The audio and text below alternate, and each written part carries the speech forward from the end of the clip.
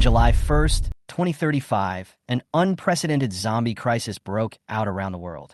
This time, the zombies are not the slow-moving, biting zombies like in the movies, but anyone can mutate into a zombie in an instant. What's even more terrifying is that the physical fitness of each zombie is far superior to that of ordinary people. Not only does it have speed, strength, and perception that surpass humans, but it can also continue to evolve and become stronger by devouring its own kind or gnawing on humans. This catastrophe that swept the world was not limited to humans. Not only the eaten animals were infected, but also the plants and animals mutated. The world was completely reduced to a hunting ground. Everyone thought that this disaster was caused by some man-made virus that got out of control. But the truth is far more cruel than imagined. This doomsday was not caused by humans from the beginning to the end, but a game played by God. The blue planet is nothing more than a huge arena, and humans are at best pawns for the gods to entertain themselves. Perhaps because the one-sided slaughter was too boring, the gods deliberately gave us a glimmer of hope, God's gift. On the 7th day after the apocalypse, awakening beads will randomly fall in every city. Humans who swallow the awakening beads will gain superpowers, awaken their professions, and have the power to fight against zombies. However, in my previous life, for a woman who didn't love me, I was willing to be a bootlicker and risk my life to give her the last food. But what he got in return was not gratitude, but cold betrayal, and he almost died in the zombie tide. Because of this, I missed the first opportunity to awaken, struggled in the end times for 3 years, and finally died in darkness and despair. Maybe God had mercy on me, and I was reborn and returned to the first day of the end of the world. In a rental house, I stared at July 7th, 2035 on the calendar in a daze. At 5 o'clock this afternoon, the first batch of awakening pearls bestowed by God will begin to appear in the world. According to my memory, the first batch of awakening beads only had 1,000 in each city, which meant that there were only 1,000 people at most who could awaken their special abilities. Although nearly half of the world's population has become zombies today, the total number of humans is still in the billions. Yunxing, a city with a permanent population of 8 million before the end of the world, still has 4 million people surviving. The fierce competition among 4 million people for 1,000 awakening pearls is self-evident. However, all this has no significant impact on me for the time being.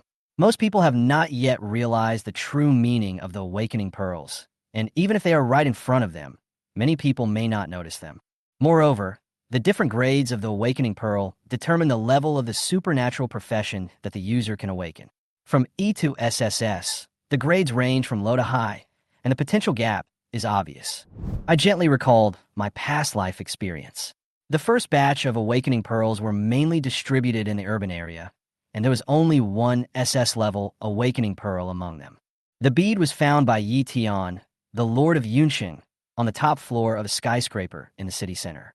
With the help of this SS-level awakening pearl, Yi Tian awakened his superpower, six-winged fallen angel, and was once ranked in the top 3 of the Huaxiao Lions King list. However, due to his arrogance and depravity, coupled with an unprecedented zombie craze, Yi Tian died in the disaster. Since I have the chance to start over again in this life, I, Chi Fengling, must get that bead. Just as I was immersed in my memories and plans, my phone suddenly vibrated violently. Although 7 days had passed since the end of the world, the network in Cloud City had not yet collapsed. According to my memory, the real infrastructure collapse will occur in a month, when mobile phones will be nothing but scrap metal and electricity and water supply will be cut off. I didn't want to pay attention to it, but I was still disturbed by the vibration of my phone. I picked up the phone impatiently and answered the call. Chi Fengling, are you dead? Can't you see that Ying and I are almost starving to death? A familiar roaring voice came from the other end of the phone. If you don't send food over, I'll make Ying ignore you for the rest of her life. If it weren't for Ying's kindness, a bootlicker like you would never see her in your life. The voice on the phone made me frown. Zhou. When I heard this name, my expression instantly turned cold. Zhou, I am too familiar with her. On this day in my previous life, I once gave all my food to her. I crossed 2 zombie streets, dodged zombies and skyscrapers, and almost died before I could get the food to her. But I didn't even enter the door. In the end, just because I said, I don't have any food left, I hope she can leave some for me, she and her bestie regarded me as useless. I I was directly attracted by the zombies and almost died. If it weren't for fate that allowed me to survive, I would have died on the 7th day of the apocalypse. Suddenly, I realized the skyscraper. Zhou Ying was in that skyscraper. There's only one skyscraper in Yinqing. In other words, I can't be wrong. It's really like searching for something without any effort. Looking back on my past life, I went through countless life and death experiences before I finally became strong and ready for revenge. However, Zhou Ying and her best friend Sun Qian had already died in the zombie tide. It was my lifelong regret that I could not personally let them suffer. But in this life, I finally got a chance to make up for this regret. Want food? Okay, I'll give them food. However, I'm not only going to give them food, I'm also going to send them to see the King of Hell. CC, don't say that about Feng Ling. It's normal for him to be afraid of zombies. We can't force him to send food over. It's too dangerous. If something happens to Feng Ling, I won't be able to survive. On the other end of the phone, Zhou Ying looked like she was crying, but her face was full of mockery. Ying, I think you're too kind. Young Master Wang pursued you, but you refused and gave this Feng Ling a chance. You were soft-hearted and gave him a chance, but look at him, he is just a coward. Sun Qian spoke with thorns while cooperating with Zhou Ying seamlessly. So what if he's dead? You're still hungry. What if he gets starved? Sun Qian's voice became more vicious. Cici, don't say that. Feng Ling will be sad if she hears it. Zhou Ying seemed a little reluctant. Her voice was a little gentle, but the mockery on her face did not diminish at all. I just found their tricks ridiculous. How could I have been so willing to be fooled? Just as I was immersed in the ignorance of my previous life, Sun Qian issued an ultimatum on the other end of the phone. Feng Ling, I'm telling you, don't think that Ying is kind and you can trample on her kindness at will. If you don't send food here before 5 o'clock this afternoon, you will never see Ying again. Do you hear me? I sneered and replied, okay, I will definitely deliver it before 5 p.m. After hanging up the phone, I simply packed up the remaining food at home. Although it was not much, it was enough for me to survive for a week. However, after a week, I would have to rely entirely on supplies from outside. This time, the task is heavy and the time is tight. Not only do they have to get the SS-level Awakening Pearl on the top floor of the skyscraper before others, but they also have to settle accounts with Zhou Ying and Sun Qian and search for some supplies. I quickly put on my gear, tied wooden boards and iron bars to key parts of my body, put on a cycling helmet, held a baseball bat in my hand, and placed a sharp kitchen knife on my waist. It was 3:10, and I was ready. There was still an hour and 50 minutes until 5. I live in the center of Cloud City, 2 blocks away from the skyscrapers.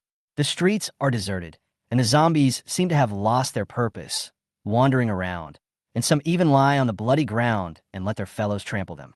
These zombies are not a threat to me, but I know that after today, they will undergo the evolution of cannibalism, and the mutated zombies will be more dangerous. After Sun Qian hung up the phone, she muttered with disdain, Feng Ling, you are so shameless. You didn't reply to my message or answer my phone call for such a long time. When he comes in the afternoon, Ying, don't be nice to him, she said with a sneer. At this time, Zhou Ying stood up and looked at her outfit in the mirror. Cici, Mr. Yi just sent me a message. He will also come this afternoon. What do you think I should wear so that I don't look so deliberate? Sun Qian's expression instantly became complicated, with a hint of resentment flashing in her eyes. At 3:15 p.m., with a slight creak, I quietly pushed open the door and entered the empty corridor. It was too quiet here, so quiet that any slight sound might attract the attention of the zombies. I took soft steps, controlled my breathing, and tried not to make any noise. 5 minutes later, I reached the second floor and looked down. Zombies were wandering around on the street, but their attention was drawn to the loudspeaker. I don't want to confront these zombies head-on. The broadcasting room on the second floor is my tool to attract zombies. In my previous life, I attracted the attention of zombies through broadcasting and successfully crossed this street. I didn't underestimate the enemy. When I pushed open the door to the broadcasting room, a baseball bat was already raised. As expected, as soon as I opened the door, a tall and thin zombie rushed over. I had already prepared a club and smashed its head into pieces, with blood and flesh flying everywhere. Then, I followed the practice of my previous life and turned on all the radio speakers and turned up the volume to the maximum. With the deafeningly loud broadcast, the zombies' attention was immediately attracted, and they quickly rushed to the location of the speakers. Taking this opportunity, I took a deep breath, prepared myself, and started moving towards my goal.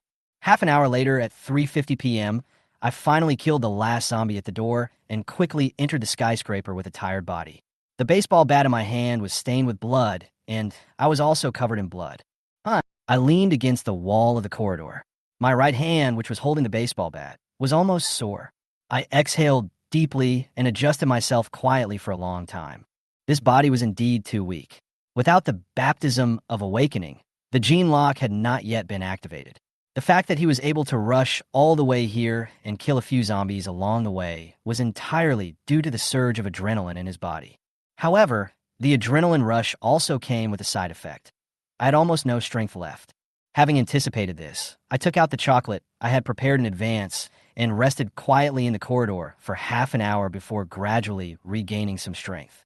I looked down at the watch on my wrist and saw that it was already 16:20, only 40 minutes left until 5 o'clock. And the floor I was on was only the first floor of the building. Elevator? I pressed it several times before, but nothing happened. It must have been broken for a long time. The only thing I can rely on now is to climb up step by step from this floor to the top floor. 40 minutes for a 37-story skyscraper. The time is extremely tight. At the same time, Zhou Ying and Sun Qian also began to feel hungry, and their stomachs began to growl uneasily. "Cece, are you hungry?" Zhou Ying looked at Sun Qian eagerly. Sun Qian understood at a glance and immediately picked up the phone to continue urging me. In a moment, a message of 99 plus popped up on the phone screen, but there was still no response from me. All this made the always elegant Zhou Ying a little impatient. She bit her lip lightly and asked cautiously, "Cece, do you think Qi Fengling was killed by zombies on the road?" Sun Qian frowned and replied, "He shouldn't be so useless. It's such a short distance. Even if he was bitten, he should have delivered the food before dying." They didn't seem to be worried that I wouldn't survive, but that I wouldn't be able to deliver the food in time. Zhou Ying suggested softly, "Why don't you call him yourself?" Zhou Ying hesitated for a moment and nodded. "Okay, I'll make a call and see." The phone rang for 10 seconds and was finally connected. "Hello, huh?" My voice was extremely cold. Zhou Ying felt a chill in her heart when she heard this tone. She mustered up the courage to call me, thinking of caring about me, but was hurt by this cold response. There was silence on the other end of the line. I put the phone away from my ear and looked at the note. "Goddess." Haha. A sneer appeared on the corner of my mouth. Zhou Ying wanted to hang up the phone, but the strong feeling of hunger in her stomach made her give up the idea. "Fengling, where are you? I've been waiting for a long time. Why haven't you come yet?" She deliberately lowered her voice and spoke softly. In her memory, as long as she said this, I would be like a dog who would not hesitate to come to you no matter what difficulties you encounter. But this time, it seemed a little different. The barely soft voice on the other end of the phone gave me goosebumps. I looked down and saw that there were only 10 seconds left on my watch. "I'll be there soon. Wait for me. I brought a lot of food." I smiled secretly in my heart, and after a brief pause, prepared to bring them a surprise. At the moment I hung up the phone, the space on the rooftop seemed to be distorted, and a dark bead rolled to my feet. I was very familiar with this bead, the awakening bead. Without hesitation, I crushed it. The next moment, a stream of bright red liquid flowed out of the bead, quickly spreading along my arm, and in a few seconds, covered my entire body. Human number 0001. Qi Fengling. Level, low level 1. Awakening occupation, Undead Emperor. Occupation rating, SSS. Strength, 10. Agility, 10. Spirit, 10. Constitution, 10. Companion skills. Summon the undead. 0 out of 10 can summon the heroic spirits of the world of the dead. The highest level of the summoned undead is no more than 1 level higher than the undead's own level. Undead chant.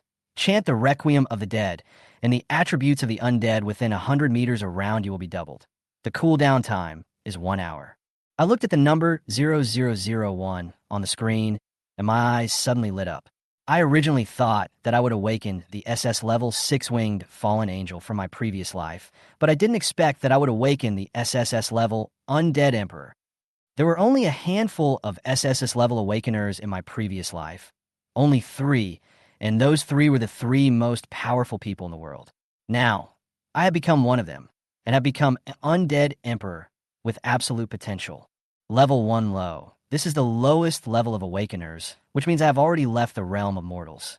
And I will continue to break through until I reach the top of the throne and become an unrivaled existence. In the past, I was just an A-level demon hunter. After experiencing countless life and death situations, I broke through the limitations of my profession and finally reached the middle level of the legendary level. But this time, my profession is SSS level Undead Emperor. I have only one goal: to break the limit, reach the peak of God, and kill God with my own hands. The two skills, Summoning the Dead and Chant of the Dead, are indeed worthy of being SSS level companion skills. Not only can Undead summon 10 undead from the world of the dead, but its highest level will never exceed the first level of the summoner himself. This means the undead I summon will not be lower than the first low level, and the highest can reach the peak of the second level. You know, it's only the 7th day since the apocalypse, and the zombies haven't started their large-scale, self-devouring evolution yet. The most powerful zombie is only at the second low level. However, what does it mean to be a level 2 peak undead? This means that I will be invincible in the apocalypse. What's more worth mentioning is that as my own level increases, the ability to summon the undead will also grow synchronously. It is simply a perfect growth skill.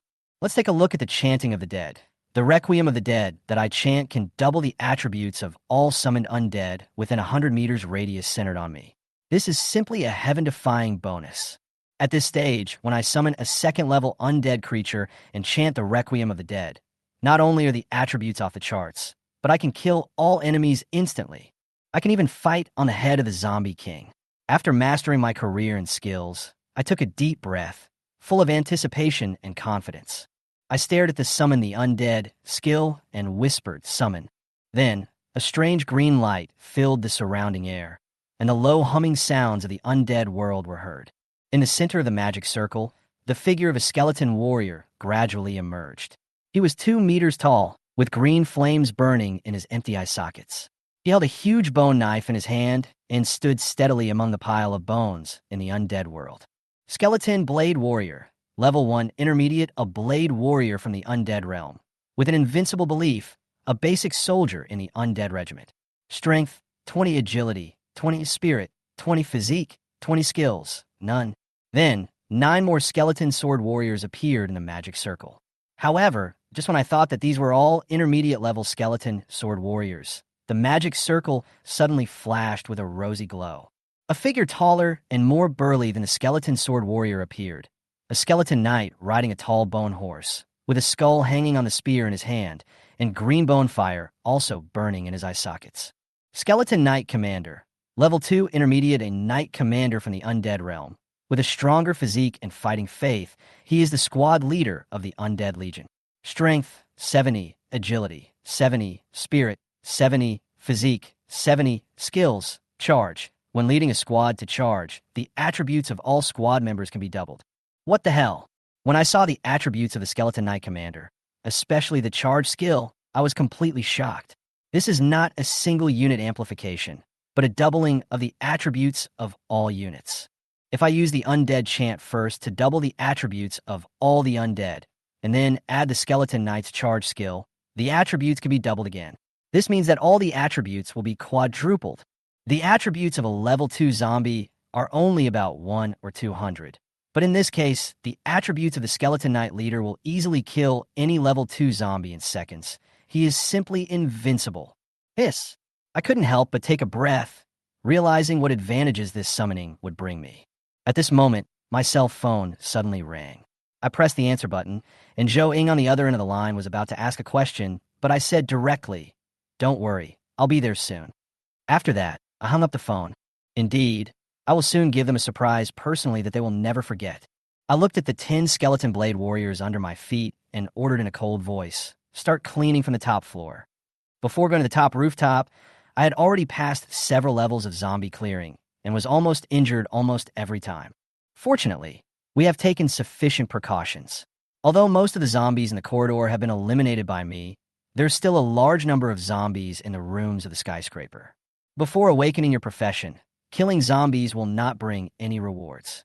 But after awakening your profession, zombies are like monsters in the game, and killing them will bring experience rewards. Moreover, as the zombies begin to devour and evolve, they may drop awakening orbs when killed. Although the chance of dropping is very small, every zombie killed brings experience and improvement opportunities for me and my undead army.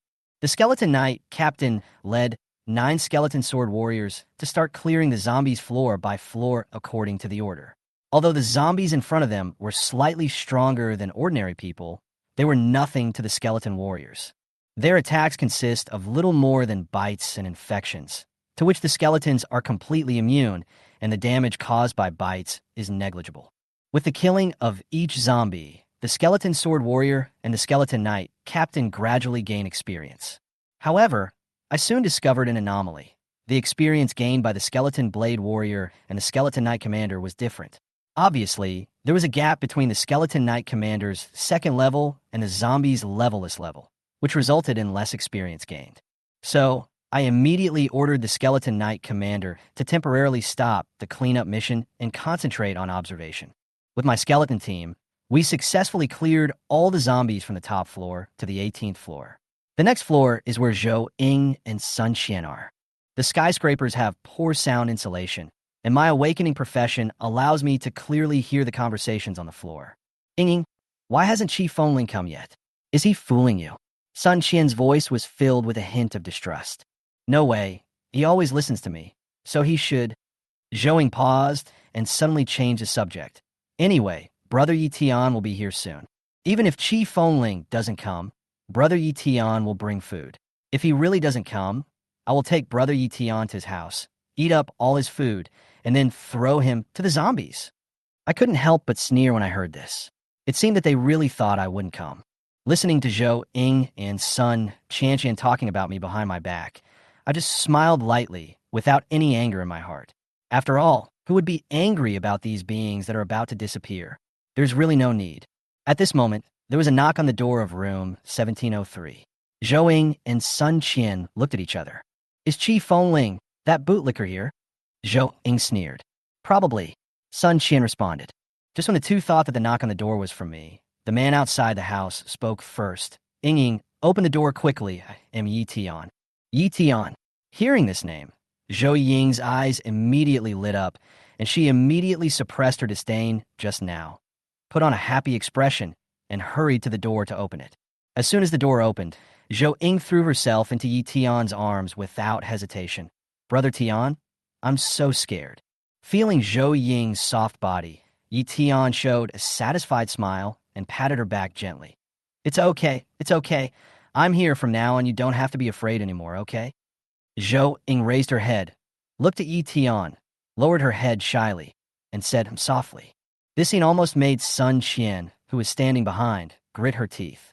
Yi Tian was the idol on campus, and Sun Qian had a special liking for him. She had even shared Yi Tian's deeds with Zhou Ying. Zhou Ying was not very interested in Yi Tian at first, but under the influence of Sun Qian, she gradually began to notice him. The two gradually came into contact and eventually got together. As for me, in Zhou Ying's eyes, I was just a bootlicker who brought her things every day. From that moment on, Sun Qian was completely resentful, and Zhou Ying always looked down on this ordinary best friend around her. They are truly a pair of good girlfriends. After entering the house, Yi Tian glanced at the messy room. In the living room, there was nothing but garbage on the floor, and not even a trace of food. Yi Tian couldn't help but frown, feeling a little dissatisfied. This time he came here at the risk of being devoured by zombies because he had eaten up the last of his food and hadn't eaten for 2 days. If Zhou Ying hadn't said there was food here, he wouldn't have risked his life to come here. But after entering the house, apart from the garbage, where's the shadow of food? Although Yi Tian was a little angry, for the sake of food, he held back and asked with a forced smile, Ying, didn't you say there was food in the house? He paused, suddenly realizing that his question was a bit blunt, and quickly added, I mean, now that I'm here, do you have enough supplies? If not, I can go get the food I stored in this building before. It's easy to say, how can Yi Tian have friends?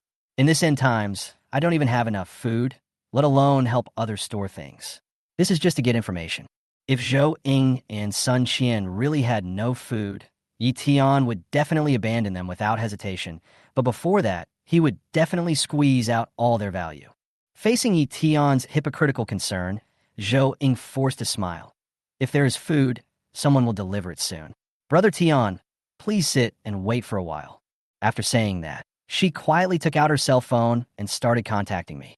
Seeing the caller ID on my phone, I couldn't help but sneer. This pair of excellent best friends is really speechless. Let's go, it's time to get to work.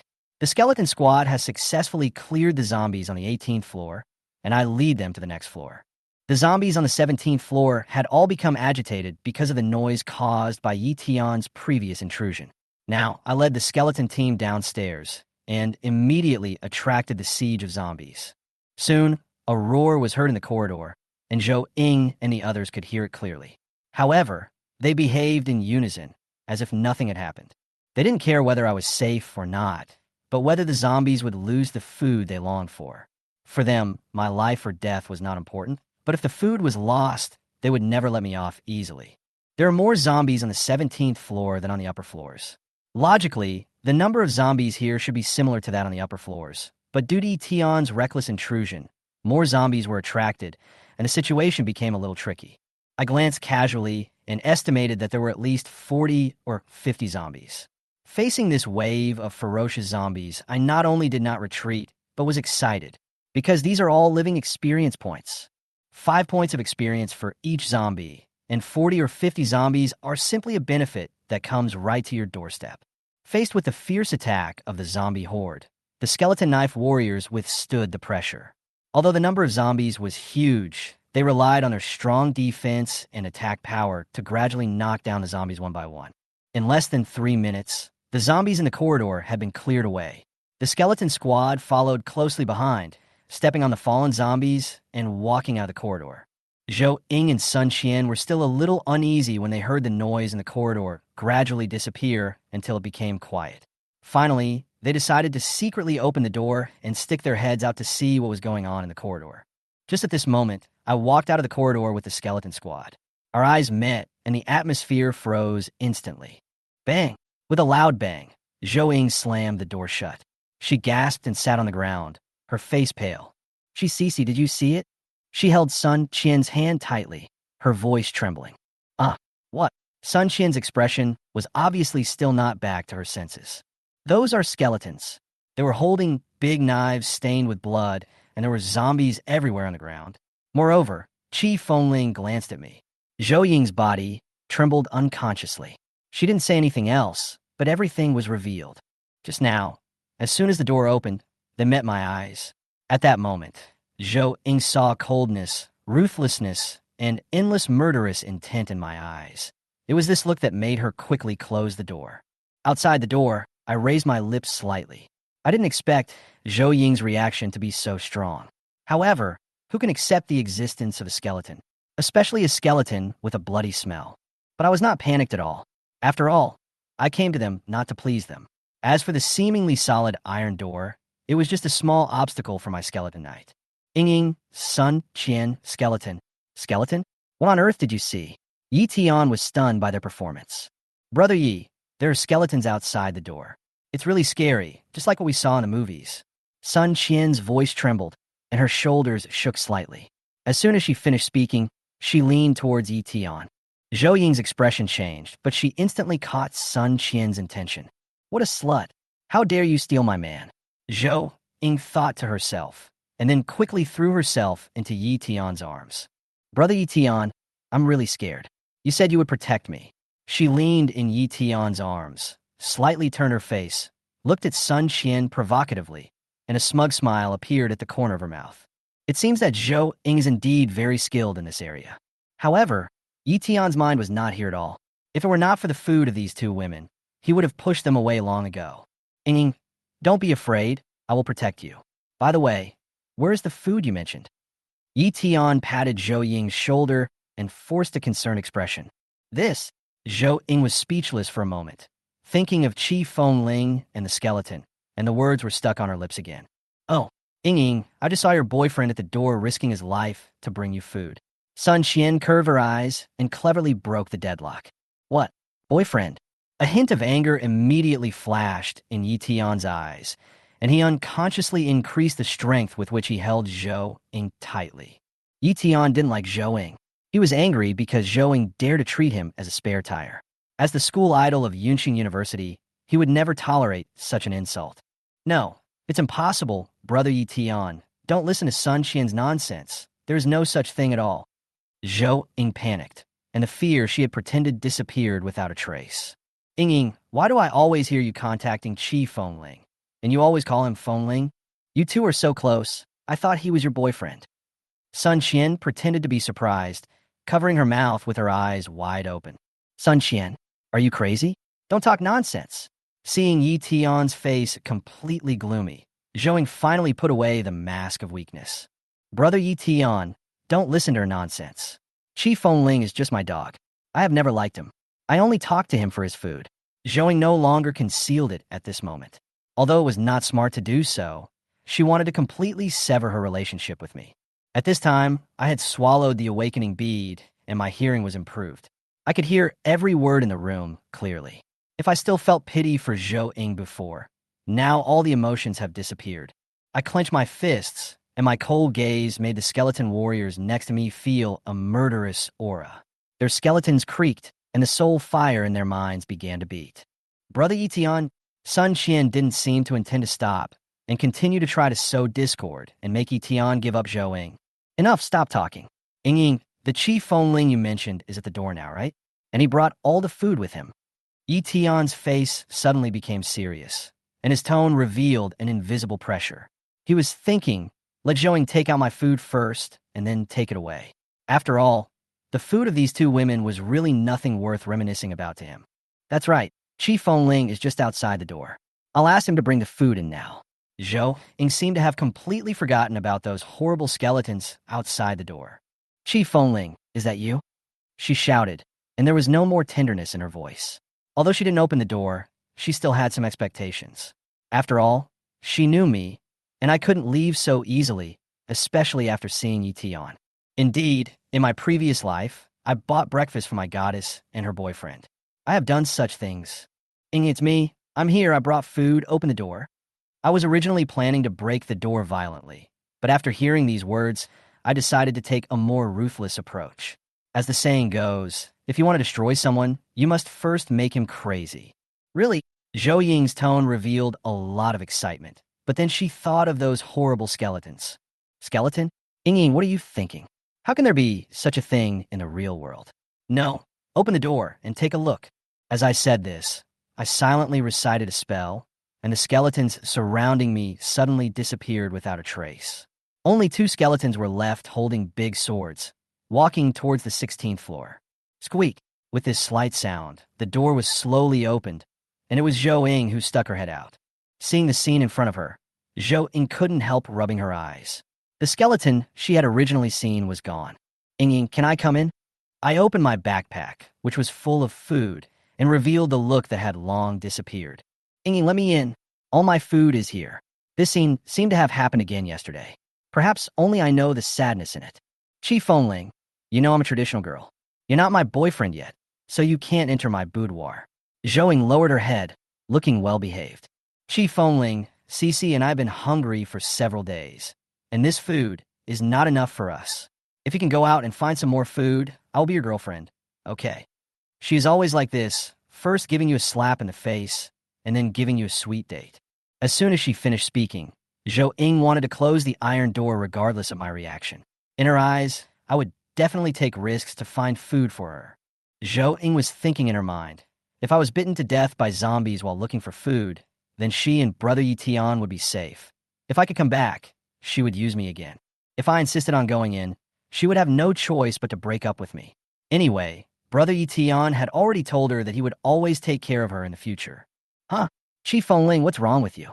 I already told you that you can't come in. Zhou Ying slammed the door shut, but seemed to be stuck and could not be opened no matter how hard she tried. In fact, the door was not broken. I just gently propped it up.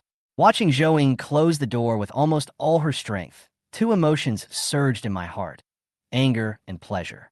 The anger was, of course, because she was so ruthless, but the pleasure came from the power of the awakened. Although I'm only a low-level awakener now, with a strength of only 10 points for Zhou Ying, who is still immortal, this may be twice her strength. Really? Zhou Ying, then who is he? I stopped beating around the bush with her and pulled hard, pushing the iron gate open. At that moment, my eyes met Yi Tian's. Yi Tian, the male god of Yunqing University, now I finally confirmed his identity. The Lord of Yunqing in the previous life. The current Yi Tian is almost the same as the awakened six-winged fallen angel in his previous life. The only thing that remains unchanged is his arrogant eyes. In the last life, Yi Tian and I had almost no intersection. One was the high and mighty lord of Yunqing, and the other was just an ordinary awakener in the end times.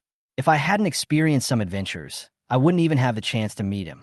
I don't have a good impression of Yi Tian. At that time, humans fought against the zombies with all their might, and Yunqing finally won. Yi Tian, as the strongest, was elected as the city lord. At first, he really tried his best for the development of Yunqing. But within half a year, his true colors were revealed. He exploited ordinary people, despised low-level awakeners, suppressed high-level awakeners who did not support him, and even brutally strangled those young successors who might surpass him. In less than 2 years, Yunqing became Yi Tian's private territory. He was like a tyrant in Yunqing, extremely tyrannical. Under his governance, many awakeners chose to leave Yunqing, and Yi Tian even refused to cooperate with other cities. At that time, Yi Tian had reached the epic peak and did not take the awakened people from other cities seriously at all. Eventually, the Zombie King rose up and led countless zombies to besiege Yunqing. The defense of Yunqing was no longer what it used to be, and Yi Tian did not receive support from other cities. In just 5 days, Yunqing was captured by zombies, and Yi Tian was eventually killed in the siege of the Zombie Emperor and 10 epic zombies. It can be said that Yi Tian not only saved the early days of Yunqing, but also destroyed its future with his own hands. Overall, his faults far outweigh his achievements. Ying, is this the dog you've been chasing and licking? What dog you look like? Yi Tian responded to me contemptuously without any shame. Brother Yi Tian, he is the one who has been pestering me. He and I have nothing to do with each other.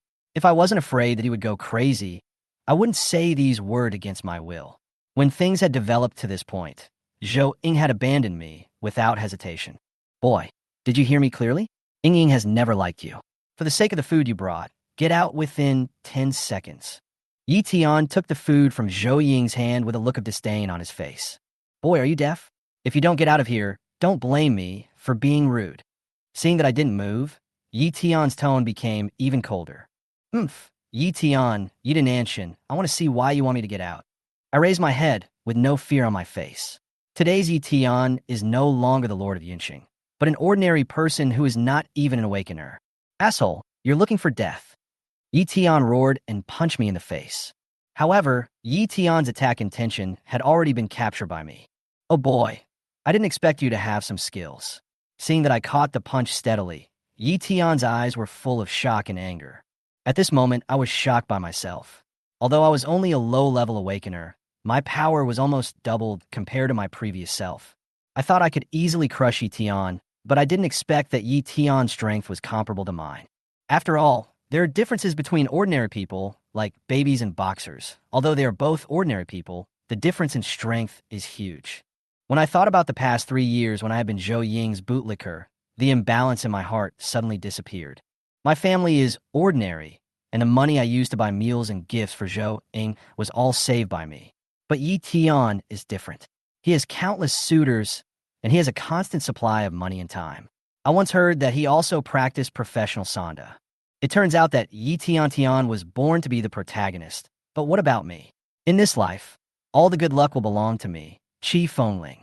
Boy, I admit that you have some strength, but if you want to fight me, Yi Tian, you are doomed to die without a burial place. Zhou Ying, Sun Qian, what are you still doing? Come and help. Yi Tian's words stunned me. Just now I thought that Yi Tian had completed his awakening and was ready to show the ability of the six-winged fallen angel. Unexpectedly, this was just a false joy. Qi Fengling, come out quickly, or I'll take action. Zhou Ying reacted extremely quickly. She picked up a fruit knife and pointed it at me tremblingly, trying to intervene when I was confronting Yi Tian. Ying, what are you doing? Don't you see that brother Yi Tian is trying his best? Sun Qian was even more ruthless. She picked up the chair next to her and prepared to smash it at me. Seeing the faces of the 3 people, I no longer had any sympathy in my heart, and I just smiled coldly. Suddenly, I whispered, summon. Bang, bang, bang. After a burst of explosions, the air was filled with white mist. Just as the chair fell to the ground, 7 skeleton warriors holding large swords appeared around me, their eyes flashing with murderous intent. The moment the skeleton warriors appeared, one of them knocked Zhou Ying's fruit knife away with his backhand without any hesitation. If I hadn't given the order in time, Zhou Ying would have been cut in half. It's a skeleton, a skeleton. Zhou Ying was so scared that she was shaking all over. She collapsed to the ground in an instant, unable to speak. Sun Qian was a little better. After throwing away the chair, she immediately ran towards the door. Unfortunately, the only exit at the door had already been blocked by the skeleton knight captain, and the powerful pressure made it impossible for her to move. Chi Fengling, what's going on? Yi Tian was obviously frightened. His eyes were full of fear, but he still did not choose to give in and was still full of arrogance. Great city lord Yi Tian, do I need to explain this? These are all my helpers, and you only have them. I replied coldly, my eyes full of contempt. Didn't you just say that I was going to die for sure? I pointed at the two women who were still trembling with fear and smiled sarcastically. What city lord Yi? We don't know each other at all. Zhou Ying is not my girlfriend, and I don't know Sun Qian even well. There must be a misunderstanding between you two.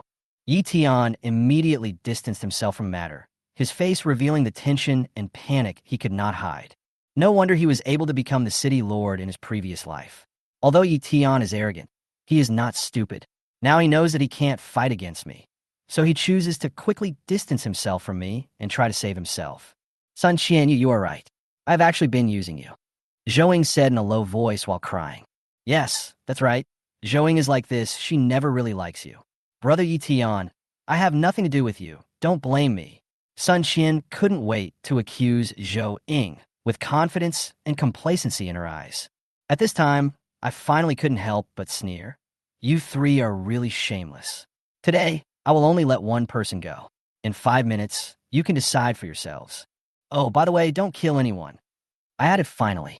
As soon as he finished speaking, a hint of cruelty flashed in Yi Tian's eyes. He suddenly rushed towards Zhou Ying, who was lying on the ground, and kicked her in the stomach without mercy. Zhou Ying was kicked so hard that she bent over in pain. Then, Yi Tian twisted her legs fiercely without a trace of mercy in his eyes. Brother Yi Tian, please let me go. Zhou Ying cried on the ground, but Yi Tian was unmoved. When Sun Qian saw this scene, she realized that she could not escape the same fate. She wanted to ask me for help, but found that I was standing there coldly, not giving her any chance. Then, Yi Tian also twisted Sun Qian's legs fiercely and looked at her like a hungry wolf. At this time, Yi Tian breathed a sigh of relief, as if he had finally received some kind of redemption. Chi Fengling, you see, I survived among the three of them. Yi Tian stood up, his tone full of confidence, as if he had already seen his future. I didn't respond, but just looked down at Zhou Ying, who was in great pain. Just as Yi Tian was about to leave, the door was suddenly blocked by a spear emitting green light. Chi Fengling, what do you mean? Didn't you say that one of the three would be let go? Yi Tian shouted angrily, the skeleton spear blocking his way, furious, but it was just a moral condemnation of me. Obviously, he hoped to awaken my conscience. However, his expectations were completely dashed. City Lord Yi, I did tell you to leave, but you see, I didn't stop you. I stood up and shrugged lightly, looking nonchalant, as if to say, it's not that I don't want you to leave, it's the behavior of the Skeleton Knight Commander. It has nothing to do with you and me. I pretended to be innocent, turned around, and shouted to the Skeleton Knight Commander, hey, get out of the way, let him pass. However, the Skeleton Knight Commander did not move and seemed to have no reaction. Although it can understand human language, as my summoned creature, it should be able to understand my orders. But obviously, it still didn't move, because I can give the final order directly in my mind, and the words just now were just for Yi Tian to see. You, Chi Fengling, how could you do this? Yi Tian gritted his teeth in anger, clenched his fists, and tried his best to suppress his anger. He knew that if the Skeleton Knight Commander really wanted to kill him, he wouldn't have to spend much effort. Ha ha, cough cough. Yi Tian, you deserve it. A cold-blooded person like you is even crueler than that skeleton. You deserve to die. Sun Qian on the ground sat up with difficulty. Although she was in a mess, she laughed crazily when she saw Yi Tian's anxious and helpless look. You stinky woman, believe it or not, I will kill you now. Yi Tian gritted his teeth. Although he couldn't deal with me, it was easy for him to kill Sun Qian. What's more, at this moment, he had been patient to the extreme. In my current state, what difference does life or death make? As long as you, Yi Tian, die, I will be content. Sun Qian roared like a madman, her face ferocious. You're looking for death. Yi Tian growled in anger and squeezed out these 3 words through gritted teeth. Just as Yi Tian was about to attack Sun Qian, suddenly, a strange hoarse neigh was heard in the room. Ah, Chief Onling, bang, bang. Yi Tian turned around in a hurry, but before he could react, he was hit by the skeleton knight's horse. As a mortal, Yi Tian was unable to withstand the charge of a second-level intermediate skeleton warhorse. He was knocked 7 or 8 meters away and hit the wall hard. Blood spurted out of his mouth. It was obvious that this blow had severely injured him. Cough, cough, cough. Chi Fengling, you bastard. You dare to lie to me. You will not die haplessly. Yi Tian slowly got up, stared at me angrily, and cursed with gritted teeth. City Lord Yi, you saw it with your own eyes. It wasn't me who stopped you from leaving, but the Skeleton Knight commander who did it himself. Don't blame me. I tilted my head and looked at him with coldness and contempt on my face. Chi Fengling, don't think I don't know that you are acting. Even if I die today, I will curse you. You will die, and your death will be more miserable than mine. Yi Tian no longer begged for mercy, but cursed, knowing that he was doomed. Yi Tian, I spared you out of kindness, but you curse me. Don't blame me for being cruel. I sneer, my tone extremely cold. You too, don't think I'm so easy to fool. Since you like Yi Tian, why not see how far your brother Yi Tian can help you? As soon as I finished speaking, my smile disappeared, and my eyes were as cold as ice, carrying a chill. Suddenly, a familiar zombie roar was heard from outside. As the skeleton knight opened the door, a skeleton warrior came in carrying a disabled zombie. The zombie's legs had been chopped off, but its life was not over. It was still biting the bones desperately, its eyes full of desire. Chief Fengling, what do you want to do? If you have the guts, just kill me. Seeing this tragic scene, fear finally appeared on Yi Tian's face. City Lord Yi, don't be anxious. I'll give you a chance to survive. Whether you can survive depends on your own ability. I ordered the skeleton warriors to put the zombies down. As soon as the zombies landed on the ground, they immediately locked onto Yi Tian. With fresh blood, he became the zombie's target. Chi Fengling, you bastard, you will die a horrible death. Yi Tian endured the severe pain all over his body and crawled to the side with difficulty, away from the zombies. You don't need to worry about whether I die well or not. Just take care of yourself first. I sneered and ordered the skeleton warrior to close the only iron door. A moment later, the curses of Yi Tian, Sun Qian, and Zhou Ying were heard from inside the house. They were struggling in extreme pain.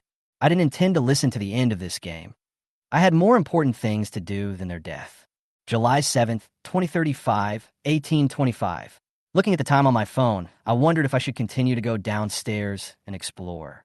Although we just experienced the summer solstice, the arrival of the apocalypse has changed the climate of Blue Star. In the past few days, since the apocalypse, I have not seen the sun again.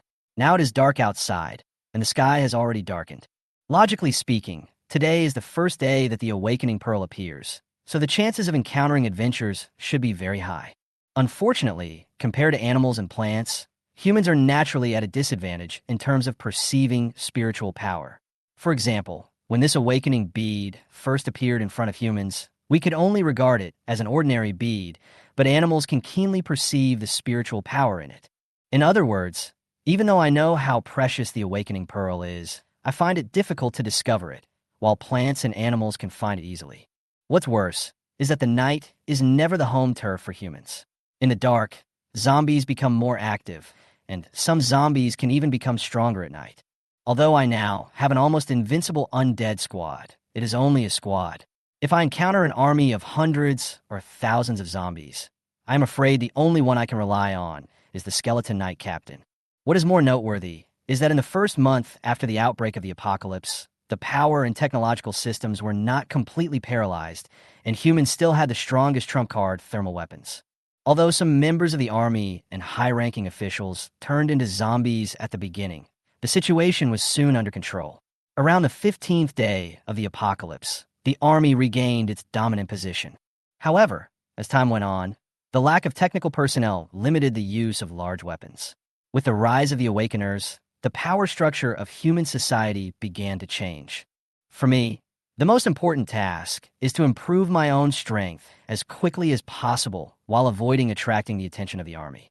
It would be best if I could establish my own power somewhere. This way, I can not only protect myself from the zombie tide, but also gain an advantage in the future battle for City Lord. So, where should I go now? This is a good question, and the answer is actually very simple. I don't need to leave at all. My current location is in the Skyscraper, a building located in the core area of Cloud City, which is the hotbed of awakening beads and has the most opportunities and opportunities. After confirming the target, I led the skeleton squad to continue heading towards the rooftop and took some other people's blankets on the way. The top floor of the Skyscraper is where the SS-level awakening beads appear. I believe that after a night, there will definitely be more awakening beads there. With full of expectations and a little worry, I finally stood at the top floor door of the Skyscraper. However, the scene in front of me made me feel disappointed. There were 7 or 8 corpses scattered at the door, some were zombies, and more were survivors bitten to death by zombies. This meant that the top floor of the Skyscraper was occupied by a powerful creature, which could obviously destroy these corpses easily. But what I am most worried about is not the power of this creature, but whether it knows the value of the awakening beads. Perhaps it is enjoying these precious beads. Thinking of this, I rushed to the top floor without hesitation. Sure enough, the scene was even more terrifying than I had imagined. On the rooftop, a person in ragged clothes and gray skin was devouring the awakening beads on the ground. There were 5 or 6 zombie corpses lying beside him. Who is this person? This is clearly a zombie. Moreover, he looks very powerful. I finally understood that it was obviously the one that killed the zombies around it, because it didn't want its own kind to snatch the awakening beads. The zombie raised its head and looked directly at me. Human. It uttered these 2 words slowly, shocking me. This zombie can actually talk. It has obviously reached the level of a second-level zombie, and is an intelligent zombie. But what shocked me the most was its face. Zombie Owl. I couldn't help but whisper the word. It was the legendary Zombie King. Since the end of the world, the people of Yunqing have called this powerful zombie Corpse Owl. It seemed very satisfied with this title, and actually laughed. Human, you're very strong. It stared at me, revealing a hungry look. I thought to myself, how do you know I'm strong? I'm just a first-level awakener, far inferior to Yetion. Could it be that it can sense the awakening bead in my body? Or, is that so? Corpse Owl, you're unlucky to have met me. I sneered, but my heart was filled with excitement. Although the Zombie Emperor is powerful, I still have the Undead Squad, and the Skeleton Knight Captain's combat power should not be underestimated. With the advantage in numbers, I am confident that I can kill the Zombie Emperor here before he rises. Chapter 11. Defeat the Corpse Owl. Humans roared. Obviously, the current Corpse Owl's IQ is not very high. He can't understand the words about achieving great things. He only knows that the human in front of him is very delicious. Moreover, within his body, there's the power that he desires very much. As long as he can eat this human, his strength will definitely increase a lot. Glancing at the Zombie Emperor, who is still having difficulty speaking, Qi Fengling just shook his head slightly. He also didn't expect that at the beginning of the end of the world, he would have to put an end to the 2 most powerful people in Yunqing.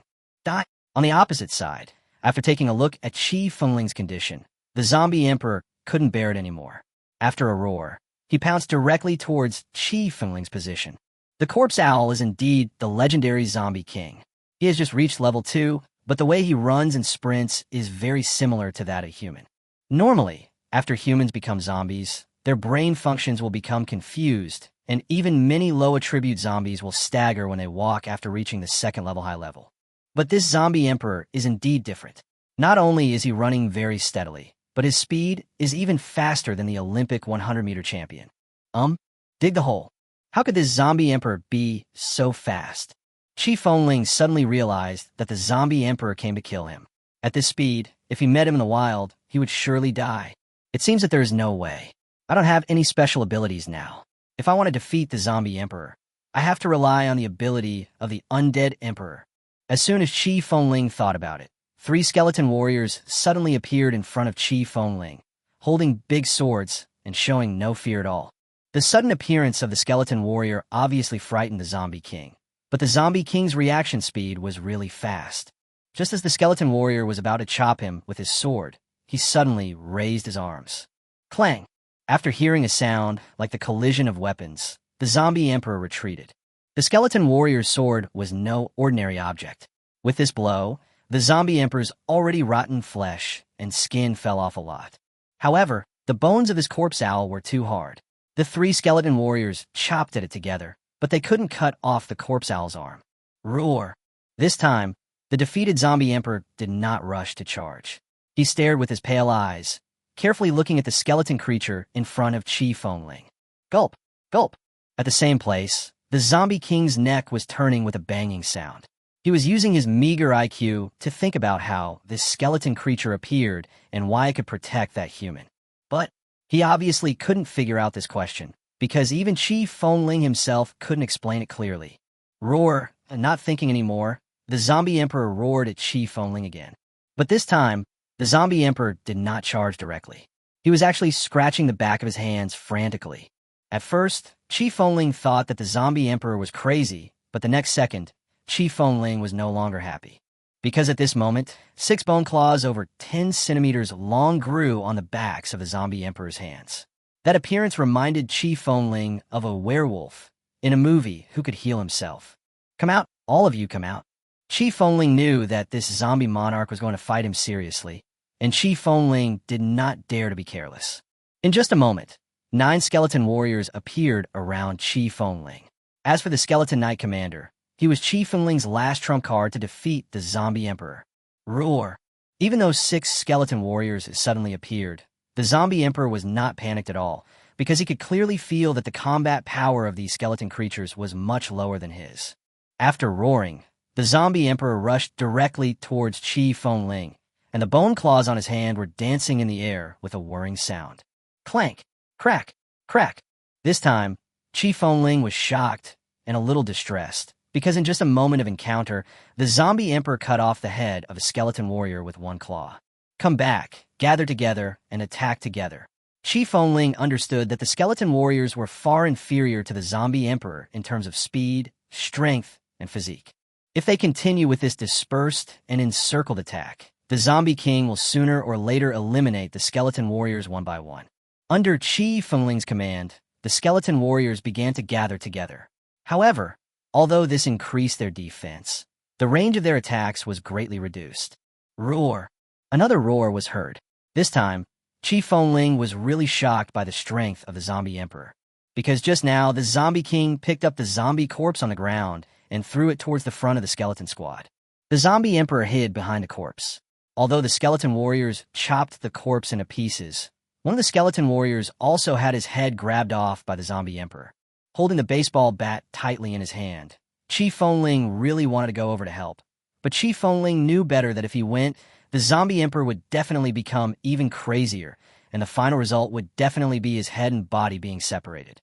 I'm sorry, I can only sacrifice a few of you, Qi Fengling said to the skeleton warriors, and then changed his strategy. This time, the remaining 7 skeleton warriors no longer huddled together, but dispersed again and attacked the zombie emperor. Ding! Roar! After the zombie emperor chopped off another skeleton warrior, Qi Fengling's eyes finally met the eyes of the corpse owl. The pale and bloodshot eyes were really scary, and they were getting closer and closer. Wrong. The zombie emperor actually came directly towards him. At this moment, there was only one skeleton warrior left in front of him, and the speed of the other skeleton warriors was obviously not as fast as the zombie emperor. As the distance got closer, Qi Fengling could see more clearly the pale face of the zombie emperor, as well as the unique stench of rotting flesh that was characteristic of zombies. 3 meters. 2 meters. 1 meter. The bone claws of the zombie emperor were getting closer and closer to him. Qi Fengling didn't even have to doubt that when he grabbed it, his head might be able to see his own body. But, corpse owl, you are still too young. Today, you should just be a corpse. However, Qi Fengling, who should have been afraid, suddenly laughed. Skeleton Knight Commander, charge! Less than half a meter away, Qi Fengling shouted, and the next second, a creature riding a skeleton horse and holding a skeleton spear appeared beside Qi Fengling. This time, Qi Fengling used the Skeleton Knight's companion skill without hesitation. Snap! Snap! Boom! With a bang, the skeleton horse crashed directly into the corpse owl. Under the suppression of its size and charge skill, the corpse owl was knocked almost 10 meters away. However, The corpse owl is indeed the zombie emperor. The skeleton knight commander's crucial shot was actually blocked by his bone claws, although the price was that the corpse owl's bone claws were completely broken. Roar, human puff. The corpse owl that was knocked away was not dead. He slowly stood up, his face pale and distorted, and he spat out a mouthful of black blood. Chief Onling probably knew that corpse owl was saying that he was despicable and that he would definitely kill him. It's just a pity. The zombie emperor is now seriously injured, while the skeleton knight is still in good condition. I'm afraid it's you, the zombie emperor, who will die today. Chapter 12. Gaining a little and losing a lot. Captain Skeleton Knight, charge. Although Chief Onling was confident, he was not conceited. When he saw the zombie emperor getting up, Chief Onling directly gave orders to the skeleton knight commander. What Chief Onling has to do now is to kill the zombie emperor as quickly as possible. After all, for such a chosen person, the longer he lives, the more opportunities he will have. Although the zombie emperor is much smarter than ordinary zombies, he is only a level 2 zombie now. Chief Onling doesn't believe that the zombie emperor will pretend to be seriously injured and transfer the skeleton knight captain away from his side. Roar. Human. Corpse owl. Well, remember, standing up, the zombie emperor actually spoke a nearly complete sentence to Chief Onling. This is really amazing. Even a level 2 zombie would hold a grudge, so I definitely can't let him go. Just when Chief Onling thought that the zombie emperor would pounce on him again, the zombie emperor suddenly turned around and ran directly to the edge of the skyscraper. Could it be that the corpse owl is going to jump off the building? This is the 37th floor. At this height, even a level 3 zombie would be killed by the fall, let alone the zombie owl, which has only reached level 2. However, Chief Onling did not let down his guard, because Chief Onling felt that the zombie emperor would not do something as stupid as jumping off a building. On the top floor, the skeleton knight captain was very fast, but the zombie emperor was very close to the edge of the top floor. Just when the skeleton knight's spear was about to hit the zombie emperor successfully jumped down. Click, click, click. Chief Onling did not run over immediately. After all, he was still afraid that the zombie emperor had some hidden tricks. But after a while, Chief Onling heard a particularly harsh sound. The sound is like a cat's claws scratching a blackboard. Oh no, could it be? As if he had thought of something, Chief Onling no longer hesitated and ran directly to the edge of the top floor. Wow, Corpse Owl, you are so awesome. Seeing this scene, Chief Onling couldn't help but give a thumbs up to the Corpse Owl. At this moment, there were several very strange bloodstains on the wall of the skyscraper because they were black and red. Chief Onling really didn't expect that, even so, the zombie emperor did not die. The corpse owl was now using the claws on his hands and feet to dig deep into the walls of the skyscraper. He was doing this in order to be able to slide down the wall. However, the claws would be worn out sometimes. What Chief Onling really admired was that the zombie emperor even bit the wall directly with his teeth in order to slow down his sliding. This is indeed effective, but the price is that the zombie emperor's teeth and even his mouth can be worn flat. Clang! With just a clanging sound, Chief Onling's heart finally died, because this sound was the sound of glass breaking. In other words, the zombie emperor successfully broke the glass and escaped to a house on a certain floor. Looking at the height, the zombie emperor estimated that it was about the 20th floor. Chief Onling understood the principle of cutting the grass at its roots, but what else could he do now? First of all, I didn't know which floor the zombie emperor had reached. Secondly, he didn't know what the state of the zombie emperor was. Then, he was only at the low level, his skeleton team couldn't fly, and they were not as smart as the zombie king. If he ordered them to jump like this, they would surely die. Finally, even if he rushed down to find the zombie emperor, what if another creature came to the top floor? Should he give up the awakening bead here? Looking at the dilapidated urban buildings, Chief Onling shook his head helplessly. He was too careless. Not only did he not kill the zombie emperor, but he also made him remember his grudge. It seems that I have to hurry up and become stronger. The next time I meet the zombie emperor, I must kill him on the spot. Thinking of this, Chief Onling stopped being dazed and quickly returned to the center of the top floor and began picking up the awakening beads scattered there. After 20 minutes of careful searching, Chief Onling finally got all the awakening beads. It's a pity that there are only 7 awakening beads left in Chief Onling's hands. It seems that the zombie emperor has really eaten a lot. Well, that's more like it. Looking at the positions of the skeleton warrior and the skeleton knight captain, Qi Fengling nodded with satisfaction. Absorbing the awakening beads is an important process, and Qi Fengling doesn't want any accidents to happen. Now, 2 skeleton warriors were guarding the top floor gate, while 4 skeleton warriors and the skeleton knight captain were guarding beside Qi Fengling. Qi Fengling's order was that if any special circumstances arose, they must protect themselves at the cost of their lives. Snap! Without any hesitation, Qi Fengling decisively crushed an awakening bead. Occupation: SSS Undead Emperor. Occupation: C. Iron-Blooded Killer. Soon, something like this appeared in Qi Fengling's mind. Obviously, the awakening bead that Qi Fengling just crushed was a quality C profession, Iron-Blooded Killer. If Qi Fengling wanted, he could change his profession with just a thought. However, Qi Fengling is not a fool. Only a fool can change from an SSS profession to AC profession. As for changing careers, it does exist after the end of the world, but very few people change careers. Because after switching professions, all the abilities of your previous profession and the accompanying abilities will disappear. Not only that, your level will also return to the lower level. Therefore, unless a profession below B level is changed to a profession above S level, no one will make the change. However, the awakened person does not have only one profession. Some particularly powerful people can even awaken 2 or 3 different professions. This is entirely based on chance. Although Qi Fengling cannot absorb the profession of this awakening bead, Qi Fengling can use the awakening bead to strengthen the quality of his own profession or to increase his level. In other words, if there are enough awakening beads, the lowest E-level profession can be upgraded to S level. However, awakening beads are extremely scarce items.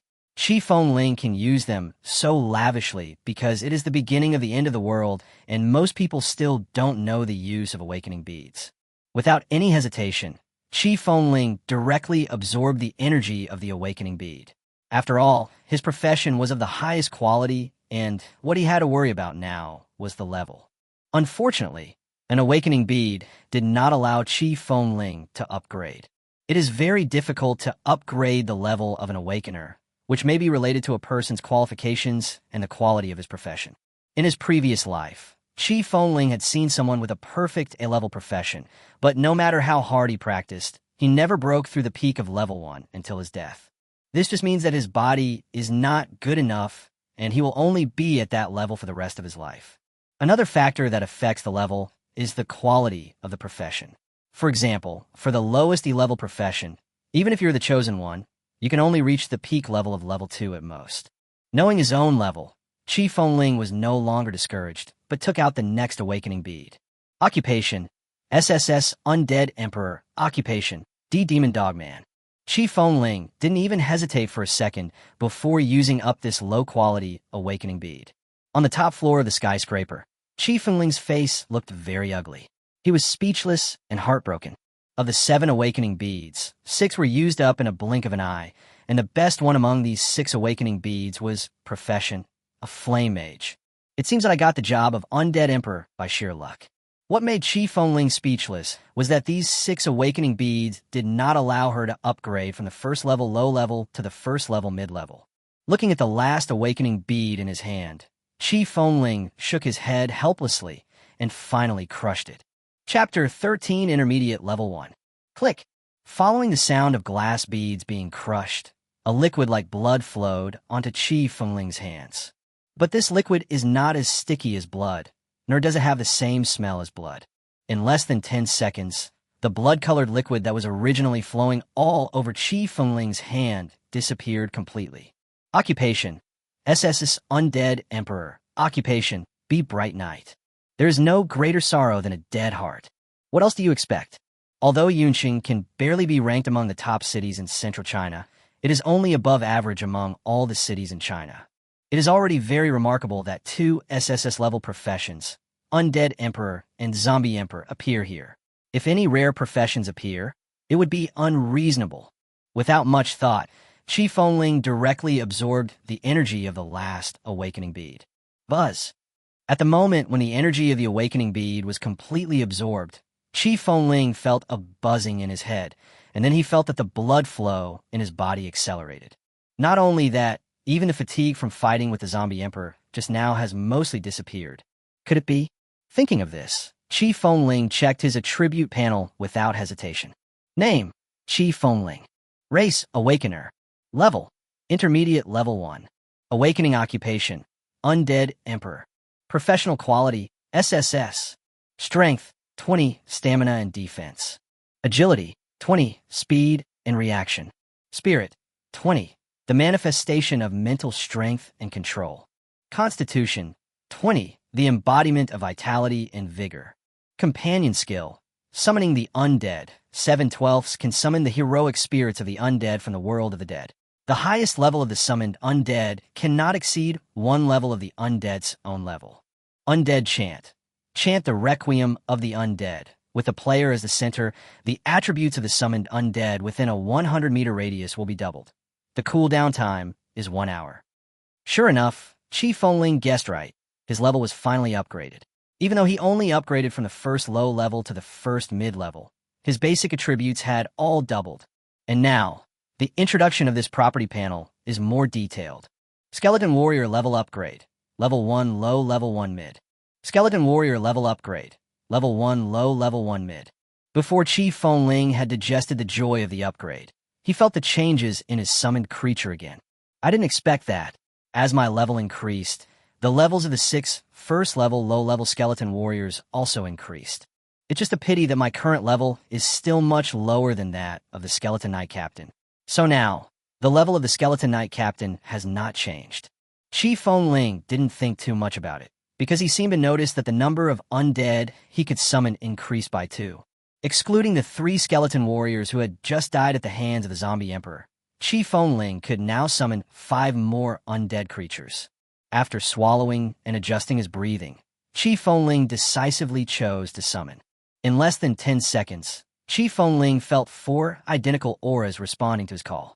A green light flashed on the bloodstained ground, and 4 white figures stood in front of Qi Fengling. Name: Skeleton Warrior. Race: Undead. Level: Intermediate Level 1. Strength: 20. Agility: 20. Spirit: 20. Constitution: 20. Skills: none. Qi Fengling was speechless. In such a vast world of the undead, were there only these lowest-level Skeleton Warriors? Or maybe it's because my level is too low, so I can only summon these low-level undead at present. Just when Qi Fengling thought that the last summoned creature was also a Skeleton Warrior, a foul odor spread all over the top floor. Before Qi Fengling's eyes, a humanoid creature with rotten flesh and poisonous green bones appeared. Name: Poisonous Bone Corpse, a person who is poisoned to death, whose resentment has not yet subsided, and who hates the living. His skin has not completely decayed, his flesh is poisonous, and his bones are even harder. He is one of the common creatures in the world of the dead. Race: Undead. Level: Advanced Level 1. Strength: 30. Agility: 30. Spirit: 30. Constitution: 30. Skill: Poison. Attack will poison the target. Ugh. Okay, go back. Qi Fengling couldn't bear it for even a second, so she sent the poisonous bone corpse back to the world of the dead temporarily. Although this poisonous bone corpse was a first-level advanced summon creature, its smell was too stinky. In the few seconds that it appeared, Qi Fengling felt as if he had eaten 2 bites of rotten meat. This kind of summon creature is okay against humans, but it's almost the same as a Skeleton Warrior in dealing with zombies. After all, zombies are not afraid of any poison. This is really magical. Not long after the poisonous bone corpse disappeared, the stench on the top floor disappeared. Qi Fengling was just thinking that if it always smells this bad here, she might as well move downstairs and sleep. Yes, Qi Fengling was planning to spend the night on the top floor tonight. It wasn't that Qi Fengling had to endure hardship, but Qi Fengling believed that an awakening bead would definitely appear tonight. There may not be so many awakening beads appearing again, but it's better than nothing. After arranging the positions of the Skeleton Warriors and the Skeleton Knight Captain, Qi Fengling hugged the quilt and slowly fell asleep. Clatter! In the early morning, what woke Qi Fengling up was not the dazzling sunlight or the annoying alarm clock, but a small black bead hitting his face. 2035, July 8th, 8:15. Looking at the lagging 4G network on his phone, Qi Fengling couldn't help but sigh. This is only the 8th day of the end of the world. I watched with my own eyes as the 9G network slowly turned into a 4G network. It seems that it won't be long before the internet era will say goodbye to me completely. Thinking of this, Chi Fengling quickly browsed through various websites. Sure enough, everything was the same as in the previous life. Some people discovered the function of the awakening beads. Not only did these people not hide, but they pretended to be so on the internet. Although they were a bit pretentious, Chi Fengling was also very grateful to them. If I hadn't been checking my phone in my previous life, I might have missed the second batch of awakening beads. Looking at the goddess who was offline in the phone contacts, Chi Fengling felt like he was dreaming. After 2 lifetimes, his present self finally had an explanation to his past self. After browsing the internet again, liking and criticizing a few people, Chi Fengling finally put away his phone. Sure enough, everything was just as I thought. There must have been more awakening beads last night, but the number was definitely not as many as yesterday afternoon. After Chi Fengling's careful search, 3 black beads appeared in Chi Fengling's hands. It seems that the god's direct blessing to mankind has passed, and if mankind wants to become stronger, it can only rely on hard work and opportunities. Without hesitation, Chi Fengling decisively crushed the 3 awakening beads. Occupation. SSS Undead Empereur Occupation. Gnawing Master. Occupation. SSS Undead Empereur Occupation. CORC Warrior. As expected, they are all very weak inheritances. However, I don't know who is unlucky in this life. He can't even get these low-level inheritances. However, what does this have to do with me? It's the law of the jungle. Chi Fengling didn't even think about it and directly absorbed the energy. The last one. Occupation. SSS Undead Emperor. Occupation. Undead Wise General. It's so rare. I can actually encounter the inheritance of the same profession, and it's A level. It's just a pity that Chi Fengling doesn't need it. However, this time, after Chi Fengling absorbed the awakening bead, he only felt pain and itchiness in his eyes, as if something was about to grow out of his eyes. Chapter 14. Eyes of the Undead Emperor. Drop, drop. Chi Fengling knelt on the ground, supporting himself with his hands, drops of liquid sliding down from the corners of his eyes. The severe pain almost made Chi Fengling unable to open his eyes. He could only vaguely see that the world in front of him had turned blood red. No way. Are gods so abominable? The zombie emperor ate so many awakening beads, and he was fine. If I use a few more, I will be punished. Rubbing his eyes, Chi Fengling shouted unwillingly, but what Chi Fengling feared most was that he would go blind. Wrong. Ignoring the pain in his eyes, Chi Fengling opened his attribute panel. Name, Chi Fengling. Race, Awakener. Level, Intermediate Level 1. Awakening Occupation, Undead Emperor. Professional Quality, SSS. Strength, 20. Agility, 20. Spirit, 20. Constitution, 20. Companion Skill. Summoning the Undead. December 12th can summon the heroic spirits of the dead from the world of the dead. The highest level of the summoned dead is no more than 1 level higher than the own level. Chant of the Dead. Chant the Requiem of the Dead. With the player as the center, the attributes of the summoned dead within a 100-meter radius will be doubled. The cooldown time is 1 hour. Eye of the Undead Emperor. The owner can see the basic attributes of any creature not higher than 1 level above himself, including the unique skills that have been used. Not effective for mythical level and above. Blood Sacrifice of the Undead. Sacrifice the flesh and blood of living beings to perform a powerful summoning. The value of the summoned creature varies with the value of the sacrifice. After looking at all his attributes again, Chi Fengling slowly let out a breath. In the last second, he thought he was going blind. Unexpectedly, he had acquired a new skill. If that's the case, then my eyes should have been replaced by the eyes of the Undead Emperor. Although it's a bit scary to think about, Chi Fengling doesn't care as long as he can become stronger. Eye of the Undead Emperor is neither a combat skill nor an auxiliary skill, but it is very practical. For example, if Chi Fengling had already acquired the skill, Eye of the Undead Emperor, before fighting the Zombie Emperor, then Chi Fengling would be able to know all of the basic attributes of the Zombie Emperor. As for the special skills possessed by the Zombie Emperor, it should be impossible to see them directly, but if the other party uses them, it can be seen. Blood Sacrifice of the Undead. When seeing this skill, Chi Fengling couldn't help but frown, because the name of this skill sounded very bloody. This reminded Chi Fengling of a novel she had read before, in which the villain kept gaining these powerful abilities, but because he failed to grasp the power, he was finally possessed by an evil god. Why think so much? If that day really comes, I will also drag that evil god down with me. But as soon as this thought came to mind, it was denied by Chi Fengling. Sure enough, the pain in the eyes gradually subsided with the passage of time. After sitting quietly for another 10 minutes, Chi Fengling stood up steadily. Tell me, is that thing on the internet true or false? It's the end of the world now. Zombies may appear, so I think the awakening beads are real too. Wow, then I can become an immortal. Ha ha ha. So excited. Keep your voice down. What if there's still zombies up there? Believe me, there won't be any more. Yesterday, I saw a man with a group of skeletons killing all the zombies above. You're talking nonsense. I was so scared last night. I was hiding well, but a zombie covered in blood broke through the glass and came in. I thought I was dead yesterday. Unexpectedly, the zombie just ran away without paying any attention to me. Just listen to your nonsense. Nowadays, zombies have trouble walking, let alone jumping off buildings. You're such a boaster. Damn it, why would I lie to you? If you don't believe me, go to my room and take a look. You think I... Enough, stop arguing. Let's go up and see if we have those awakening beads first. Just when Chi Fengling had just recovered, human voices came from the stairs, getting closer and closer.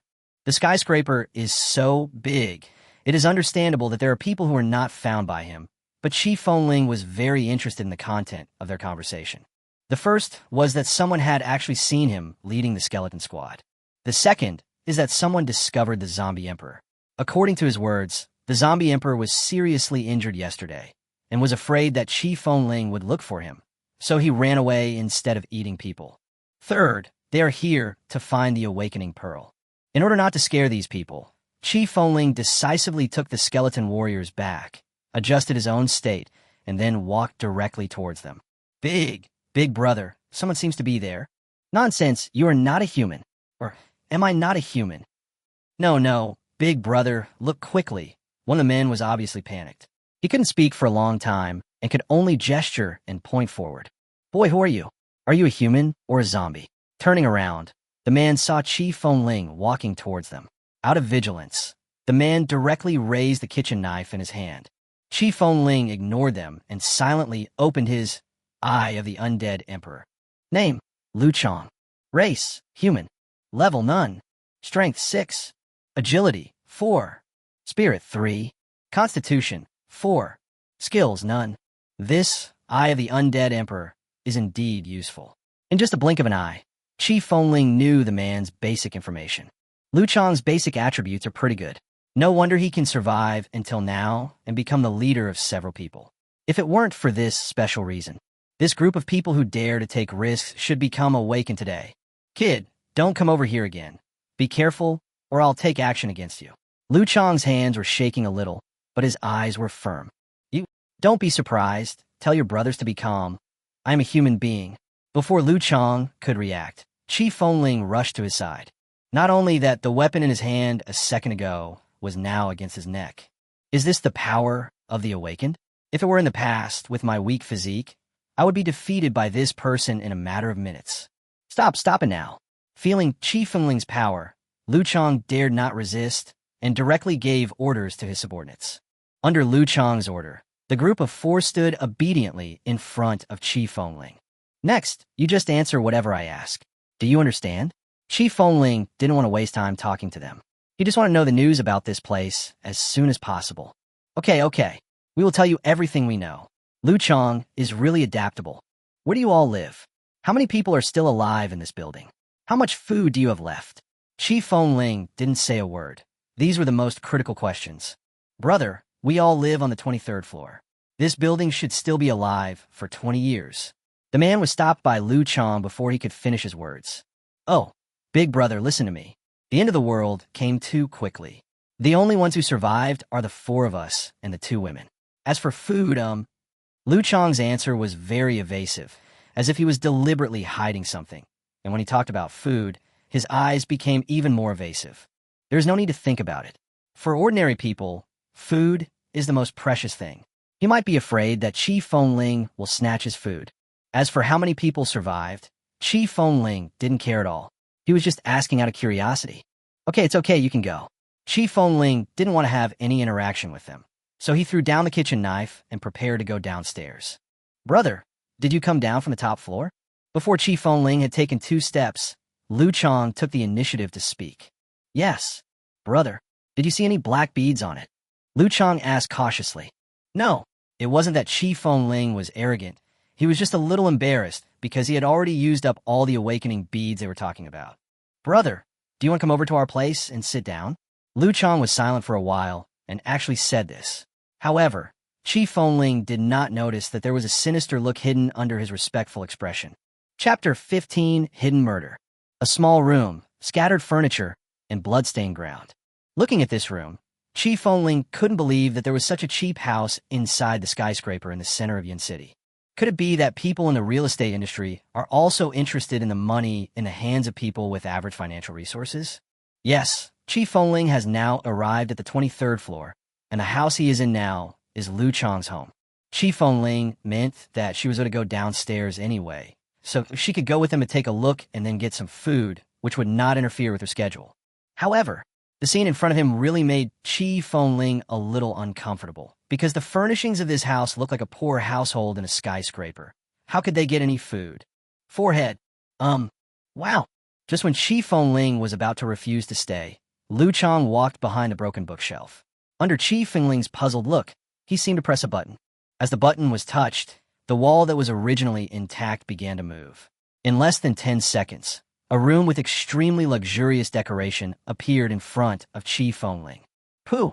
Seeing this, Chi Fengling slapped himself in the face for his ignorance. That's right. There won't be any poor people if they can live in skyscrapers, and those real estate tycoons don't even care about the little money the poor have. It turns out that the room outside is just used to confuse others. If someone asks to borrow money from you, you would probably be too embarrassed to ask once you enter the house. Brother, I don't even know your name yet. After showing his room, Lu Chang asked Chi Fengling's name in a flattering manner. Chi Fengling. There was nothing to hide about the name. After all, he was going to be the man who would become the Lord of Yunqing in the future. Oh, it's Brother Fengling. This is my home. Please sit anywhere. I'll get you something to eat and drink. After getting the name, Lu Chang became even more polite and walked towards the inner room. You know what? Lu Chang's home is truly first-rate luxurious, and it's obviously not an exaggeration to say that it's magnificent. It's just a pity that after the end of the world, electrical appliances are slowly becoming ineffective. The things that Chi Fengling had only seen on the internet before are now unusable. Oh, Brother Fengling, come and have a drink of water. Why call him Big Brother Fengling? Look how young and handsome he is. Isn't it better to call him Little Brother? On the sofa, Chi Fengling did not wait for Lu Chang, but for 2 women who were dressed very seductively. They wear heavy makeup, sexy and gorgeous clothes, twist their hips, blink their eyes, and look like succubi. These 2 women should be the ones Lu Chang mentioned. Before the end of the world, these women would definitely not look up to Chi Fengling. A lot has changed in this last days. Women, you accept everyone who comes. It's not that Chi Fengling was hungry, but Chi Fengling wanted to see what Lu Chang was trying to do. Chi Fengling didn't notice anything outside just now, but as soon as she entered the room, she smelled the irrevocable smell of blood. As someone who has been in the apocalypse for nearly 10 years, Chi Fengling is very familiar with the taste of blood, especially human blood. Even if Lu Chang deliberately sprayed a lot of expensive perfume, he couldn't suppress the smell. Chi Fengling also noticed that one of the 4 people who came in at the beginning disappeared for no reason. Lu Chang must be no simple man to be able to survive after the outbreak of the apocalypse, live such a comfortable life, and even have the courage to go to the top floor to find the awakening beads. So Chi Fengling wanted to see what they wanted to do to him. Seeing that Chi Fengling had no intention of refusing, the 2 women also surrounded him on both sides in tacit understanding. One of them held Chi Fengling's hand, and the other even sat directly on Chi Fengling's lap and began their charm. To be honest, Chi Fengling, who was able to reach the epic level in his previous life, had seen all kinds of women. Even the awakened succubus of the same level. Chi Fengling could resist their temptation, let alone the 2 of them. Brother Fengling, I've prepared all the food. You too. Hurry up and get off. Brother Fengling is my guest of honor. Seeing a woman riding on Chi Fengling, Lu Chang pretended to be a little angry and said, "Hey, Brother Chang, isn't this what you mean?" Chi Fengling didn't want to play guessing game with him anymore, so she just pointed it out directly. Brother Fengling, that's not true. How dare I guess what you're thinking? Come on, eat something. Otherwise it will get cold." Lu Chang's face was full of embarrassment, but he still calmly answered it. Although he had obtained the SSS inheritance, his level was still too low. From yesterday until now, Chi Fengling was really a little hungry. Following the lead of the two women, Chi Fengling soon arrived at their restaurant. It must be said that Chi Fengling didn't know how to describe the decoration with her limited vocabulary. At this moment, on the plate, there is a piece of steak decorated with sauce, and next to it, there's a glass of red wine as red as blood. It's true that those who are suffering from drought will die of drought, and those who are suffering from floods will die of floods. Not to mention that it is the end of the world now. Even under normal circumstances, there are still many people who cannot enjoy such delicious food. Brother Fengling, what's wrong? Is the food not to your liking? Seeing that Chi Fengling didn't take a bite for a long time, Lu Chang asked weakly. Chi Fengling had been hungry for a whole day, so how could she pretend to be elegant? It was just this meat that made Chi Fengling want to kill. In the previous life, Chi Fengling led his demon hunting team and took down an underground meat farm in Yinqing. Chi Fengling still remembers that those poor people were pierced through the body by iron hooks and hung up in a row. Then some people cut off their meat and cooked and sold it in various ways. The color and taste of the flesh and blood were just like the plate of meat in front of him. It seems that my guess was not wrong. Lu Chang is indeed not a good person. No wonder they did not starve to death and live so comfortably. It turns out that they really are cannibalism. That's not the case. I was thinking of something sad. Chi Fengling pretended to be sad and picked up the red wine beside her. Although Chi Fengling was holding the wine and his eyes were still a little dazed, he was always paying attention to the changes around him. Murderous intent. It's not just Lu Chang, but also the two women around him and the people hiding in the dark. However, when Chi Fengling picked up the red wine, the corners of Lu Chang's mouth obviously raised. It seemed that the problem was with the red wine. But who am I? I am a first-level intermediate awakener with SSS inheritance. Should I be afraid of them? As the saying goes, good wine is for those who miss someone. Brother Fengling, why don't you try it? This is a 1983 law fight. Lu Chang is not only good at observing people's expressions, but also good at speaking. Really? It's from 1983. Then I won't be polite. After hearing this, Chi Fengling pretended to be shocked and drank the red wine without saying a word. This is a fucking 1983 red wine. The smell of blood can't be covered up. Can I taste it? Chi Fengling didn't say this out loud, of course. He tasted it the moment he drank it. As the red wine went down his throat, Chi Fengling felt a force rushing to his head. This strong feeling was constantly destroying his consciousness. Not bad. In other words, I must have been drugged with a high dose of the knockout drug. Chapter 16, I can monitor you even when I am asleep. Click. Thump. After the crisp sound of glass breaking, there was the sound of someone falling to the ground. Humph. Brother Fengling, bah. You stinky boy, a country bumpkin is a country bumpkin. You are not worthy of drinking my law fight. Looking at Chi Fengling lying on the ground, motionless, Lu Chang kicked her a few times in disgust. Brother Chang, I behaved well just now. Brother Chang, I just made a great sacrifice for you. Seeing that Chi Fengling had lost consciousness, the two women quickly surrounded Lu Chang and spoke in a tone of seeking credit. Damn bitch, get out of the way. After I deal with him, I'll come and deal with you too. However, Lu Chang's attention was not on these two women at all. He was just staring at Chi Fengling on the ground. You too, go, and check if he has any awakening beads on him. Perhaps he was frightened by Chi Fengling's speed and strength. Even though Chi Fengling had fainted, Lu Chang still didn't dare to act rashly. On the side, the two younger brothers also looked reluctant, but after seeing Lu Chang's sinister expression, they still went forward. After a lot of random touching, "Brother, this kid has nothing on him except this cell phone," the two younger brothers said repeatedly as they picked up Chi Fengling's cell phone. Damn it, you little brat, you must have used up all those awakening beads, otherwise how could you beat me? Upon hearing that, Lu Chang kicked Chi Fengling again. Brother, what should we do now? What can we do? He ate the awakening bead, so we will eat him. After saying that, Lu Chang sat down at the dining table, ready to enjoy the untouched steak. Brother, something bad has happened. Something bad has happened to Brother Ma. Should we go and check it out? Before the cut meat was put into his mouth, a voice came from outside. Chi Fengling could hear clearly that the voice was from the person who had suddenly disappeared just now.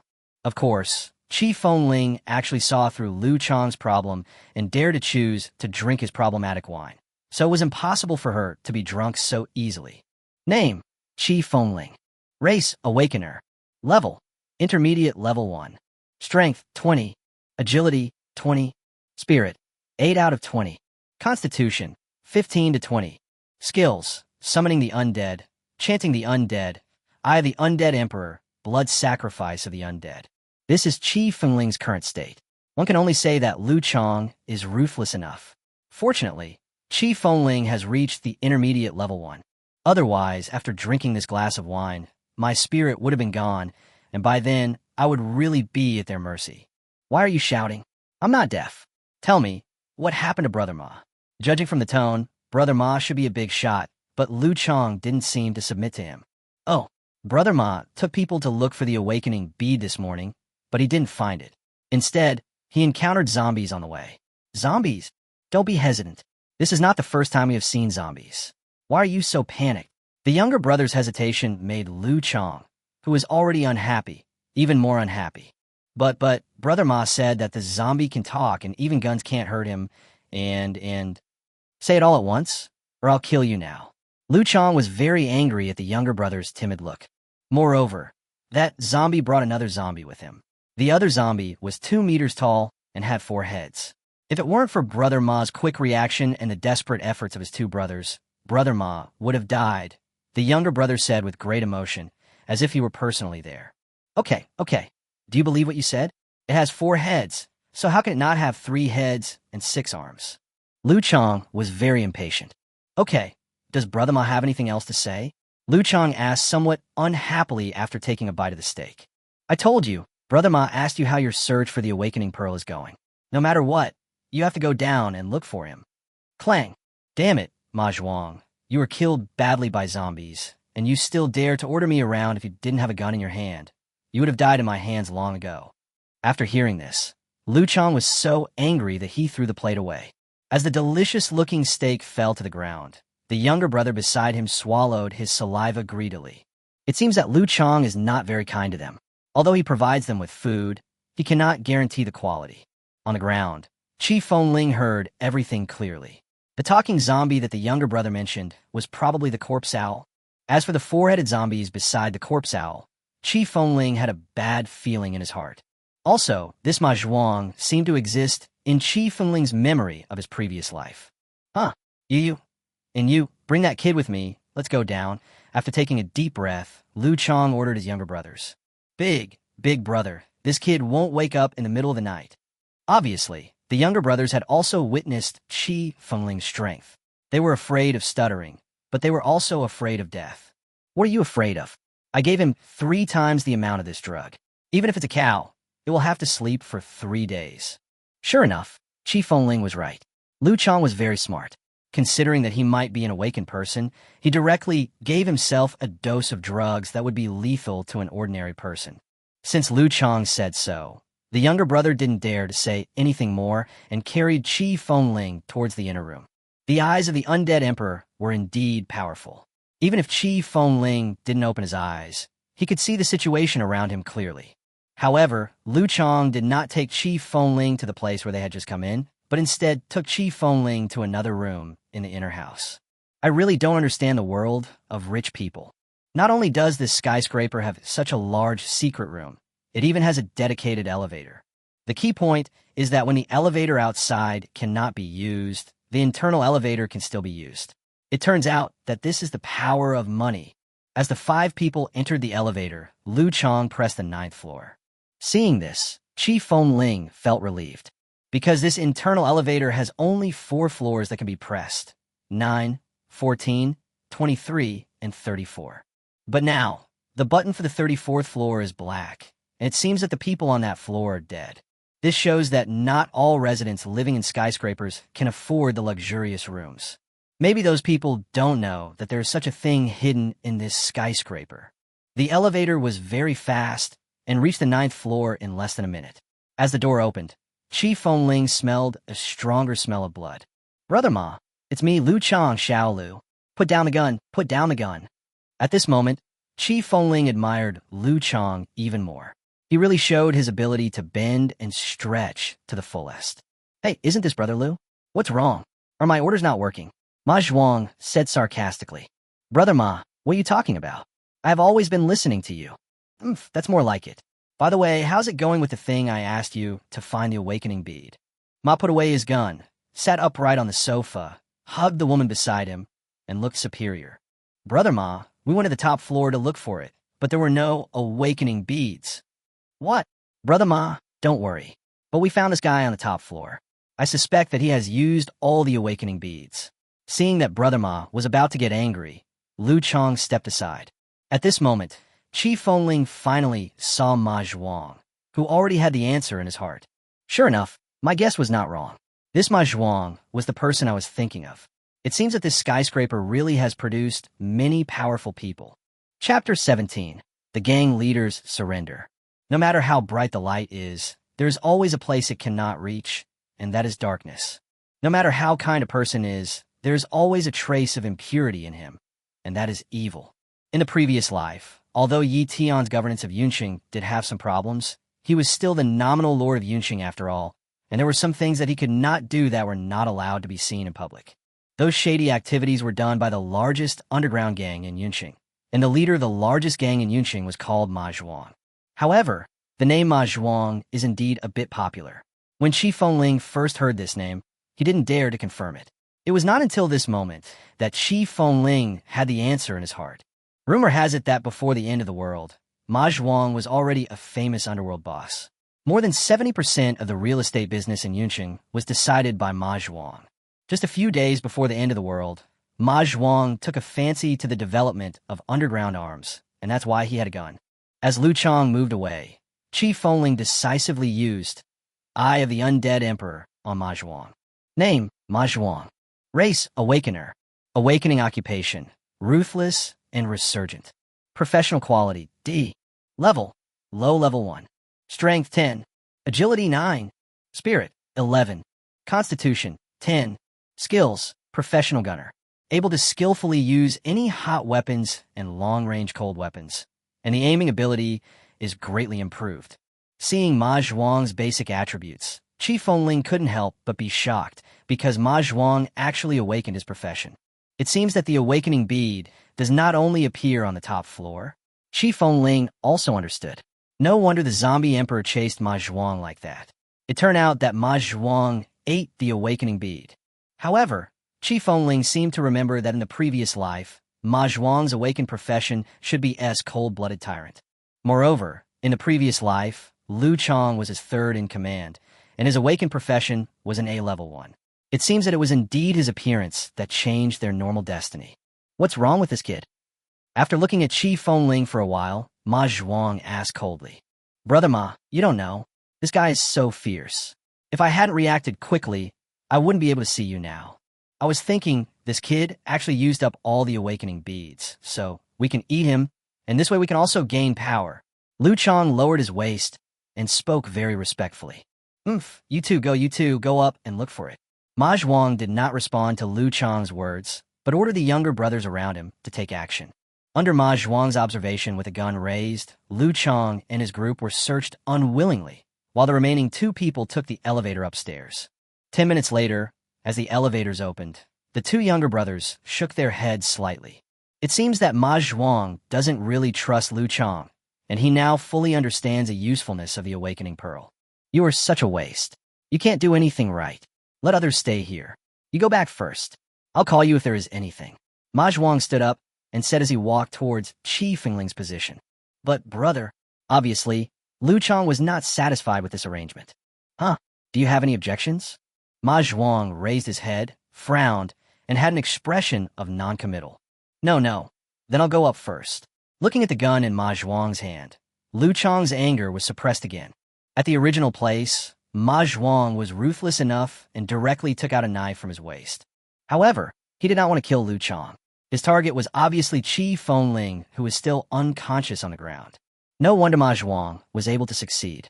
He understood the role of the awakening bead in making people stronger. After hearing Lu Chang's praise of Qi Fengling's strength, he would definitely not spare Qi Fengling's life. Swish! Ma Zhuang moved quickly and raised the knife in an instant.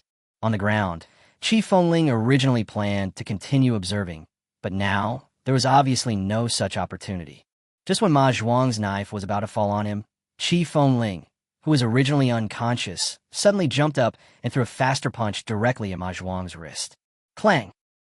As soon as the knife fell to the ground, Ma Zhuang, who was also an awakener, quickly drew his gun. It was a pity that he was not as agile as Qi Feng in terms of strength and speed. Brother, you stop right there or else. Seeing that his younger brothers were about to rush over, Qi Fengling increased the strength of his hands. In a moment, Ma Zhuang's face was pinched red. Little brother, just tell me what you want, and I will definitely satisfy you, Ma Zhuang said with great difficulty as Qi Fengling grabbed his throat. I don't want anything. Just answer my questions. Qi Fengling just smiled lightly and threw Ma Zhuang heavily to the side, but also took the gun from his waist. Brother Lu, don't go. Your 1983 law fight is really delicious. Just in time, Lu Chang hadn't left yet. Snap! Snap! Brother Fengling, this is all my fault. I was blind and offended you.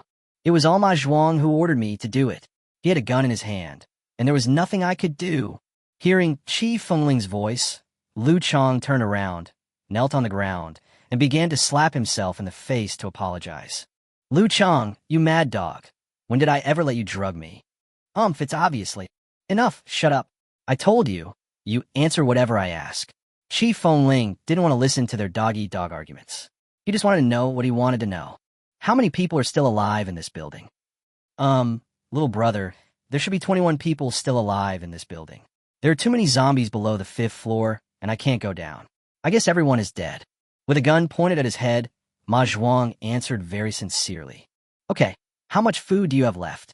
Well, we still have 20 kilograms of snacks, 100 barrels of purified water, 20 kilograms of vegetables, 30 kilograms of meat, and a cabinet of various wines. That's not right. Did you miss something? Qi Fengling played with the gun in his hand, his eyes locked on Lu Chang in the distance. Brother Fengling, that was not my idea. It was Ma Zhuang's idea. How dare I eat human flesh? Lu Chang immediately understood what Qi Fengling meant and started to pass the blame. Lu Chang, you bastard, isn't this your idea? You also said that you ate human flesh before the end of the world. You're talking nonsense. I never said that. Enough, stop barking. What's on the 14th floor? Qi Fengling didn't want to listen to their argument. He wanted to know what was on the 14th floor. Supplies, materials? Yes, materials. When Qi Fengling asked this, Lu Chang and Ma Zhuang, who were originally excited, became silent. The tone of their voices seemed as if they were hiding something. However, even if they didn't say anything, Qi Fengling could guess that they did eat human flesh, and human blood smelled really bad and easily stunk. Therefore, this 14th floor should be the place where they keep those poor people captive. Bang! Bang! Wow, it's a real gun. It seems my marksmanship is pretty good. Qi Fengling said jokingly amid the sounds of gunfire and screams. At this moment, Lu Chang and Ma Zhuang were holding their thighs and screaming. It was obvious that their eyes were full of murderous intent towards Qi Fengling. However, the gun was in Qi Fengling's hands, so they could do nothing but curse Qi Fengling in their hearts. As for their younger brothers, they all squatted down in fear. Qi Fengling knew very well that these two people were not good people. If he let them go, he would have a few more enemies. However, Qi Fengling did not want to kill them yet, because Qi Fengling wanted to go up and see what kind of hell on earth the 14th floor was like. Chapter 18, What is Below the Lower Limit? Bite. Welcome my Princess Hanin home. As soon as the elevator on the 14th floor opened, Qi Fengling heard the recorded ringtone. The speaker was a boy with a gentle voice. He must be the owner of this house. As for Hanin, she should be the hostess of this house. However, just as Qi Fengling took a step forward, he smelled an even stronger smell of blood, as well as the smell of rotten meat and barbecue mixed together. The smell was very strange. Meow. Hurry up, you three. If my cat gets hungry, you'll have to bear the consequences. Humph. Before Qi Fengling could say anything, a cat's meow and a female voice were heard. However, Qi Fengling didn't like the tone of the woman's voice. Okay, Sister Hui. Wait a minute. I'll go cut a piece of good meat. You bastard. Come and give me a quick death if you dare. You will not die well. You will not die well. Why are you yelling? Being able to be our Sister Huey's food is a blessing in your life.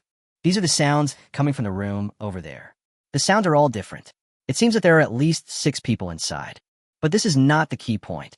The key point is that Chi Fengling could hear that the people inside were really cutting and eating human flesh. And then, yes, I'm sorry. Hang, let me die. I can't bear it anymore. Let me die quickly. Just as Chi Fengling was about to enter that room, 2 very weak male and female voices were heard from another room. This immediately attracted Chi Fengling's attention, because the Hanin who was just mentioned when getting out of the elevator seemed to be in that room. Meow. Huh? Who are you? Did Brother Ma ask you to come up? Just when the curious Chi Fengling was about to walk into the room, the woman's voice came from behind Chi Fengling. As Chi Fengling turned around, a woman wearing black stockings, high heels, and a mink fur coat, holding a white cat in her arms, appeared in front of Chi Fengling. It seems that this charming woman is Ma Zhuang's woman, Mrs. Hui. The woman looked at Chi Fengling without any fear in her eyes. Not only that, Chi Fengling seemed to see amusement and hunger in her eyes. Hey, you are new here. This little face looks quite tender. You must be a young man. Looking at Chi Fengling's handsome appearance, the woman suddenly became interested. She dropped the cat in her hand and walked towards Chi Fengling with a twist of her hips. Seeing this scene, Chi Fengling quickly put away the gun in his hand. It seemed that the woman didn't know what happened downstairs. She just thought that Chi Fengling was a younger brother recruited by Ma Zhuang. Why aren't you talking? What's wrong? Are you afraid that your sister will eat you? Hey. As she said that, Sister Hui actually clung to Chi Fengling and started touching her randomly with her restless hands. Sister Hui, don't be like this. It was Brother Ma who asked me to come up to familiarize myself with the environment. How should I put it? This is not considered pretending to be young. After all, Chi Fengling's current body is really that of a man. It's that old guy again. I think he asked you to come up and supervise me. After mentioning Ma Zhuang's name, the woman obviously lost her previous interest. Not only that, Chi Fengling seemed to sense a moment of murderous intent. Don't just stand there like an idiot. Come with me and see for yourself. Little boy, don't be scared and cry. As she spoke, the woman walked into the room. This time, Chi Fengling did not hesitate, but followed the woman directly into the room full of pain. Look, these are our food. After Chi Fengling entered the house, the woman raised her hand, closed her eyes, and sniffed the air inside, as if she was intoxicated. The woman's appearance, coupled with her name, reminded Chi Fengling of something. This woman's name is Hua Qianwei. After the end of the world, she became the underground queen of Yunqing, in charge of all kinds of overt and covert erotic transactions. It can be said that her status is no lower than that of Ma Zhuang. It's really amazing. This small skyscraper actually hides so many amazing people, and they're all very evil. It seems that having money, being wealthy, living in a nice place, and enjoying luxuries can hardly raise good people. This room is a huge kitchen. Because the power system has not completely failed, the temperature inside is only a few degrees. The scenes here can only be described as bloody and inhumane. In addition to Hua Qianhui, there are 5 chefs dressed as butchers, and the rest of the room is filled with people. Some of these people are still alive, some are barely alive, and some are dead, but they all have one thing in common. That is, they were tied up, and then the flesh of more or less parts of their bodies was cut off. Chi Fengling didn't believe it before. After all, this was the beginning of the end of the world. Who would dare to eat human flesh? However, after seeing this scene, Chi Fengling really underestimated the horror of the end of the world and the darkness of human nature. On the ground, those poor people looked at him with either ferocious eyes or pleading eyes, and they had only one goal, which was to let Chi Fengling kill them happily. Looking at their eyes, Chi Fengling's anger slowly surged in his heart. Perhaps he had a 1% plan to let them go before, but now, this 1% plan is gone. I told you you would be scared. Don't worry. I'll show you something even more amazing. Just when Chi Fengling was about to pull out his pistol, Hua Qianhui grabbed Chi Fengling's hand. The anger was temporarily suppressed. Not because Hua Qianhui was so attractive, but because Chi Fengling wanted to see where the bottom line of these people was. Following Hua Qianhui's lead, Chi Fengling finally walked into the house she wanted to enter, because Han Nin seemed to be in this house. Cough, cough, cough. Kill us quickly. As soon as I entered the room, a voice came from the corner of the wall. This was a man who had one of his arms and legs removed. His eyes were empty and filled with anger, like those of a ghost. Want to die? But it's not that easy. Look, I brought someone new to take care of your wife. Hua Qianhui said contemptuously to the man on the ground, and then pulled Chi Fengling over. Seeing this scene, Chi Fengling closed his eyes instantly, and the anger in his heart could no longer be suppressed. This is a woman who is completely bound. What's even more pitiful is that her clothes have been stripped off and her body has been placed in an extremely perverted posture. What's even more disgusting is that there's still some unknown things left on the woman's body and around her. This scene, I guess everyone understands, this group of people not only eat people but also abuse people, and listen to what Hua Qianhui said. This man and woman should be a couple, but now the woman is tied up here and the husband is tied to the ground and has to watch other men wantonly abuse his wife. I'm afraid this is not something that humans can come up with. Get away from me. Get away from me. Come at me if you have the guts. The man on the ground, although extremely weak, was still shouting desperately. It was obvious that he really loved his wife. Hey, look straight. A little boy of your age. I've seen everything. What are you standing there for? Come on. Ha! Hua Qianhui laughed very wantonly, as if she had forgotten that she was also a girl. Chi Fengling did not take any action, but turned around and looked at Hua Qianhui coldly. She can't. I want you. Chapter 19. The Femme Fatale Queen. Ha ha. You want me? Little boy, have you grown your hair yet? How dare you tease your sister like this? Aren't you afraid that I will really eat you? After hearing Chi Fengling's words, Hua Qianhui was not afraid, but laughed even more happily. This time, Chi Fengling stopped talking. His face had turned ashen, and his cold eyes seemed to want to skin Hua Qianhui alive. Humph. Boy, you have some strength. I think you must have eaten that awakening bead. However, as of now, not to mention you, even Ma Zhuang can't touch me. Hua Qianhui is not stupid. She can naturally see Chi Fengling's murderous intent, but her words made Chi Fengling react immediately.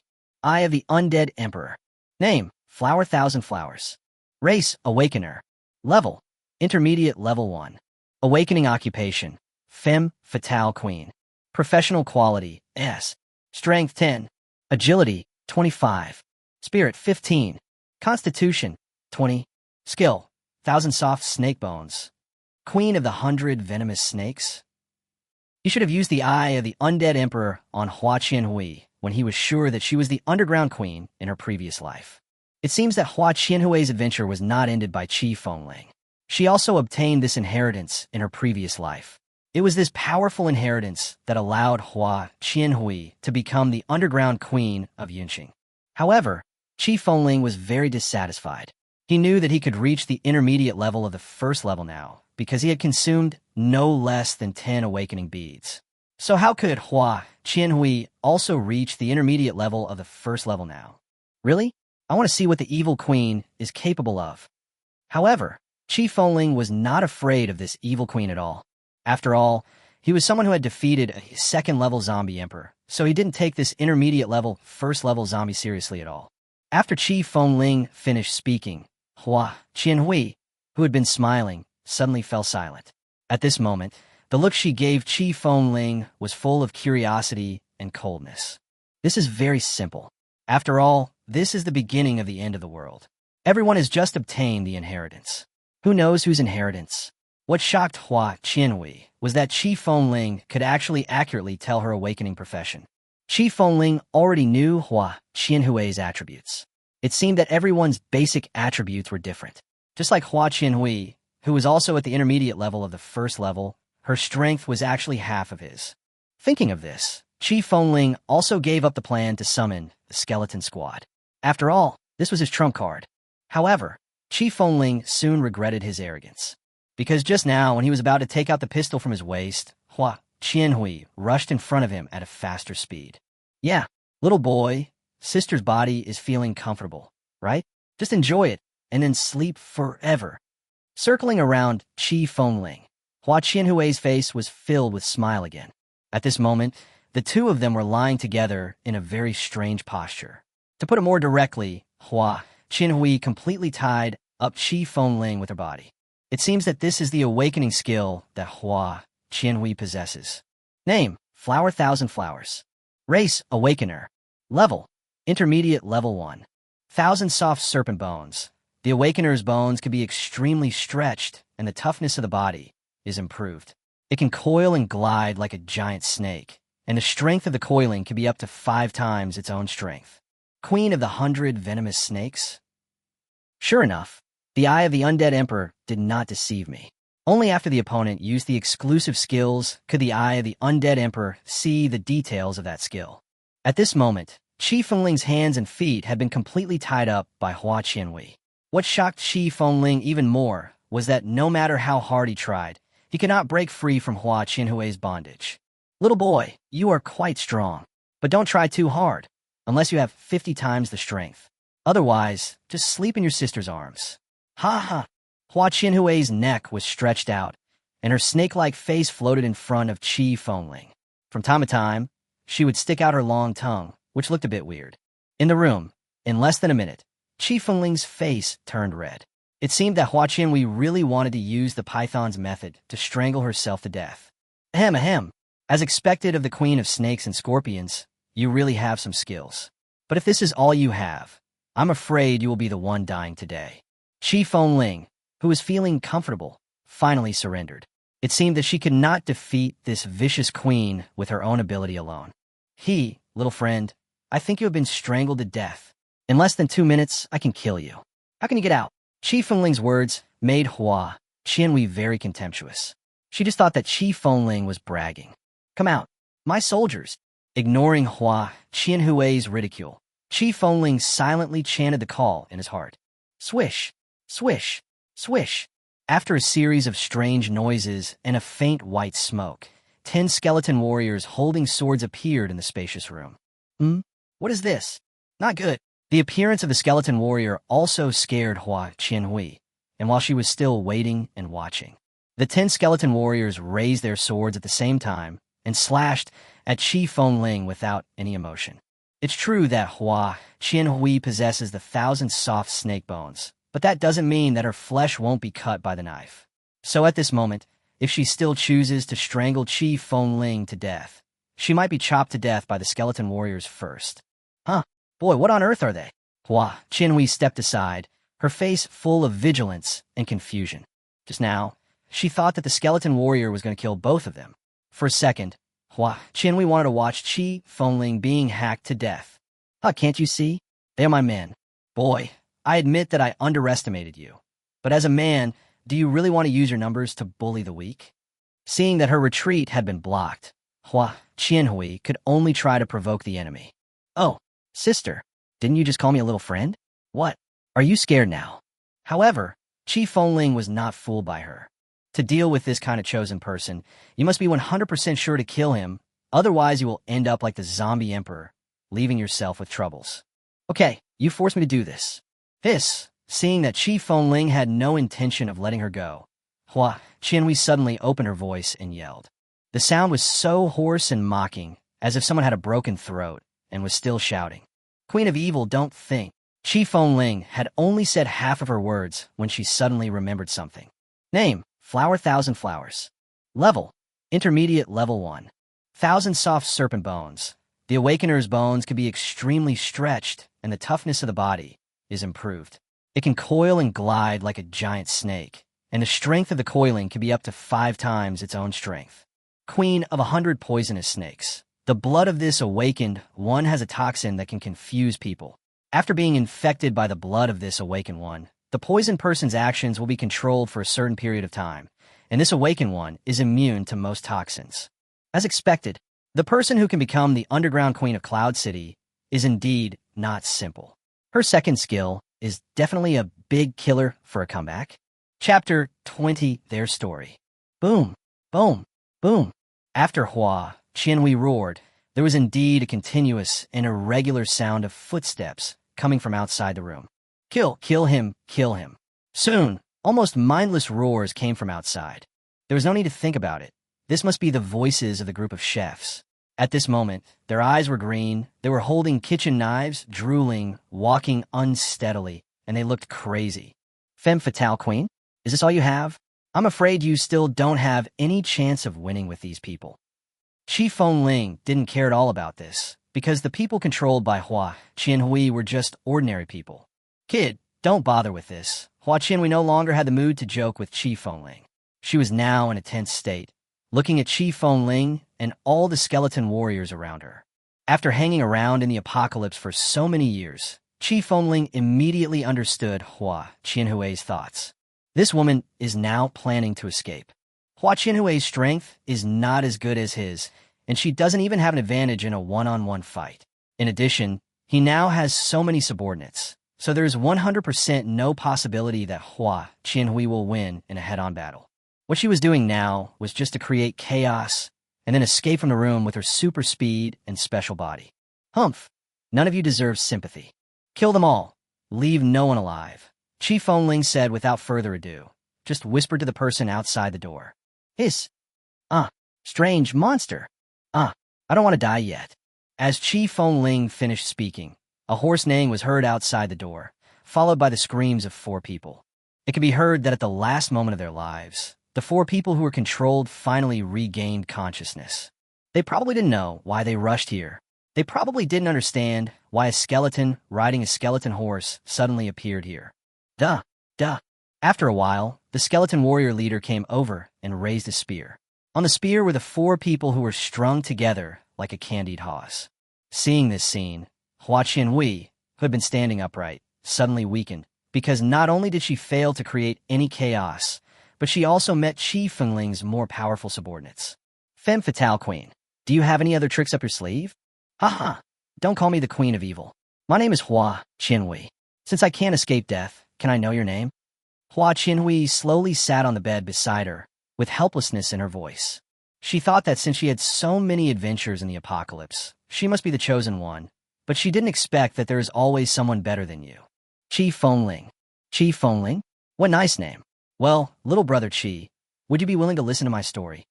This time, Hua Qianhui was very serious and even sat up straighter. Brother Chi, I'm already doomed. Don't you even have the patience to listen to a few words from me? Seeing Chi Fengling ordering the skeleton warriors to come towards her, Hua Qianhui's eyes were filled with sadness. Well, go ahead and tell me. My intuition told me that this person should be killed immediately, but my conscience told me that I should listen. Okay, you are the first person to know my story, and you'll be the last one. Seeing Chi Fengling agree, Hua Qianhui's eyes couldn't help but flash with light, but it was a light of admiration. My name is Hua Qianhui. Just like what you see, I am a wild woman. I gave up my beloved and willingly married an old man. I just don't want to suffer anymore. I don't want to get up before dawn to work anymore. I don't want to clean the stinky toilets anymore. I don't want to wash the greasy dishes that never get washed. I don't want to be that girl anymore, who has no cosmetics, no toys, no food to eat, and no new clothes to wear during the Chinese New Year. I just want to be a rich woman. Is that wrong? Ha ha ha, I succeeded in the end. I married a famous wealthy businessman in Yunqing. I know he is very old. I know he only wants my body, and I know he's also a playboy, but so what? Finally, I ended up living here. It's the most luxurious place in Cloud City, on the 34th floor of a skyscraper. But why did this damn apocalypse come? Why did my comfortable life disappear in a flash? Why didn't this old man prepare enough food? Why did this old man go downstairs to borrow food? Why was it Ma Zhuang and his gang of bastards who showed up when I opened the door? Why was it that old man who I saw was chewing on a piece of cheap bread, not paying any attention to my cries for help? I know that my body is cheap and they have abused me. My sense of shame is dead. I don't feel that it's a big deal. But why? They forced me to eat the old man's flesh. They forced me to kill people. They forced me to watch them do evil. I went crazy, but I also became more rational. I began to eat people on my own initiative. I began to become dissolute because I firmly believed that one day I would kill all these beasts. On the bed, Hua Qianhui became more and more excited as she spoke. Her face turned red, and her eyes were filled with tears of sadness, but also tears of madness. Even hateful people can have their pitiful side. No wonder Hua Qianhui was able to obtain such a powerful inheritance.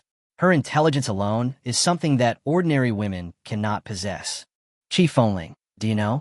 You really look like him. After saying that, Hua Qinhui actually stood up, her eyes sincere, her hands trembling, as if she was about to touch her own face.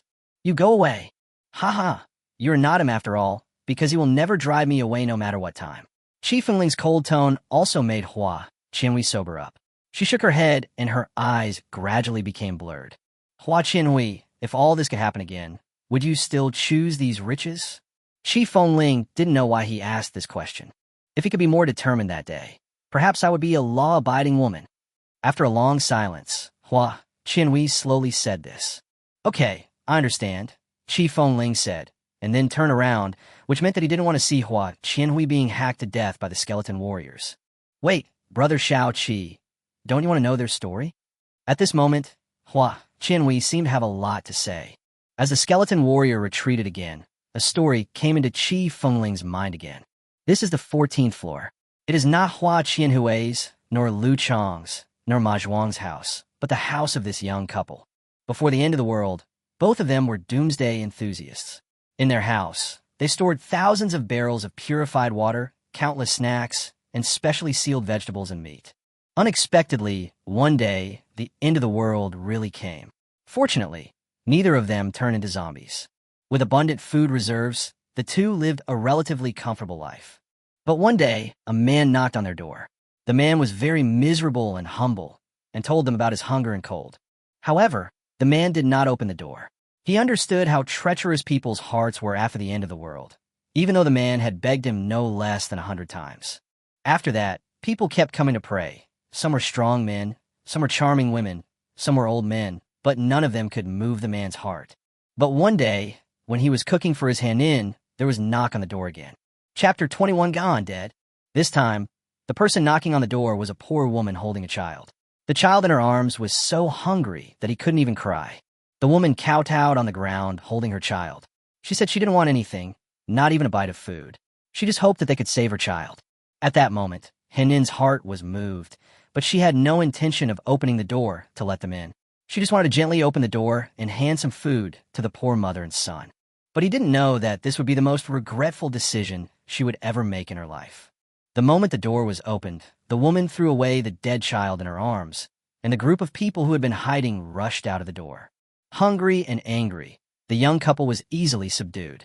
The man said that as long as they were willing to let him and his wife go, they would be willing to leave here on their own initiative and not take any food with them. However, the group did not let the couple go. Perhaps because of the anger caused by the continuous rejection, the leading man had one of the man's hands and feet cut off and tied him up. What's even more cruel is that they tied up his wife, right in front of him, in their bridal chamber, and made him watch helplessly as his wife was bullied by a group of people in despair. Later, the man in charge was afraid that the food would be eaten up, and he was unwilling to support those useless people. Soon, the once cozy little home was transformed into a human kitchen, and the young couple continued to suffer in despair. And this is their story. The man who led the evil was none other than Ma Zhuang. Using good as bait is worse than evil. However, there's not a single bit of goodness in this group of people, and there is nothing evil about this young couple. They are willing to open the door out of kindness, and not opening the door is their duty. They bought the food with their own money, so why should they give it to you just because you pray? After hearing these words, Chi Fengling's anger had reached its peak. He had thought that Ma Zhuang and his group would be bad people, but he had never thought that these people would be such bad people. Ma Zhuang and Lu Chang, their legs had been broken by him, and there were dangers everywhere outside the skyscraper. Chi Fengling didn't believe they dared to leave. At this moment, Ma Zhuang and Lu Chang had been sentenced to death. As for Hua Qinhui, she is indeed pitiful, but Chi Fengling is more afraid that she will take revenge on herself. Brother Shao Qi, I have one last request.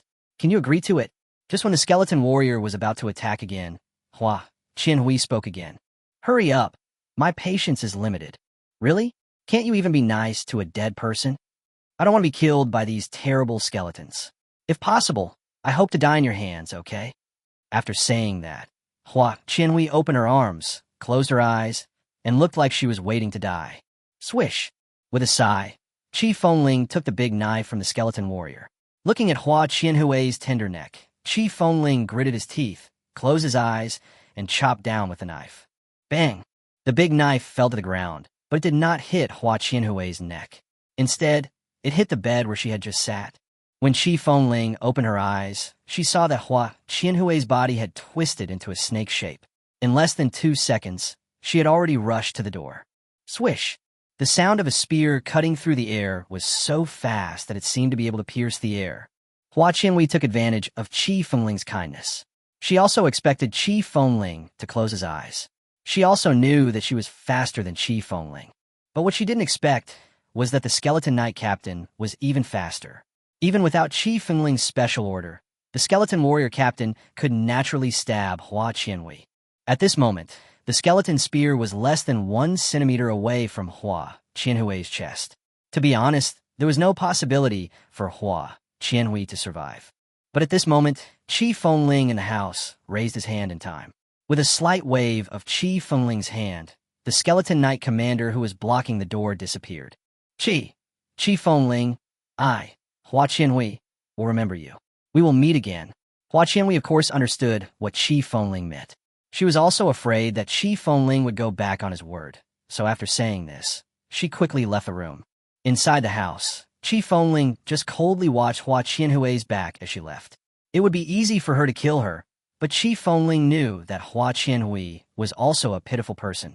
But this was not a reason for Qi Fengling to let her go, because Qi Fengling knew better that Hua Qianhui was a person who would repay a favor. Qi Fengling believed that this woman would give him a surprise sooner or later. Ahem. You stay away from my wife. Come to me if you have anything to say. The man shouted with all his might when he saw Qi Fengling walking towards his wife. Click. However, Qi Fengling was not as disgusting as he imagined. Qi Fengling just walked over and cut the rope that bound the woman with one knife. Hang. After being untied, the woman didn't care about the filthiness of her body and pounced directly on the man on the ground. Looking at her already disabled husband, the woman seemed to have 1,000 words in her mouth, but before she could say anything, she burst into tears. Maybe she doesn't understand why she has to suffer like this when she didn't do anything wrong. Hena, the disco. Qi Fengling seemed to hear the man softly say to the woman, Clang. The next second, the woman turned around and raised her hand to grab the big knife from Qi Fengling's hand. However, this sword weighs more than 30 pounds, and it is a bit difficult for a mid-level warrior like herself to lift it, let alone a poor woman like her. Picking up the knife on the ground, Qi Fengling's face was cold because he didn't understand why these two people wanted to kill him. Brother, please kill us. However, before Qi Fengling could open his mouth, the woman knelt in front of Qi Fengling and said with tears on her face. For a moment, Qi Fengling was speechless. Brother, I know you're a good person. Thank you for saving us. We can never repay you in this life. If there's a next life, we will work like slaves to repay you. As he spoke, the man knelt down in front of Qi Fengling. At this moment, their love until death was fully reflected. I can give you strength, give you a new life, and let you take revenge with your own strength. Are you willing? Qi Fengling didn't want to kill them. Maybe it was because he couldn't bear it, or maybe he wanted to see the good guys put an end to the bad guys with their own hands. Qi Fengling, thank you, but we don't need it anymore. After hearing Qi Fengling's words, the two men slowly raised their bodies, looked at Qi Fengling sincerely, and then rushed directly towards the big knife in Qi Fengling's hand. Drop. In the spacious room, blood slowly flowed from the tip of the bright sword. At this moment, the two of them finally realized their dream of being together for the rest of their lives. Looking at the bodies of the two, Qi Fengling slowly let out a breath. At this moment, the smile on Qi Fengling's face completely disappeared. Kill them all. Leave no one alive, Qi Fengling said coldly as he walked out of the room silently. At this moment, an evil thought came to mind. Chapter 22 Kill. Leave no one alive. Bite. We have arrived at the 23rd floor. Welcome home, dear owner. Get out of here now. If Brother Liu sees you, you'll be in big trouble. What are you afraid of? Liu Chong is just a weak man on the inside. Stop hiding and let me kiss you. Hey, stop it. I think I heard some noise. It must be Liu Chong coming back. Damn, what a bummer. With the powerful hearing ability of the first intermediate level, Qi Fengling could hear the sounds inside the house as soon as he reached the door. It's really ironic. In this end time, all ethics and morals have been messed up. Hey, Brother Liu, come back.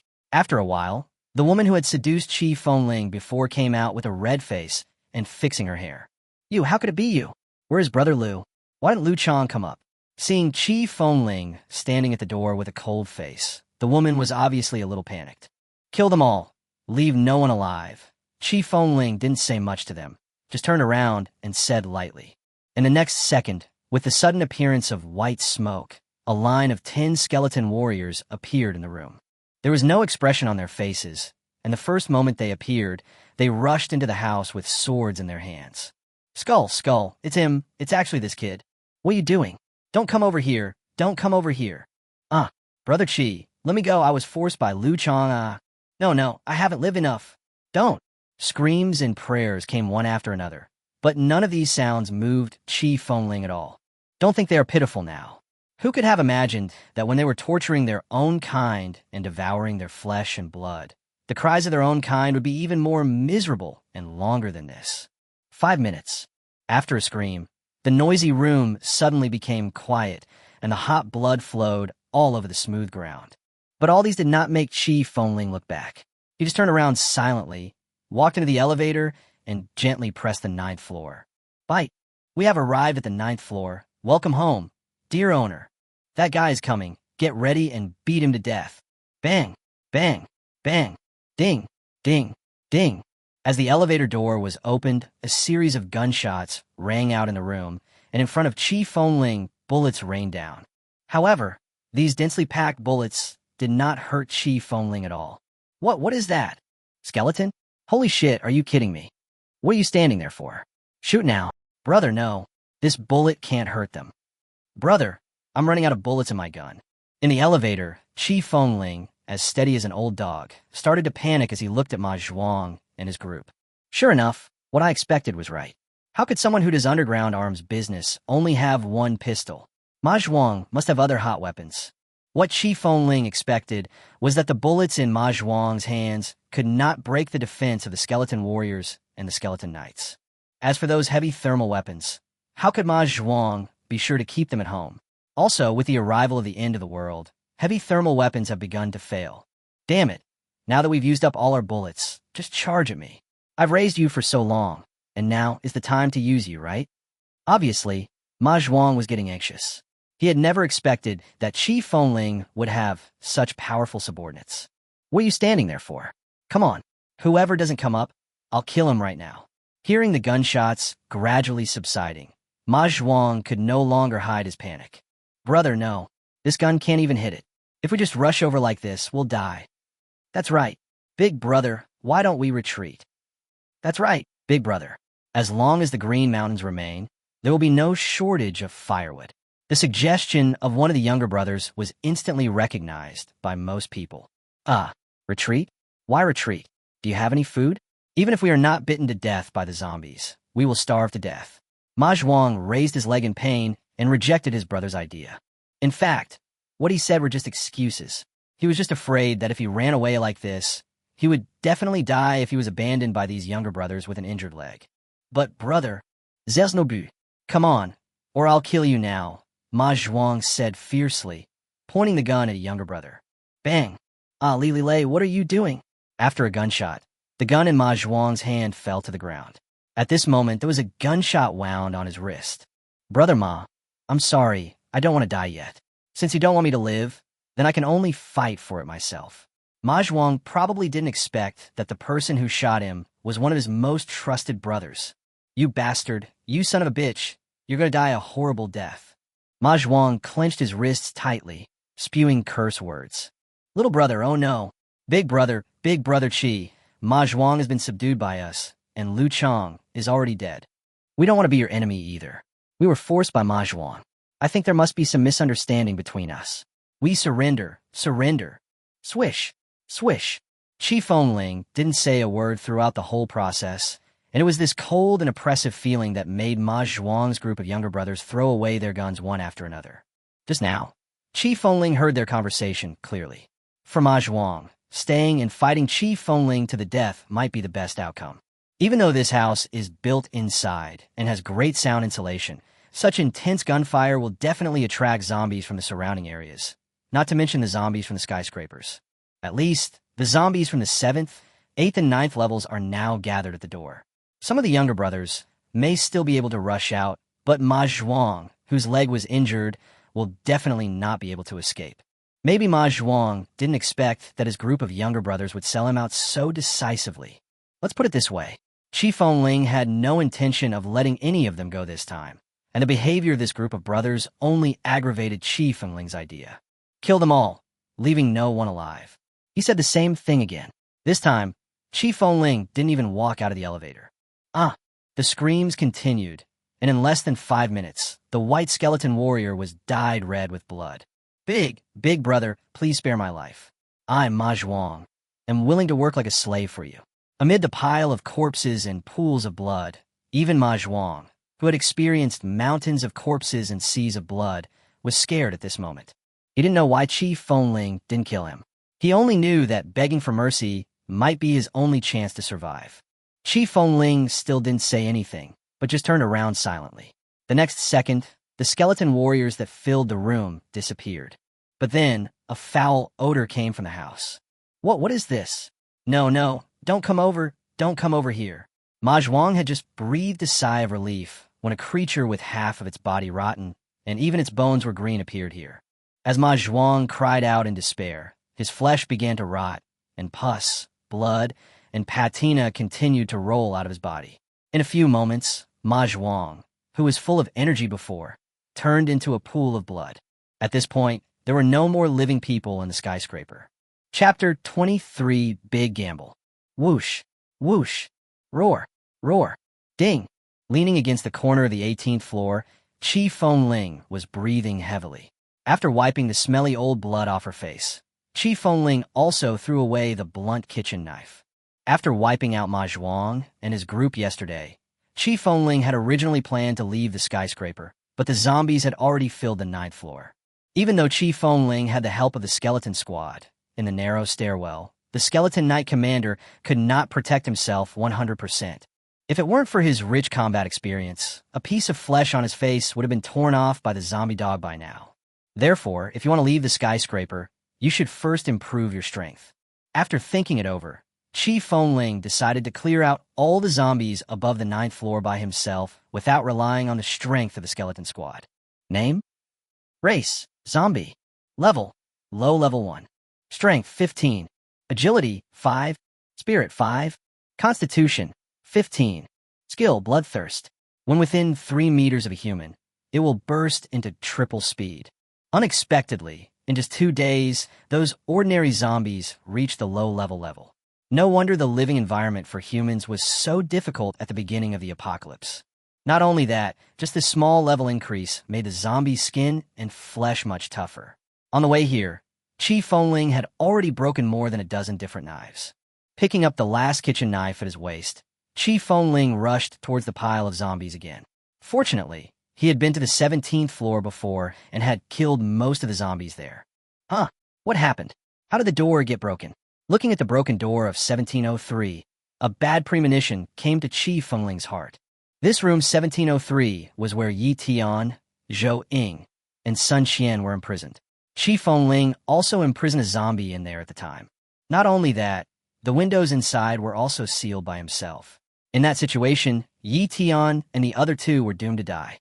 Moreover, transforming into zombies cannot heal their already crippled legs, so Qi Fengling doesn't think that they have the ability to break down this door. After carefully looking at the appearance of the door, Qi Fengling kicked the door of room 1704 with all his strength. Unfortunately, apart from the severe pain in my feet, there was no change in the nature of this door. Really? In an instant, Qi Fengling had a bad premonition. I remember, when Lu Chang knocked him unconscious yesterday, one of his little brothers seemed to have said that an extremely powerful zombie that could talk had attacked Ma Zhuang. Among them, there was also an alien zombie that was 2 meters tall and had 4 heads. The talking zombie was obviously the corpse owl. As for the 4 zombies, Qi Fengling now had the answer. It should be that the zombie emperor was on his way downstairs, passed by the 17th floor, and heard strange shouts from inside. Only the zombie emperor could break the iron special door by himself. Then the zombie emperor must have used some special means to merge Yi Tian and the other 3 with the zombie. If everything goes as I expected, I'm in big trouble. The zombie emperor alone is already very difficult to deal with, and Yi Tian is the chosen one. If Yi Tian hadn't died, he would definitely have encountered other adventures in the later period. In this situation, if Yi Tian and the corpse owl joined forces, he and even Yunqing would probably find it difficult to survive. No, there's also the underground queen Hua Qianwei. I haven't killed any of these 3 people. If those 3 people join forces, I'm afraid I will have to leave Yunqing overnight. Thinking of this, Qi Fengling's brows were wrinkled into a Chan shape, and the evil idea in his heart became even more determined. Sure enough, after searching for a while, there were no zombies in 1703 except for the messy furniture and dry blood.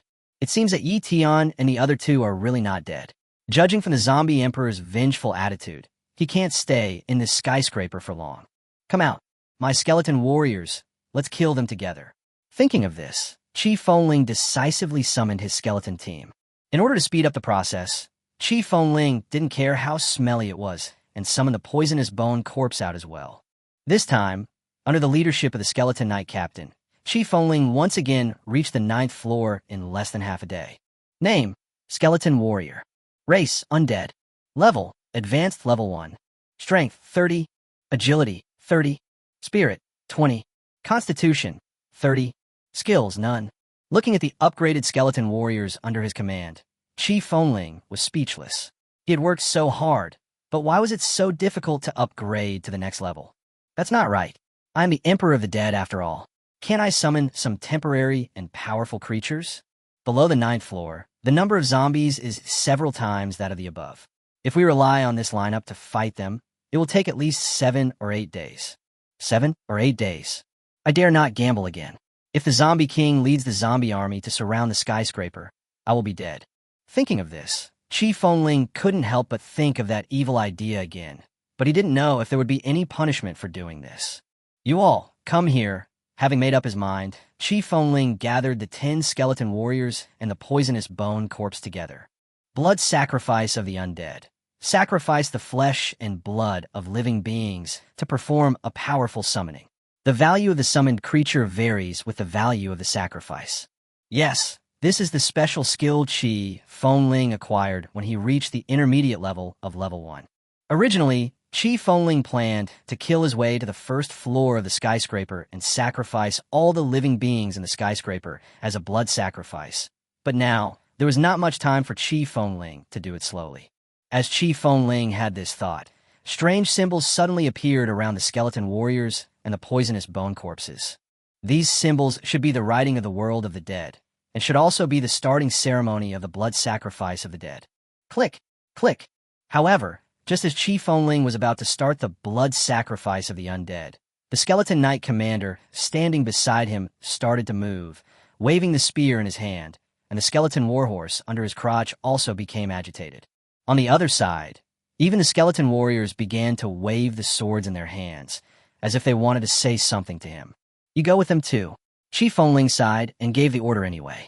Although the skeleton warriors and the skeleton knights have become undead, there is still affection between them. Qi Fengling's behavior is to sacrifice these warriors, so there is no reason for their leader to live alone. This time I really played big. If the undead blood sacrifice can summon something good for me, then everything will be worth it. If the blood sacrifice summons garbage, then I will really lose a lot of money. In a magic circle, as the skeleton knight commander walked in, the skeleton warriors also quieted down. They stood in a neat row, looking directly at Qi Fengling in front of them, just like when Qi Fengling saw them for the first time. Chapter 24, Skeleton Giant. Crack, crack. As a burst of white smoke blew across the magic circle, the row of 12 skeleton subordinates all disappeared here. At this moment, in front of Qi Fengling, there was a giant standing. It was over 3 meters tall without a single piece of flesh on its body. Its bones were thick and tough, and there was a deep scar on its huge head. It seems that this skeleton giant was hacked to death in this way when he was alive, but this is not the key point. The key point is that he is carrying a huge bomb on his back. On the bomb, there was a skull painted on it, a symbol of pirates. Could it be that this giant skeleton was a pirate when he was alive? Without thinking too much, Qi Fengling decisively opened the attribute panel of the skeleton giant. Name, Skeleton Giant. Race, Undead. Level 3, low level. Strength, 140. Agility, 50. Spirit, 50. Constitution, 100. Skill, Death Bomb. The skeleton giant was proficient in making shells when he was alive, so he is immune to thermal weapons attacks. When he dies, the shells behind him will be ignited, causing great explosion damage. Looking at the cold data panel of the skeleton giant, Chi Fengling didn't know what to say for a moment. The low-level attributes of the third level were indeed powerful, but the skeleton giant's abilities were too special. Either it destroys the heaven and earth, or it is completely useless. If these basic attributes were not acceptable, Chi Fengling would have cried. Okay, my giant charge. After adjusting his state, Chi Fengling gave orders to his powerful subordinate. Crack! Crack! However, the skeleton giant did not walk towards the pile of zombies. Instead, it slowly turned around and stared at this human who was several times weaker than it with its empty eyes. Huh, I told you to charge. Chi Fengling was really scared by the behavior of the skeleton giant. If the skeleton giant wanted to kill him, with its strength of 140, his bones would probably be shattered by this punch. Boom! There was a loud bang, and a big hole was created by the skeleton giant at the place where Chi Fengling had just stood. At this moment, Chi Fengling was hiding aside and breathing heavily. Fortunately, he had been more careful just now. Otherwise, he would have been a cripple now. Roar! Roar! The loud noise attracted the zombies downstairs, and soon, the zombies rushed up like a tide. This was also the first time that Chi Fengling saw fear in the zombies. Even if it only existed for a moment, the pressure that was 2 levels higher than theirs made the zombies rushing in front paws. However, the zombies' IQ did not recover much. As more and more zombies came, they forgot their previous fear and pounced on the skeleton giant with their fangs and claws. The skeleton giant's IQ didn't seem to be very high. Looking at the huge army of zombies, it ignored Chi Fengling, who suddenly disappeared, and walked towards the zombie group with big strides. Crack! Roar! Soon, a group fight broke out in a not very spacious stairwell, and this time, the skeleton giant was not like the skeleton knight commander, who would be unable to move by the zombie army. In the eyes of the skeleton giant, these zombies were like mosquitoes biting its body. It just shook and slapped them. These zombies that could only gnaw around and couldn't bite were easily killed by it. Is there something wrong? Standing in a corner, watching the overwhelming battle, Chi Fengling was not very happy. Although the skeleton giant was a creature summoned by himself, it did not obey his orders at all. Chi Fengling even felt that there was not much connection between him and the skeleton giant. Chi Fengling seemed to remember that he could only summon undead creatures that were not higher than his own level. Then the skeleton giant seemed to violate the summoning rules. Thinking of this, Chi Fengling immediately opened his data panel. Name, Chi Fengling. Race, Awakener. Level, Intermediate Level 1. Awakening Occupation, Undead Emperor. Professional Quality, SSS. Strength, 20. Agility, 20. Spirit, 20. Constitution, 20. Skill, Eye of the Undead Emperor. The owner can see the basic attributes of any creature not higher than 1 level above himself, including the unique skills that have been used. Not effective for mythical level and above. Blood Sacrifice of the Undead. Sacrifice the flesh and blood of living beings to perform a powerful summoning. The value of the summoned creature varies with the value of the sacrifice. Dig the hole. Where am I? Summoning of the dead and hymn of the dead. After reading all his information again, Chi Fengling wanted to curse on the spot. No wonder he could summon a skeleton giant that was 2 levels higher than him. It turned out that this damn undead blood sacrifice had also sacrificed his 2 major companion skills. Crack! Crack! In the corner, before Chi Fengling got angry, she heard the sound of bones rubbing against each other in the air. Wrong. This time, Chi Fengling did not stay still. Instead, he pushed his legs with all his strength and left the position he was in. Bang! At that moment, the position where he had just been was hit by a punch from the skeleton giant. Seeing that he had not yet killed Chi Fengling, the skeleton giant tilted its head and scratched its head with its huge fingers. Maybe it didn't understand why this weak thing didn't charge towards it fearlessly like the group of things just now. As Chi Fengling turned his head to look, he couldn't help but widen his eyes. It was only a short time ago that all the zombies on the 9th floor were slaughtered by the skeleton giant. What are you going to do? I am your master.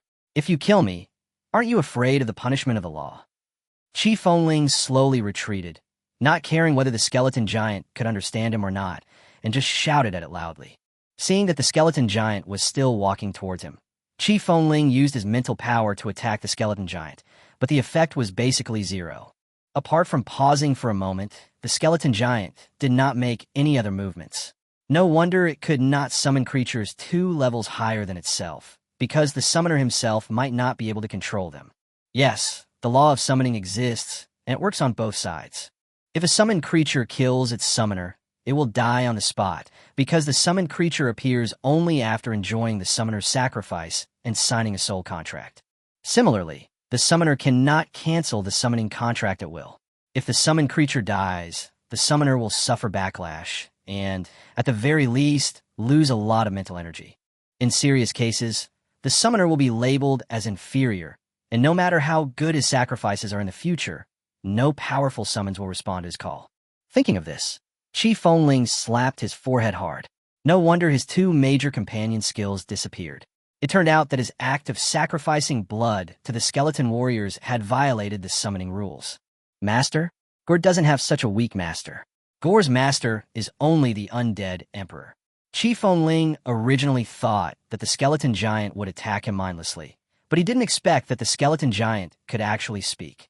Apparently, Gore is the real name of the skeleton giant. Looking at the way the skeleton giant speaks, it should be intelligent, but its IQ should not be high. Chi Fengling boldly guessed that the IQ of this skeleton giant should be at the level of a 5 or 6-year-old human. If this is true, then I can trick this big guy. Chapter 25. Deceiving Gore, mentally confused. Ahem. Gore, let me tell you the truth. I am your master, the Emperor of the Undead. Chi Fengling said proudly after straightening his posture. After all, he really had inherited the legacy of the Emperor of the Undead. No, you're not. Although Gore has never seen the Lord Emperor in person, the Lord Emperor is definitely not as weak as you. After looking at Chi Fengling for a long time, the skeleton giant bluntly mocked the confident Chi Fengling. What? Am I weak? You? Chi Fengling originally wanted to refute, but the words couldn't come out of his mouth. After all, he was not very strong now. Okay, then tell me, what does the Emperor of the Undead look like? To be honest, Chi Fengling was really interested in the most powerful boss in the undead world. It is said that the Emperor is 10,000 feet tall, has 10 heads, 100 eyes, 1,000 arms, and 10,000 feet. With one move, the entire world of the dead will tremble. With Chi Fengling's current knowledge, it was really impossible for her to imagine what the Undead Emperor looked like. Chi Fengling just felt that Gore was talking nonsense. Okay, Gore, I won't lie to you anymore. I am actually the Emperor's messenger in this world. My goal is to expand the territory of this world for the Emperor. Are you willing to help me? It is not feasible to disguise as the Undead Emperor, but Chi Fengling feels that this skeleton giant is still easy to deceive. You are able to summon Gore here, and you have the aura of the Emperor. Gore believes in you. Gore is willing to help the Emperor. Chi Fengling had never expected that the skeleton giant, who had doubted him in the previous second, would kneel down in front of him in the next second. However, it said that it had the aura of the Undead Emperor, which put Chi Fengling in a dilemma. Could it be that the skeleton giant can feel the inheritance he has obtained? Before Chi Fengling could figure out, the skeleton giant did something even more shocking. It took out a ball of dark green flame from its eyes. This is the fire of the soul.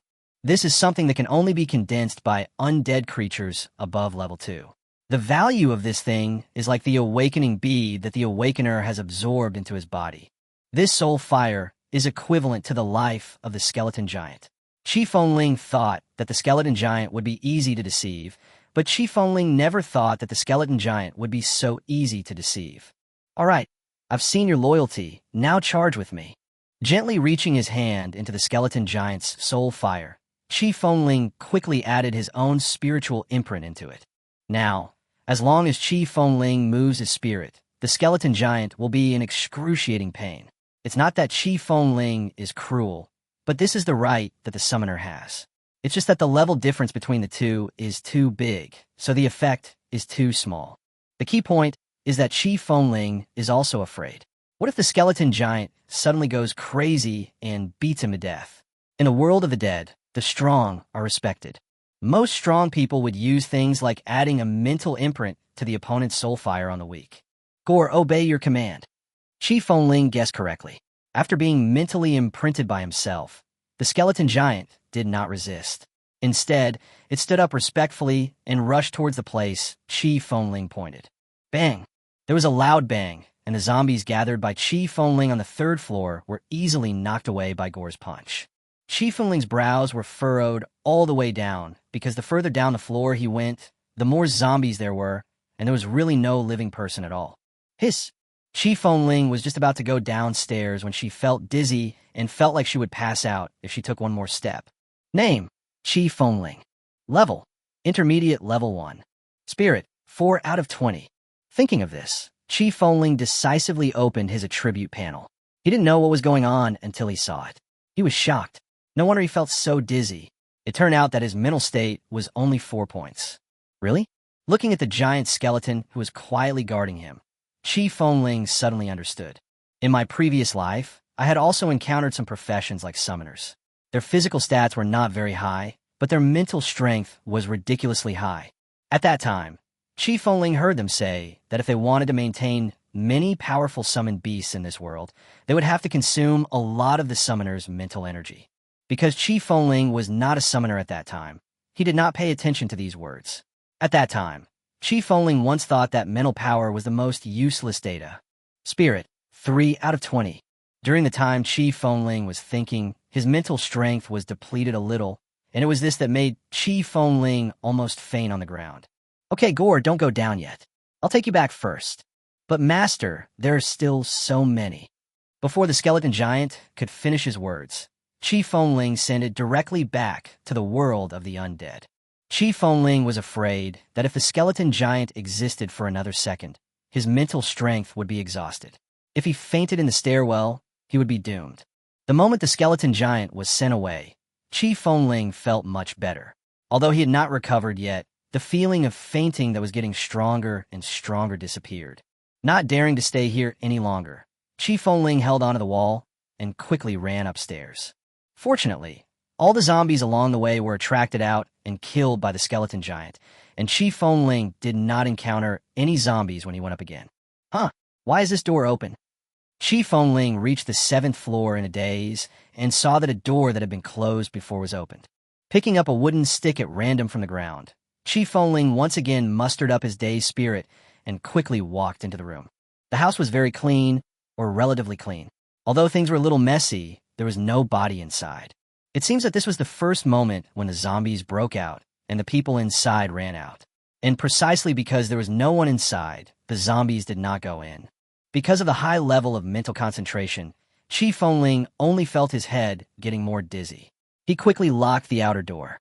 Chi Fengling didn't care about anything else and found the big bed in the bedroom and fell asleep. Night falls.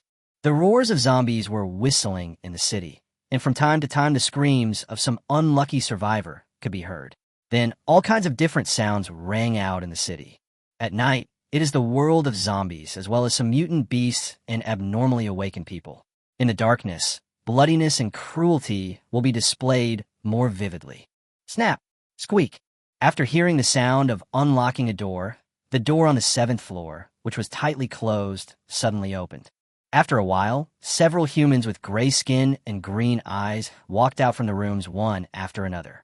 Their movements were somewhat stiff compared to ordinary people, and they exuded the unique stench of zombies. Zombies, where are the zombies? Where did all the zombies outside go today?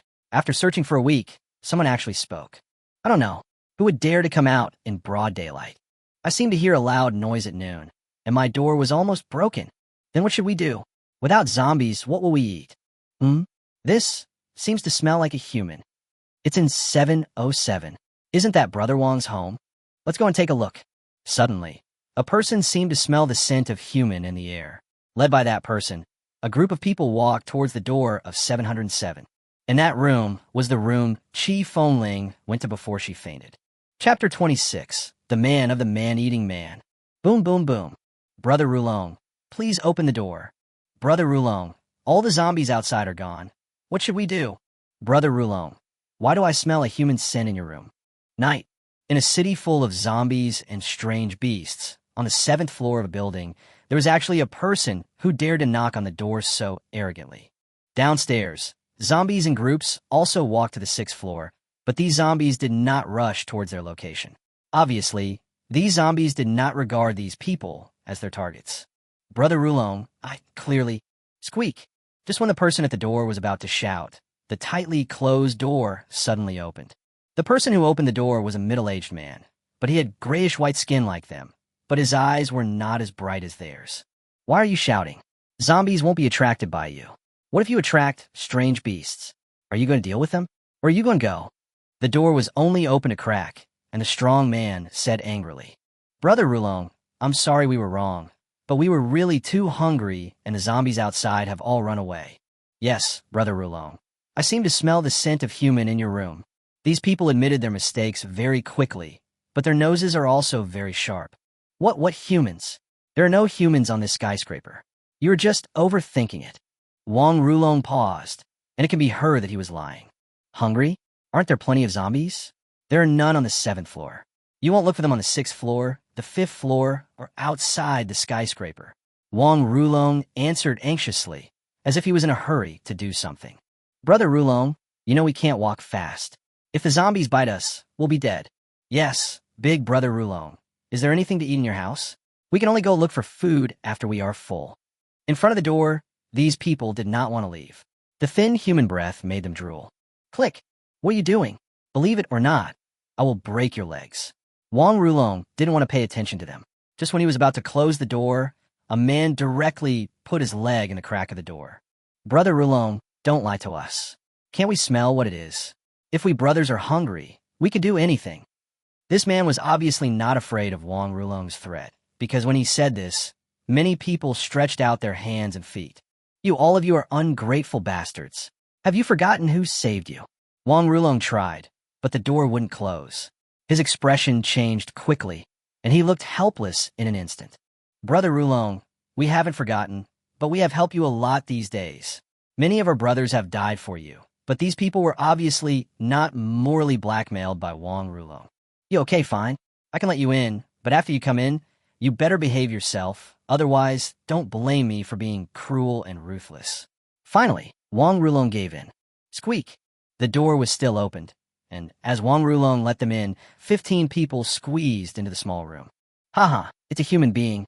I can't stand it. I haven't eaten it for a long time. I want to have a bite. The moment someone entered the room, he found the human being tied to the bed. The hunger made him lose his mind. He ignored what Wang Rulong had just said. He ran to the bed with drooling and waving his arms. Click! Thump! Just when he was about to pounce on a man on the bed, an axe flew over and hit his head accurately. Not to mention humans, even zombies are the same. If an axe hits their head, they will die instantly. Brother Rulong, what are you doing? Don't you want to share with your brothers? Seeing that one of their brothers died like this, many people became angry. I told you to be quiet.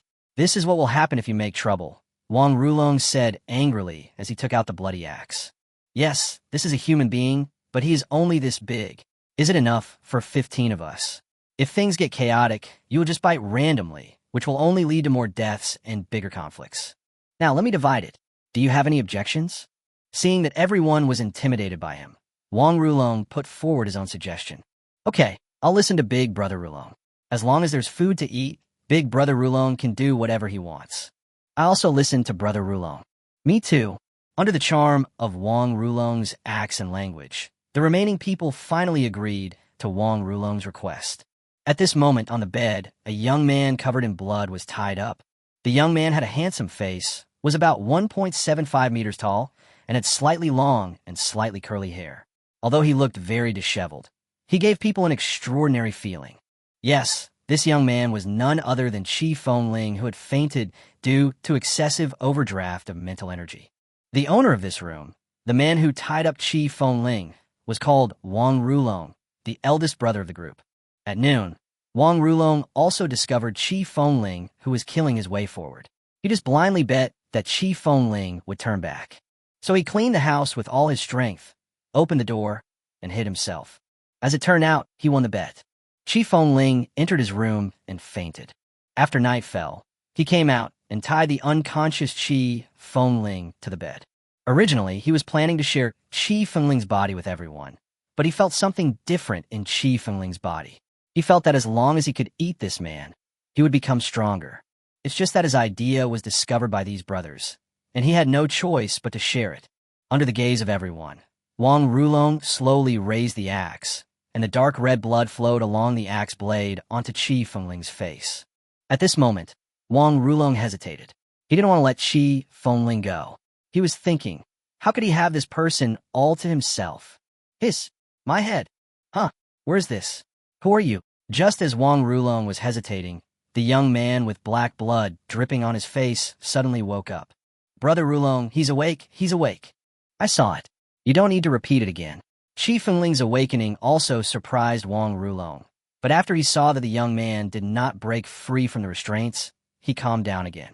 Boy, I'm sorry, you are unlucky. You won't survive if you meet us today.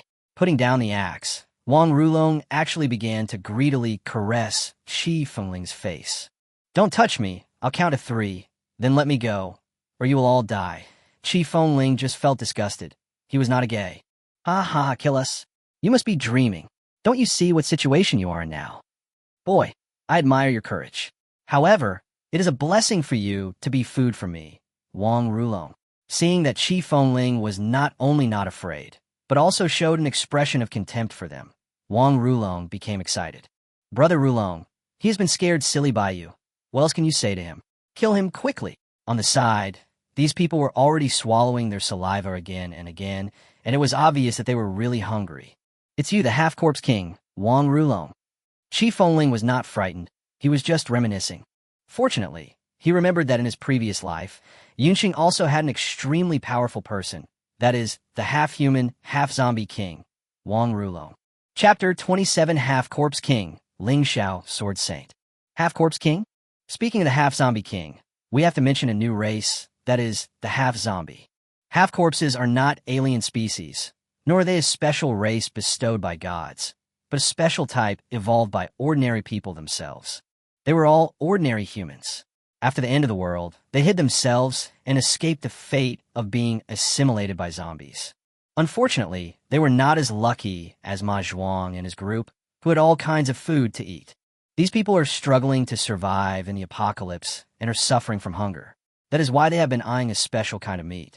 Yes, that is the flesh and blood of zombies. However, the flesh and blood of zombies are not fresh and are as disgusting as rotten meat. But compared to their lives, they still choose to eat zombie meat. Of course, they were naturally afraid that they would be assimilated into zombies after eating zombie meat, so before eating, they either washed it countless times or cooked it at high temperature. It's a pity that zombie meat is a kind of alien.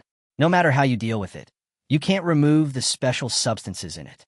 Fortunately, those people did not turn into insane zombies after eating the zombie flesh. Apart from starting to feel nauseous, they did not experience any other changes. That's right, when they still couldn't get food, they continued to eat the flesh and blood of zombies, and this was the beginning of the change. Gradually, they will no longer find zombie meat disgusting. They will even think that this meat is okay, not bad, delicious.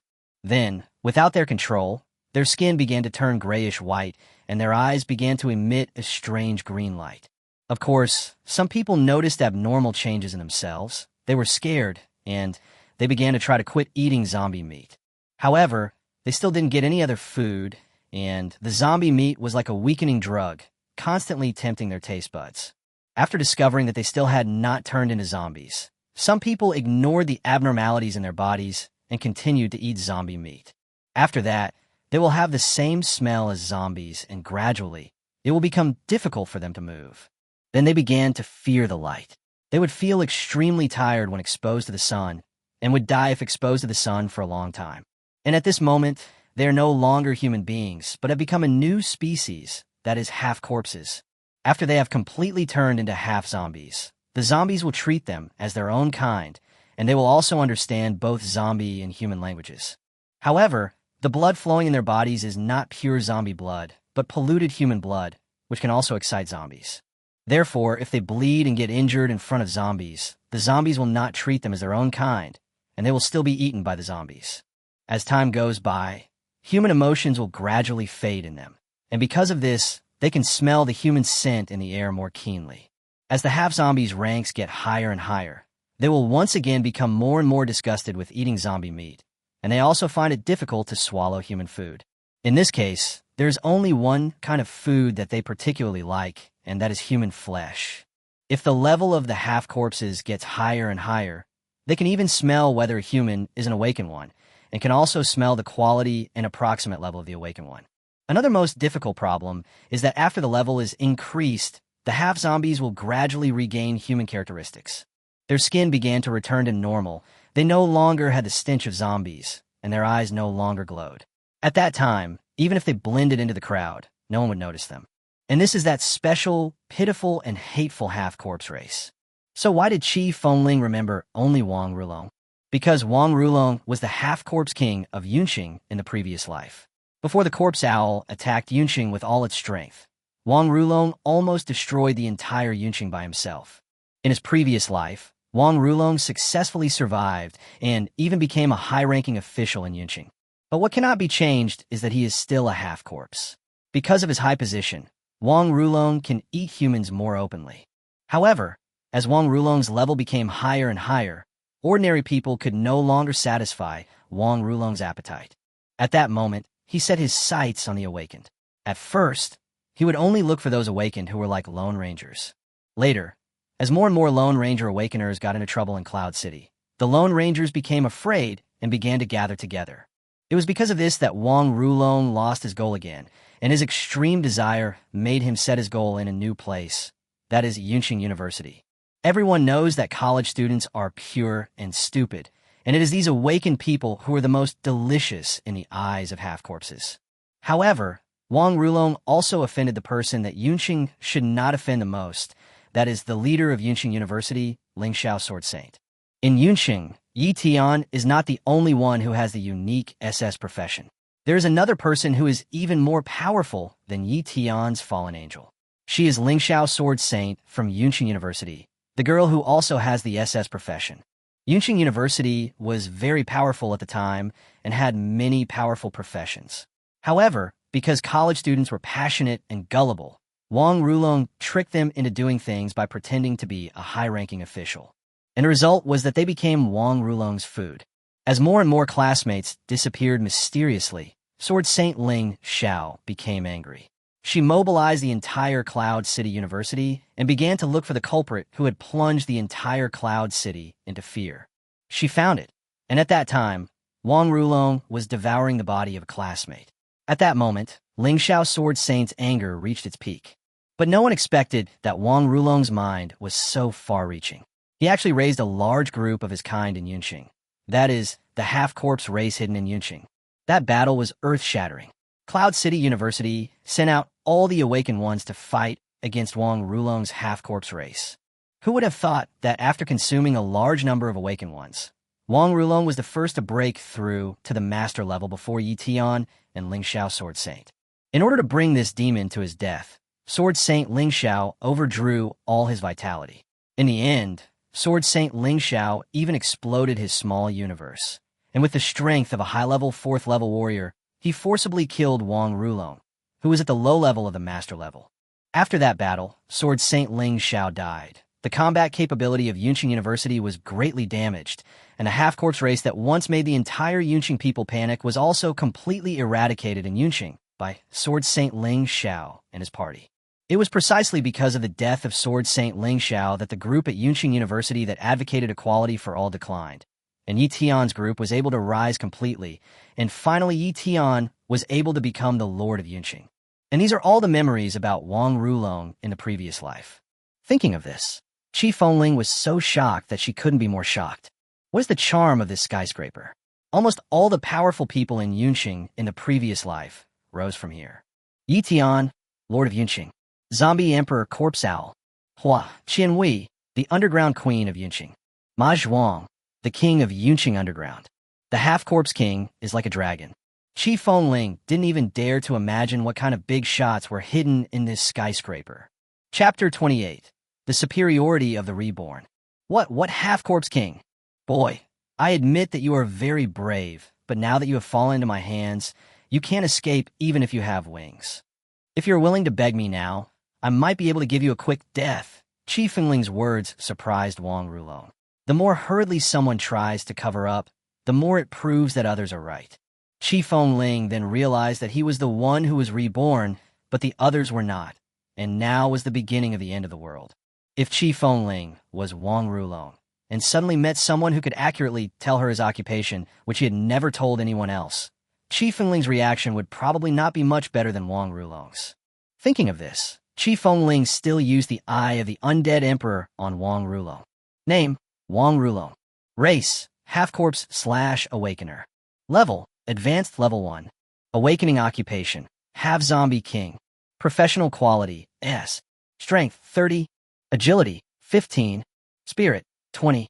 Constitution, 25. Skill, might of the half-zombie king. In front of the half-zombie king, all half-zombies cannot hide their attributes from him, and their overall strength is reduced by 20% when fighting against the half-zombie king, and their actions will be affected by the half-zombie king. Eat the rotten to gain the new. Swallowing any food can speed up the cultivation speed. If swallowing an awakened person or a person with special abilities, the cultivation speed will be greatly accelerated. Dirty blood. It turned out to be a half-corpse king, but what Qi Fengling didn't expect was that Wang Rulong's race was actually an awakened one, and his level was even higher than his own. Now Qi Fengling understood even more clearly that, except for the active skills, the Eye of the Undead Emperor could also clearly see skills like this one that had no attack power and no auxiliary combat function. Ha, don't you think it's funny? I've begged you, but I'm going to die anyway, so why should I beg you? Qi Fengling really found it interesting because he had heard such words on TV dramas before. Boy, you do a good attitude. You're right. Whether you beg me or not, you will definitely die today. Wang Rulong was stunned at first. Then he regained his serious expression. My fellow countrymen, I am not a zombie. We are all human beings. Why do you have to eat humans? Think about it. If the end of the world is over and peace returns, won't you be afraid because of eating human flesh? On the bed, Qi Fengling did not stop talking, but said some strange things. Qi Fengling knew very well that after the end of the world, it would be impossible to go back. He said these words to give them one last chance. Among these people, some have completely turned into half-corpses, but some have not been eating zombie flesh for a long time. As long as they are willing to quit, they still have the possibility of turning into humans. Kid, what are you talking about? Please understand, this is the end of the world, not a movie. That's right. They're just trying to sow discord. I've already eaten dozens of kilograms of zombie meat, and you're still afraid. What I'm afraid of is that I'll starve to death. Brother Wang, just kill me now. I can't stand it anymore. On the bed, Qi Fengling had already rolled her eyes. It turned out that people in TV dramas were unreliable. According to the normal plot, shouldn't a few people suddenly have a change of heart and then have disagreements with them? It's not Qi Fengling's fault for being talkative, but because now. Name, Qi Fengling. Level, intermediate level 1. Spiritual power, 10/20. Qi Fengling didn't expect that even though she felt like she had slept for such a long time, her mental state had not yet fully recovered. If it was just based on strength, it would be no problem for him to defeat these little brothers, but it would not work against Wang Rulong. At that time, I still have to summon the skeleton giant. If the battle is not resolved in a short time, and the skeleton giant consumes too much of my mental energy, then I will be finished. Boy, see it. Stop trying to sow discord. Just accept your fate. On the side, Wang Rulong curled his lips with a smug look on his face. Seeing Wang Rulong's expression, Qi Fengling understood that the reason these brothers were so united was not only because they were really hungry, but also because their actions were more or less influenced by the half-corpse king. And the extent of this impact is that the greater the difference in levels between them, the greater the degree of impact. Boy, villains die because they talk too much. I won't say any more to you. Be more careful in your next life. Seeing that Qi Fengling stopped talking, Wang Rulong raised the axe in his hand and chopped straight towards Qi Fengling's neck. Click! The axe chopped down but did not hit Qi Fengling, but the bed. At this moment, Qi Fengling quickly dodged to the side. Wang Rulong, what era is this? You're still tying people up with ropes, and your strength is even weaker than that of a woman. Qi Fengling, standing aside, mocked him. This is why Qi Fengling was so leisurely, because the first moment Qi Fengling woke up, he felt that the rope was tied very loosely. And this is not Wang Rulong's fault, because he tied up Qi Fengling during the day, and his condition was reduced by more than half due to the sunlight at that time. He finally made it to the night, and just as he was about to take action against Qi Fengling, these brothers arrived, and that was why Qi Fengling was able to easily break free from his restraints. So what? Do you think you can run away now? Wang Rulong said confidently, waving the axe in his hand. Really? That's not necessarily true. In a flash, Qi Fengling rushed directly towards Wang Rulong and grasped the axe handle with both hands. What's going on? Could it be that you have also reached the advanced level 1? Seeing that he couldn't suppress Qi Fengling, Wang Rulong's face was full of confusion. And this is where Qi Fengling is confident, because he knows the half-corpse race too well. Before reaching level 3, a half-corpse is weaker than a person of the same level, and a half-corpse below level 2 even has difficulty moving. Although Wang Rulong is an awakened person, he still cannot get rid of the identity of being half-corpse. And this is why Qi Fengling dares to go straight at him. Boy, I don't know why you know me so well, but if people are too confident, they will fail. As he spoke, Wang Rulong suddenly grabbed Qi Fengling's hand. At the same time, Qi Fengling felt a stream of liquid flowing onto his hands. And at that moment, Qi Fengling felt that his state had become even more depressed. Bang! Duh! Just when Qi Fengling was stunned, Wang Rulong suddenly raised his leg and kicked Qi Fengling 3 meters away. You find something to block the door. I will make it impossible for this kid to go to heaven or to hell. After kicking Qi Fengling away, Wang Rulong ordered his group of younger brothers. Bang! Clank! This group of young men acted quickly. In a short while, they blocked the door with all kinds of things. Wang Rulong was right. He was indeed too confident. He had to quickly get rid of the sense of superiority of a reborn person. Otherwise, he would suffer sooner or later. But it's not like I'll fail. After all, I still have a trump card. Chapter 29. Killed and Injured. Name, Wang Rulong. Level, Advanced Level 1. Skill, Half-Corpse King. Eat the rotten and gain the new. Dirty blood. The Awakener can freely control the flow of his own blood. When other people touch this blood, their overall combat status will be weakened by 10% for 20 minutes. If the dirty blood remains on the body surface, the weakening effect will always exist. Name, Qi Fengling. Level, Intermediate Level 1. Spirit, 8 out of 20. Qi Fengling guessed correctly.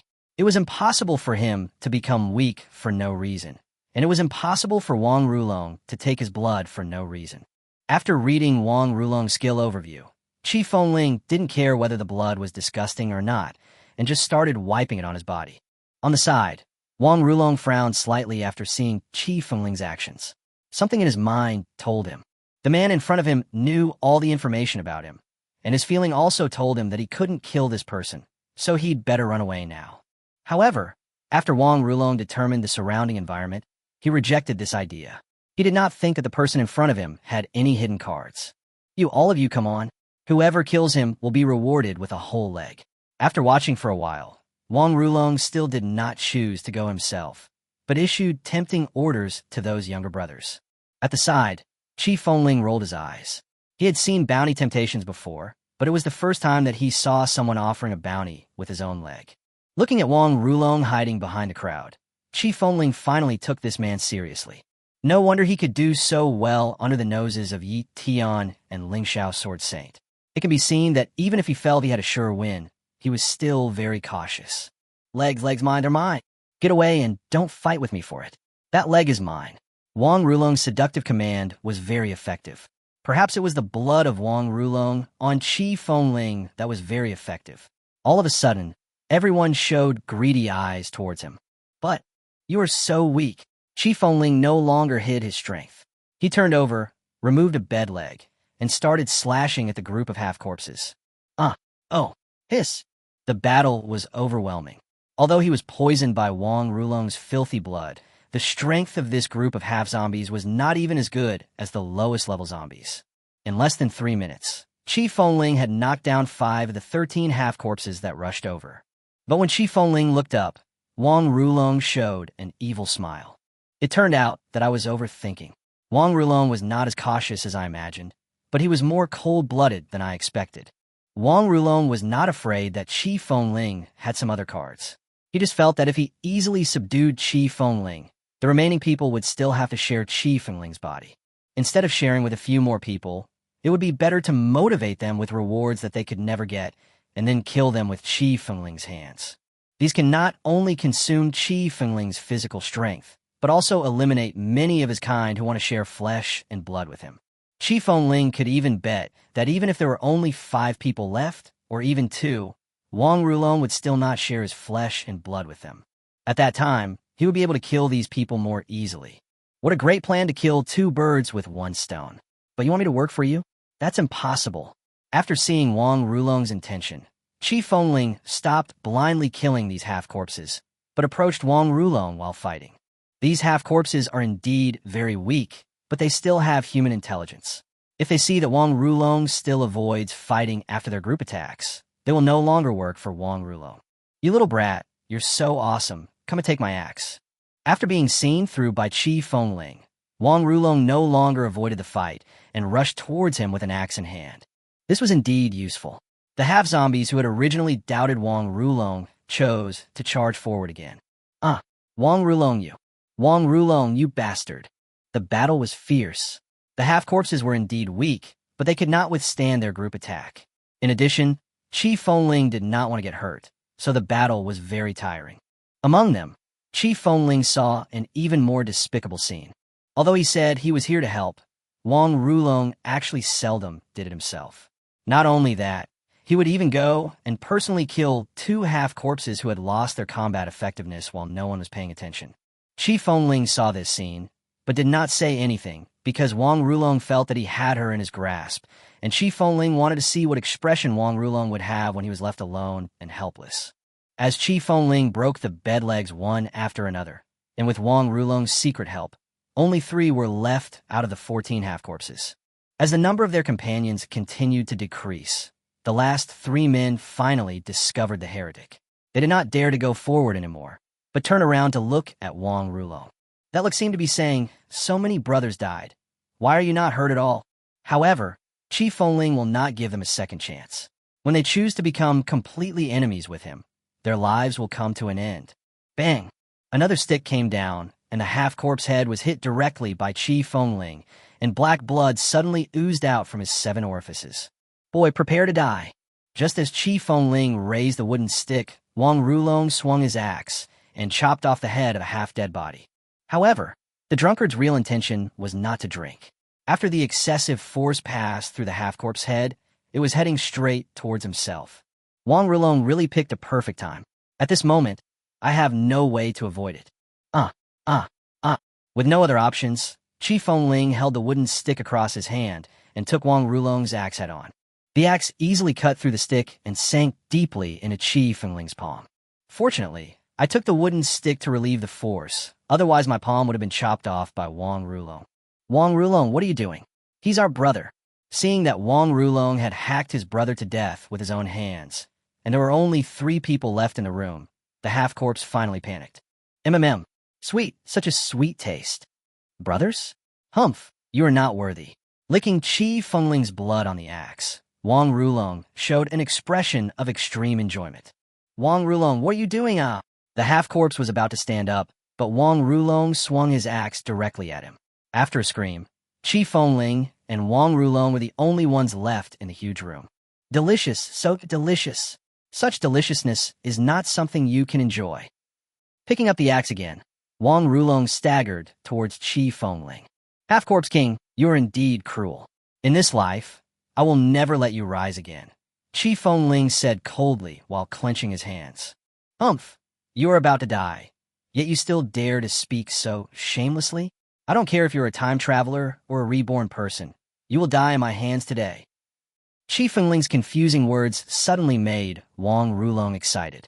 He no longer hesitated, picked up the axe, and jumped towards Qi Fengling. Come out, my giant. Chapter 30 explodes your corpse core. I think you are crazy and a giant. Prepare to die. Leaping in the air, Wang Rulong gathered all his strength. With this axe, Qi Fengling would surely die. King, clang. After a crisp sound, the axe in Wang Rulong's hand was shattered, and in front of Qi Fengling, a 3-meter-tall skeleton giant appeared. Master, what's wrong with you? Gore wants to avenge you. The moment the skeleton giant appeared, he found Qi Fengling with blood on his hand. At this moment, dark green soul fire was burning in the skeleton giant's eyes.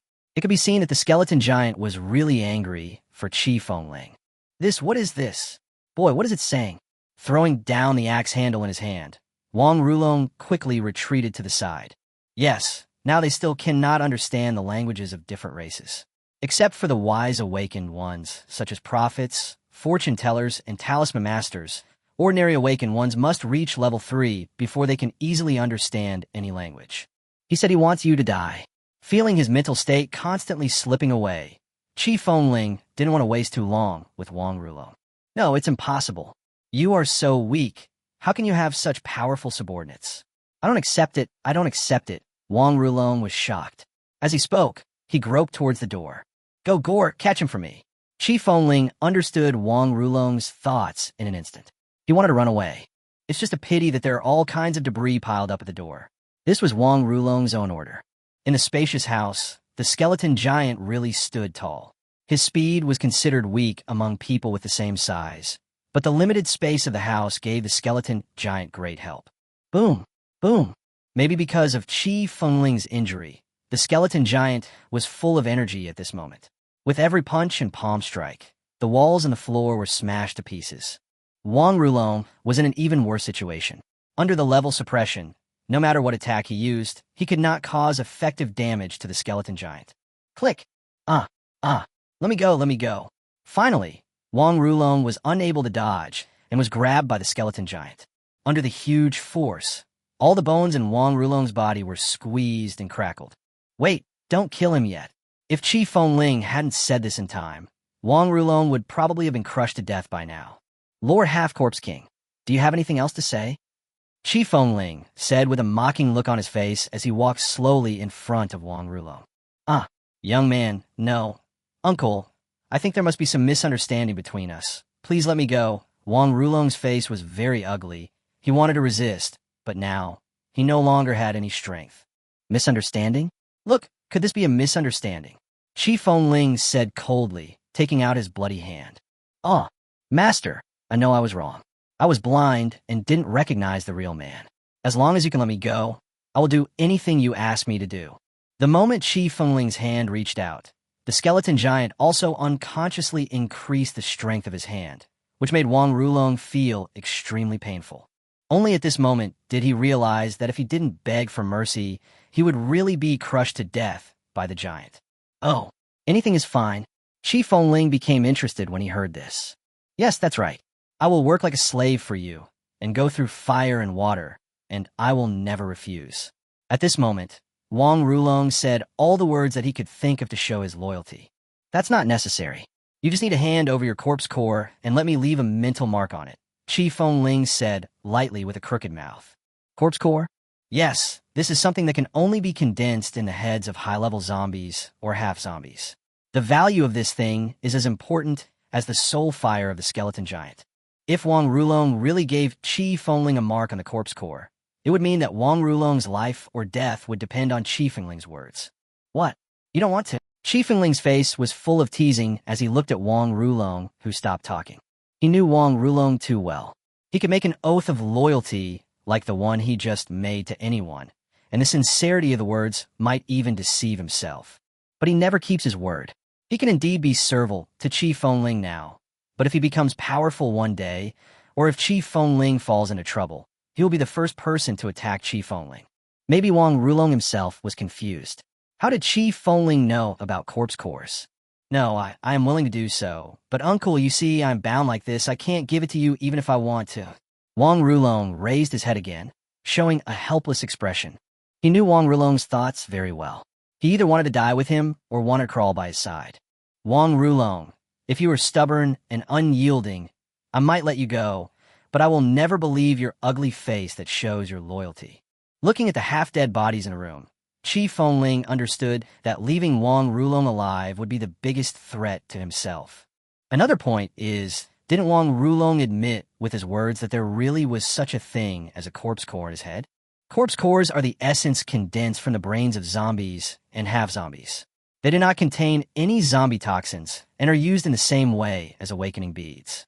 Anyone can take corpse cores of different qualities, and most people can get some improvements. A small number of people will have the opportunity to gain some special abilities of the corpse core owner after taking them. Chi Fengling understood that at the beginning of the end of the world, and facing a cunning man like Wang Rulong, compared to his loyalty, Chi Fengling still valued the corpse core in his head more. What? What do you mean? Don't you trust me? At this moment, Wang Rulong was panicked and angry at the same time.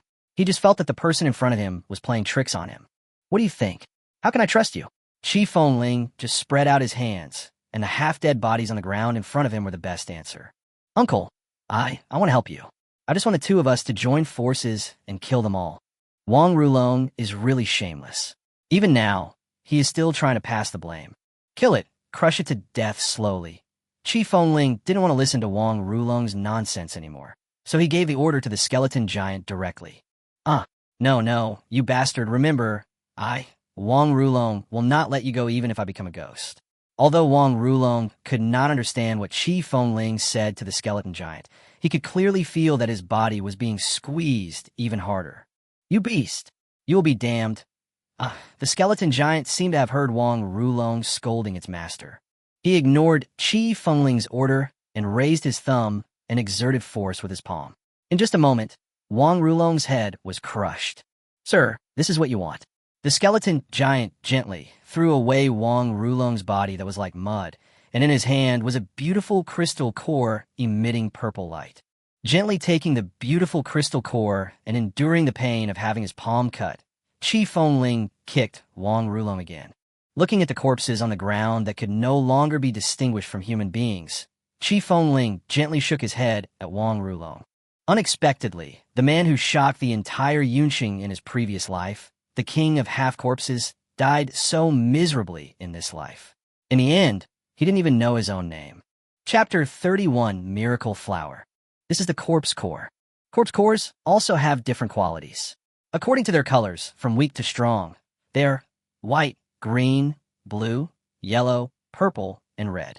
This Wang Rulong is indeed a half-corpse king. He is only at the first level high level, but he can actually produce a purple corpse core. It is really amazing. Looking at the hard and transparent corpse core in his hand, Chi Feng no longer hesitated and swallowed it directly.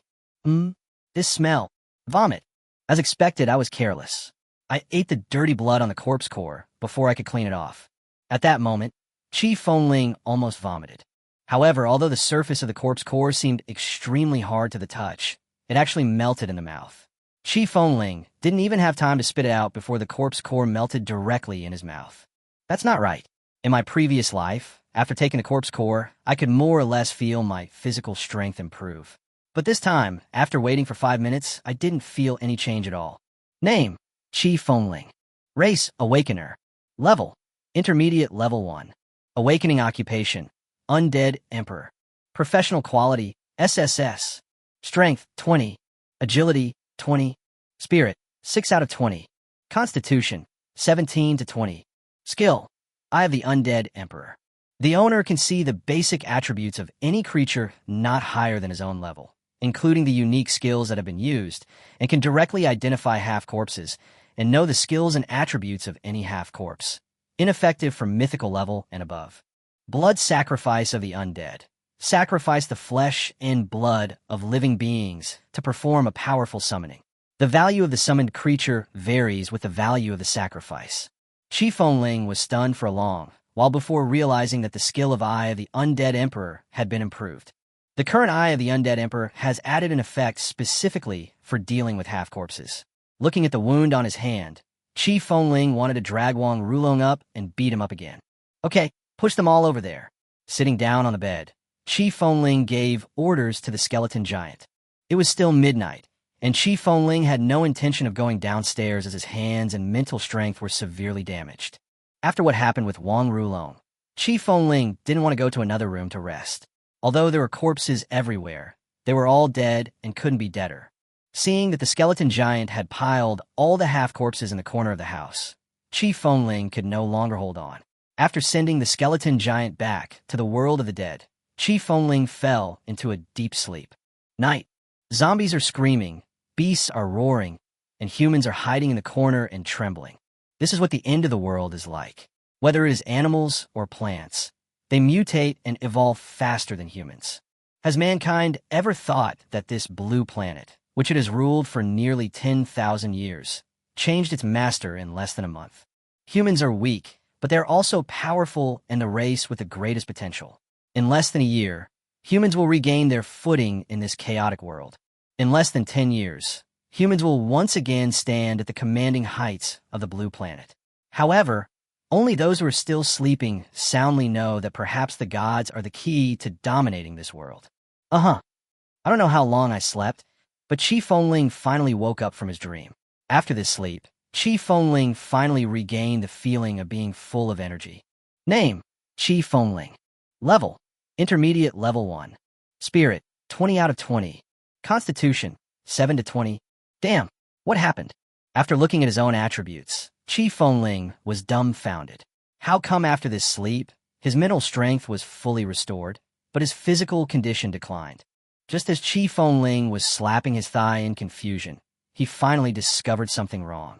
His right hand, which had been cut by Wang Rulong, had now fully recovered, and he could not even feel the pain when he hit it hard. This is really an eye-opener. He is worthy of being an SSS Awakener. Chi Fengling doesn't remember that his physique in his previous life had the effect of automatic recovery. It seems that as long as I'm not missing any limbs, my physical condition can allow me to fully recover. 2035, July 11th, 1650. Looking at the cold time on the phone, Chi Fengling realized that he had slept for more than a day.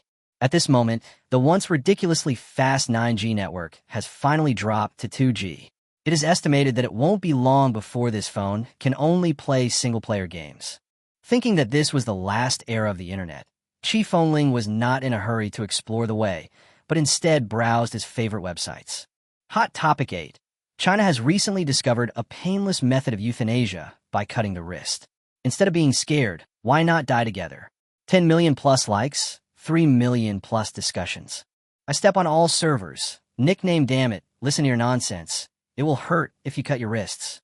If you want to die, I advise you to jump off the building. Looking at the nonsense text, Chi Fengling couldn't help but criticize it. Fortunately, the internet was still usable, so she still posted her comment. Yes, I've trampled the entire server is Chi Fengling's online nickname, or online name. Hot Topic 5.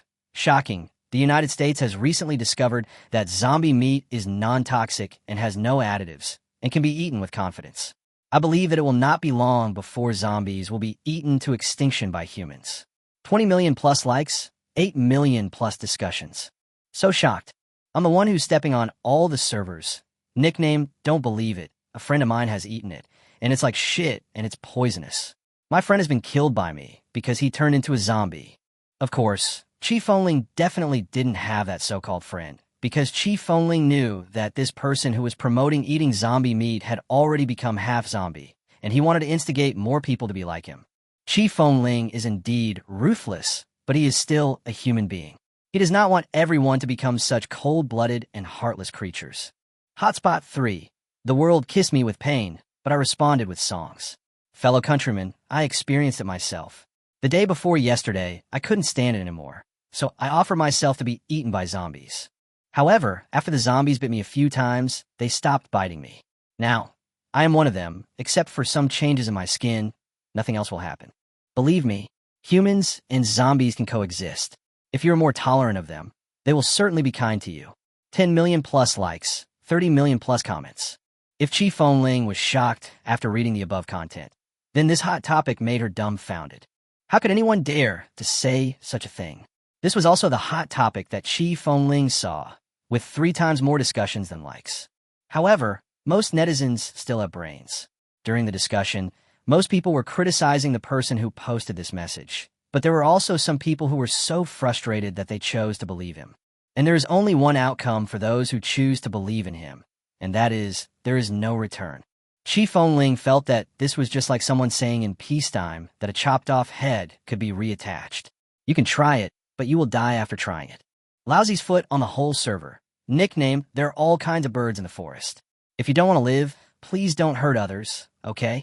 I personally suggest that you ask your zombie friend to take a CT scan of your brain. Chi Fengling, of course, chose to criticize this kind of post without hesitation. However, when Chi Fengling scrolled to the end of the post, she couldn't help but widen her eyes. because the nickname of the person who posted the message is Corpse Owl.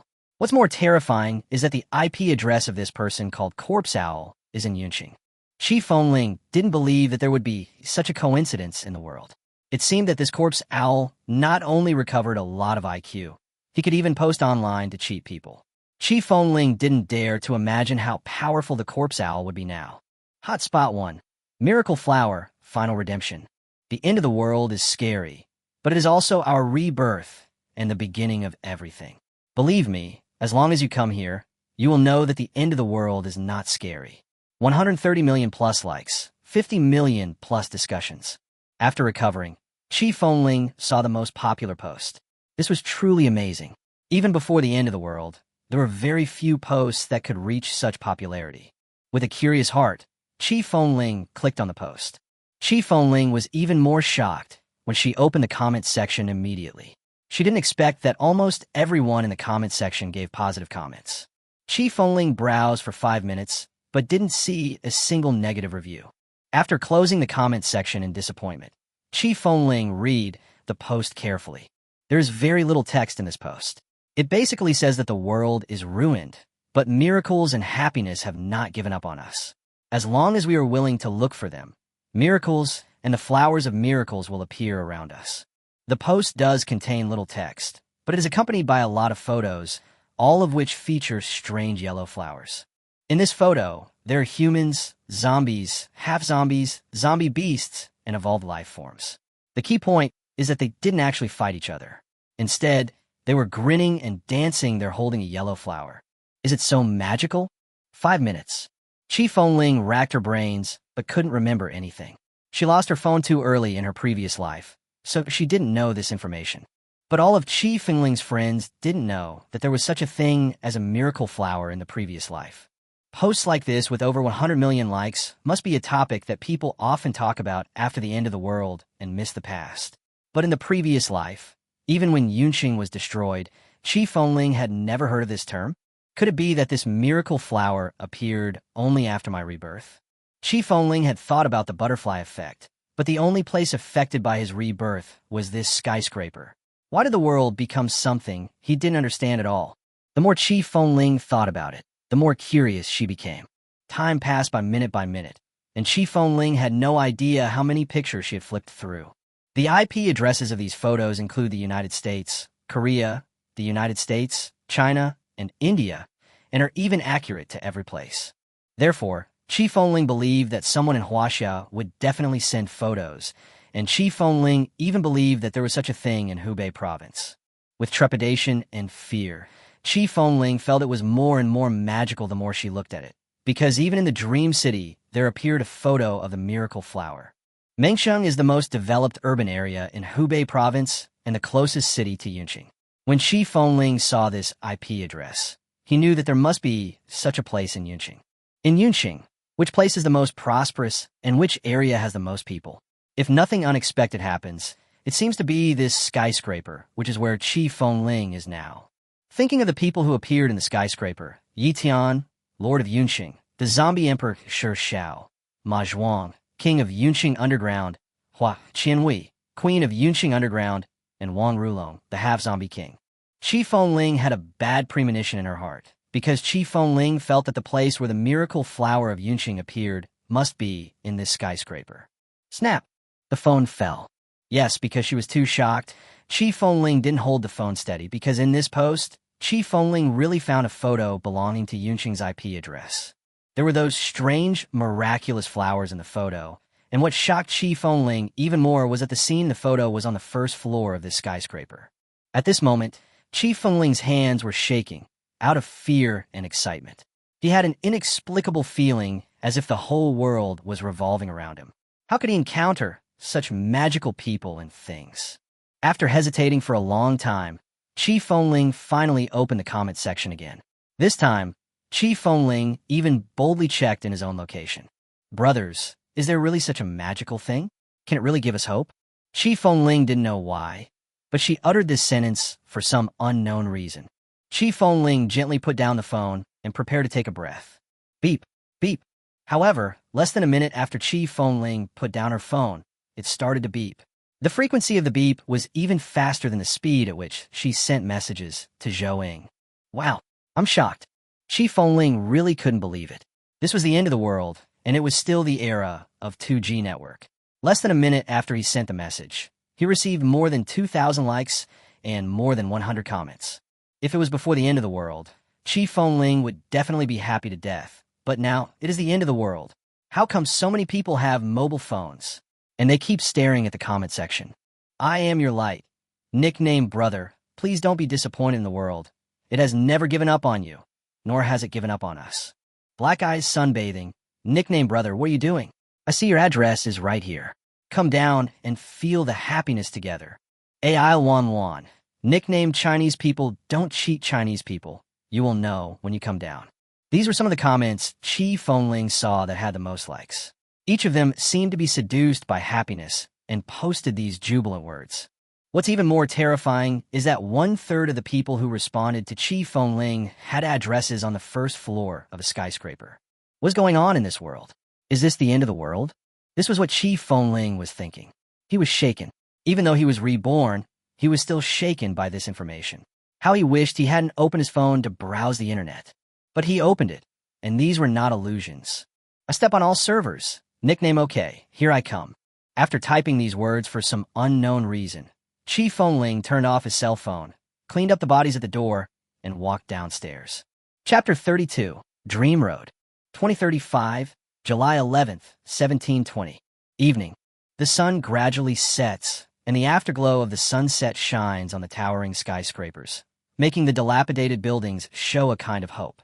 Perhaps it was the setting sun, or perhaps there was some special substance in the air, but the air became increasingly yellow from the bottom of the skyscraper to the top. In the past, the skyscrapers were bustling with people, but now there is hardly a single person walking inside for half a day. Oh no, there is someone. On the 4th floor of a skyscraper, a slovenly young man with blood stains all over his body walked down from the building alone. The young man's steps were shaky, and his expression was a little dull, as if he was being controlled by someone. Beep, beep.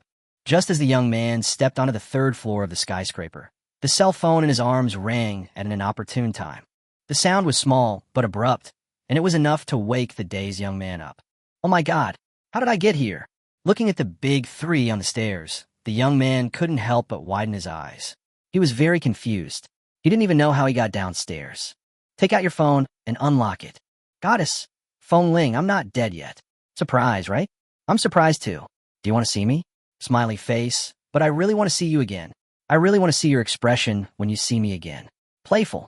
Qi Fengling was drowsy at first, but when he saw the contact who had once fascinated him, he responded with a few words almost as if by reflex. Where's my Ying? Nickname Ying. I also miss. When Qi Fengling reacted, he had already typed out these words. This is too outrageous. I'm a reborn person. Normally, I have not liked Zhou for more than 10 years. But why now? My mind is full of fantasies about a beautiful future for myself and Zhou. In my fantasies, I even thought of names for our children. Bang! Qi Fengling didn't care about the pain and slapped herself in the face.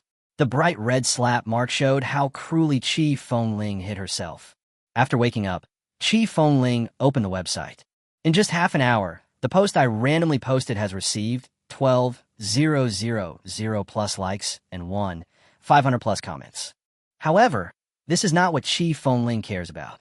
What Qi Fengling cares about is that the comment in which he criticized Corpse Owl was actually replied by Corpse Owl. Corpse Owl, nicknamed Qi Fengling, smile, smile, smile. The Corpse Owl's reply was very simple, just his name plus that death smile. At this moment, Qi Fengling understood everything. It seemed that Yi Tian, Zhou, and Sun Qian were not dead. If nothing unexpected happens, Yi Tian and the other 2 should have merged with that unknown zombie. And now, the Corpse Owl should be with the monster they merged with. Of course, Xiao didn't know his online name, but Zhou knew it. Now that he had opened the IP address, Xiao knew that he was still in the skyscraper. Thinking of the Corpse Owl hiding in the dark, and a miraculous flower that appeared on this floor at some point in time, Qi Fengling felt overwhelmed. If he could really leave the skyscraper safely, he would definitely be very powerful in the future.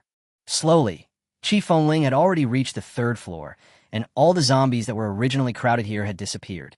There were not many signs of fighting on the ground, nor were there any zombie corpses, which meant that the zombies were not killed but left on their own.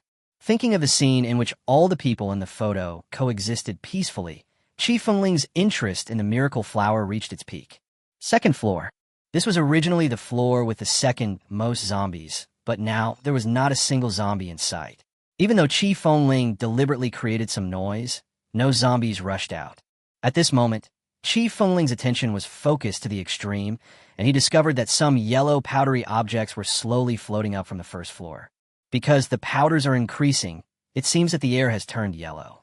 Could it be that these are the pollen of the miracle flower? Thinking of how he seemed to have lost his mind just now, Chi Fengling quickly shut his mouth. The second floor was where there used to be more zombies. Chi Fengling didn't even think there would be such a thing as purified water here. Beep beep. There was no other way, so Chi Fengling used the materials available, tore off a piece of tattered and smelly clothes from her body, turned around and urinated on it. Covering her mouth with a rag, Chi Fengling slowly walked towards the first floor. That's not right. Am I stupid? After taking 2 steps, Chi Fengling realized that he was indeed a little stupid. He stopped moving forward, but with a thought, a giant skeleton appeared in front of him. Go Gore, you are my eyes. Chi Fengling stood there, covering his eyes with one hand. In the next second, a big eye suddenly appeared vaguely in the empty eye sockets of the skeleton giant. Yes, these are the eyes that Chi Fengling temporarily placed on the skeleton giant. This was the solution Chi Fengling had just thought of. Normally, a summoner should have the vision of the summoned creature. He covered one eye, so that he could have the vision of the skeleton giant while also being able to see the situation in front of him clearly. In front of him, the skeleton giant didn't understand what Chi Fengling had done to it, and it didn't care what was in front of it, so it walked towards the first floor. The first floor is the lobby of the skyscraper. It is very large. The height of the stairs on the first floor alone is much longer than those on other floors. Along the way, Chi Fengling used the skeleton giant's vision to look around and found that there were no zombies in the stairwell, not even corpses. But this is not the strangest thing. The strangest thing is that the marble stairs are now overgrown with weeds, and yellow flower buds that have not yet opened can be seen in many places. What is going on? The apocalypse has only been going on for 11 days, and when I came to the skyscraper on the 7th day, I didn't see these grasses and flowers. What kind of power could make the secular world full of flowers of freedom in just 2 or 3 days? Ignoring the scene in the stairwell, Chi Fengling continued to order the skeleton giant to go downstairs. As the skeleton giant continued to walk down, Chi Fengling saw more and more yellow flowers and deeper grass. Among the grass, Chi Fengling seemed to see thick vines. Finally, the skeleton giant stepped down the last step. Looking around, Chi Fengling was stunned by the scene in front of him. This is not a skyscraper at all. It is clearly an outdoor grassland. Here, humans, zombies, half-zombies, zombie beasts, and evolved creatures lived together in harmony. They had happy smiles on their faces and were either dancing or singing. Chi Fengling even saw some people holding their phones and constantly flipping through the most popular posts. What is going on? Crash! Just when Chi Fengling was puzzled, the sound of leaves blowing through the forest was heard nearby. When the skeleton giant turned around, a thick vine holding a blooming flower appeared next to it. Chapter 33 Monster Flower, Zajera. This is a flower as big as a wash basin. It has 5-petaled triangular prism-like leaves, and the open flowers are as unique as 5-pointed stars. The whole flower looks light yellow. But looking from the center of the bud to the petals, there are orange-red stamens, and behind the petals, there are several purple flower lines. This miraculous flower seemed to have life. When it was held in front of the skeleton giant, its petals fully opened, as if the flower could flatter. However, the skeleton giant was already a dead creature, and its only emotions left were survival and loyalty. Looking at the flower that suddenly appeared in front of it, the skeleton giant was stunned for a long time and didn't know what to do. Crash! The next second, the skeleton giant stretched out his big hand and tore the thick vines in half. The broken vines were like a child who was beaten and cried. They rolled a few times and then disappeared into the distance. There was no way. This was the skeleton giant's autonomous reaction. It didn't understand whether the vines and flowers had any malicious intent. It just felt that the vines seemed to be rubbing against it. Chi Fengling ordered the skeleton giant to pick up the strange flower, and the more he looked at it, the more familiar it looked, as if he had really seen this kind of flower somewhere before. However, even though Qi Fengling had recalled the memories of 2 lifetimes, he could not remember the name of the flower. Qi Fengling originally wanted to order the skeleton giant to observe the surroundings, but a massive sticky liquid attracted Qi Fengling's attention. This was a ball of blue-purple liquid. The liquid was sprinkled on the weeds, and the weeds began to grow wildly as if they had absorbed excessive amounts of fertilizer. Oh, Qi Fengling remembered that this blue-purple liquid was what flowed out of the vine just now. Looking at the traces left along the way, Qi Fengling suddenly had a bold idea. Cluck! On the lawn, the sound of the skeleton giant's bones rubbing against each other seemed particularly abrupt. But even so, the creatures around it had no intention of paying attention to it.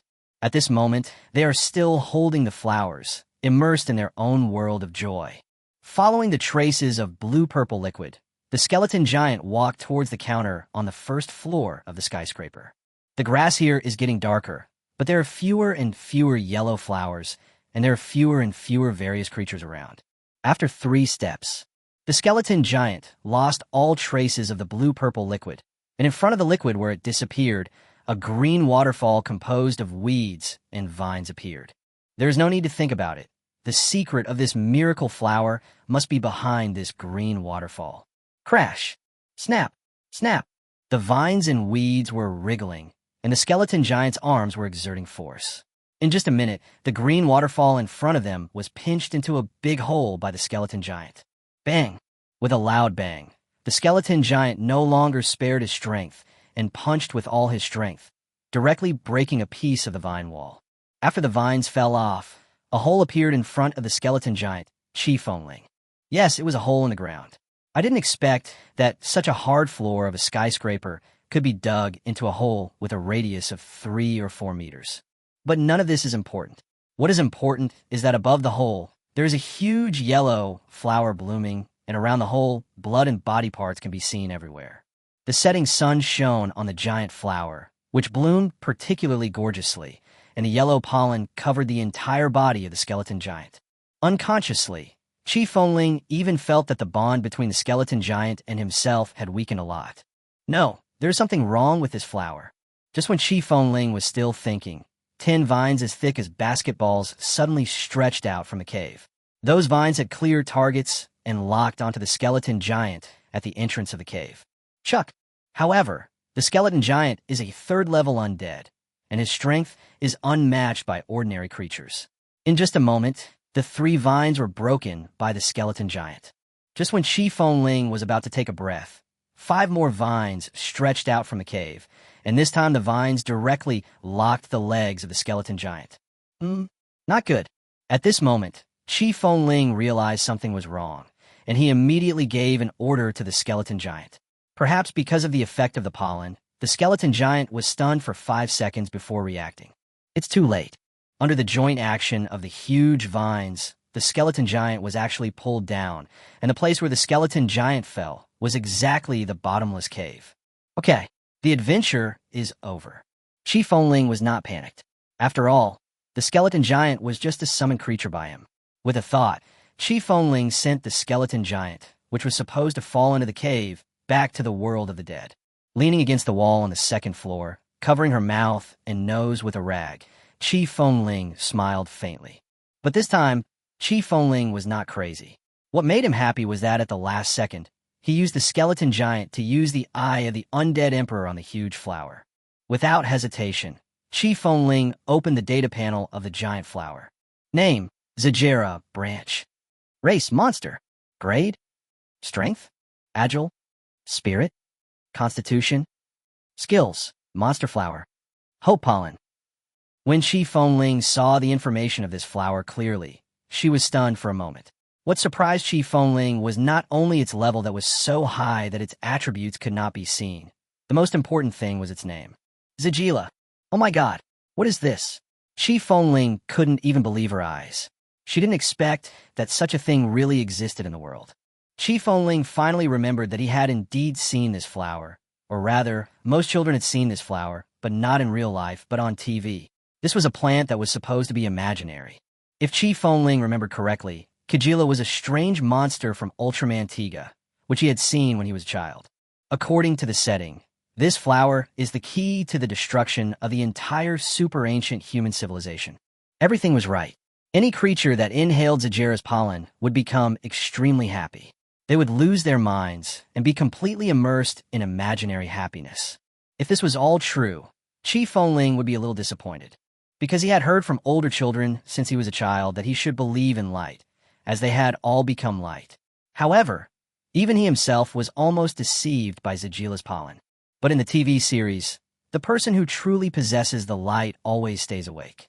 It seems that he is not the light, and there will be no so-called Ultraman in this world. Crash! Just when Qi Fengling was still immersed in disappointment, the vines around him began to wriggle, but these vines did not attack him, but instead quickly retreated. Wrong. Qi Fengling remembered that if this flower was really the legendary Kejila, then it should also fit a setting. Thinking of this, Qi Fengling looked up at the sunset outside the window. At this moment, the sun has set. Chapter 34. Chinese Gun God. At this moment, the setting sun completely disappeared into the horizon, and the dazzling light completely disappeared from Yunqing. At this moment, the memory of death told Qi Fengling that something big was going to happen here. As Qi Fengling turned around and looked towards the first floor, a different scene came into his sight. As the sun sets, the Zajera flowers begin to shrink. Without the nourishment of the Zajera flowers, the weeds on the ground seemed to have become shorter. Qi Fengling saw clearly that even the flowers held by those people withered in an instant. The air, which was originally dyed yellow by pollen, quickly turned back to its normal color due to the greedy absorption of various creatures. Roar! Hiss! Flowers, my flowers! Ah, my flowers, don't steal my flowers. Die, all of you die. Cool. Wow. Ah. In less than 3 minutes, the various species that were originally harmonious became violent. They stopped dancing and singing. They began to look for other people's hands and saw the Zajera flower. Gradually, the zombies regained their bloodiness and the beasts regained their animality. The originally harmonious scene instantly turned into an arena. Everyone lost their minds. They seemed to no longer fear death and killed anyone they saw. Qi Fengling didn't even dare to breathe in this scene. If these people discovered her, she would definitely become the target of public criticism. Just when Qi Fengling was peeking carefully, he finally discovered something strange. In his slaughterhouse, many vines slowly grew out. The vines secretly entangled the dead bodies and, when no one was paying attention, secretly pulled them towards the counter on the first floor of the skyscraper. Qi Fengling understood that these corpses would definitely be pulled into the bottomless pit, and the reason why the Kejila flower could grow so fast was that it must have absorbed the energy from those corpses. All of a sudden, everything can be explained. No wonder the first floor becomes so clean. No wonder there are so many zombies and other species coming in every day, and this house is not crowded because these happy guests will be cleaned up at night after a happy day. Is this still a Kejila flower? At this moment, Qi Fengling's memory was confused. This Zajera flower is even bloodier than what I have seen on TV. It actually eats people. If the Zajera flower is allowed to continue growing like this, it may not be the zombies that cause the extinction of humans and species, but the Zajera flower. Thinking of this, Qi Fengling wanted to pick up her cell phone and take pictures of these scenes and upload them to the internet. After all, saving a person is saving a person. But Qi Fengling gave up the idea before he made a move, because his own power was small, while the power of those Navy troops was strong, and people tend to believe in more rather than in the right. Qi Fengling was even certain that her post would be drowned in countless negative comments and insults the first second it was published. But I will not allow Yunqing to fall into Kijialawa's hands. After all, I still have to go down from here, and I still have to become the Lord of Yunqing. Yes, I can also use thermal weapons. Qi Fengling, who suddenly looked worried, seemed to have thought of something and ran towards the 9th floor. The 9th floor is Ma Zhuang's home, and Ma Zhuang has started an arms business.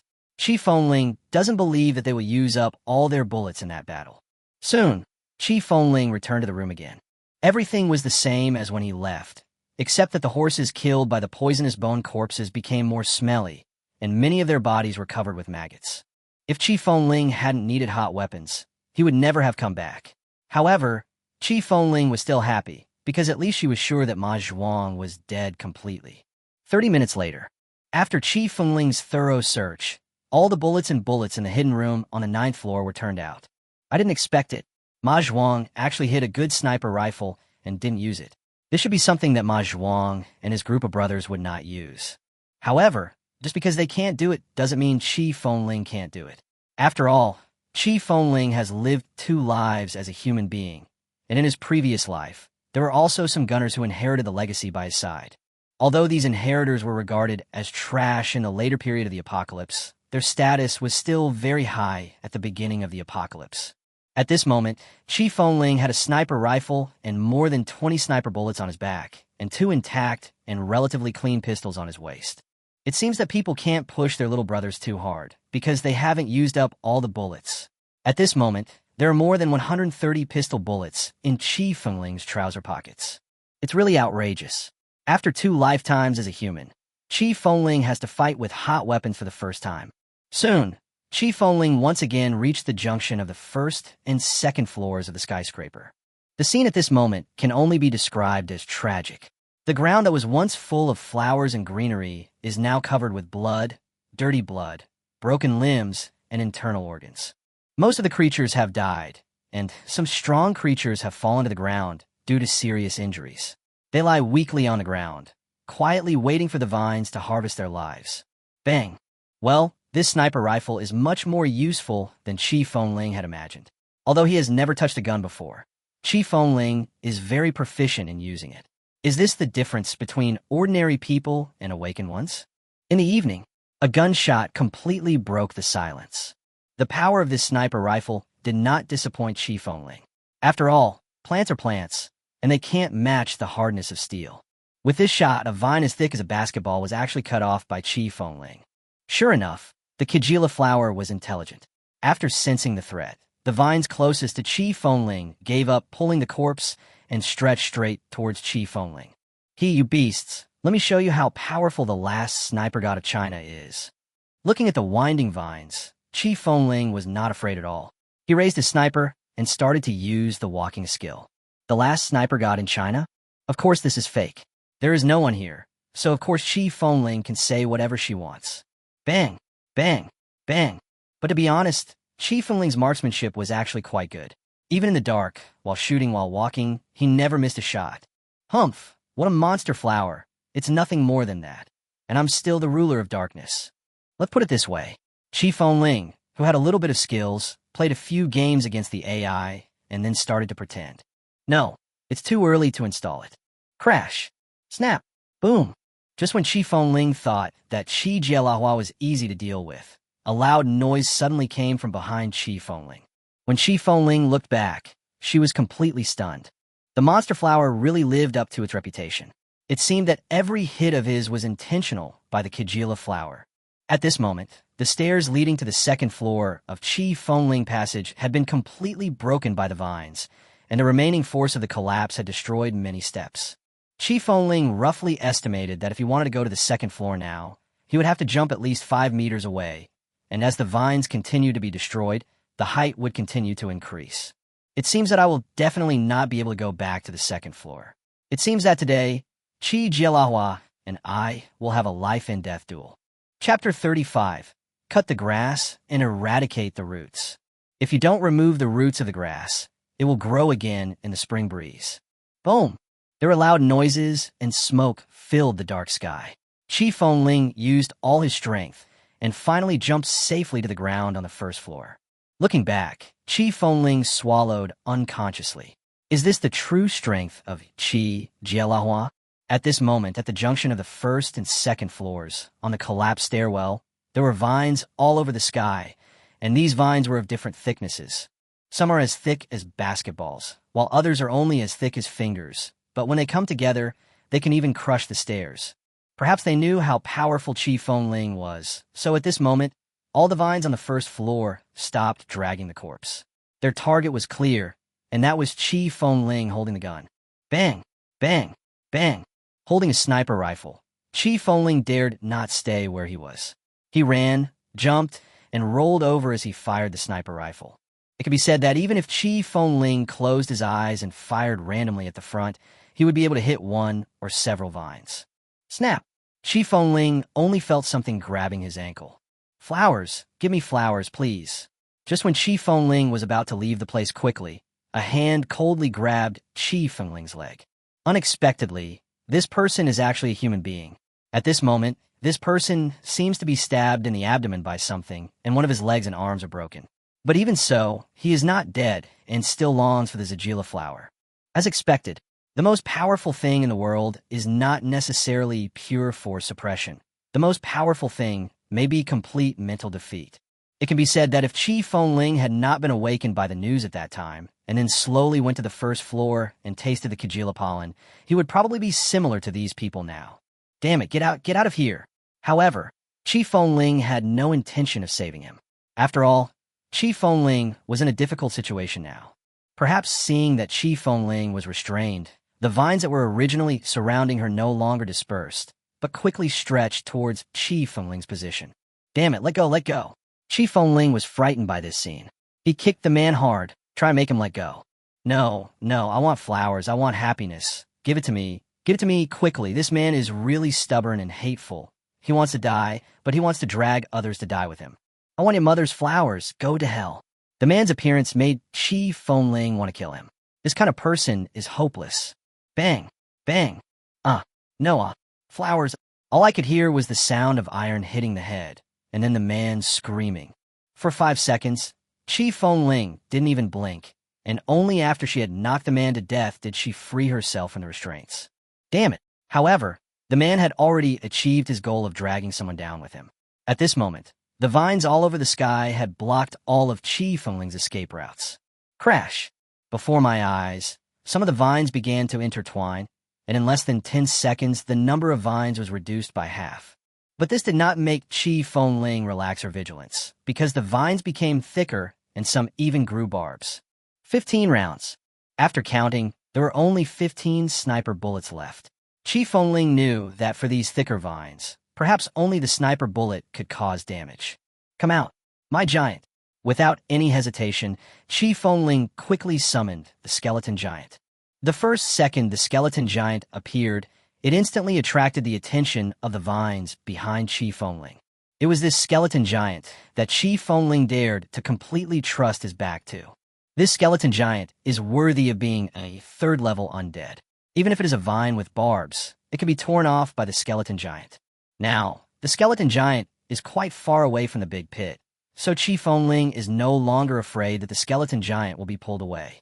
Putting away the sniper rifle in his hand, Chi Fengling quickly took out 2 pistols from his waist. Although the power of a pistol is much weaker than that of a sniper rifle, it is a long-range weapon after all, and at least it is more effective than hitting someone with a stick. Bang, bang, bang. Soon, a series of gunshots rang out here. Chi Fengling's target was clear, which was to shoot those vines that had not yet grown barbs. Because Chi Fengling had tried it and found that a pistol could basically cause no damage to the barb vines. As Chi Fengling fought and retreated, he used the pistol to his full potential. If it were in peacetime, Chi Fengling might be able to become a village-level gun god. Crack, crack. Digging a groove, while changing the bullets, Chi Fengling turned her head to look, and this look scared Chi Fengling. Now, the skeleton giant has been completely entangled by the vines. If it weren't for the glowing eyes of the skeleton giant, Chi Fengling would have almost lost sight of it. There is no way. The skeleton giant is indeed powerful, but is not fast, and its body is large. It is difficult for it to avoid the vines that fill the sky. My giant, go back. My giant, come out. Chi Fengling was not panicked at all. After Chi Fengling said a few words, the skeleton giant disappeared on the first floor. Then the next second, it appeared on the other side of the floor in perfect condition. This is the advantage of being a summoner. He can let his summoned creature go exploring without worrying about it, and just send it back if there is any danger. The reappearing skeleton giant did not stop. It roared and continued to run towards the place with the most vines. Bang, bang, bang. Crash. On the first floor of the skyscraper, the battle was extremely intense. If there were no weeds here, you might see that the ground was full of bullet shells. Chi Fengling at this moment. Name, Chi Fengling. Level, Intermediate Level 1. Spirit, 13 out of 20. Constitution, 17 to 20.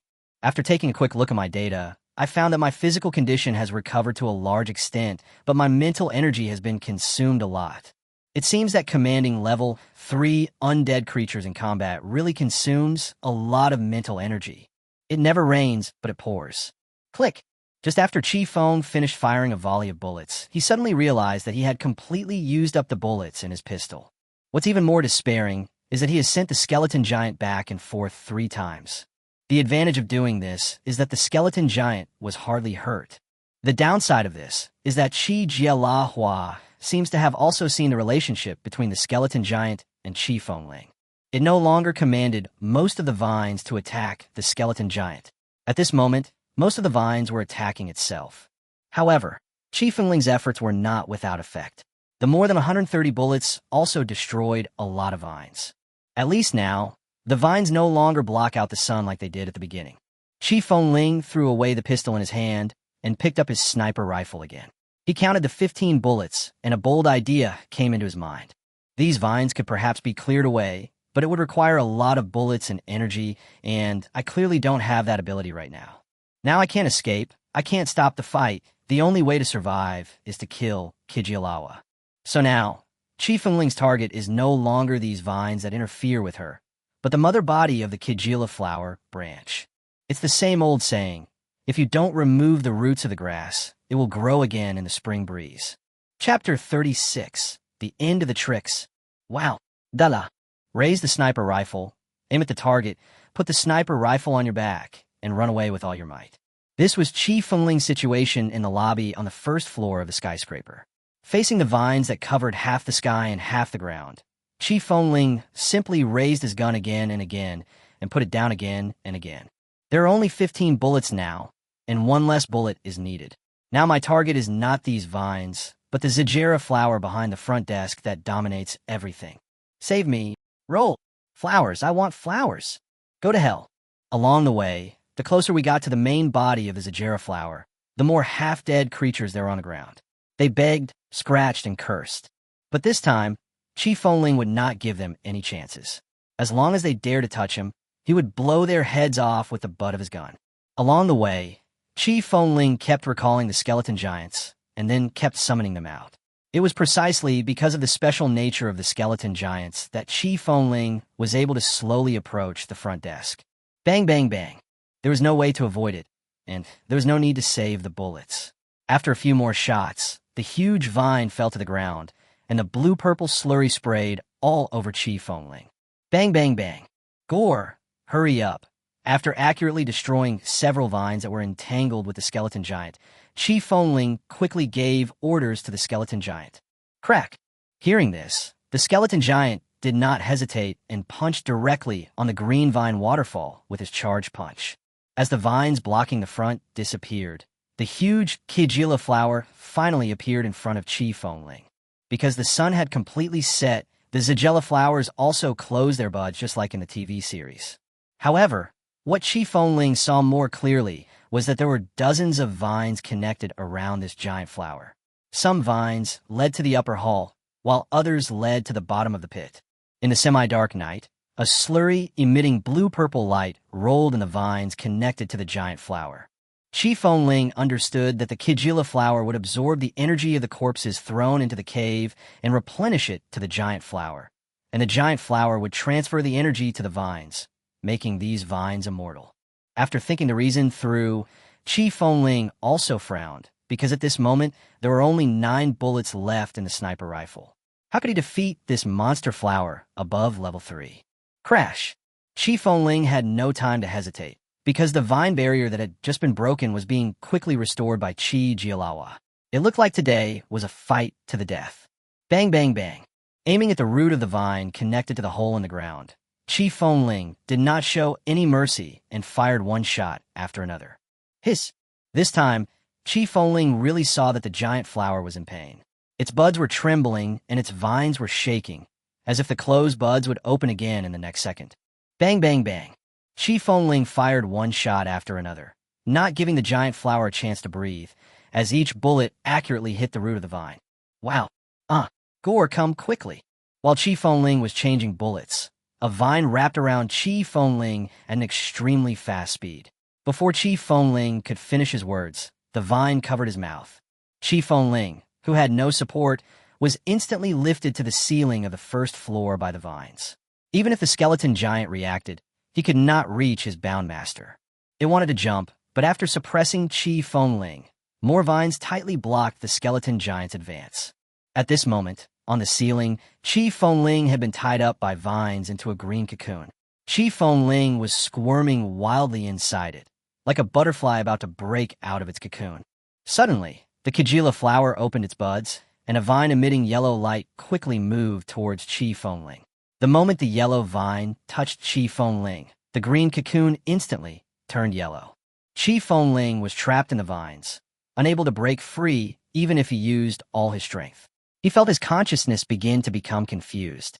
The hateful Qi Jialahua was no longer in her mind, but the scene of herself and Zhou Ying raising children together. Gradually, a smile appeared at the corners of Qi Fengling's mouth, and her tense muscles began to relax. Name: Qi Fengling. Level: Intermediate Level 1. Spirit: 10 out of 20. Spirit: 9 out of 20. Spirit: 8 out of 20. In the chaos, Qi Fengling opened his data panel, which made him more conscious. It was horrible. I could literally see with my own eyes that my mental state was deteriorating rapidly. There's no need to think about it. It won't be long before your spirit will become 0, and at that time the skeleton giant will disappear, and you'll be thrown into the pit and become complete nutrients for the Zajara flower. But what else can I do? Even if the opponent is a corpse owl, he still has the strength to fight. But this Kajila flower, even if it is just a branch, its combat power is not comparable to that of the first-level intermediate Qi Fengling. Above the big pit, the Kajila flower was trembling. It seemed to be laughing. It was laughing at Qi Fengling's arrogance and at the weakness of human beings. Spirit: 4 out of 20. In less than a minute, Qi Fengling already felt that his time of consciousness was getting shorter and shorter. It seemed that in a short while, he wouldn't even know how he died. Click! At this moment, a unique sound of soul chains breaking rang in Qi Fengling's mind. Go ahead. I won't stop you. Qi Fengling understood that this was the sound of the summoned beast forcibly breaking the contract with him. In order to forcibly terminate the contract, the summoned beast must be much stronger than the summoner. And before the summoner has a mental breakdown and has damaged most of his own cultivation, the summoned beast will have the opportunity to terminate the contract on its own initiative. Qi Fengling no longer wanted to stop the skeleton giant. She was really happy that he could hold on until now. Master, please remember Gore. Even if Gore dies, he will fight for you. Just when Qi Fengling was about to give up completely, the unique voice of the skeleton giant appeared in his mind. Gore, what are you going to do? Qi Fengling responded quickly, because from the tone he could tell that the skeleton giant was going to die. Under Huang Sheng's vine cocoon, the skeleton giant let out a loud roar, and all the vines wrapped around its body were shattered. The next second, the skeleton giant gathered all his strength and jumped towards the giant Zajara flower above the pit. Very accurately, the skeleton giant hugged the giant flower in an instant, and the silver-white skeleton teeth also bit off the yellow vine. The next second, the giant bomb on the back of the skeleton giant, which looked like a decoration, began to heat up. I understand. The skeleton giant is going to detonate the bomb on its back. This is the skeleton giant's exclusive skill. Qi Fengling still remembers that it says that it will be released upon death, and it will be extremely powerful. Above the big pit, the Kajila flowers seemed to have felt the power of the bomb. In just a moment, it mobilized all the surrounding vines. The vines were flying and quickly reaching out to the skeleton giant, while the vines already on the skeleton giant were constantly pulling down, trying to throw the bomb into the bottomless pit. However, this bomb was like the flesh and blood of the skeleton giant. No matter how the vines tore it, they could not take the bomb away. The skeleton giant seemed to have made up his mind. Even when the vines reached into its eyes and tortured its soul fire, the skeleton giant had no intention of letting go. Chapter 37. One Thought God and Demon Sword. Qi Fengling, who had been freed from the restraints, saw all these scenes clearly. He understood that he was bound to the soul fire of the skeleton giant. If Qi Jialahua destroyed the soul fire, he would also be hurt to some extent. Although the injuries were not fatal, if one was already in a state of lack of mental strength, that kind of torture would really make one collapse. Even if one recovered, one might become a fool. At this moment, Qi Fengling shed tears. He had always thought that the skeleton giant was a dead thing and was heartless. Chi Fengling even thought it was a fool, and he could deceive it with just a few words. But Chi Fengling only realized now that maybe she was stupid. How could Gore not see through such a simple lie? Master, please don't cry. Thank you for talking to Gore, who has been lonely for thousands of years. Gore is gone. Above the Kigila flower, Gore seemed to see Chi Fengling crying, its mouth opening and closing as if saying these words. As the bomb behind the skeleton giant becomes redder, the energy contained in it is also increasing, which means that the skeleton giant's existence time is getting shorter and shorter. Suddenly, the skeleton giant who was holding Chi Jialahua tightly stretched out his right hand and pointed at Chi Fengling's head. In a daze, Chi Fengling only felt that he seemed to have obtained something, and then he finally fainted completely. Boom! After this finger, the bomb behind the skeleton giant finally exploded, and the raging flames illuminated the dark night for a few seconds. Under the impact of the explosion, the vines and weeds around the pit began to burn, and the giant Kajira flower was blown to pieces. There are gains and losses. With the entanglement of the Zajera vines, the first floor is more solid than imagined. Even such an explosion did not cause the skyscraper to collapse.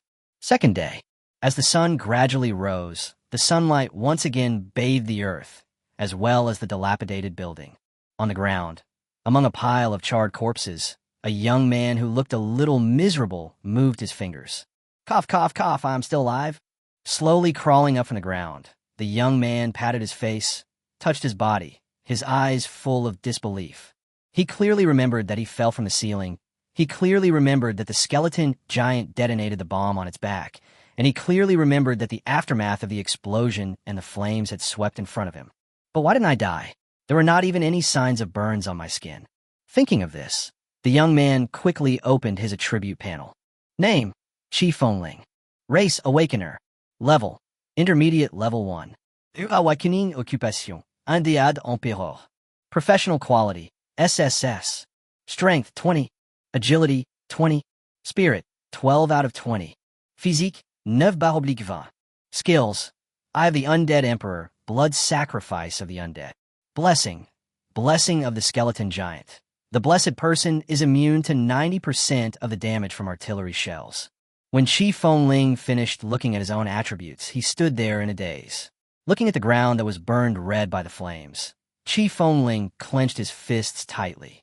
Chi Fengling never expected that after her rebirth, the first person to make her cry was not a human, but the skeleton giant who wanted to hurt her at the beginning. At the end of his life, after canceling the summoning contract with himself, the skeleton giant did not run away, but chose to die together with Zijilawa. Even at the last moment of its life, it gave Chi Fengling its most sincere blessings. Yes, I am so stupid. The skeleton giant is a bomb player. How could it be killed by a bomb? And the skeleton giant skill panel clearly states that the skeleton giant is immune to bullets and gun damage. The skeleton giant will die only because it gave its life-saving skills to Chi Fengling. Thinking of this, Chi Fengling stood up again, picked up the sniper rifle that was not destroyed on the ground, and walked slowly towards the dead Chi Jialahua. At this moment, the Zajera flower had completely lost its vitality. The yellow buds turned dark green, and the vines and rhizomes connected to the body were blown to pieces. Bang, bang, bang, bang. Aiming at the bud of the Kigila flower, Chi Fengling showed no mercy, and all the remaining bullets of the sniper rifle shot into the broken bud of the Kigila flower. But what can I do? The dead skeleton giant still cannot be resurrected. All I can do now is to live well. Whoosh, whoosh, whoosh. Sitting on the ground, Chi Fengling was breathing heavily. It took him half an hour to finally gather all the vines of the Kigila flower together. Of course, Chi Fengling did not spend so much effort to vent his anger. He wanted to summon Chi Jialahua's body again and perform the undead blood sacrifice again. Although the Kigila flower in front of him was just a branch, and although it was dead, what could not be changed was that it was a powerful monster plant. Therefore, Chi Fengling believed that he could summon something powerful. After circling Chi Jialahua's body for a week, an obscure spell came out of Chi Fengling's mouth. Immediately afterwards, the body of the Zajera flower on the ground began to turn red, and slowly, its body began to disappear, as if something was constantly gnawing at its body. Buzz. With a buzzing sound, The Kigila flower that was just in the ruins disappeared in an instant, and a strange symbol appeared on the ground. But not long after, the symbol disappeared from its place. Huh, where's my stuff? Seeing that nothing appeared around him, Chi Fengling couldn't help but widen his eyes. Could it be that he had been tricked by the undead blood sacrifice? Buzz. Just when Chi Fengling was about to curse, he heard the sound of a sharp sword cutting through the air. Chi Fengling turned his head and saw a huge sword emitting purple-red light stopped less than 1 centimeter away from his eyes. It can be said that if I had reacted a little slower, this sword would have blown me in the head. When Chi Fengling saw the big sword, it seemed to have lost its power and fell straight at Chi Fengling's feet. If it weren't for the faint purple light that occasionally emanated from the big sword, Chi Fengling would have suspected that this was not the same sword. Could it be that sacrificing a whole bead of the Zajera flower summoned this thing? Didn't we agree that they were of equal value? No matter how Chi Fengling looked at it, this sword was not as valuable as the Chi Jialahua. After 5 minutes of disdain, Chi Fengling still picked up the sword very reluctantly. What else could he do? It's better to have it than not. As Chi Fengling picked up the greatsword, all the information about the greatsword flooded into Chi Fengling's mind. Name: One Thought God and Demon Sword. Quality: SSS. Development level: 1% plus. Strength: 10. Speed: 10. Skill: One Thought Divine. The user's appearance changes, and the user's strength and spirit are enhanced. When a user swings the One Thought Divine Sword, a light wave of more than 1 meter will be emitted, and the damage caused to the dark race will be increased, determined by the user's state of mind. One Thought Magic. The user's appearance changes, and the user's speed and physique are improved. When a user swings the One Thought Magic Sword, every 3 attacks, an additional blow will be dealt to the target, and the damage to the light race will be increased, determined by the user's state of mind. Chapter 38. The Mystery of Rebirth. Chi Fengling has a conscience, and a very strong conscience, but the other party gave too much, which made Chi Fengling feel a little guilty. After seeing all the information about the Sword of God and Demon, Chi Fengling's mouth opened wide for a long time. Just 5 words, how outrageous. It was really a bit outrageous. He was able to summon a top-level SSS-level weapon with just the corpse of a dead Zajila flower. But why does this weapon look so familiar to me? It feels like a weapon used by a character in a mobile game I played many years ago. At that moment, Chi Fengling felt that he should not curse the blood sacrifice of the undead, as its value assessment was really inaccurate. The reason why Chi Fengling felt that he had no conscience was that after seeing the properties of the One Thought God and Demon Sword, Chi Fengling could no longer suppress the corners of his mouth. It seemed as if Chi Fengling had forgotten that a giant skeleton had just lost his life for him. However, why isn't the Sword of Gods and Demons at its peak? What does the 1% development level mean? Thinking of this, Chi Fengling focused his attention on the plus sign behind the development level. One Thought God and Demon Sword. Increasing the development level can enhance the basic attributes and skill strength of this sword. Enhancement method. 1. Upgrade the level. As the user's level increases, the development level of the One Thought Sword of Gods and Demons will increase accordingly. 2. Consume corpse cores and improve the development level according to their quality. Brain cores of half-corpses and zombies. 3. Consume the beast soul and improve the development level according to its quality. The essence of the evolved beast brain. 4. Consume insect crystals and improve the development level according to their quality. Crystals in the brains of insect creatures. 5. Consume soul fire and improve the development level according to its quality. Soul fire in the eyes of undead creatures. 6. Consume dragon blood and improve the development level according to its quality. The heart blood of the dragon in the dragon world. 7. Consume essence and improve the development level according to its quality. The inner elixir of the cultivators in the other world. 8. Consume awakening beads and improve the development level according to their quality. Energy balls with the power of inheritance. 9. Consume the power of faith and improve the development level according to its quality. The magical elements required to break through the myth level and above. Chi Fengling had never expected that so many words would pop up in this instant.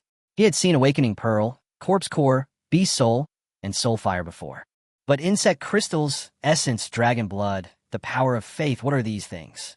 Chi Fengling had never heard of these things until his death in his previous life. Moreover, This world has become increasingly unacceptable to Qi Fengling. From his previous life until his death, the greatest threat to humanity was the zombie species. But why did these things that I had never seen before appear after I was reborn? First, there was the monster flowers Ajera. Then there was the insect world, the dragon world, and the immortal world. What are these? Why weren't they there in my previous life, but appeared one after another after I was reborn? At first, Qi Fengling just thought that maybe he was lucky to be reborn, or maybe the gods wanted to see the monkey amused. But now, everything that happened cannot be explained. Could it be that the gods added so many things that have never been seen before just for his own rebirth?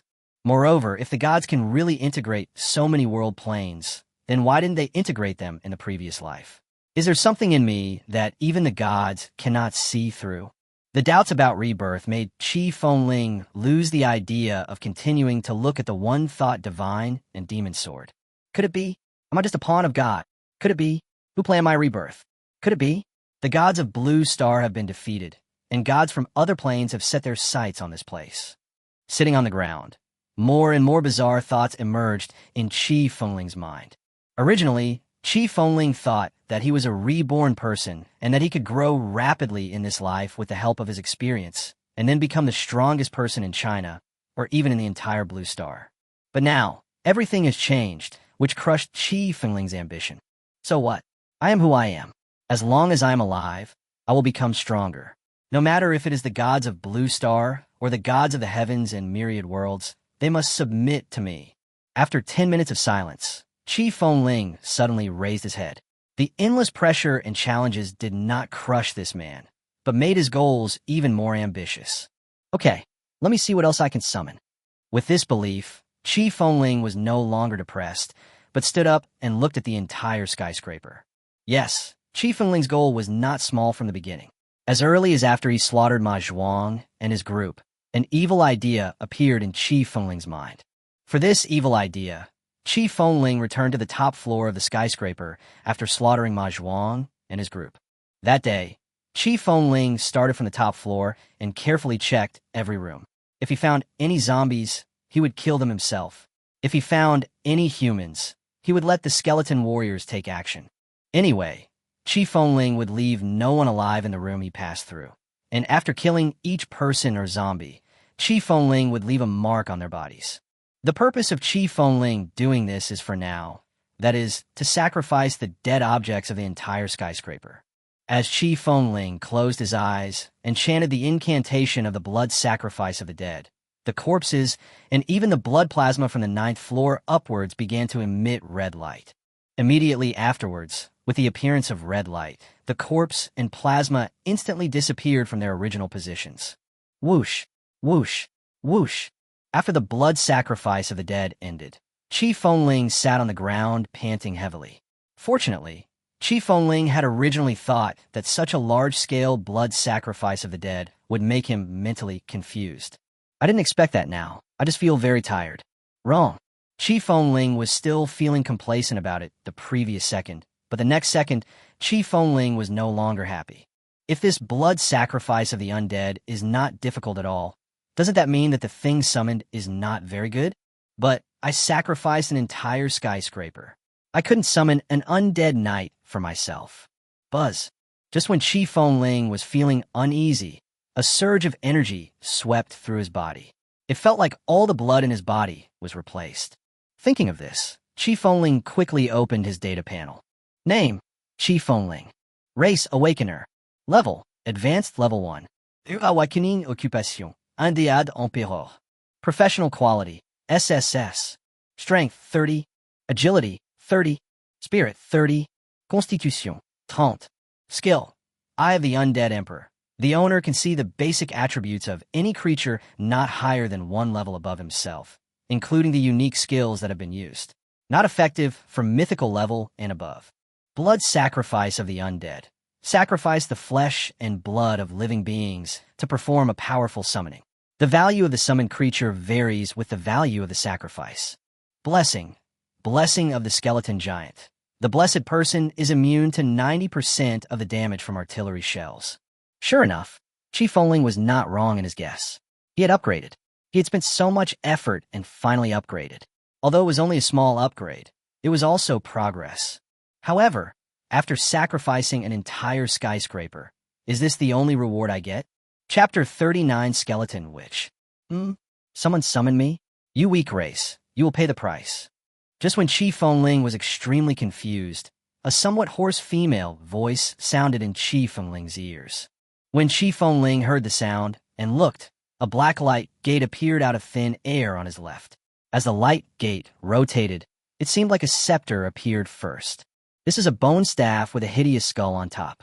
The skull doesn't look like a human, nor does it look like an animal. Moreover, it makes strange noises from time to time. The sound was like the screaming of ghosts in horror movies he had seen before. Chi Fengling hadn't listened for long when he felt the hostility had increased a lot. After the bone staff appeared, a graceful figure stepped out from the black light gate.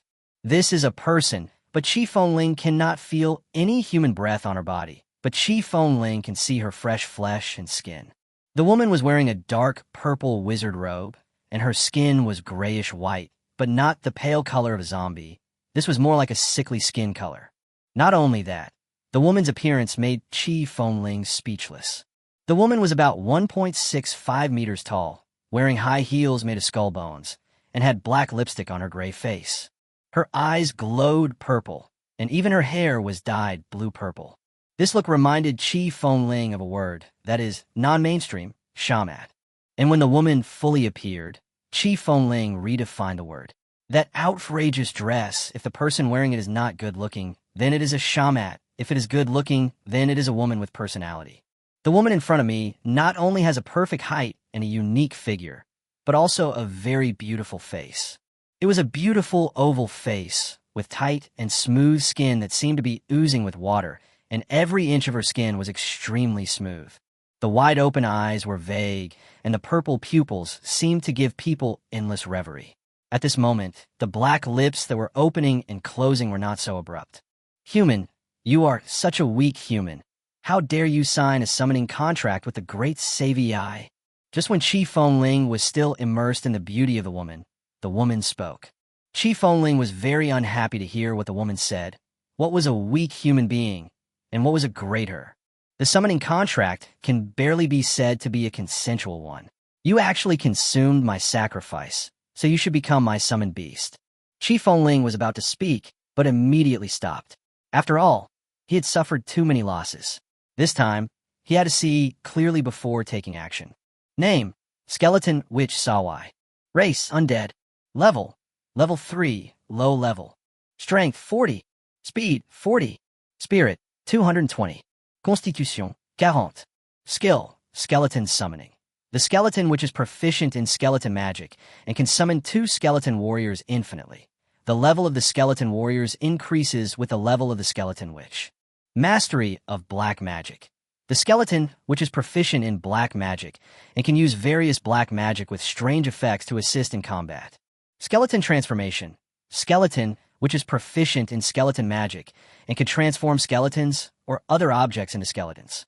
Fortunately, Chi Fengling is the summoner of the skeleton witch, which allows him to know all the information about the skeleton witch in advance. Very strong. This is another level 3 undead summoned beast. However, the combat attribute of this skeleton, which is really not that good.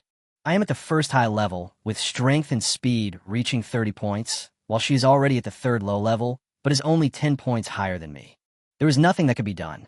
The skeleton, which looked like a mage or something like that. Seeing her mental power of 220, Chi Fengling was really envious. The skeleton, which should have her own name, just like the skeleton giant. This Savvy should be the name of the skeleton witch. However, although they are both level 3 undead, the skeleton witch's IQ is much higher than that of the skeleton giant, not to mention that she is proficient in a lot of black magic. Chi Fengling felt that she already roughly knew her own attributes at the first sight of her appearance. It's no wonder that people are not convinced. The skeleton, which is a 3rd level undead after all, how could she possibly surrender to a 1st level human? Moreover, Chi Fengling also knew that women in this different world with powerful abilities all hated men very much. And now, Chi Fengling is satisfied. She has the 3 attributes of being a man, weak, and lustful. If these 3 are added together, even a level 2 skeleton, which would probably not like Chi Fengling. Hehe. Savi, you actually accepted my sacrifice, then you should obey me. Don't worry, I won't force you to do anything shameful, Chi Fengling said very seriously, straightening his posture. Weak human, shouldn't your sacrifices be loyal to me voluntarily? For the sake of your sacrifices, Savi, will let you go. As long as you're willing to take the initiative to unlock the summoning contract, I may let you go. If you perform well, I can also give you some rewards. Chi Fengling did not expect that his kind words would be met with disdain from the skeleton witch. What does it mean to actively cancel the summoning contract? Similarly, if a summoned beast actively cancels the contract, it will be severely punished. In the mildest case, it will be seriously injured and its level will be relegated. In the worst case, it will even die. Although the penalty for the summoner to cancel the contract on his own initiative would be smaller, it would still be very damaging, and Chi Fengling's current level was already low. Moreover, he sacrificed the skeleton squad without knowing it. If he takes the initiative to terminate the contract again this time, to put it bluntly, the inheritance of Chi Fengling, the undead emperor, will be ruined. Sawai, no matter what, I am still your master. I don't want to hear the words weak human anymore. Do you want to cancel the contract? Okay, then you can choose to die. After being respectful and courteous had no effect, Chi Fengling no longer tolerated it and directly said the cruelest words. I am no longer the same person as when the skeleton giant first appeared. The skeleton which is still at the third low level, but I have reached the first high level. In other words, if he activated the power of the summoning contract, he could still cause damage to the skeleton witch. The worst case scenario was that Chi Fengling would die on the spot. The result of doing this is that the skeleton, which will not be able to terminate the contract and will be buried with herself. And this is Chi Fengling's confidence. When Chi Fengling finished saying this, he could clearly feel the murderous intent and pressure coming from the skeleton witch. In the eyes of the skeleton witch, a human being as weak as a bug not only did not listen to her, but also dared to confront her. If such a person were in the world of the dead, she would have already refined him into a dead skeleton with no hope of reincarnation. Weak human, just wait for me. Sooner or later, I will make you dead. The skeleton which seemed to sense Chi Fengling's fighting spirit, but she seemed to have no way to deal with it. Judging from her appearance, she should want to return to the world of the dead and quickly cultivate to level 4. By then, she can cancel the summoning contract at a very small cost and kill this person. After she said this, her poisonous skull staff began to dance in the air. The next second, just like when we came here, a black light door slowly began to appear. How could Chi Fengling not understand this? This skeleton, which actually wanted to return to the world of the dead without her consent. Chi Fengling even believed that Savi had some black magic in the world of the dead that could temporarily block his summons. So, how could I let her go back easily? Chapter 40. Light and darkness come to me. As the saying goes, use magic to defeat magic. And under special circumstances, physics can defeat magic. Seeing that the black light gate was getting bigger and bigger, Chi Fengling no longer hesitated. He raised the sword of god and demon that he had just summoned and slashed directly towards the light gate. Crash! Bang! Following the sound of sharp sword cutting through the air, the light gate that was about to form was actually destroyed by Chi Fengling. Normally, wouldn't this light gate appear instantly? How could it give others a chance to interrupt? Yes, that's right. Under normal circumstances, this kind of teleportation to another world is completed in an instant. But now, it is not a normal situation. Chi Fengling, as a summoner, not only did not agree to let the skeleton witch go, but even kept using the summoning contract to stop her. It would be most abnormal if she was allowed to leave directly. Huh? Human, you actually dare to stop the Great Savoy? Okay, shut up. All you keep talking about is the Great Savvy. If you were so great, why did you become my summoned beast? Chi Fengling on the side really didn't want to listen to the skeleton witch's pretense anymore. Weak human, you are looking for death. Upon hearing this, a blush could be seen on the skeleton witch's gray face. It seemed that the skeleton witch was also angry. Stop talking nonsense. Today I'm going to let you know how to be a summoned beast. Raising the yin divine and demonic sword in his hand, Chi Fengling immediately assumed a fighting stance. At this moment, the yin divine demon sword, which was originally half golden green and half purple red, turned completely purple red. Not only that, Chi Fengling's appearance also underwent some changes. The most obvious thing to see is that Qi Fengling's jet black hair has now turned into a light purple red, as well as her pair of deep purple red eyes. Although Qi Fengling could not perceive the changes in his appearance, he could clearly feel that when the sword of god and demon turned completely purple red, his attributes also changed. Name: Qi Fengling. Level: Advanced Level 1. Strength: 40/30ths. Speed: 50/30.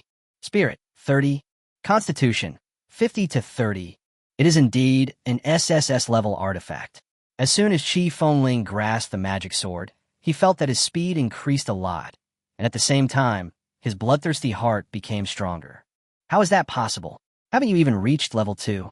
Qi Fengling's speed really scared the skeleton witch. She had just raised her bone staff when Qi Fengling rushed in front of her. Yes, now with the blessing of the one-thought magic sword, Qi Fengling's speed is even 10 points faster than the skeleton witch. However, the skeleton witch was not panicked at all. She just raised her hand and retreated, and skeleton balls appeared under her feet. In just a moment, the skeleton witch had opened up a distance of 4 meters between her and Qi Fengling. You did surprise me a little, but it's impossible for you to defeat me.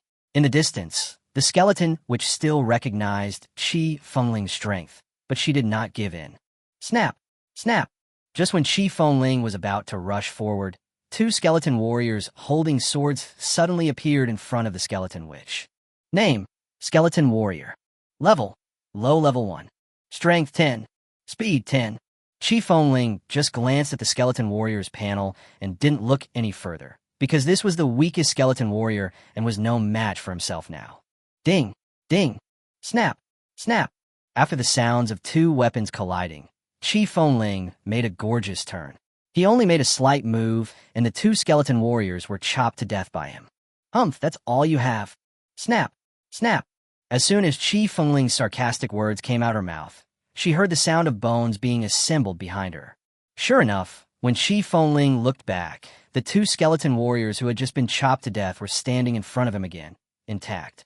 Seeing this scene, the skeleton witch opposite smiled disdainfully, as if she was mocking Qi Fengling's ignorance. I am ignorant. I should capture the leader first. Wow, Qi Fengling said, not caring about the 2 skeleton warriors, and rushed directly towards the skeleton witch. However, the skeleton warrior who was behind him just now suddenly appeared in front of him. If it were not for the yin magic sword blocking in front of him, he would have been chopped by the skeleton warrior. Snap! Snap! 2 more sword strikes killed the skeleton warrior again. However, Qi Fengling knew that unless the skeleton witch was subdued, the 2 skeleton warriors would be immortal. However, just as he was struggling with the skeleton warrior, the skeleton witch quickly dodged to the side and once again put a distance of 5 meters between them. Wakawulaha! In the distance, the skeleton witch was staring at Qi Fengling suddenly raised the skeleton scepter in her hand and chanted some obscure spells. After the spell was finished, a black light flew out from the skull scepter, aiming directly at Qi Fengling in front of him. Qi Fengling wanted to hide, but the black light was locked on her, and she couldn't hit it. Qi Fengling could only watch as the black light poured into her body. Gulala ding-dong, wawoo, crack. This is not over yet. The skeleton, which opposite seemed to be singing. In less than 10 seconds, 3 more black lights poured into her body. In an instant, Qi Fengling felt as if someone was trying to drain her body, and her original state of full vitality disappeared. Name: Qi Fengling. Level: Advanced Level 1. Strength: 30. Speed: 40/30. Spirit: 18/30. Constitution: 40/30. After looking at his attribute panel again, Qi Fengling put on a mask of pain on his face.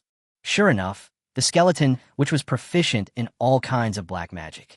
Just after a few spells, all of her attributes were reduced. And there's another point that Qi Fengling just realized. The skeleton, which is his own summoned beast, so her existence will continue to consume his mental energy. Therefore, even if the skeleton, which does not fight with him, she can drain his mental power. At that time, the skeleton, which can not only return to the world of the dead, but she can even forcibly terminate the summoner's contract. Thinking of this, Qi Fengling's confidence just now disappeared. In front of him were the 2 invincible skeleton warriors, and in the distance was the skeleton which was madly cursing him. I am now in a situation where I cannot hit her and will be constantly weakened by her. It seems that it won't be long before I faint here. Could it be that he had to give in to the skeleton witch? No. If this happens, my image in front of the skeleton witch will never be improved, and then I won't be able to command her. Then I can't give up this summoned beast. Summoning the skeleton which consumes the dead things of an entire skyscraper. What the corpse owl is outside. I'm afraid that with only the divine demon sword in my hand, I won't be able to defeat the powerful zombie emperor and his endless zombie army. Ha! Weak human, do you feel the fear and the darkness? My black magic is not something a tiny human like you can deal with.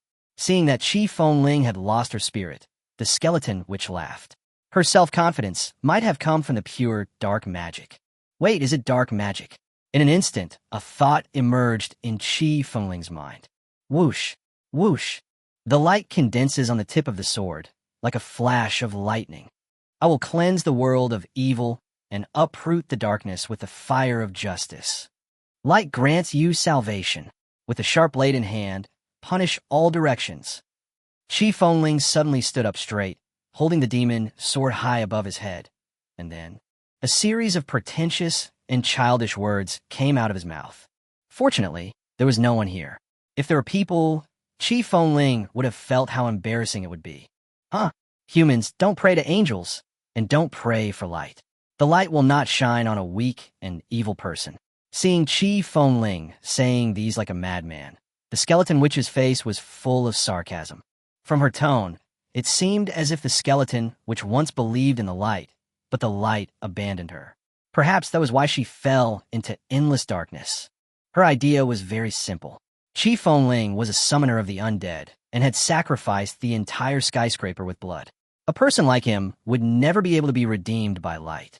At this moment, Chi Fengling didn't care what the skeleton which was saying.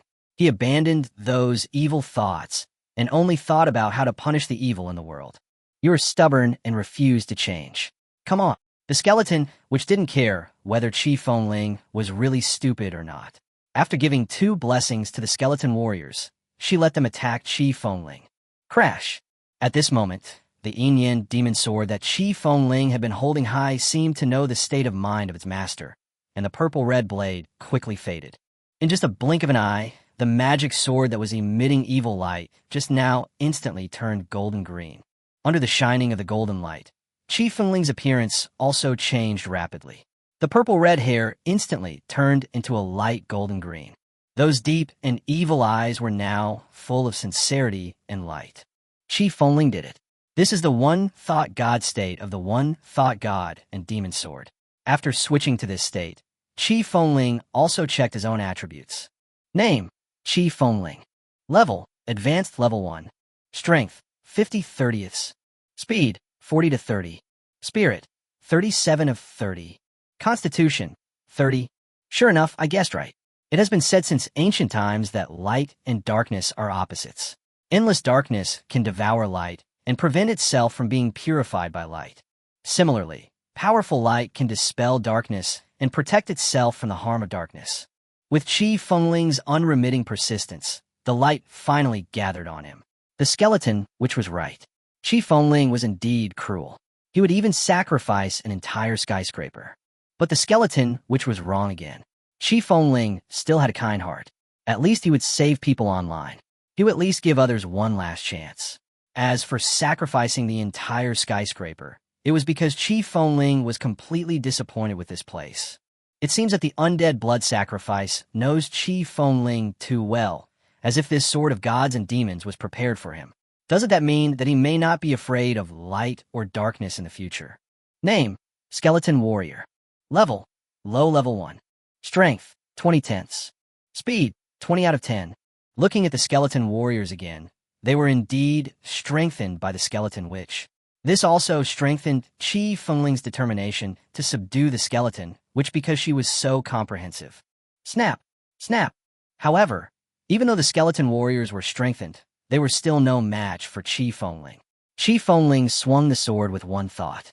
Before the 2 skeleton warriors could get close to him, they were shattered by the light waves from the magic sword. No, it's impossible. This is the power of light. How could the light descend upon you? Seeing that her enhanced skeleton warrior was killed more easily by Chi Fengling, The shock on the skeleton witch's face seemed to overflow the screen. Oomph, there are still many things you don't know. If you are willing to submit to me, I will make you stronger. Beating and persuading at the same time is the best way. Oomph, weak human, you are dreaming. You want me, the great Savoy, to submit to you. Unless I die.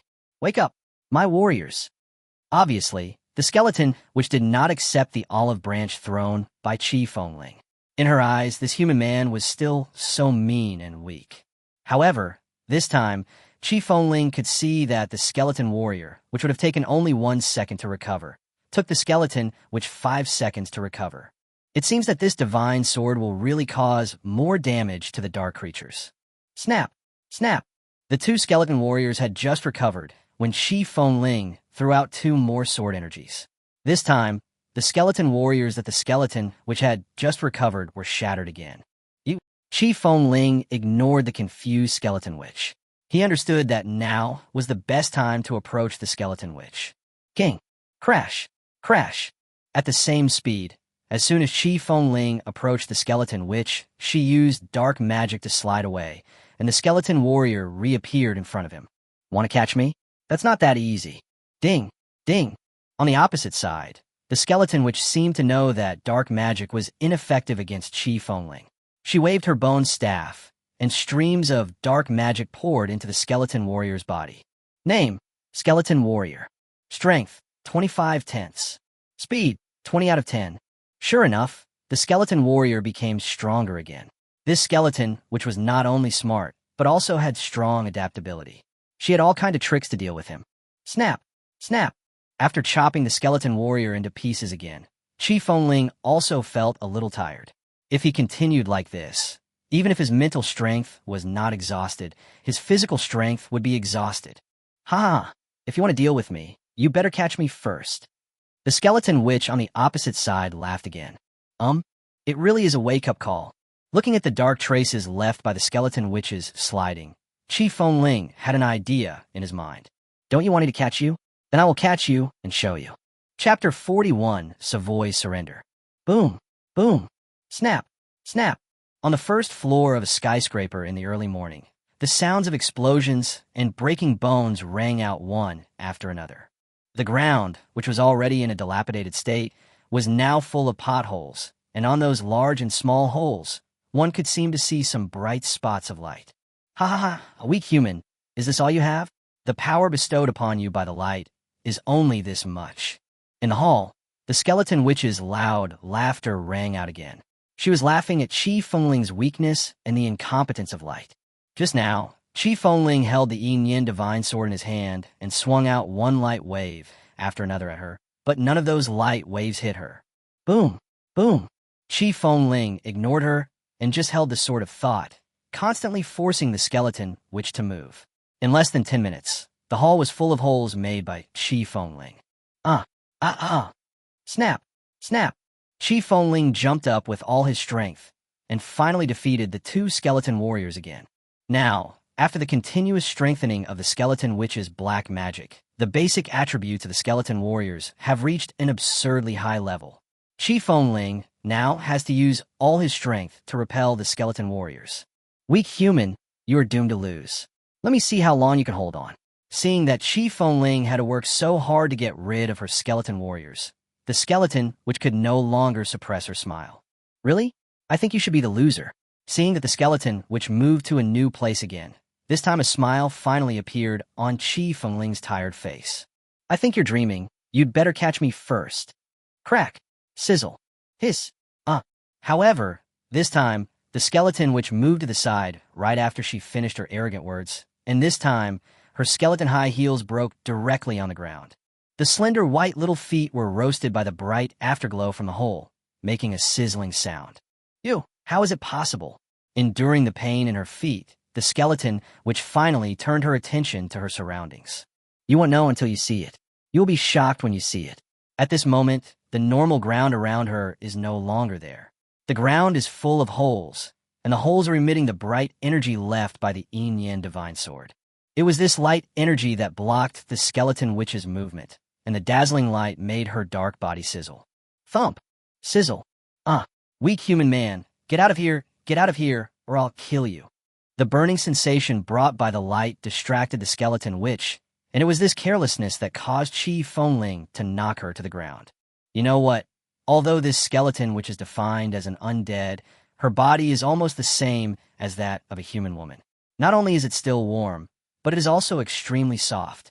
This makes Chi Fengling, who is lying on the skeleton, which feels somewhat comfortable for a moment, make them disappear quickly. It was comfortable, but Chi Fengling did not relax at all.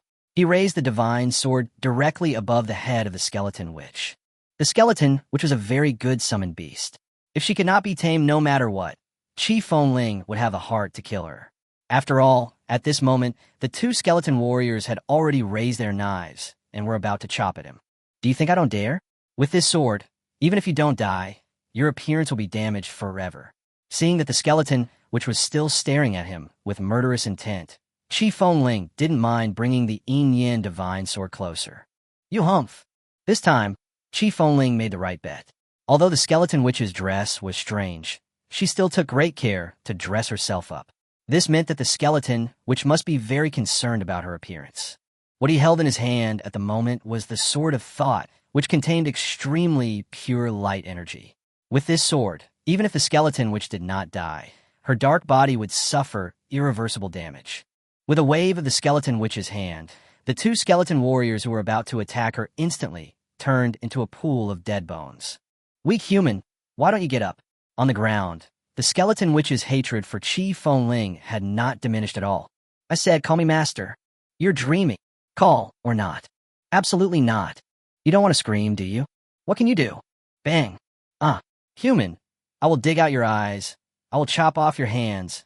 I will crush your soul," Savii on the ground shouted without caring about his image. Of course, just now, Chi Fengling slapped her on the buttocks. This slap did not cause any substantial damage, but it was extremely insulting. "Stop screaming. If you scream again, don't blame me," Chi Fengling said as he kept bending his fingers and was about to grab Savoy's chest. You, what do you want to do?" "Stop it right there." Panting heavily and staring with eyes wide open, the skeleton, which finally gave in. It would have been better if you had done this earlier. I don't want anything. You just need to submit to me obediently." In fact, Chi Fengling was not that perverted, and what he asked for was the most basic. "Impossible. The great Savui will never surrender to a human, let alone a dirty human man like you." Turning her head, the skeleton, which didn't really want to pay attention to Chi Fengling. "I'm dirty? Are those skeletons in your world of the dead handsome? You just think I'm weak. Don't you just want to return to the world of the dead to practice, and then forcibly cancel the summoning contract? So what do you think? I will reach level 2 faster, or you will reach level 4 faster. I can let you go now, but when I reach level 2, I will summon you out again. By then, I will use the power of light to brand the fire of your soul. By then, I will see how you can survive in the world of the dead." Indeed, Chi Fengling was a little upset. He was not handsome, but he was not dirty. As for what he just said, he could really do it, and he didn't want to waste time with the skeleton witch. "Now, either leave or submit to me." Chi Fengling stood up, turned around, and said to the skeleton witch in a cold tone, Savii is willing to have you as her master." The skeleton witch stood up and prepared to leave, but when she thought of what Chi Fengling had just said, she backed off. It is much more difficult to upgrade from level 3 to level 4 than from level 1 to level 2, and Chi Fengling could beat her like this at level 1. When she reaches level 2, she will be no match for Chi Fengling. The most important thing is that if the fire of her soul is branded with a mark of light, she will really not be able to hold her head up in the world of the dead. It would have been great if you had done this earlier. Upon hearing this, Chi Fengling turned around and let out a sigh of relief. Most of his words, just now, were just to scare the skeleton witch. Let's see if there is any way. Turning around again, Chi Fengling regained his serious expression and casually threw the sniper rifle to the skeleton witch. This sniper rifle was not damaged after an explosion and its own light wave attack. It must be a high-end product. It would be a pity to just throw it away. It just so happens that the skeleton, which is also proficient in skeleton modification. If the skeleton, which can really modify it well, then wouldn't I have another weapon? Chapter 42, Skeleton Sniper. What is this? So cleverly made, so solid, so perfectly constructed. It's a pity that this thing seems to require some kind of soul power to activate. Oh, what a pity. After disdainfully accepting the sniper rifle thrown by Chi Fengling, Sabi showed great resistance at first. However, as she carefully examined this exquisite weapon, her expression changed from disdain to seriousness. This is also the reason why Chi Fengling admires Sabi. Although she is a little conceited, she is not blindly confident. She is not stingy with her praise for those truly good things. And Sabi was indeed an expert in skeleton modification. After less than a minute of observation, she had a rough idea of the operating principle of the sniper rifle. She could even guess that the sniper rifle could not be used now, because it had no bullets. If the sniper rifle was just short of bullets, Chi Fengling would have a way to solve it. But as the apocalypse progressed, even thermal weapons that conform to physical logic would become completely ineffective. Maybe this is the power of God. If those nuclear bombs, missiles, and atomic bombs still exist, zombies below the epic level will also be taken away by one shot. Therefore, Chi Fengling wanted to see if he could transform this sniper rifle into a magic weapon with the help of Saviai's black magic. Yes, what a pity, even the great Savoy can't do anything about it. It seems that our human technology is still very advanced. Even dark magic cannot change it. Chi Fengling shook his head, pretending to be helpless, and was about to take the sniper from Saviai's hand. Wait, what do you mean dark magic can't do anything to your human technology? Today Sabi, will try it. I don't believe that I can't transform it. As soon as Chi Fengling's words came out, Sabi's face changed immediately, and he directly opened the hand that Chi Fengling extended. Forget it. If it doesn't work, don't force it. Who said that? I haven't tried it yet. Didn't you say it yourself, that it's a pity? Okay, don't disturb the great Savai. After avoiding Chi Fengling again, Savai started to meditate on the spot. Looking at Saviai, who had closed his eyes and started to use dark magic, Chi Fengling couldn't help but raise the corners of his mouth.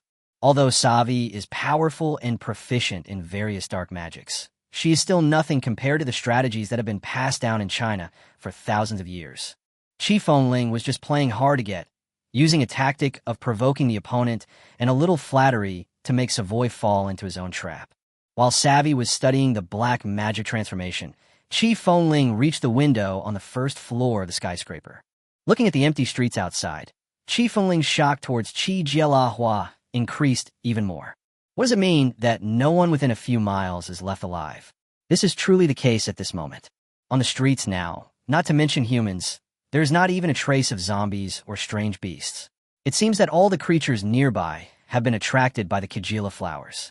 But it's better this way, otherwise I would have been eaten by zombies during the time I was unconscious. Click, click, click. Just when Chi Fengling was still looking outside, a strange voice came from Savoy's side.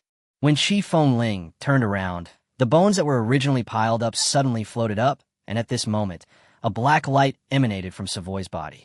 The next second, the sniper rifle also flew up. Under Chi Fengling's gaze, the bones and the sniper rifle actually began to split and combine. Boo-hoo, oomph. Who said my dark magic is inferior to your human technology? Now open your eyes and take a good look, Savoy said, panting, looking tired and proud. This look made Chi Fengling feel that she was both cute and funny. Really? Let me see. Here, take it. With his head raised, Sabi gave the modified sniper rifle to Chi Fengling with disdain. Name, Skeleton Sniper. Quality B. Strength 80. Speed 20. Spirit 50. Constitution 10. Skill, Bone Bullet. When a skeleton sniper touches a corpse with bones, the corpse will automatically be converted into bullets. The skeleton sniper can store up to 50 bone bullets at a time. Bone Healing. When a skeleton bone sniper touches a bone with a corpse, the damaged skeleton bone sniper will automatically repair itself. Wow, that's awesome. After reading the attributes of a skeleton sniper, Chi Fengling's eyes were full of praise. Although the skeleton sniper was only a B-grade weapon, it was in its prime. Unlike the one-thought divine demon sword in his hand, which was extremely powerful, it was only 1% open at the moment.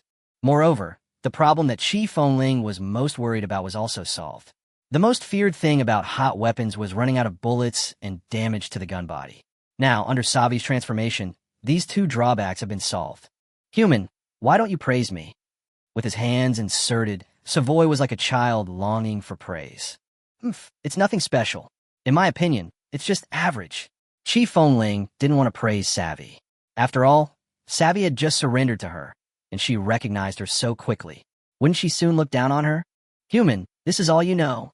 Not only are you dirty, but you're also stubborn. This Savoy, it would be fine if he didn't open his mouth, but when he opens his mouth, he will really mock people. Okay, then I'll show you what a top-level weapon is. You, what do you want to do? I'm just telling the truth. There's no need to hurt anyone. Seeing Chi Fengling was about to throw the Yin divine sword at him, Savi, who had been so arrogant just now, immediately became scared.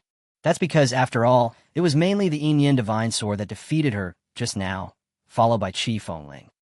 Take it. I won't harm you. After saying that, Chi Fengling's mind moved, and the one-thought divine sword turned into a purple-red one-thought demon sword. In response to this, Chi Fengling rolled his eyes. Is his heart so bad? It only takes a moment to transform into a one-thought devil sword, but it takes a long time to transform into a one-thought divine sword. Huh, wow. In the first second after receiving the magic sword, Savy was still very scared. But when she saw that the magic sword could not hurt her, she looked at the sword carefully. Savi's expression was the same as Chi Fengling thought, from disdain at the beginning to extreme shock. I'm afraid only the Undead Emperor is worthy of possessing such a divine weapon. After a long time, Savai slowly opened his eyes and said with a dazed look, Now you know what it means that there are always people better than you, and there are always things better than you. Why don't you call me master? After raising his hand to send the magic sword away, Chi Fengling also raised his head proudly. It's the sword that's powerful, not you. Give me the skeleton sniper quickly. I want to take it back to the undead world and study it carefully. However, Savi still did not give in to Chi Fengling. She stretched out her hand and was ready to take the skeleton sniper from Chi Fengling's hand. Savi, I see you're tired too. Take a good rest. I will call you over when I need you. Huh? What do you mean? Then you have to first. Before Savi could finish her words, her body disappeared from the spot in an instant. Want a gun? How is that possible? Although the skeleton sniper is only a B-level weapon, its current attributes are much stronger than the one-thought god and demon sword. How could Chi Fengling give it to Savoy? Gripping the bone sniper in his hand tightly, Chi Fengling looked up at the place again, then walked towards the entrance of the skyscraper without looking back. Chapter 43, The Military Bomb Me. Buzz. Ahem, listen up, people in the skyscrapers. Oh no, creatures in there if you're willing. What are you talking about? They are no longer human. It says above that they have been controlled by Qi Jialahua and will never return to normal. But Captain Zhang, do you really believe that the Kajila flower exists? Isn't that something from a TV show? Don't believe it? I used to be the last person to believe in the end of the world. Look at it now. Zombies, monsters, and awakened people are here. What is impossible? But Captain Zhang, what if there really are normal humans inside? What else can we do? We are soldiers, and our duty is to obey orders. If we are ordered to blow up, then we will blow up. But Captain Zhang, Chinner contacted me yesterday. That's enough.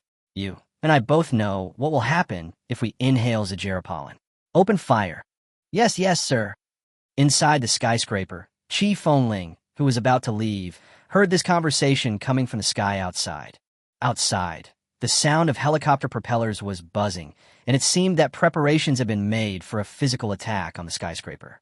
Today is the 13th day since the apocalypse. At this time, the army has almost cleared out the zombies and has also gathered some technical personnel.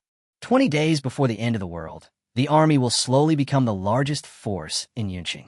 However, after 20 days, the speed at which thermal weapons will break down will become faster and faster, and the value of thermal weapons will not be able to catch up with the awakened ones.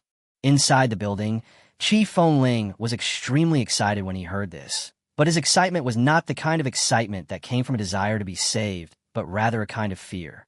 I'm only at the first high level now, not much better than ordinary people. If a helicopter launches a devastating bombing here, even if I am not killed in the explosion, I will be crushed to death by the skyscrapers. Wait, don't fire yet. I am a normal person. After hearing the soldier's reluctant reply, yes, sir, Chi Fengling rushed out shouting. Hiss! The sunshine was so dazzling. Chi Fengling hadn't seen such a beautiful sunshine for a long time. Whether the sun is beautiful or not is secondary. What is more eye-catching are the 5 armed helicopters flying in the sky. It can be seen that each helicopter is equipped with missiles. It seems that some people in the military also frequently browse the internet, and some people in the military's top brass also recognized that this was the Kagila flower. He probably also knew that those bewitched by the Kagila flower could no longer recover, and for the safety of Cloud City, he planned to blow up the entire skyscraper. Although it is cruel, it is the most correct behavior in the end times. Captain Zhang, there's someone, do you think Shinner will? Shut up, you've seen the photos before. What's going on inside the skyscrapers? How can there be normal people inside? Gongzi, I know you were thinking about Shinner, but she's already dead. You should try to get over it. On the helicopter, Captain Zhang obviously did not believe that Qi Fengling was a normal person. No, don't shoot. I'm a normal person. I really am a normal person. Seeing that 5 helicopters were aimed at him, Qi Fengling had to lower his head. Human? Humph. How did a weak human like you survive in an environment full of monsters? Just commit suicide. At least you were a human before. I don't want to use force. On the helicopter, Qi Fengling was speechless at the captain's logic. I'm going to commit suicide. I'm an awakened person. I'm capable and lucky. Isn't that enough? Didn't we agree that the army is to protect the people? What are you doing? Qi Fengling was a little excited and started cursing without caring about his image. Captain Zhang, look, zombies and people under control won't say such things. Shut up. Have you forgotten what it says above? No matter what comes out, kill without mercy. At this moment, Captain Zhang's face had completely turned black, and his hand was on the launch button. You still say it's not a monster, but even the god of war can't run that fast. Fire. On the ground, after hearing what Captain Zhang said, Qi Fengling understood that they would never let him go today. Instead of standing there and letting them bomb him, it would be better to hide quickly. As for returning to the skyscraper again, Qi Fengling had no plans to do so. Soon, bullets fell like rain, landing on the place where Qi Fengling was walking. At this moment, Qi Fengling, holding the Yin demon sword in his hand and carrying the skeleton sniper on his back, with the speed of the 2 weapons, he barely avoided the baptism of bullets. Qi Fengling guessed that the god of war they were talking about should be the strongest awakener in the army. They probably didn't believe that their abilities would be stronger than their god of war. Captain Zhang, he's entered the building. I saw it. No need for you to tell me, missiles. Use missiles to blow him up. But Captain Zhang, that's a civilian building. What if there are still survivors inside? Gongzi, we are soldiers, and now is the end of the world. We should be ruthless. Everyone, aim at that building and fire. In the helicopter, Qi Fengling heard the sound coming from the loudspeaker. The man named Gongzi may still have some humanity, but as for Captain Zhang, let's not say he has no humanity. It can be said that he is too inhumane. People like him will become more and more cruel, but at the same time, they will live better and better in the end times. However, these are no longer things that Qi Fengling needs to consider. What he needs to consider now is how to survive the missile bombardment. The small building where he lives now is only 5 stories high and has no anti-bombing construction. It can be said that it has no other function except to block his whereabouts. Whoosh, whoosh, whoosh. Just as Qi Fengling was thinking, the sound of a missile launch rang out in the air. It's over. These bastards are really going to blow up the building. Am I going to be finished? No matter what. Even if I become a villain, I must survive. Qi Fengling picked up the one-thought demon sword and the skeleton sniper and used all his strength to stab them beside him. Come out. Skeleton, which save I. Qi Fengling's operation was done in one go, and the whole process took less than 2 seconds. What? You summoned the great Savoy again. Human, take your dirty hands off me. What do you want to do? Savi, who had just come to Qi Fengling, still had a proud look on his face. However, Qi Fengling didn't have time to explain to her. The next second, Qi Fengling hugged her tightly, and then they both fell to the ground. Qi Fengling held Savoy tightly in front of herself. Boom, boom. Huh? What kind of power is this, human? How dare you cheat me? The missile arrived as expected and easily destroyed the simple building. At this moment, Savi, who was extremely angry, finally understood that Qi Fengling summoned her out to let her resist harm for him, or in other words, to let her die in his place. But how can I die here in the prime of my life? Come out. My skeleton warrior gate. Wow. Savi's reaction was extremely fast. She summoned a skeleton warrior in an instant. After the skeleton warrior lay on her, all kinds of black magic were released by her. Boom! Buzz! The missiles still hit the first floor. The loud noise of the explosion, the scorching heat wave, and the collapsed rocks all fell on their group at the same time. Finally, the building collapsed, and Qi Fengling and his group were completely trapped underneath. Chapter 44. Suck you until you faint. Okay, that's enough. Stop, stop, stop. Do you have any brains? What is our mission? Return to Team Zhang. Our mission is to bomb the skyscrapers. You still know? This little broken building can be destroyed by just firing a few missiles. Why do you have to destroy it all? Captain Zhang, didn't you say? Okay, stop hesitating. Go and blow up the skyscraper, and then go back quickly. Captain Zhang stopped his men from continuing to speak and gave them the latest orders. Buzz, buzz, buzz. Team leader Zhang flew a helicopter around the ruins. After looking at the dilapidated building that was so rotten that it could not be rotten anymore, he flew towards the skyscraper. Whoosh, whoosh, whoosh, bang, bang, bang, boom, boom, boom. There was a series of sounds, and then missiles poured down onto the entire skyscraper. In less than a minute, the once towering skyscraper was reduced to devastation, and then it collapsed with a loud bang. At this moment, smoke and dust filled the sky, and the collapsed giant building indiscriminately knocked down nearby buildings. It seemed that there was really no living thing left within 1,000 meters of the skyscraper. Gongzi, we must always look forward. Let's go. Yes, yes, sir. Throwing down the pocket watch in his hand, 5 planes slowly left here, leaving the once most luxurious area of Yunqing. However, even after they walked for a long time, the smoke and dust in the sky did not completely dissipate.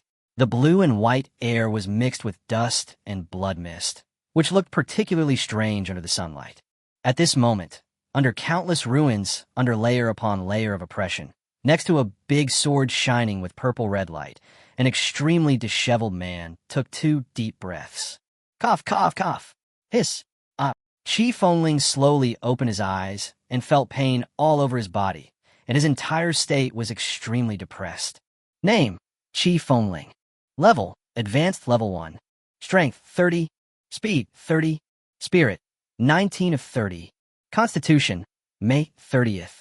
It seems that it is that powerful, self-healing ability that has allowed me to recover now. If Qi Fengling's condition was embarrassing, then Savi's condition was extremely bad. Because Qi Fengling blocked her, the skeleton on Savi's back had been burned to powder. Her skeleton robe was completely burned, and a lot of her hair was also burned. What was even more terrifying was that her perfect body also had a lot of scars. Fortunately, Savi was at a higher level, and those scars were recovering at a speed visible to the naked eye. Savi really cares about her face. At that moment, Savi had hidden her entire face in Qi Fengling's chest, so that her face was not hurt at all. Name, Skeleton Witch Sawai. Level, Level 3, Low Level. Strength, 40. Speed, 40. Spirit, 15 of 220. Constitution, 5/40. It's so miserable. After seeing Savi's current condition, Qi Fengling felt very embarrassed. If Savi hadn't used a lot of mental energy, she would probably be dead now. Savi was able to survive because of her decisiveness, a large amount of black magic support, and her higher level. As for the fact that Qi Fengling was able to survive, it was not by cheating. Normally, Qi Fengling would have died for sure. Even if he had used so many protective measures, it would have been of no avail. The key to Qi Fengling's survival was still the dead skeleton giant. If it weren't for the skeleton giant's blessing, which made him immune to 90% of the damage from the shells, he would have become a pile of cooked meat. Looking at Savi, who was still unconscious on him, Qi Fengling felt embarrassed to wake her up because this time he really owed her. Supporting the boulder with one hand, Qi Fengling gently put Savi on the ground. I was able to survive thanks to all the blessings. If it weren't for the Yin magic sword that supported a corner, I would have been crushed to death by the boulder. However, the B-level skeleton sniper on the other side was not so lucky. Now, it had been crushed into 3 parts. Well, it's still usable. Picking up the broken skeleton sniper, Qi Fengling only felt that his strength had increased several times, and this meant that the properties of the skeleton sniper were still there, which meant that it could still be repaired. Ah! With his feet on the ground and his hands on the stone slab, a broken skeleton sniper was on his back and Savi, who was unconscious, was lying on the ground. At this moment, Chi Fengling seemed to have fulfilled a vow. If the sky falls, I will hold it up. Boom! Bang! There was a loud bang, and after Chi Fengling bit her teeth until they bled, the largest stone was finally thrown out by Chi Fengling. After another half an hour of cleaning, Chi Fengling finally cleared the nearby gravel. Looking at the scratched skin on his hands, Chi Fengling shook his head helplessly. Cough, cough, cough. Human, don't try to harm the great Savi. On the ground, Savi, who had been unconscious for a long time, finally woke up. However, she said something in a daze before she opened her eyes. Are you okay? Seeing Savi wake up, Chi Fengling quickly went over and helped her up. Thirsty, I'm so thirsty. Savina shouted softly in a coma. It can be seen that at this moment, Savi's lips have already been chapped, and coupled with the burns caused by the missile, it is estimated that the water in her body has been almost consumed. But where does the water come from here?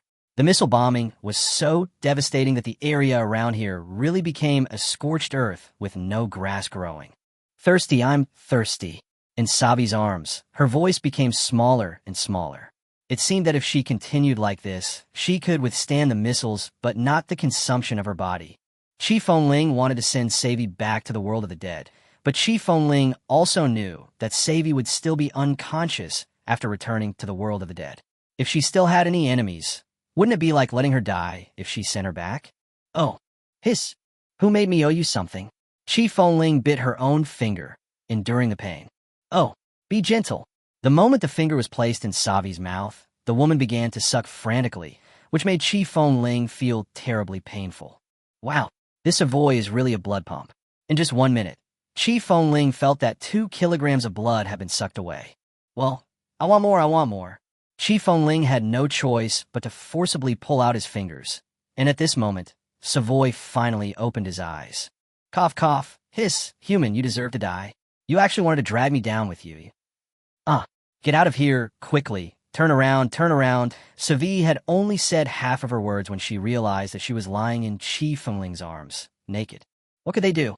The scorching flames almost burned all of their clothes. They were lucky to be alive. Okay, I'll go. Chi Fengling was indeed in the wrong, so he stood up and was about to leave. However, just as he stood up, Chi Fengling felt dizzy and then fainted. He, human, you have finally come to this day? Savoy can finally. Seeing Chi Fengling faint, Savoy was so happy that he struggled to stand up and was about to walk towards Chi Fengling. Standing beside Chi Fengling, Savi was ready to attack Chi Fengling. At this moment, a drop of unconsumed blood flowed from the corner of her mouth. This blood actually comes from you. After tasting this drop of blood and seeing Chi Fengling's physical condition, Savi put down his raised hand, and there was a hint of emotion in her originally disgusted look. Chapter 45, Old Partner Mouth. Kala, it's so hard. Change the bed for me. I don't want this moving bed. In a daze, Chi Fengling only felt that something was so hard that it hurt his chest. Stop. What do you mean by changing beds? You're awake.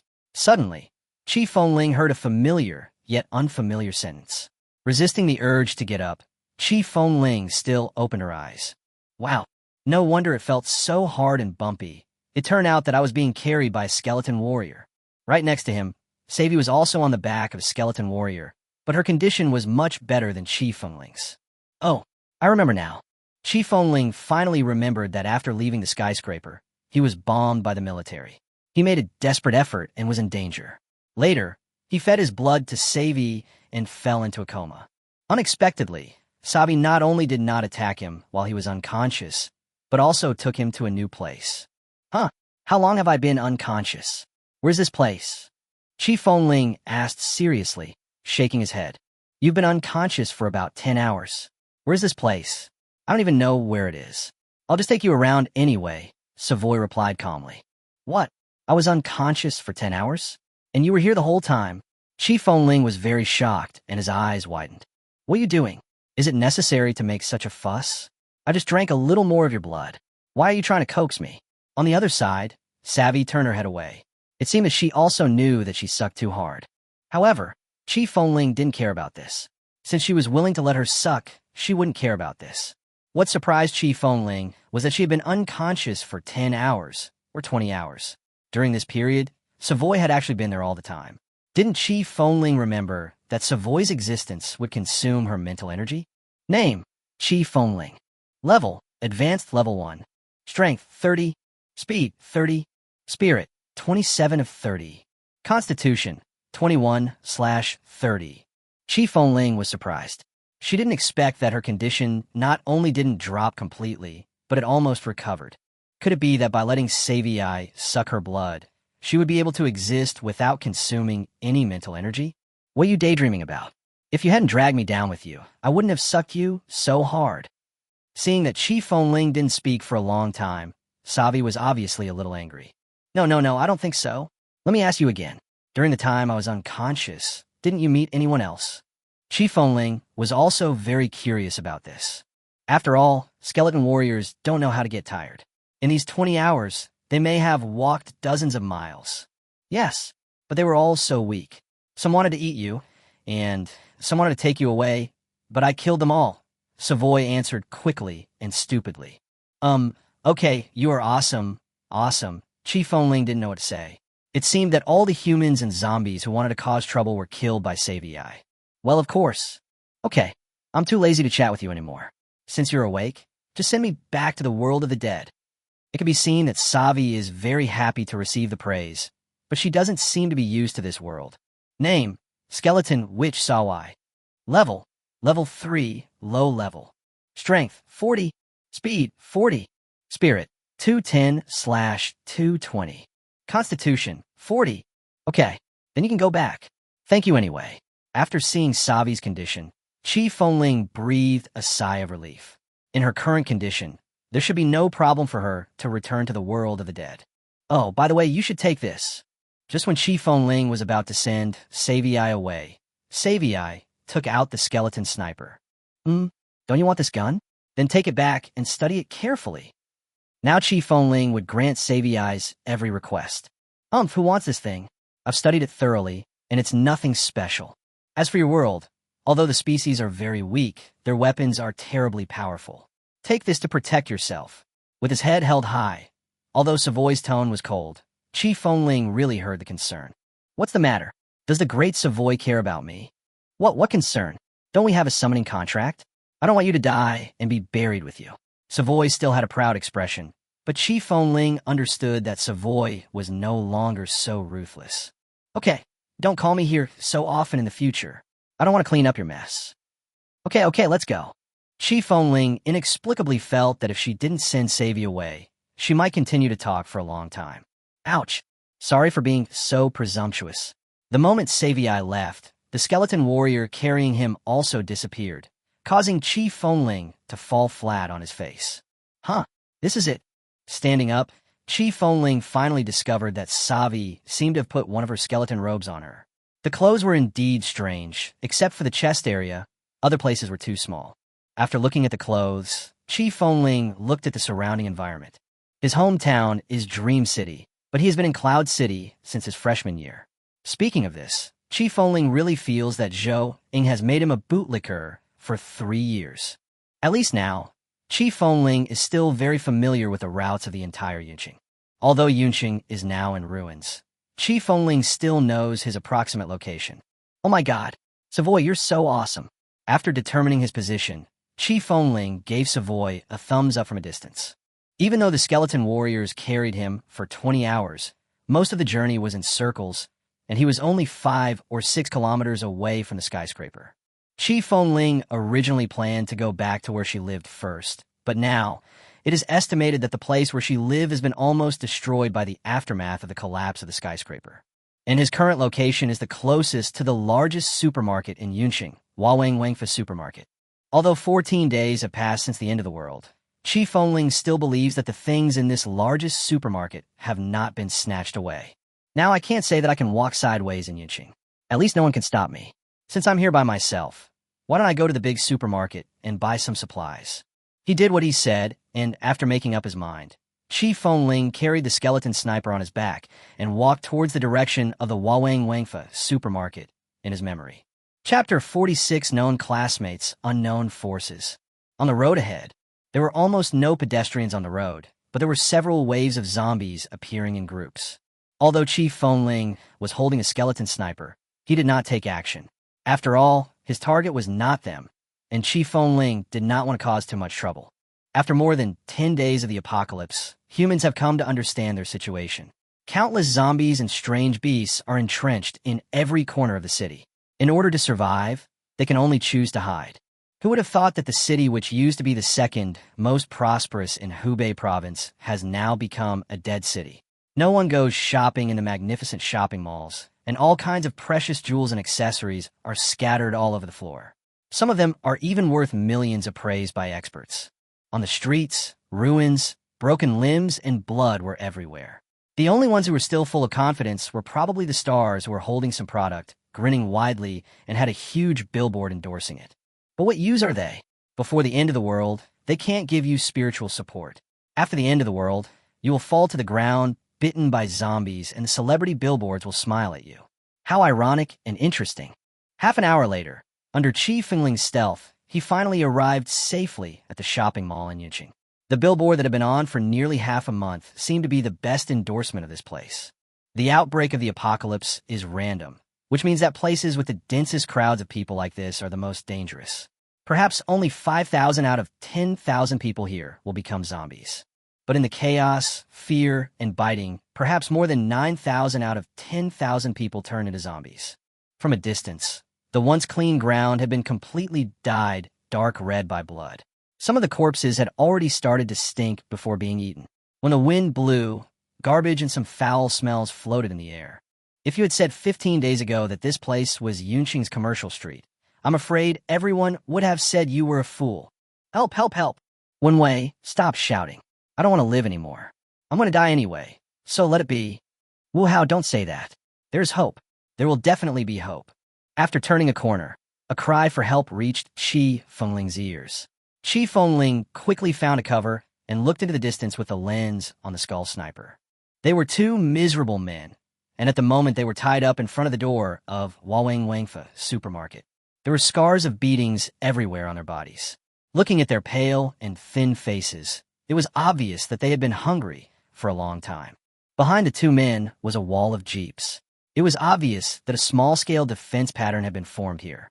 Another point that attracted Chi Fengling's attention was that there was a big T-shaped letter written on the two men's tattered clothes. As Chi Fengling looked more and more carefully, the memories of the person who had died more than 10 years ago seemed to flood into her mind at this moment. Chi Fengling is indeed in his 20s now, but he was reborn a few years after the end of the world. In other words, his impression of these people also stopped many years ago. Oh, I finally remembered. With Chi Fengling's powerful mental power, he finally found the two people in his memory. One of these two men is named Lin Wenwei, and the other is named Wei Wu Hao. They're my classmates in college. My relationship with them is just average, the kind of relationship where they're not too familiar with each other, but also not hostile. Chi Fengling remembered that a classmate seemed to have told him that when the school was facing a food crisis, it organized some people to find food, but these people never returned. It seems that this is really happening. It is probably the same in the last life and now. Those who come out to look for food either die on the way or, like them, are captured and used as bait to lure living people or zombies. Chi Fengling didn't have much affection for these two people. If her goal wasn't Wang Wangfa supermarket, Chi Fengling might have turned around and left. However, I just want to go into the supermarket and take a look. Besides, they're my classmates, so I might as well save them. Although he thought so, Chi Fengling did not rush over, because it was obvious that a preliminary force had been formed in Wang Wangfa supermarket. And Chi Fengling had no idea what these people were trying to do. Thinking of this, Chi Fengling started communicating with the world of the undead. The next second, Chi Fengling moved his mind, and the skeleton sniper on his back disappeared. Show weakness? Yes, this is the easiest way to get close to them and find out what's going on inside. Chi Fengling doesn't think that if he really wants to resist, no one can control him. Help, help! Wu Hao, am I dazzled? It seems like someone is coming. Lin Wenwei, who was tied to a pillar and shouting weakly, seemed to see someone walking towards them. At this moment, there's no way there could be anyone here. If it's not a tide of zombies, then we'd better be thankful. On the other side, Wei Wu Hao had obviously been disappointed too many times. No, Wu Hao, it's a human, really a human, and what? Tell me now. It looks like Qi Fengling. It's Qi Fengling. As Qi Fengling got closer and closer to the two of them, Lin Wenwei finally recognized Qi Fengling. What? You mean it's that bootlicker? Well, what's the use of him coming alone? When Wei Wuhao raised his head and saw that Qi Fengling was the only one coming, his spirit instantly fell. Fengling, we are here. Come and save me. Come and save me. No, Qi Fengling, leave quickly. The people in here are really bad people. Go back to school quickly. Go back to school quickly. Lin Wenwei was very excited when he saw that it was Qi Fengling on the pillar. He initially wanted to save lives, but soon he realized that Qi Fengling might not be able to save them. He just shouted loudly, hoping that Qi Fengling could leave quickly.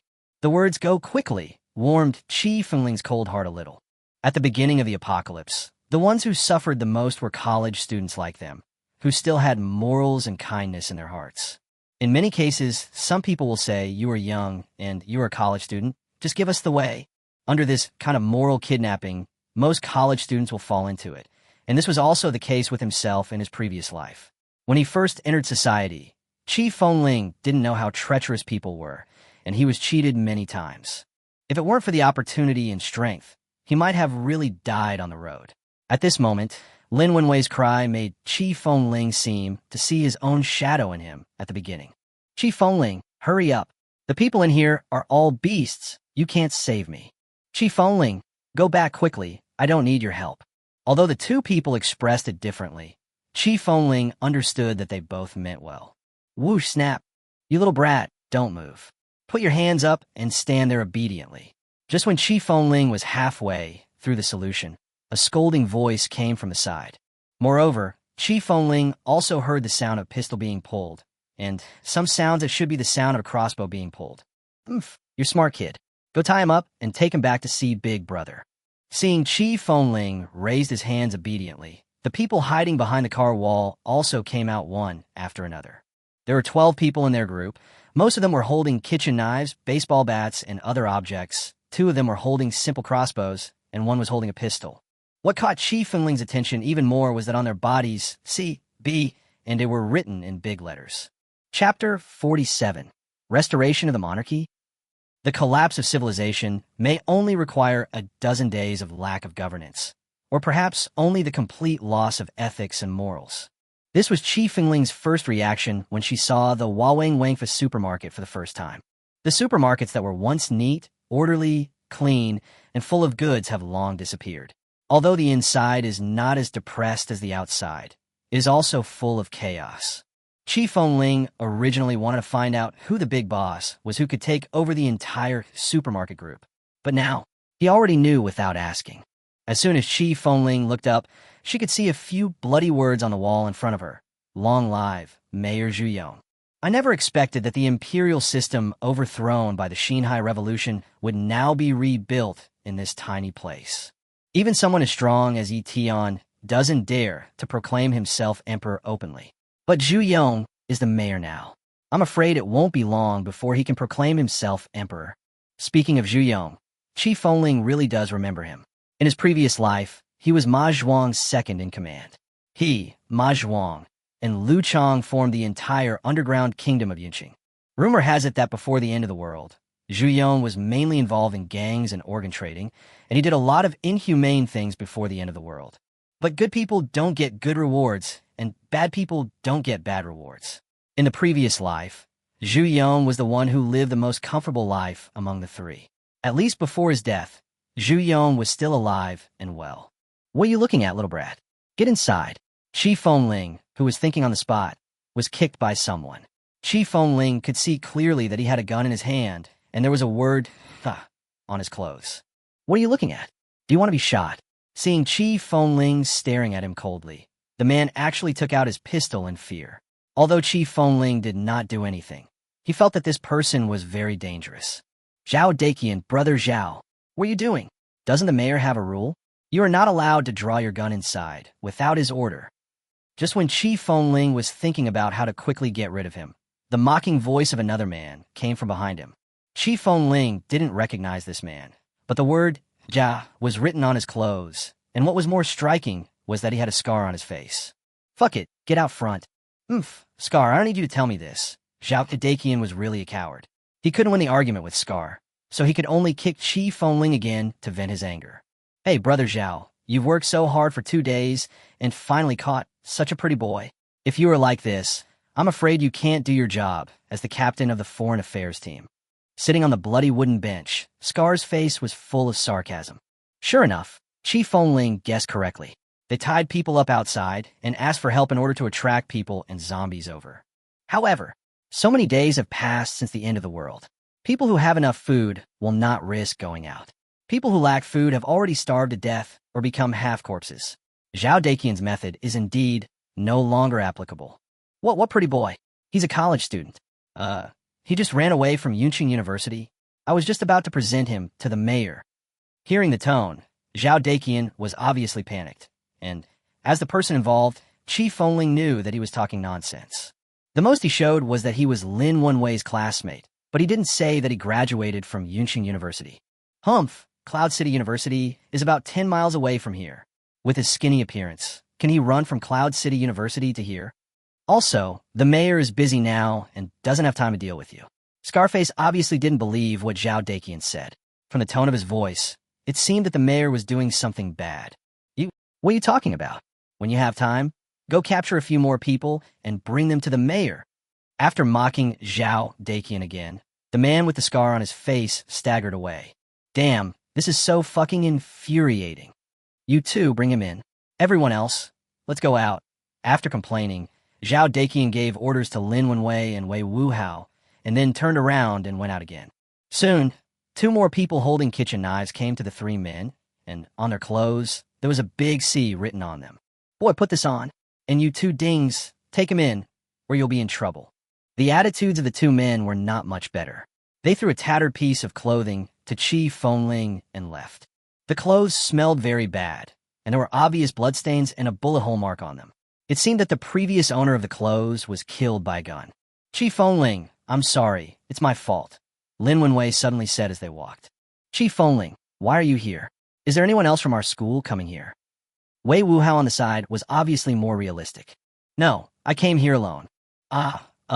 After hearing this, disappointment was visible on their faces. Tell me, what does it look like in here? Chi Fengling didn't want to talk too much with them. He just wanted to know the general situation here. This is what happened. Although they didn't understand why their classmate had become like this, the 2 still told Chi Fengling about what happened here. About 10 days ago, because the school cafeteria was occupied by zombies and they were extremely hungry, a group of 40 people rushed out together. After coming out, the 40 people were divided into 3 groups. In the end, they still couldn't reach a consensus. 8 people went towards the skyscraper, 12 people's target was Wanwan FA supermarket, and 20 people chose to go to the army. These 12 people were lucky. When they arrived at the Wanwan FA supermarket, 10 of them were still alive, 6 men and 4 women. They originally wanted to eat their fill and then bring some food back to school, but when they were about to go out, they encountered a wave of zombies and were forced to stay here. 7 days ago, a gangster group emerged in the supermarket, especially their boss, who is 2 to 3 times the strength of an ordinary person. It is said that he can also absorb other people's body tissues to strengthen himself. In less than 2 days, that man completely took control of the entire Wanwan FA supermarket with his own strength, weapons, and manpower, and then it only took 1 day for them to clear out all the zombies in the supermarket.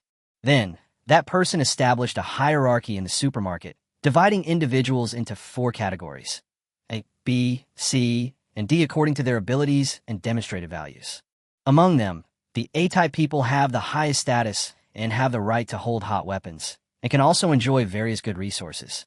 Similarly, people in Category D are of the lowest status, doing the hardest work, using the least resources, and can be bullied by anyone. When this system was first established, it was opposed by most people, but under Zhu Yan's violent suppression, everyone had to submit. Gradually, after some people enjoyed the benefits brought by power, they began to fall into it and support this system. In this way, this force was probably formed. Chi Fengling understood that 7 days ago, which was the day when the awakening bead appeared, Zhu Yong probably obtained the inheritance on that day, and then he gained powerful strength, and finally gathered a group of younger brothers and became a mayor here. Oh, By the way, didn't you say there were 10 classmates? Why are there only 2 of you now? After hearing this, Chi Fengling realized that some people were indeed missing. Chapter 48, Why is this the fate of students? I'm afraid the air will suddenly become quiet. Chi Fengling had never expected that after she asked a question showing slight concern, the 2 of them would be stunned, as if she had asked something that she shouldn't have asked. But after a while, Wei Wuhao on the side became angry. His teeth were grinding, and the veins on his face seemed to be popping. Fuck that bastard Tian Mingjing, fuck. Wuhao, calm down, Fengling. Let me tell you. After holding down Wei Wuhao, who was about to go crazy, Lin Wenwei began to tell the rest of the story. It goes something like this.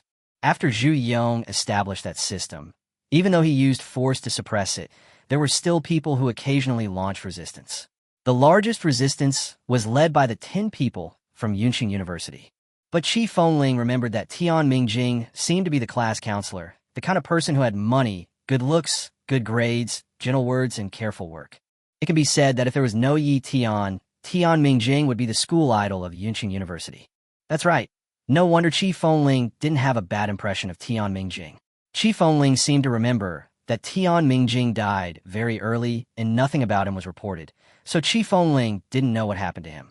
That rebellion was organized by the Sports Commission at the time.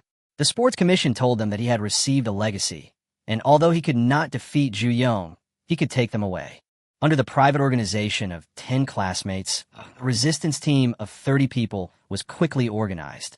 The night before yesterday was their best opportunity to escape, but their perfect plan was exposed. When the sports committee opened a way to leave Want FA supermarket, Zhu Yong had already organized a group of people to wait at the door. At that time, Tian Mingjing was standing beside him with a flattering look on his face. When the truth was revealed, the sport commissioner chose to fight to the death with Zhu Yong, but there was a huge gap in strength between the two. In the end, the sport commissioner was sucked dry by Zhu Yong. Of the 30 people in the group, the 10 who made the most trouble were killed on the spot, including 2 boys from Yunqing University. Later, in order to maintain his hard-earned position, Tian Mingjing even went so far as to peel off the fake skin on his girlfriend's face. Tian Mingjing's girlfriend was one of the most beautiful girls in the class. When they were together, many people said that they were a perfect match. Fake leather. That is a kind of artificial facial skin developed after 2030. When worn on the face, it can conceal one's original appearance. That thing is so real that it can be mistaken for the real thing. It was precisely because of the fake leather that the 4 girls were willing to take the risk. After seeing the true faces of the girls from Yunqing University, Zhu Yong was excited the whole day, and that day was also the darkest moment for those 4 girls. The reason why Wei Wuhao was so excited was that his girlfriend was one of them. After hearing this, Chi Fengling, who had been expressionless, suddenly showed anger on his face. This Tian Mingjing was truly a beast in human form. It was already despicable that he betrayed that group of people, but he could even abandon his own woman for the so-called status here. Where are they? Chi Fengling asked in a cold tone with a firm look in his eyes. They're on the 6th floor. Not only that, all the good-looking girls are locked up there. Anyone who is willing to work for Zhu Yong can go and enjoy some sex. Lin Wenwei became more and more angry as he spoke, and Wei Wuhao at the side even bit his teeth until they bled. Brotherly, how is it? Is it good? Just when Chi Fengling and the other 2 were angry, a man's extremely obscene voice was heard outside the house. Hey, don't get so close to me. I'm different from you now. The man named Brotherly in front of the wretched man pushed him away with disgust. What's wrong, Brotherly? See, my status is different from yours now. See, Brotherly said proudly, shaking the word see on his clothes. Look at you, you're such a coward. I asked you to go out with me, but you refused. Now look what happened. You won't get any benefits. Brotherly, I know I was wrong. Next time, I will definitely bring my brothers with me. The wretched man bent over with a humble look on his face, which made him look even more wretched. That depends on your performance. Don't worry, Brotherly, I understand everything. Can you continue to talk about what happened upstairs? It can be seen that the wretched man still wants to know what happened upstairs. Then I'll tell you, It feels good. It feels really good. She's worthy of being a student from a prestigious university. Her body is so bright, and her skin, oh so soft, Brotherly said, looking very happy. Brotherly, hurry up and talk. Keep talking. This wretched man has a really strong imagination and can even imagine this. There's more. That big butt. It's also white, but it turned red in the photo I took. It's a pity that it's so the feel is a bit worse. And then, did they call? Of course I'm a prime minister, you're brotherly. Being with me is like heaven on earth. Ha. The two men were very vulgar, and they became more and more excited as they talked. They didn't notice Wei Wuhao at all, who was already extremely angry. What are you looking at? Go away, you untouchable. Suddenly, Brotherly saw Wei Wuhao staring at him. Brotherly, they are the university classmates of that girl. The wretched man at the side immediately explained. Oh, who was I thinking about it? Turns out to be those cowards. Girls in your school still have to rely on people like us in society to deflower them. Ha. After learning the identities of the two people, Brotherly instead increased the intensity of his ridicule. At this moment, Chi Fengling couldn't stand it anymore. What did it mean for a social person to break her virginity? Boys respect girls. What girls have guarded for more than 10 years was taken away by you, and you dare to laugh at us. What are you looking at? Why? Are you still going to stand up for them? That's right, you little brat. Don't you see that Brotherly is now C and others, and you are still a little ding? In order to show off himself, the wretched man directly stood in front of Brotherly. Boy, what are you doing? Thump.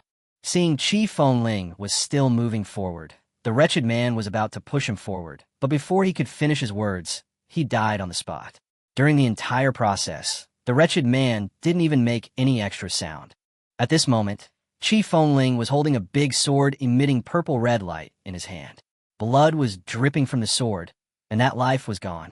What do you want to do? I'm one of those people. Brotherly was so scared that he just backed away slowly and even forgot to call for help. However, Chi Fengling doesn't care whether you are Ding or C. Even if you are A or someone else, he will kill you. Fengling, what is this? Looking at the big sword in Chi Fengling's hand, the two were full of surprise because this sword was so beautiful that it didn't look like something from this world. You two hide. I'm gonna go upstairs. Chi Fengling did not explain too much. His anger would not subside because of the death of these two people. Fengling, I'll go with you. Wuhao, don't go. We will only be a burden to Fengling. After nodding to the two of them, Chi Fengling put away his sword and walked quickly towards the 6th floor. Chapter 49. A Beast in Human Form. In the past, each floor of a supermarket had its own special features. It may belong to department stores, clothing, or food.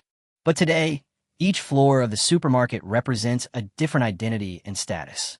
The higher people live, the more they enjoy the best resources. Chi Fengling walked up all the way and found that the conditions of people on each floor were different. The first level represents the poorest, weakest, and most vulnerable to death, the D-type people. The second floor is inhabited by Type D people who may be able to leap to Type C people. Although they live on the second floor, their status is still the lowest.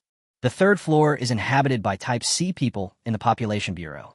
They barely have a normal status, but their lives are still full of adventures because if they don't struggle, they will become Type D people. The fourth level is inhabited by Type B people who have greater power. They enjoy the vast majority of rights and rarely need to do anything risking their lives. Their existence is to consolidate the existence of the lower classes. The fifth floor, where the space is relatively large, the extent of damage by zombies is also small, and the environment is better, but here live the smallest number of Type A people. Their status is second only to one person and above 10,000 people, and they can face the boss of Wan Wangfa supermarket, Zhu Yong. Similarly, they also have the power to decide a person's life or death, at least here. The 6th floor is not the residence of any particular type of people. It can be said that anyone can come here. The space on the 6th floor is also very large. Before the end of the world, this was an entertainment venue. Later, it was transformed by Zhu Yong into a prostitution field and storage area. Yes, most of the food and daily necessities of Wan Wangfa supermarket are stored here. Every day, everyone's survival supplies are distributed by two types of people, A and B. And that place of prostitution, in its simplest literal meaning, is where all the women who were deceived or captured and are slightly pretty gather. Of course, as the mayor, Zhu Yong is not defined as any type of person. He does not live on the 1st to 6th floors. He lives alone on the 7th floor, enjoying the top resources of the entire Wan Wangfa supermarket and the people he needs. On the way up from the first floor, although Chi Fengling was verbally mocked by many people, no one attacked Chi Fengling because in the Wahaha supermarket, killing people above the second floor is not allowed. Soon, Chi Fengling reached the sixth floor. Compared to the smell of wine, meat, sweat, and blood on the fifth floor, there was more of a fishy, stinky smell and the smell of deliberately sprayed perfume. Bang! Huh, are you Fengling? How did you get here? Just as Chi Fengling was still looking around, a hand patted Chi Fengling on the shoulder. Tian Mingjing. Although he had not seen this person since the apocalypse in his previous life, Chi Fengling still had a very deep impression of him. In the class, his image as a bootlicker has long been deeply rooted in everyone's mind, and Tian Mingjing is actually one of the few people who does not mock him. No one would believe that such an outstanding person would become like this. However, Chi Fengling has been in the apocalypse for a long time, and he has seen all kinds of people. People like Tian Mingjing are indeed very outstanding people in a peaceful society. They are not even enemies of anyone, but their hearts often hide the deepest evil. To give a simple example, those kind, cheerful people who are liked by everyone may be the ones who abuse cats and dogs the most. They are evil at heart, but they dare not show it, and can only show it in places where there are no people or where people cannot speak or on creatures. If Chi Fengling guessed correctly, then Tian Mingjing was one of these people. Ahem, Fengling, are you here alone? How? Is Yunqing University? And aren't you at Zhouing? Is Zhouing here? Seeing that Chi Fengling didn't speak for a long time, Tian Mingjing softened his tone. If Chi Fengling had not been reborn, if Chi Fengling had escaped here after going through untold hardships, he would definitely be moved by Tian Mingjing's concern. I came here with more than 20 classmates. They asked me to explore the way first. Also, Zhou-ing is dead. Chi Fengling lowered his head and lied, pretending to be sad. More than 20 classmates. Where are they, Qin Yu? Hey, Fengling. Zhou-ing never liked you in the first place, so let her die. We can find a better woman. Come on, follow me in. Tian Mingjing probably knew that he was too excited, and he quickly returned to his concerned expression. Sure enough, I guessed right. As long as I said this, Tian Mingjing would definitely be interested in me. Because after Chi Fengling went up to the fifth floor, he used the Eye of the Undead Emperor on everyone. Not surprisingly, all those who were defined as type A are awakened ones. Although their levels are low, they're indeed much stronger than ordinary people. Tian Mingjing is still just an ordinary person, but he can become an A-class person. In order to get this status, he must have betrayed his girlfriend and cheated many female students. Only in this way, Zhu Yong would give him this status. So when Chi Fengling said that she came with more than 20 classmates, he was so excited that he couldn't control himself. Fengling, what's showing? Look, there are all kinds of women here. We're all classmates. Just go with whichever one you like. Putting his arm around Chi Fengling's shoulder, Tian Mingjing was like a brothel owner, promoting these bound women. Although it is very inhumane, it has to be said that the women who can be locked up on the sixth floor are really good-looking, and some of them are even more beautiful than Zhou-ing. What? You don't like it? Come over here and take a look. Seeing that Chi Fengling was not interested for a long time, Tian Mingjing became a little anxious. After looking around, he pulled Chi Fengling deeper inside. Look, these little sisters, if they were not type A people, I would not have brought them here. Pointing at the girl locked on the bed, Tian Mingjing's face was full of perverted expression. When seeing this scene, Chi Fengling's last image of Tian Mingjing completely collapsed. It turned out that a person with a beastly heart was much more terrifying than a villain. Appearing in front of Chi Fengling at this moment were a dozen very young girls. The oldest of them was less than 20 years old, and the youngest was probably just over 12 years old. Their common characteristics are that they are petite and cute. Chi Fengling never expected that Tian Mingjing would fall to this point.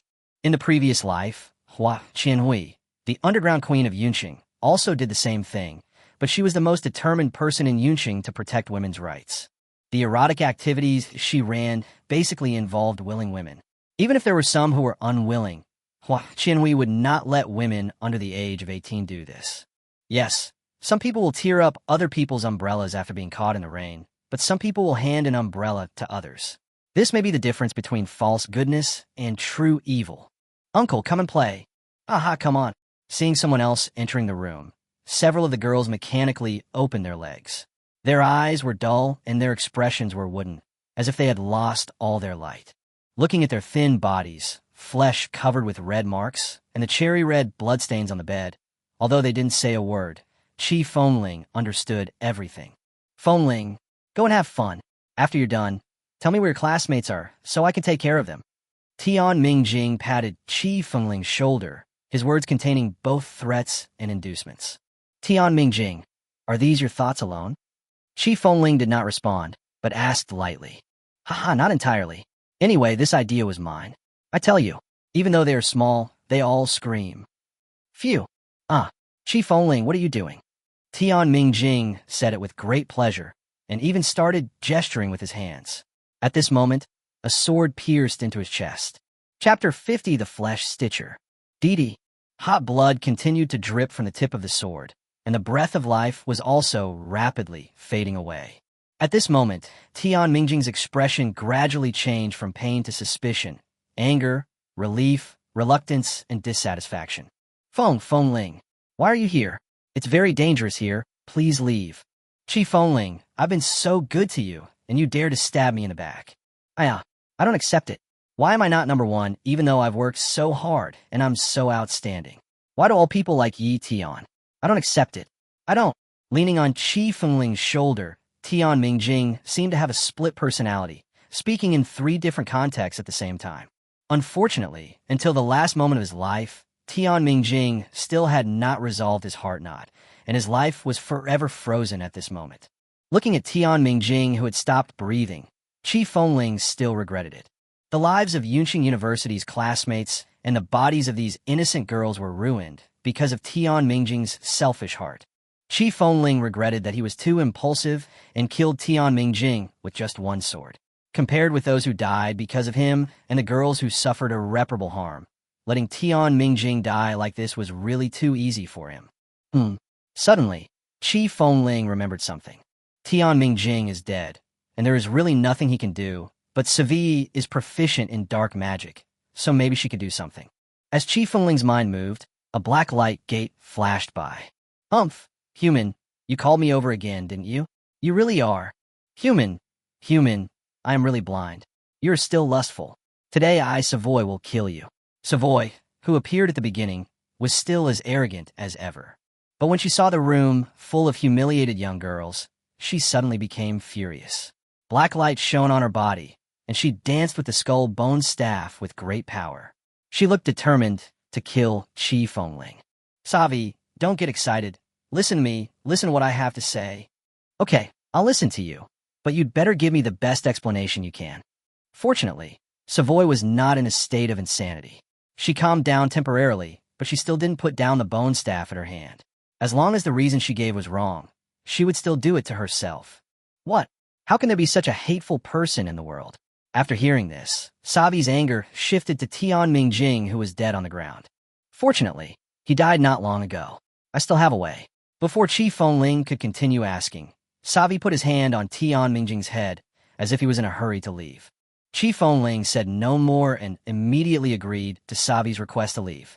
With a flash of black light gate, Savi and Tian Mingjing both disappeared here.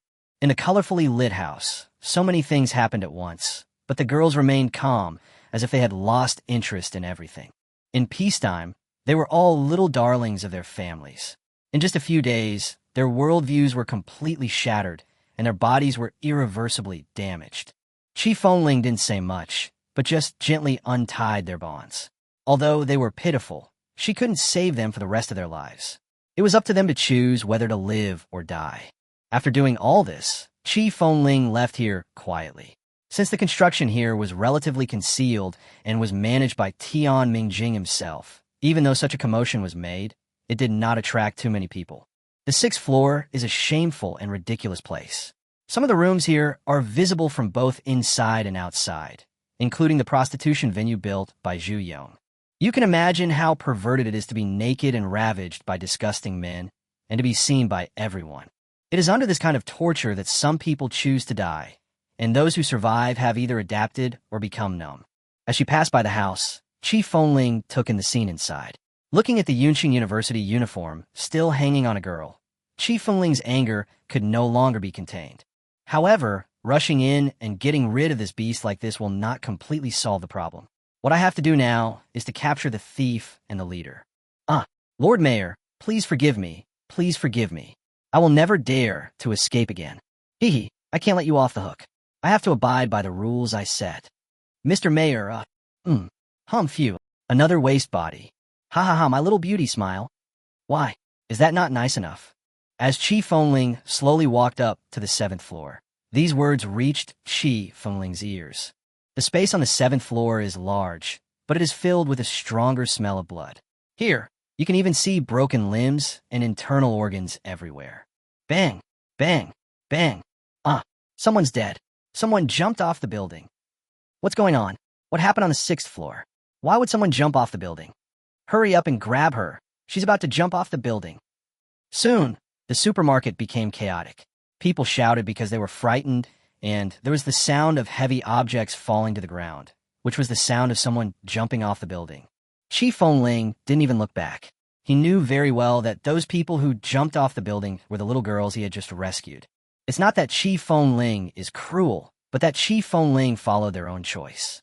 Instead of living a life of pain, it is better to choose to transcend. Huh? What's going on? Why is it so noisy?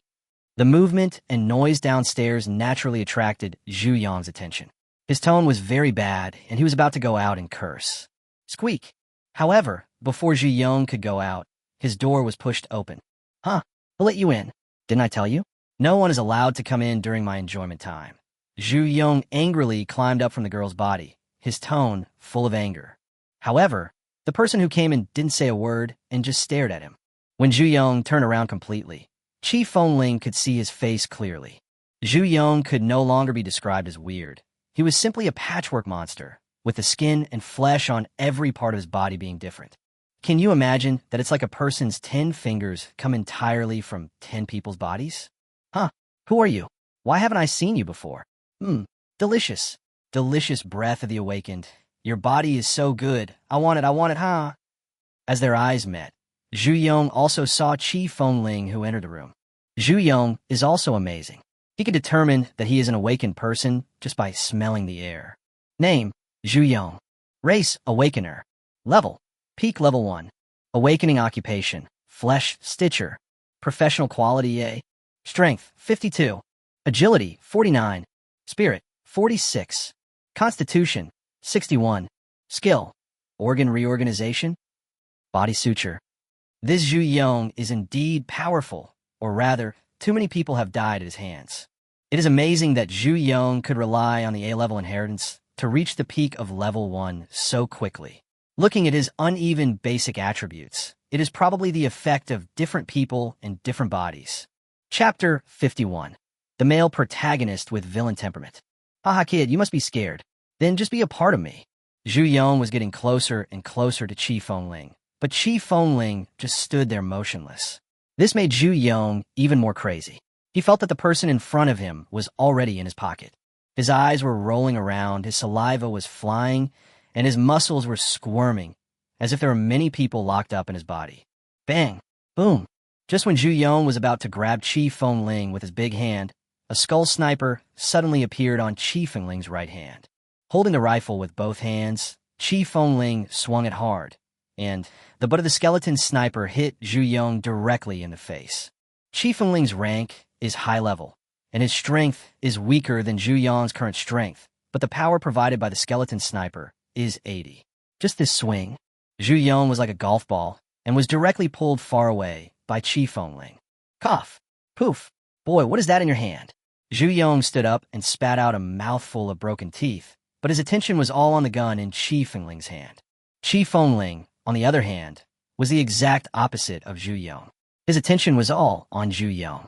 Just now, Chi Fengling saw that after Zhu Yong spat out a mouthful of broken teeth, a complete set of teeth grew back in his mouth. Name, Zhu Yong. Level, Peak Level 1. Occupation, Flesh Stitcher. Skill, Organ Reorganization. After touching other people, the awakened person can devour other people's powerful organs or limbs for their own use, and can strengthen their own attributes. Body Suture. This awakener can store other people's body tissues and replace them at any time. Is this all Zhu Yong's attributes? It must be said that this skill of his is still very powerful. That is to say, Zhu Yong can become stronger when facing a stronger opponent. Oomph, you don't want to talk, right? Wait until I snatch the gun from your hand and then swallow you up. I will make sure you can't utter a word. Qi Fengling's coldness angered Zhu Yong again. After adjusting his state, he pounced on Qi Fengling again. Bang! Qi Fengling was not a fool. With a long-range weapon in hand, why did he have to go over and fight? Qi Fengling was not in a hurry and fired 2 shots at Zhu Yong's head. Brat, I want you to pay the price. With a scream, Zhu Yong was hit by Qi Fengling, but the shot did not hit his head accurately. On the side, Qi Fengling had a more comprehensive understanding of the flesh stitcher. Just now, Zhu Yong tore off his right arm that was hit by himself, but in less than 2 seconds a new arm grew out. Qi Fengling sneered at this. He wanted to see whether Zhu Yong had more stored limbs or he had more bone bullets in his bone sniper. Bang, bang, bang. On the 7th floor, gunshots and screams were heard one after another, and the battlefield was so bloody that it was impossible to watch. Because at this moment, the ground was full of hands and feet abandoned by Zhu Yong. And what was even more terrifying was that there was even half a head that Zhu Yong had twisted off. Perhaps when Zhu Yong devoured the first person, his body was no longer the same as it was at the beginning. It seems that becoming stronger can really drive a person completely crazy. Boo-hoo, kid, who are you? There is no hatred between us. If there is anything, we could discuss it. After throwing away another arm, Zhu Yong finally gave up the mindless charge, because he really didn't expect that the power of the bone sniper in Qi Fengling's hand would be so great. The closest he had ever been to Qi Fengling was when he rushed to within 2 meters, but as the saying goes, from 7 steps away, the gun is fast. From 7 steps away, the gun is fast and accurate. If he hadn't made up his mind quickly and twisted off the half-broken head quickly, he would probably be dead now. Discuss? Why should I discuss with you? Did you discuss with them when you killed those weak ones? However, Qi Fengling had no intention of negotiating with him. After all, I have weapons in my hands, and I am in an advantageous position now. What I should do is to root out the evil completely. Boy, do you really want to wipe out the roots? Aren't you afraid? Bang, bang, bang. Damn it, you little brat. You actually tried a sneak attack. Zhu Yong had only said half of his words when Qi Fengling picked up a bone sniper and fired 2 shots at where he was standing. This time, Zhu Yong broke 2 more arms. Oomph. Do you think I'm watching a TV series? Why should I wait for you to finish speaking before I hit you? Should I give you time to recover? Even at this moment, as Qi Fengling spoke, he did not stop his plan to snipe Zhu Yong. Yes, Qi Fengling thought, since he was going to kill Zhu Yong anyway, why should he waste time talking to him? It was just like the TV plot that I never understood when I was little. Why didn't the monsters attack them when Ultraman transformed? The villains clearly have their guns pointed at the protagonist's forehead, so why bother talking to them instead of shooting? Knowing that they are our enemies, why should we give them time to breathe? Bang, bang, bang. On the 7th floor, under the suppression of Qi Fengling's powerful firepower, Zhu Yong, who was at the peak of level 1, was beaten badly, with blood and broken limbs all over the ground. They also said that Zhu Yong deserved it.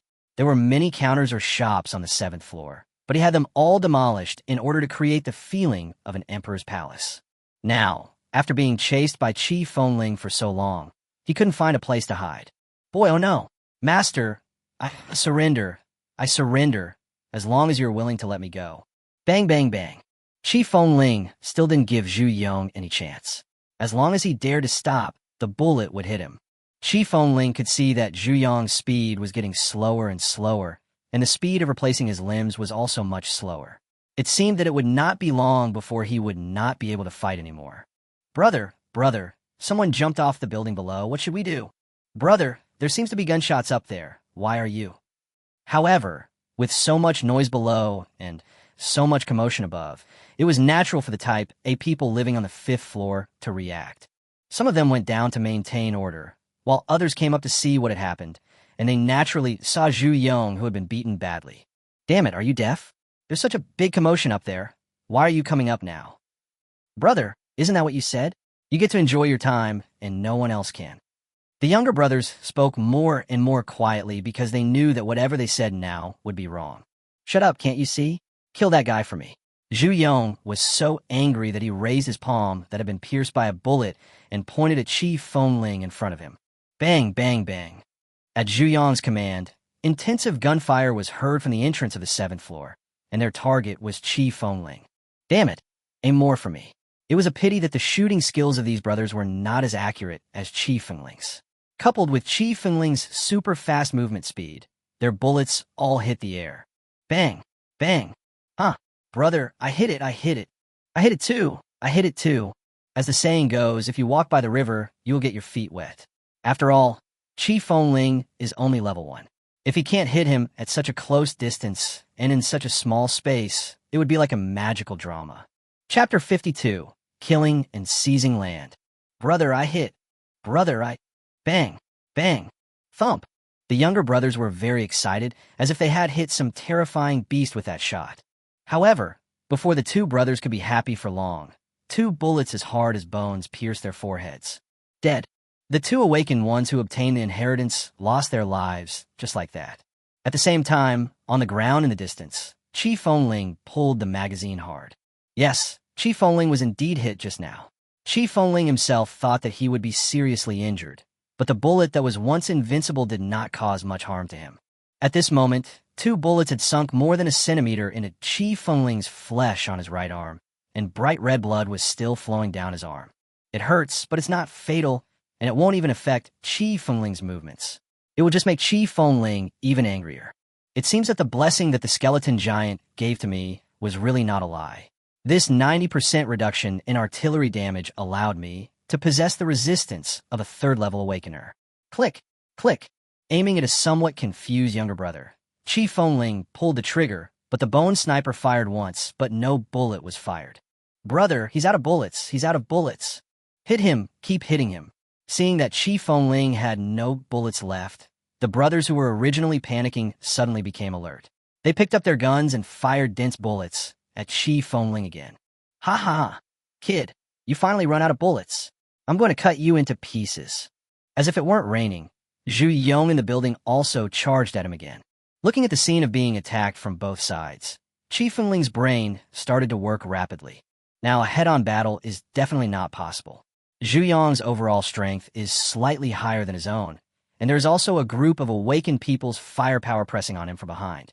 If he is entangled by Zhu Yong, he will be skinned alive if he doesn't die. Ding ding ding. What is that? Run, run, that guy's coming towards us. As the sound of bullets being blocked rang out, the brothers panicked again. They only saw a large sword emitting purple light in front of Chi Fengling. The rotating sword easily blocked their bullets. Seeing Chi Fengling rushing towards them, some of the fearful brothers still backed down. Why are you running? He has no bullets. Suppress his fire. I will kill him within 10 seconds. If you dare to escape again, I will kill him, and then I will kill you next. Behind Chi Fengling, Zhu Yong, who was chasing hard, was also very angry. Those Class A people who he usually commended were useless at the critical moment. Bang, bang, bang. Ding, ding, ding. Under Zhu Yong's threat, the brothers who wanted to escape turned back. They fought and retreated at the same time, trying their best not to be afraid of this man who was not afraid of even bullets.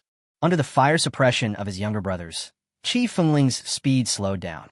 At this moment, even without turning his head, Chi Fengling vaguely felt that Zhu Yong was about to catch up with him. Boy, you're dead. Huh? The voice came from less than a meter behind him. If he continued like this, he would not be able to do it. Chi Fengling quickly retracted the sword of God and demon, endured the pain of the bullet breaking his flesh, and jumped forward. At the same time, Chi Fengling also threw out the bone sniper. The next second, when the bone sniper touched the corpse disappeared out of thin air on the ground. With his back against the ground, Chi Fengling could only try this idea that he had never tried before. As Chi Fengling's mind moved, the skeleton sniper that was thrown over also disappeared out of thin air. Chi Fengling raised his body slightly and made a gun-holding gesture with his hands, hoping that the bone sniper would appear soon. You little brat, why are you gesticulating without a gun?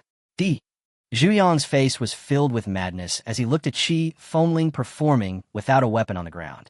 I saw him jumping high, and the nails on his hands grew longer and harder rapidly, and he looked like a hungry tiger pouncing on its prey.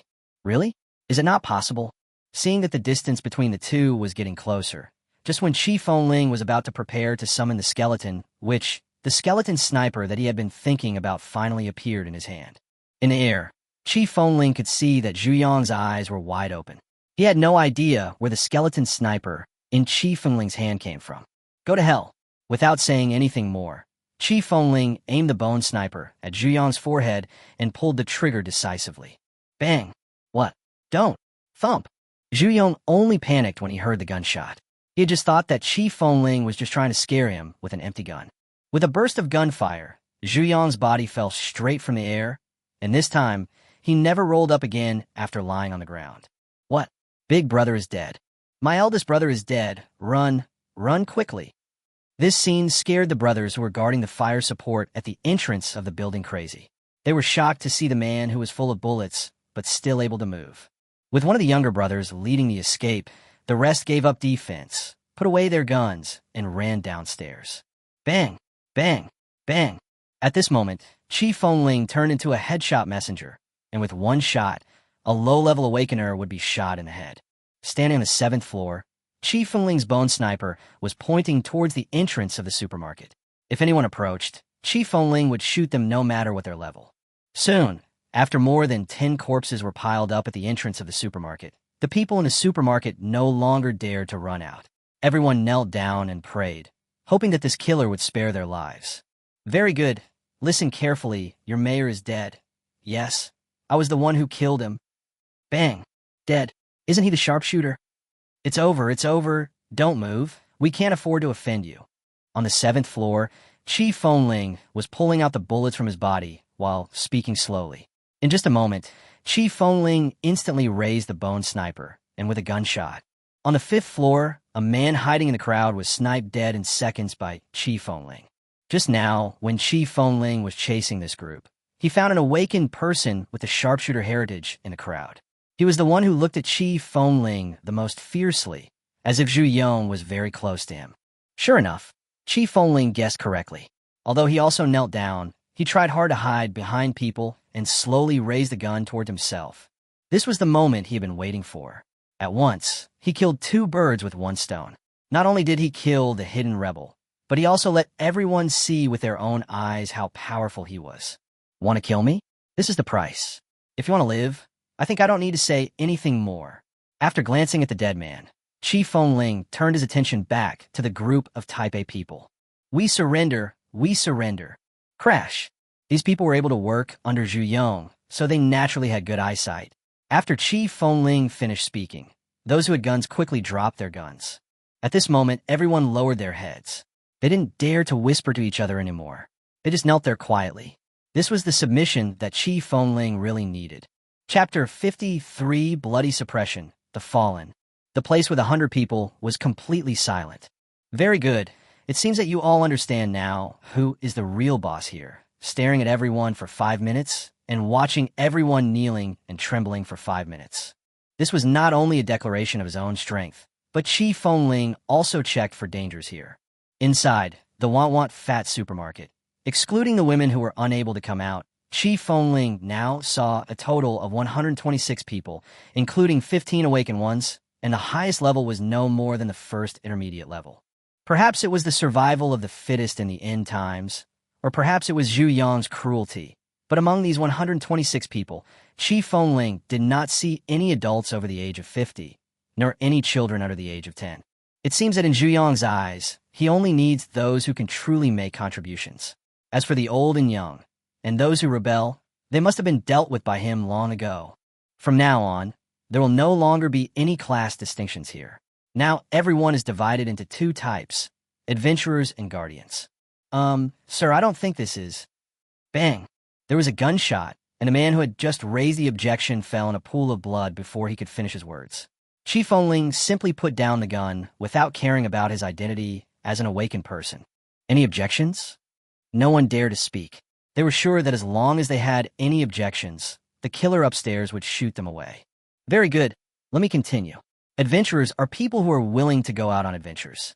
The more they pay, the better the resources they will enjoy.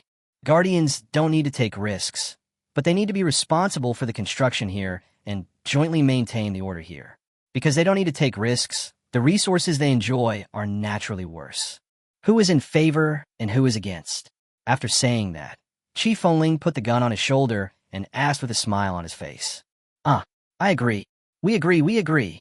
Chi Fengling could see that her proposal was supported by most people, because most of these people were those who used to be in Category C and D. As for those Type A and Type B people, it can be seen that they do not really support this proposal, but with a gun pointed at their heads, they have no choice but to give in. Next, Chi Fengling also issued some new regulations, such as a clear prohibition on forced color transactions. However, Chi Fengling knew very well that this rule would not have much effect. After all, under the strong pressure of the end of the world, the demand for these things would be stronger and stronger. This was a way of release and could not be completely curbed. The purpose of Chi Fengling doing this is to force these people not to do those things openly. As for what they do in private, Chi Fengling will not be too strict as long as it is not too excessive. Another rule is that Chi Fengling gave the position of boss here to Lin Wenwei. Although there is enough food stored here, the number of awakened people is too small. If one wants to build a powerful force, or to become the Lord of Yunxing, the number and quality of awakened people under one's command are the most critical. Moreover, Chi Fengling also understood that Lin Wenwei was just an ordinary person and could not scare these thugs with murderous intentions at all. What he was doing now was just to establish his authority. Yes, when he announced that Lin Wenwei would be the boss, not only the Class A people, but even the Class D people at the bottom raised objections. But Chi Fengling's method was the simplest and most brutal. In just 1 minute, there were 6 more corpses on the ground. Amid the blood and death, everyone still accepted this rule. As for Wei Wuhao, his girlfriend was humiliated here. If he were given the power, he would certainly seek an opportunity for revenge. However, he would not be able to shock them with his own ability. Once he left, there would be chaos here in less than 2 days. Are you Chi Fengling? Just when Chi Fengling finished doing all this, the girl's voice finally came from behind him. In fact, the moment Chi Fengling entered the room, she had already seen the girl who was bullied by Zhu Yong. She was also her classmate, Tian Mingjing's girlfriend, Shen Weiran. Yes, it's me. But Chi Fengling didn't have much affection for her. If they were not classmates, Chi Fengling would not even pay attention to her. Is that beast really dead? After hearing that it was Chi Fengling, Shen Weiran slowly climbed up from the bed. She didn't care whether she had clothes on or not. She just pointed blankly at the dead Zhu Yong on the ground. He's dead. I won't stop you no matter what you want to do. Chi Fengling's tone was still cold, as if she was facing a stranger. You beast, you deserve to die. After confirming that Zhu Yong was really dead, Shen Weiran, who was still standing there, suddenly went crazy. She no longer cared about her own image. After rushing to Zhu Yong, she began to beat, grab, pull, and drag Zhu Yong's body. Before Zhu Yong died, his body had been shot many times, which allowed Shen Weiran to easily tear open his flesh. For a moment, blood and flesh were splattered everywhere. At this moment, Shen Weiran had turned into a bloody person, but even so, she did not stop her actions. Chi Fengling did not stop him. After all, everyone has their own way of venting. As long as it does not affect themselves, Chi Fengling will not interfere too much. Wrong. As Shen Weiran continued to get angry, Chi Fengling also felt that Shen Weiran's aura had changed, and a boundless hostility continued to surge out of her. Really? I have the Undead Emperor. Name, Shen Weiran. Race, Fallen. Level, Advanced Level 1. Strength, 40. Speed, 40. Spirit, 10. Constitution, 40. Skills, none. Unexpectedly, in this life, Shen Weiran would be the first Fallen person he met. The Fallen, a unique variant of humans. After being extremely stimulated, this human will enter a state of madness. Their wisdom will be quickly lost, and all attributes will be greatly improved. The Fallen are an undefinable species. Some of them specialize in killing people, while others specialize in hunting zombies. After becoming a Fallen, they cannot return to being human, nor can they be infected by the zombie virus. The only belief in their hearts is the thing that stimulated them the most before their fall. If they find something similar, they will go into a state of madness again and will not be able to distinguish between friend and foe. That's enough, get up. Seeing Shen Weiran was about to bite Zhu Yong's head, Chi Fengling finally couldn't bear it anymore. After all, Shen Weiran is also his classmate. She may still have some rationality at the moment. If he really lets her vent, she will probably become a completely mindless monster in the future. Chi Fengling, what are you doing? At this moment, Shen Weiran was indeed somewhat wise, but when she turned her head, she looked at Qi Fengling with anger. It was as if Qi Fengling had interfered with her, doing something important. If you look closely, you can even see that Shun Weiran's pupils have turned blood red. What are you doing? Calm down. Seeing Shun Weiran like this, Qi Fengling showed no mercy and slammed the butt of his gun on Shun Weiran's face. Qi Fengling was very strong. With just one blow, she directly knocked Shun Weiran 3 meters away. However, Shun Weiran, who was knocked away, didn't seem to be injured, and she quickly got up. At this moment, she was supporting herself on the ground with her hands and feet, staring with her eyes wide open and her mouth wide open, looking like a wild beast. Click!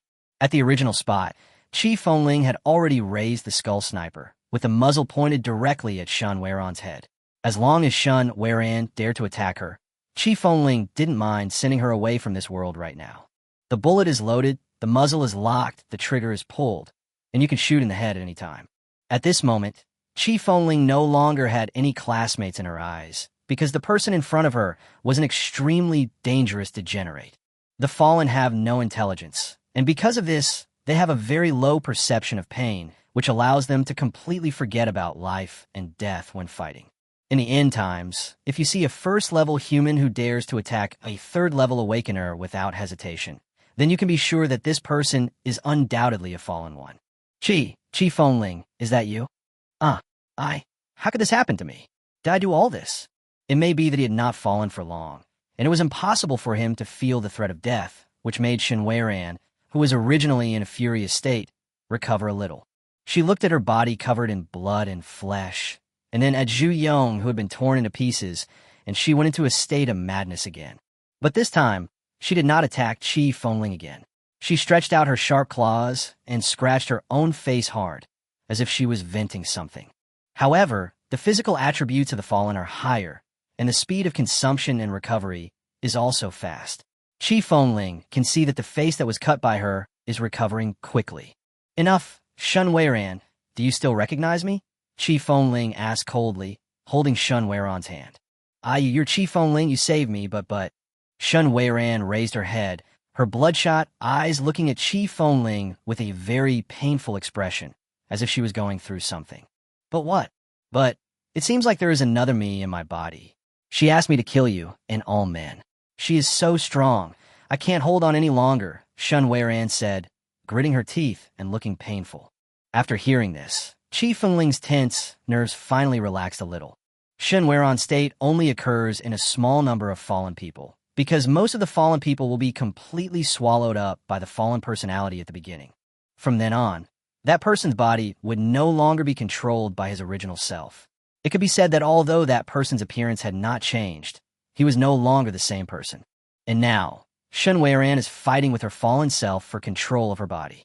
As long as she defeats the fallen personality for the first time, she will be the main owner of this body in the future. Yes, the Fallen are called Fallen because their fallen personality can never be purged. Even if you have defeated your fallen personality numerous times, it is still possible that your fallen personality will usurp power in the future. Shun Weiran, hold on. If you make it, we can still be friends, but if you fail, I will still kill you. Qi Fengling said to Shun Weiran with a firm face, letting her nails sink into his palms.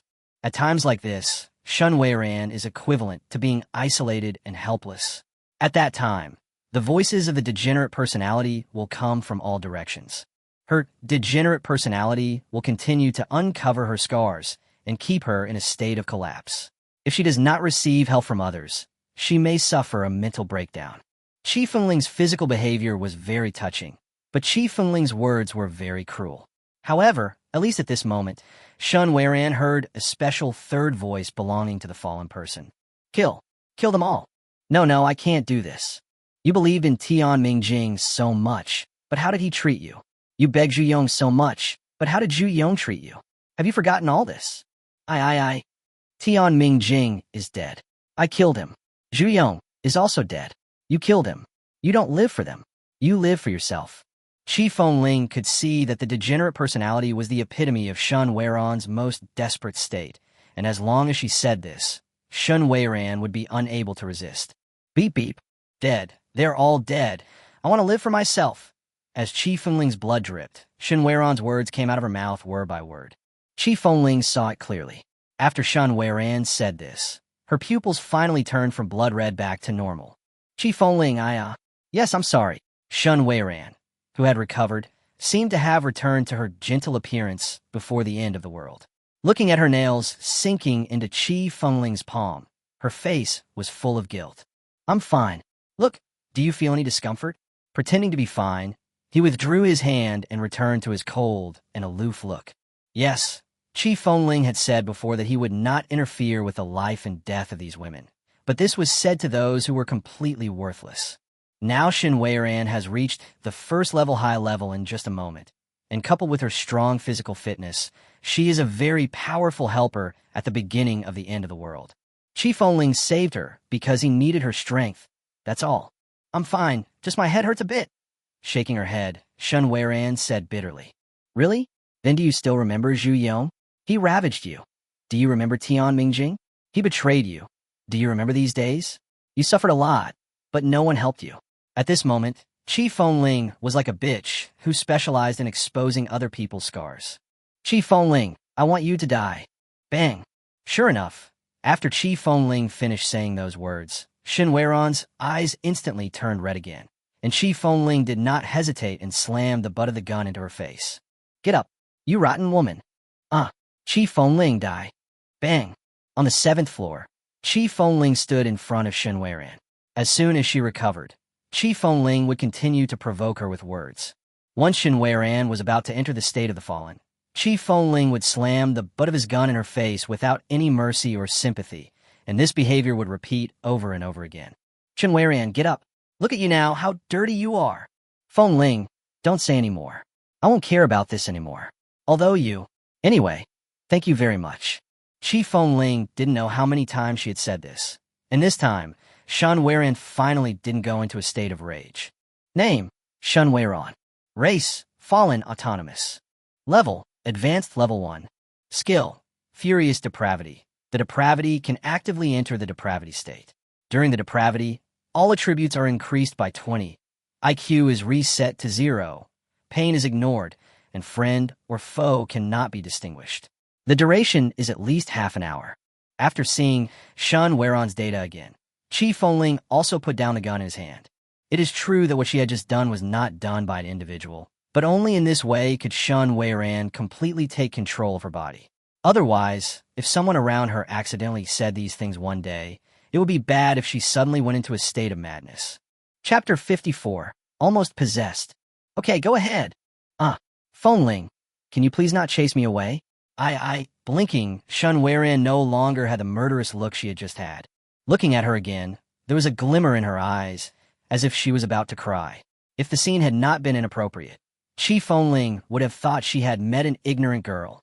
It seems that his deterrence is very effective, which not only allows Shen Weiran to control her corrupt personality, but also seems to make her dependent on him. You're overthinking. Why would I chase you away? I've handed this place over to Lin Wenwei. You're responsible for assisting him in commanding this place. However, Chi Fengling didn't need this kind of dependence. It wasn't because Chi Fengling disliked her, but because Chi Fengling never played with other people's feelings. He would never make a promise that he couldn't give.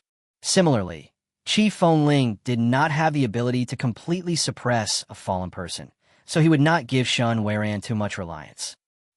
What about you? Aren't you going to stay here? The uneasy and bloody little hand floated in front of her chest, and Chi Fengling saw the pleading in Shen Weiran's eyes. Yes, I'm going to Yunqing University, but I haven't given up here. Without looking directly at Shen Weiran, Chi Fengling shifted her attention to Zhu Yong. Yes, is that so? Then can I go with you? On the side, Shen Weiran still did not give up, but just asked weakly. No, you have too many uncertain factors. This end of the world is different from what I imagined. I can't take you with me. Chi Fengling still rejected her. What I said was the truth. The fallen were too easily affected by the environment. What if she got into a fight with a group of zombies or other survivors' bases on the way? Should I take action? Also, this apocalypse is really different from the previous one. Let's not talk about any strange species, just talk about the zombies. In the previous life, before the army completely cleared out the zombies were everywhere in Yunqing. There was no such situation where you could walk for half a day without encountering any zombies. Could it be that the zombies have left Cloud City in large numbers? Or has a new race emerged that specializes in hunting zombies?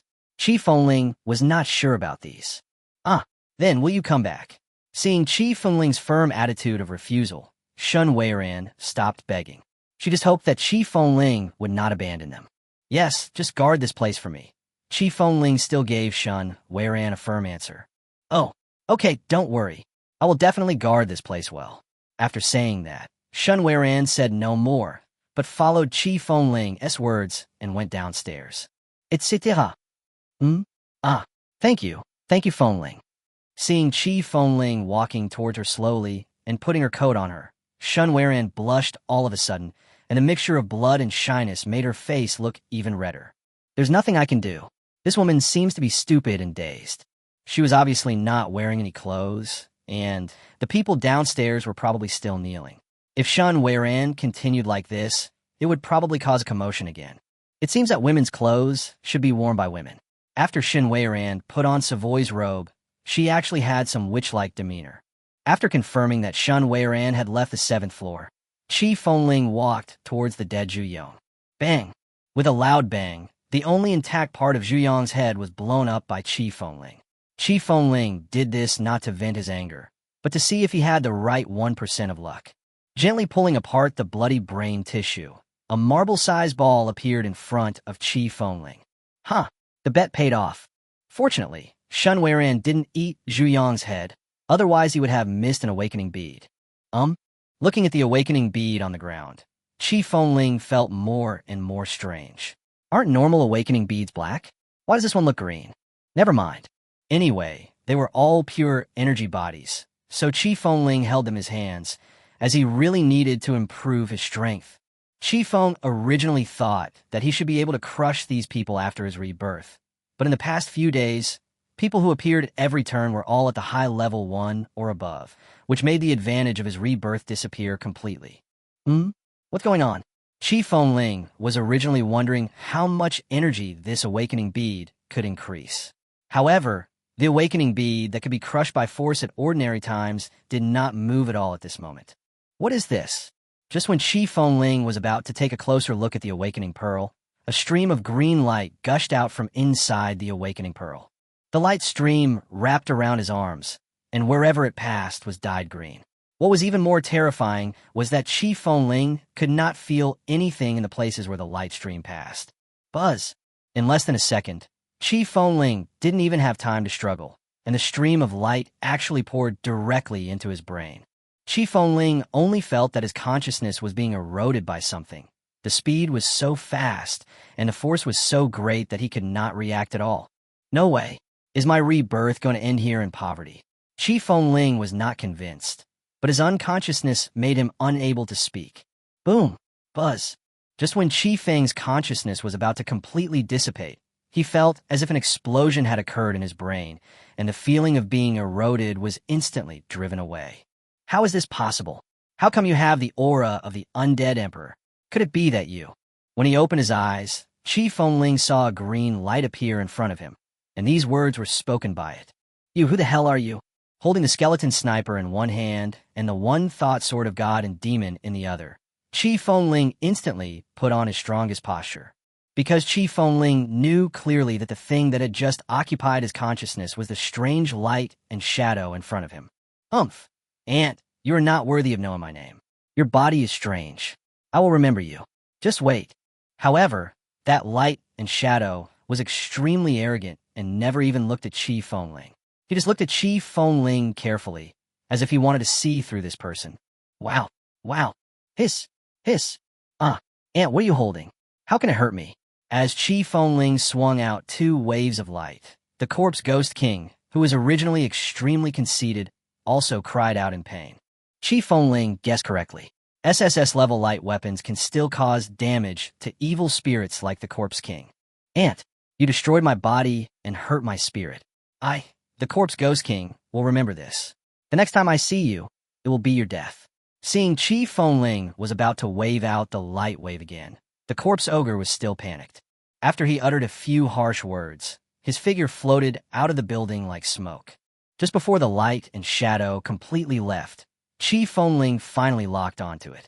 Name, Shikigami King. Race, Undead/zombie. Status: phantom body. Grade? Strength? Speed? Skill? What is this? The Ghost King? In the previous life, Chi Fengling seemed to have never heard of this person and why his race was between the undead and the zombies. I clearly remember that it was the awakening bead in Zhu Yong's head, and the inheritance Zhu Yong obtained was clearly the flesh stitcher. Where on earth did this corpse king come from? He is in a phantom state that cannot be attacked physically. This world is becoming increasingly incomprehensible to me, and judging for what the Ghost King said, he seems to be coming to seek revenge on me. It's really speechless. My strength hasn't improved much, but I have made a lot of enemies. It seems that I have to speed up my process of becoming stronger. Chapter 55, Flaming Skeleton Horse. Fengling, the bodies are all here. However, there are no zombies around here anymore. This method won't work. At the entrance of Want Fat Supermarket, Lin Wenwei had people move out all the bodies that died in the supermarket. However, he thought that Chi Fengling wanted to use this method to attract zombies. I know this. I have my own uses. You don't have to worry about it. After all, Lin Wenwei is still an ordinary person, and Chi Fengling doesn't want to explain too much to him. Okay, since you don't want to say it, I won't ask any more questions. But it's getting dark soon. Do you really want to leave overnight? It can be seen that Lin Wenwei really cares about her. Time waits for no one, don't worry. Nothing will happen to me, Chi Fengling said seriously, patting Lin Wenwei's shoulder. Okay, but what should I do next? Seeing that Chi Fengling was determined to leave, Lin Wenwei still showed worry on his face. Yes, as a college student who has not yet graduated and has been a Class D person for so long, now he has suddenly become the boss here. Naturally, Lin Wenwei doesn't know what to do. You, don't be too soft-hearted. Be ruthless when necessary. If you meet someone who wants to take the lead, go find Shen Weiran. Remember, during this period of time, you must order a ban on forced erotic transactions, or in other words, don't let Shen Weiran see that kind of thing. Just hold on for another 15 days, and I will come back to find you. At this moment, Chi Fengling was like an old father who was going on a long journey, and he explained everything to Lin Wenwei. What Chi Fengling is most worried about is Shen Weiran.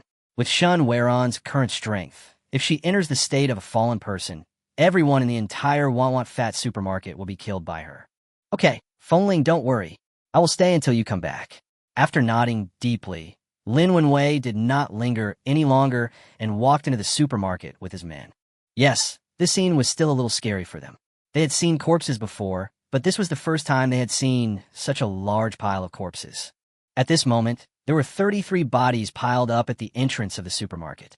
Among them were people who were beaten to death by Chi Fengling, and some women who couldn't bear it anymore and jumped off the building. Chi Fengling was no longer surprised by such scenes, but for them, they would still vomit after seeing them. Lin Wenwei was right. It was getting dark, and the night in the apocalypse was much more dangerous than the day. However, his opponents were becoming increasingly powerful. If he did not venture out, he would definitely be surpassed by them, and the price of being surpassed might be death. Thinking of this, Chi Fengling closed his eyes. As the spell in non-human language came out of Chi Fengling's mouth, special red runes began to appear around the pile of corpses. Blood sacrifice of the dead.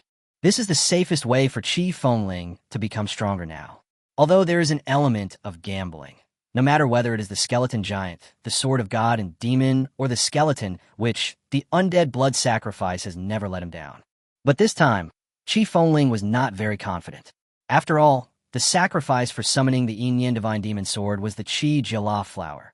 The sacrifice for summoning the skeleton, which was the dead objects of the entire skyscraper.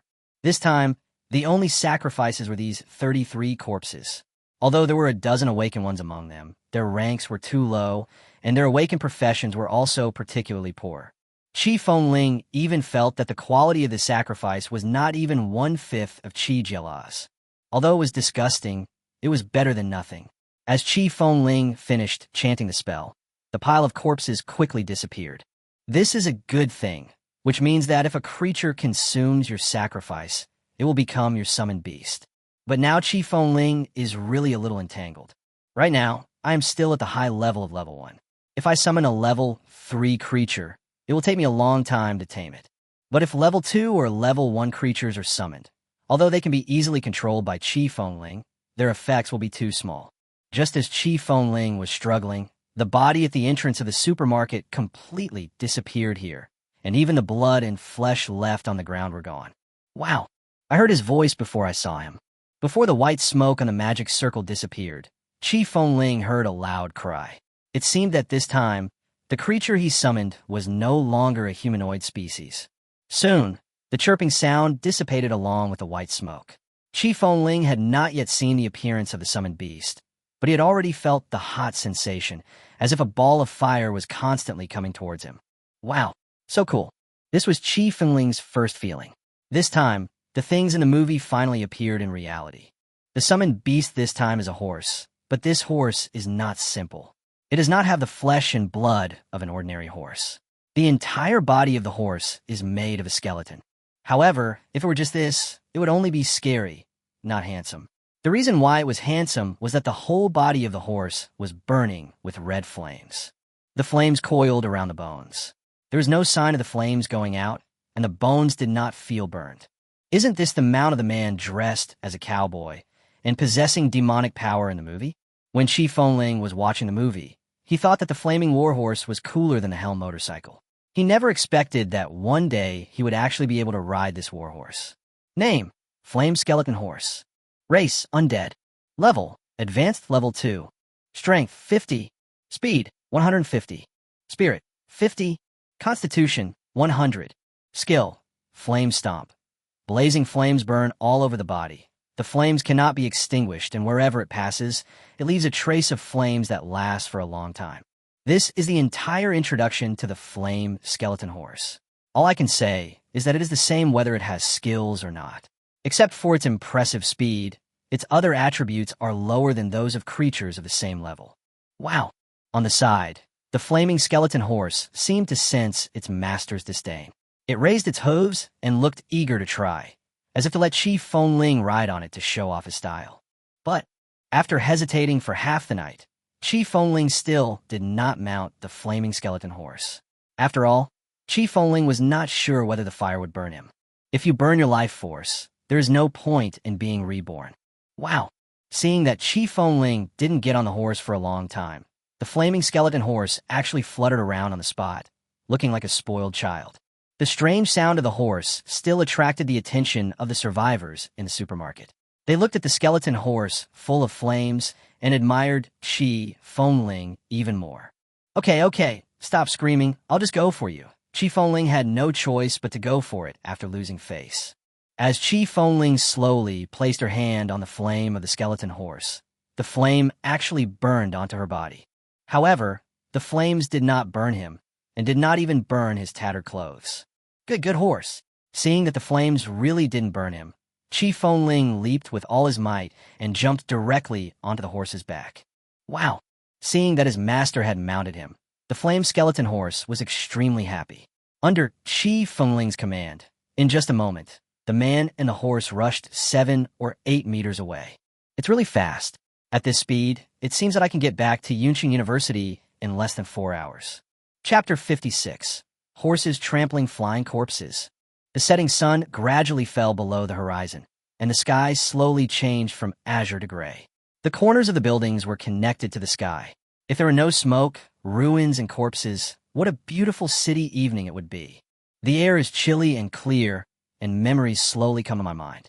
I don't know how many years it has been since I last wandered in the city of my memories. Even though Yunqing is now in ruins, it certainly can't change my love for it. Da-da-da. Chi Fengling was riding his horse at a gallop. The evening breeze was blowing past him, like clear water caressing his face or the caress of a jade hand. He was enjoying the unique beauty again, feeling indescribably comfortable. Dynasty Street. This street is one of the busiest streets in Yunqing after all, with a constant flow of traffic and people. It becomes even more lively at night, but now... Oh, Chi Fengling shook his head. The street was now in chaos. Because of the sudden appearance of the zombies, a massive car accident had occurred on the street, with hundreds of vehicles crashing into each other in all directions. Those luxury cars that used to make people cry when they were hit are now piled up like scrap metal. Oh my God, what is that? As his gaze continued to move, Chi Fengling saw a huge ruin. This situation was caused by nothing else but the plane in the sky. Chi Fengling didn't even dare to imagine how desperate some people would be about life when they finally escaped from the mouths of zombies, gasping for breath and hiding under the table, watching the out-of-control plane bombing them. As expected, airplanes are still unsafe. Either everyone dies or everyone lives. Only good reviews are given, and bad reviews are given if no one lives. Da-da. Although Chi Fengling had never ridden a horse before, this flaming skeleton horse was very caring toward her. It didn't run very fast, allowing her to slowly get used to the feeling. Huh, Mr. Huang Chao. Stop quickly. Suddenly, Chi Fengling saw a store on the street that was not destroyed at all. Even though the store entrance is covered in bloodstains, broken limbs, and large holes, it still cannot lower its value, because this is the most famous men's clothing in China. Before the end of the world, the cheapest piece of clothing here cost tens of thousands. And even if you wanted to buy one, people wouldn't buy it because those clothes were given to customers as gifts after they bought clothes worth millions. Looking at the model standing in front of the glass cabinet wearing luxurious clothes, Chi Fengling was still moved. After all, she had never worn that luxury brand once in her 2 lifetimes. Oh! At Chi Fengling's command, the flaming skeleton horse raised its front half of its body, stretched its neck, and neighed so loudly that it almost shook Chi Fengling off. When Chi Fengling finally steadied himself and was about to dismount, the flaming skeleton horse suddenly spread its hooves and rushed forward like a ball of fire. The speed was incredibly fast. If Chi Fengling had not held the reins tightly, the horse would probably have only been galloping and not riding. Hey, what are you doing? I'm asking you to stop, not speed up. And even if you want to speed up, do it slowly. I almost. Boom, boom. On horseback, Chi Fengling grabbed the reins and said angrily, "After all, those are the clothes of an official of the imperial dynasty. No man can restrain his preference." However, before Chi Fengling could finish her words, a huge rock fell from where the two of them were just now. On the rock stood a monster with a humanoid shape and a beast face. On the monster's back was a pair of huge wings like a bat. What is that? The distance between Chi Fengling and them was getting farther and farther, and gradually Chi Fengling could only see their blood-red eyes. Unfortunately, Chi Fengling did not use the eye of the Undead Emperor to see their basic information clearly. Phew! Seeing that Chi Fengling stopped talking, the flaming skeleton horse under his crotch began to neigh, as if to say, "Why don't you thank me? I saved you." How should I put it? I really didn't feel the presence of that monster. However, the boulder should not hit him directly. After all, he is not a moron, but the price is that he will be splashed, and the consequence is that he may be involved in a fierce battle because of the injury. No wonder the clothes of the imperial official were still there intact. It turned out that there was a monster that used these to hunt humans. It seems that the night is still the world of monsters. After all, I am a peasant, and I am not destined to wear proper clothes. Roar, roar. Maybe it was because Chi Fengling made too much noise, or maybe it was because the flames on the backs of the flaming skeleton horses were too eye-catching at night. In front of him, Chi Fengling finally saw a large-scale tide of zombies. There were more than 100 zombies in a row.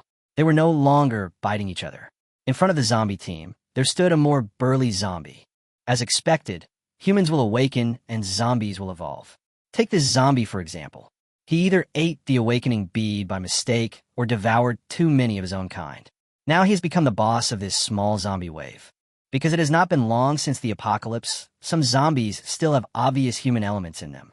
For example, a well-tied tie, a watch with movement, and stockings that look good on the legs. It is precisely because of these that they look particularly creepy.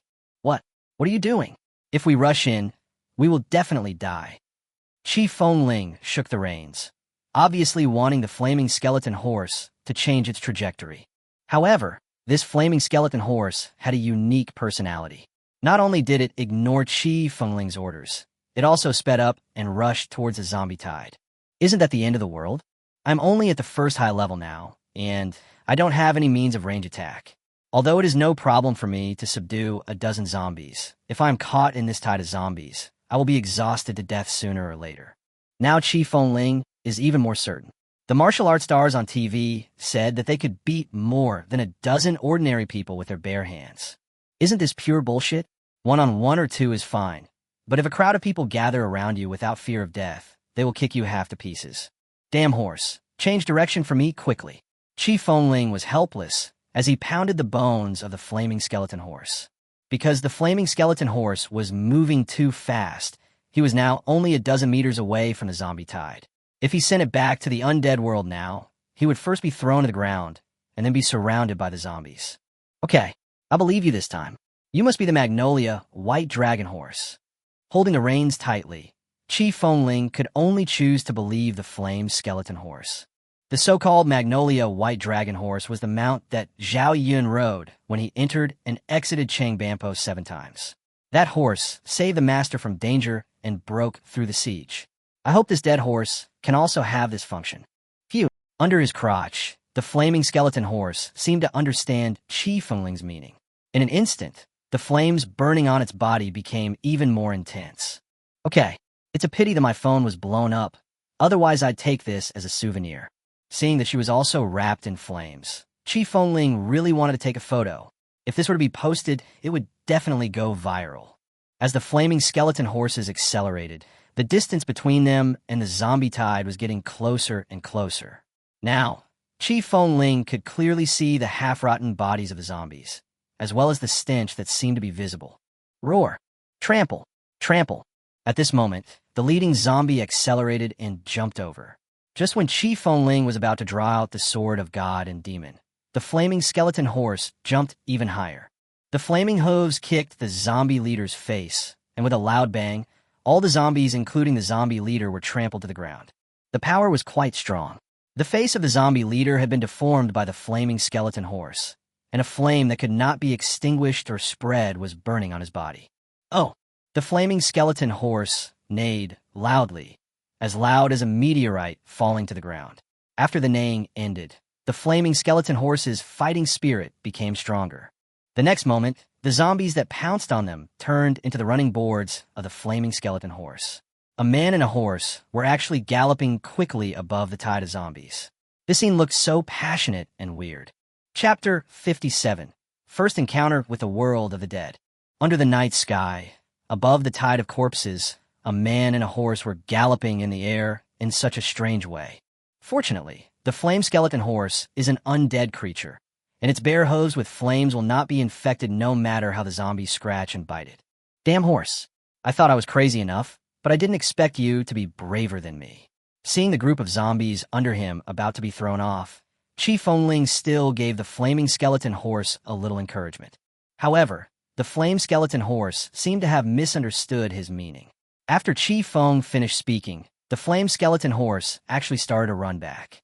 Fortunately, the flame skeleton horse still has some intelligence, and it seemed like it just wanted to scare Chi Fengling.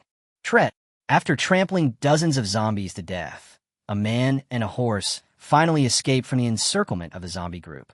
However, the sound of the skeleton horse's hooves seemed a bit loud, and coupled with the roars of the zombies, the two people stood out particularly at night. In less than a minute, zombies began to appear from corners, buildings, jungles, and all directions. They roared loudly, showing their absolute obsession with food. Okay, stop making trouble and go. Chi Fengling was still scared when seeing the zombies pouring out. He patted the back of the flaming skeleton horse, signaling it to leave now. This is what the end of the world should be like. The rolling tide of corpses. At night, behind the man and the horse, there were thousands of bloodthirsty zombies following, and the number continued to increase with the leaping of the flaming skeleton horse. Looking at the increasing number of zombies, Chi Fengling at least had an answer. That is, the zombies in Yunqing did not leave.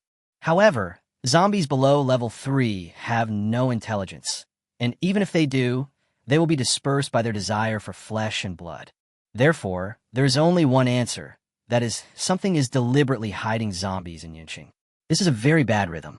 Chi Fengling always feels that Yunqing hides too many secrets in this life. While he was thinking, the flaming skeleton horse under his crotch had already run nearly 2 kilometers away, but this direction was definitely not on the way to Yunqing University. Stop making trouble, or I will terminate our contract. Then, you will be a low-quality summoned beast, Chi Fengling said threateningly, patting the fiery skeleton horse's head. Whoa, this time, the neighing of the flame skeleton horse became much weaker, as if it also understood Chi Fengling's meaning. Chi Fengling really suspected that this flaming skeleton horse was still at the age of a child. It was just the first time for it to come to this completely different world, so it was too curious and excited. Why stop? Are you tired? Whoa. The flaming skeleton raised its horse's hoof and pointed at the shop in front of it, as if telling Chi Fengling something. Is this the urban beauty? Chi Fengling widened her eyes, as if she had seen something incredible. Urban Beauty is the most famous women's clothing brand in China, and its level of luxury is comparable to that of imperial officials. Could it be that the flamed skeleton horse knew that I wanted a set of branded clothes, so it sent me here specially? But I am a man. Why did I bring myself to this women's clothing store? Although Chi Fengling refused verbally, her body was very honest. She took 2 steps at a time and stepped into the luxurious women's clothing store that she had not dared to look at before. This is indeed a luxury store. It seems that before the end of the world, few people came here to shop, so that most of the clothes here are well preserved, and there are not many signs of zombie destruction. So beautiful. Looking at the sparkling white dress worn by the model in front of the counter for a second, Chi Fengling wished she could be a girl. Okay, come out. Savii. After thinking for a while, Chi Fengling decided to summon Savii out. You've summoned me again, human? What else do you need me to solve? It was still the same arrogant savvy as before. The moment she appeared, Chi Fengling heard her signature sarcasm. I've told you so many times, don't call me human. I'm your master. If you really don't want to, you could just call me Chi Fengling. Chi Fengling finally gave in to the woman in front of him. Chi Fengling? Is this your full name? When Savi heard Chi Fengling say his name, he was very shocked, as if he heard something that shouldn't happen. What's the matter? Is it hard to hear? No, it's not. It's just, For some reason, Savoy suddenly felt embarrassed. Okay. I just want to ask you, how did you handle the situation, Tianming Jing?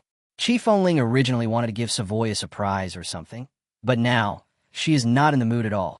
People, Master Fengling, don't worry. Although I can't do anything to him in your world, I will have plenty of ways to deal with him in the world of the dead. For a man like him, even if he dies 9 times, the hatred in my heart cannot be relieved. As soon as Tianming Jing was mentioned, Savi's face, which had been smiling, immediately turned cold. From her tone, it seemed that she must have cast some cruel black magic on Tianming Jing. Chi Fengling knew that Savi could be cruel, but she didn't know how to describe in detail. She just said it, which made Chi Fengling very distressed. Master Fengling, don't be afraid, just look. Slowly walking in front of him, Savi suddenly raised her palm, and on her palm, there were 2 moving eyeballs, which scared Chi Fengling. However, considering that Savoy would not harm him again, Chi Fengling did not retreat and let Savoy put his palm on his face. Savi's hands were very cold, but his eyes were very moist. In just a moment, Chi Fengling lost his vision. In the next second, a completely new scene appeared in front of Chi Fengling. There are no tall buildings, no blue sky, no green trees or lakes here, only endless and countless white bones and skulls. Some of those skeletons had long since decayed, but some were slowly moving, and some were slowly showing faint green fire spots. Is this the world of the dead? All I could see were white and gray skeletons and ghost lights that looked like eyes. It was really scary. If a normal person was exiled here, he would probably go crazy in less than half a day.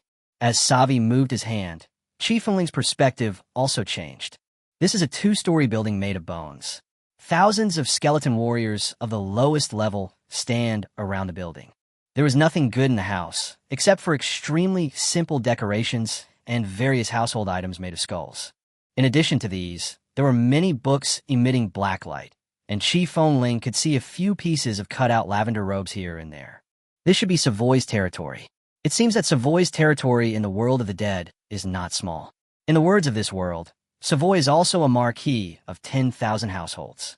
Chi Fengling could also understand why Savii hated his weak self so much when he first appeared. Don't look at those. I'll find him for you. At this moment, Savoy acted like a lady whose boudoir was peeped into. But Chi Fengling didn't care about these. He just wanted to see what Tianming Jing had become. Chapter 58, Endless Torture. Please kill me. Whoosh. Chi Fengling, you bastard. You will die a horrible death. Whoosh. I was wrong. Let me go. Please let me go. Whoosh. Old witch, just wait. I will definitely take revenge. Soon, Savoy shifted her perspective to the basement of her building. But surprisingly, Savoy's underground area was much wider. After passing through one underground cage after another, Tian Mingjing's figure finally appeared in Qi Fengling's perspective.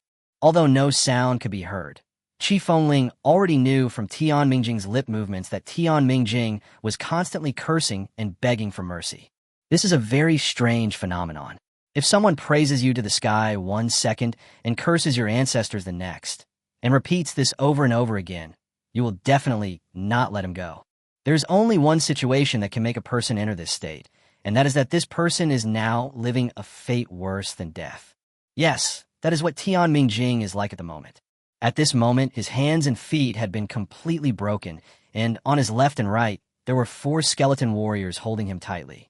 In front of him was a weird-looking half-skeleton creature, who put his hands on Tian Mingjing's face and then wrapped his rotten tongue around it. In half an hour, the tongue actually pulled Tian Mingjing's soul out of his body, just when the half-skeleton creature was about to devour Tian Mingjing's soul. The skeleton warrior on the side will forcibly drag Tian Mingjing's soul back. This behavior will occur once every half an hour and will never stop. In the world of the dead, souls are also equivalent to undead.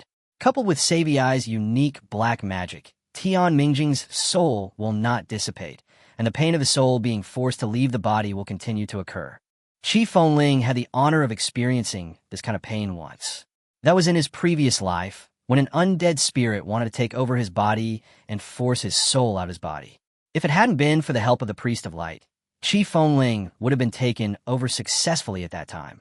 And that feeling is like you are being controlled by someone, and your pain is increased tenfold, and then someone is cutting your flesh and pulling your tendons and bones out of your body. At that time, you will not die, but you can feel extreme pain. Tian Mingjing is even worse. He was cast into a dark magic by Savoy. In this state, Tian Mingjing will not be killed by the pain, but he will feel several times, or even dozens of times the pain, and then the cycle will repeat itself until he dies. Ruthless. The saying that women have the most vicious hearts is absolutely true. Qi Fengling didn't even dare to think about whether her fate would be even worse if she had lost to Savoy in the first battle. Lord Fengling, are you satisfied? Savi asked with a look of expectation for praise after retracting his hand. Uh-huh. Ha-ha, of course you can, but what? But can we execute Tian Mingjing completely and make his soul scatter after 49 days? Oh, does the adult feel sorry for him? Upon hearing this, Savoy showed a puzzled expression. Of course not. How could Qi Fengling pity such a person? It only appeared in Chinese mythology, where some people died, but their souls did not dissipate, and they suffered endless torture. Not only did this not kill him, but it also made his soul grow stronger in the torture, until he reached a transcendent state and almost destroyed the 3 realms. Although this is just a myth, now that the end of the world has arrived and gods have appeared, what strange things can't happen. What Qi Fengling wants to do is that he can torture those he wants to kill, but he will not give his enemies any chance to resurrect or take revenge. If he wants his enemies to die, he must grind their bones to dust and scatter their souls. No, just listen to me. Qi Fengling did not explain this dark thought to Savoy. Oh, by the way, have you heard of the Corpse Demon King? Qi Fengling asked curiously, thinking of the fact that Savai had read a lot of books and had stayed in the world of the undead for so many years. After all, he knew very little about the Corpse Demon King. Corpse Demon King?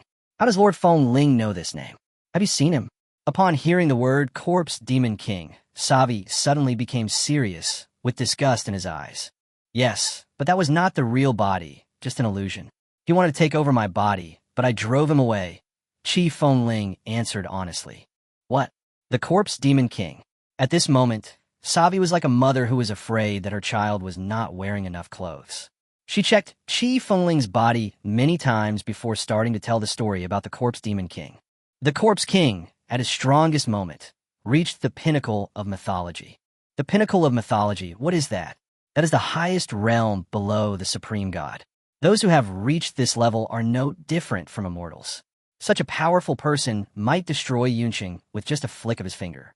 However, the Corpse Ghost King died in the end because he betrayed the Undead Emperor and the Zombie Emperor, and his divinity was taken away by both sides at the same time.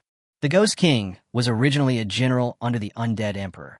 After receiving the Undead Emperor's blessing of immortality, he was sent to lurk beside the zombie emperor.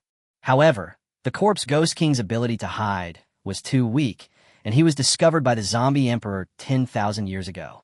However, the zombie emperor did not kill him. Instead, he bestowed the corpse Ghost King with the blessing of immortality, hoping that he would lurk beside the undead emperor. And this was the beginning of the change. After the corpse Ghost King received the immortal blessings of the two emperors, he was only one step away from reaching the rank of supreme god.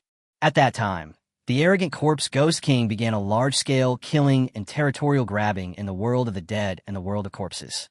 At that time, the corpse Ghost King actually wanted to break away from the undead emperor and the zombie emperor and establish an interface that belonged only to him.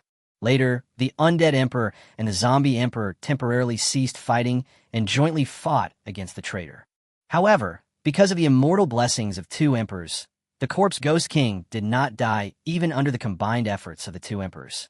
In that battle, the body of the corpse Demon King was completely destroyed, and his soul was shattered time and time again.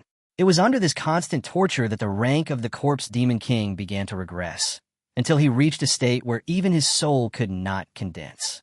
But even so, the corpse king did not die, and his residual soul turned into the lowest level of spiritual body, wandering in the world of the dead as an extremely weak existence. And this is the story about the corpse Demon King. The story is somewhat simple, and even the ins and outs are unclear. It seems that Savii also heard the story of the corpse Demon King from hearsay. In that case, the end of the world on Blue Planet really gave creatures in all realms a chance to be reborn or reincarnate. Since the Undead Emperor has a legacy that allows him to appear on Blue Star, why can't the Corpse King do the same? If that's the case, Zhu Yong should be the first body that the Corpse Demon King is satisfied with. He should want to use Zhu Yong's body to slowly survive and become stronger. But I destroyed his physical body again and hurt his spiritual body. No wonder he hated me so much. After hearing this, Qi Fengling relaxed a little. After all, the Corpse Ghost King was a defeated general of the Undead Emperor. If he couldn't defeat the Undead Emperor in the Undead realm, then he would definitely not be his opponent on Blue Star. Chapter 59. Tricking the Witch into Wearing Modern Clothes. Lord Fengling, did you call me out just to ask these questions? Savi asked with his eyes rolling. Of course not. Oh, is it because Lord Fengling met another damn man like Tian Mingjing?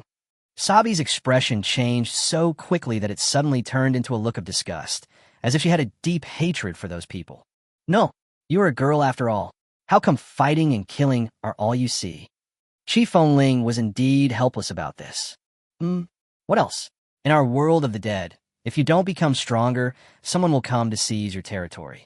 Not only will they occupy your territory, they will also enslave your body and brand your soul. Although I am weak, I have grown up step by step on my own. The skeleton which will never surrender. As she spoke, Sabi became more serious. In her, Qi Fengling seemed to see himself at the beginning. The reason why he was like himself at the beginning was because Qi Fengling realized later that if the talent inheritance you obtained at the beginning was very poor, then no matter how hard you tried, you could not compare with those children of destiny. Okay, let's not talk about this today. See, this is the best place for women's clothing in our world. I thought it shouldn't be wasted, so I came to see if you like it, so I called you over. Qi Fengling said lightly, pointing to the colorful clothes at the back. Savoy was stunned. What? You don't like it? Forget it. Just pretend I didn't say anything. I'll take you back right now. Seeing Savoy just standing there stupidly, Qi Fengling felt awkward and a little uncomfortable. No, you just want to give me clothes today? Hearing this, Savi waved his hands repeatedly, his tone a little unnatural. What else? Although I'm a hateful person, I still have a conscience. It was wrong of me to use you as a human shield last time. This time, consider it as my compensation to you. What Qi Fengling was talking about was the first time the skyscraper was bombed by the military. Is that so? Is it just compensation? But you even told me your full name. After hearing Qi Fengling's words, there was visible disappointment on Sabi's face. Is there any problem with that? Don't I know your name too? This is normal. Qi Fengling scratched his head, a puzzled look on his face. There's no way.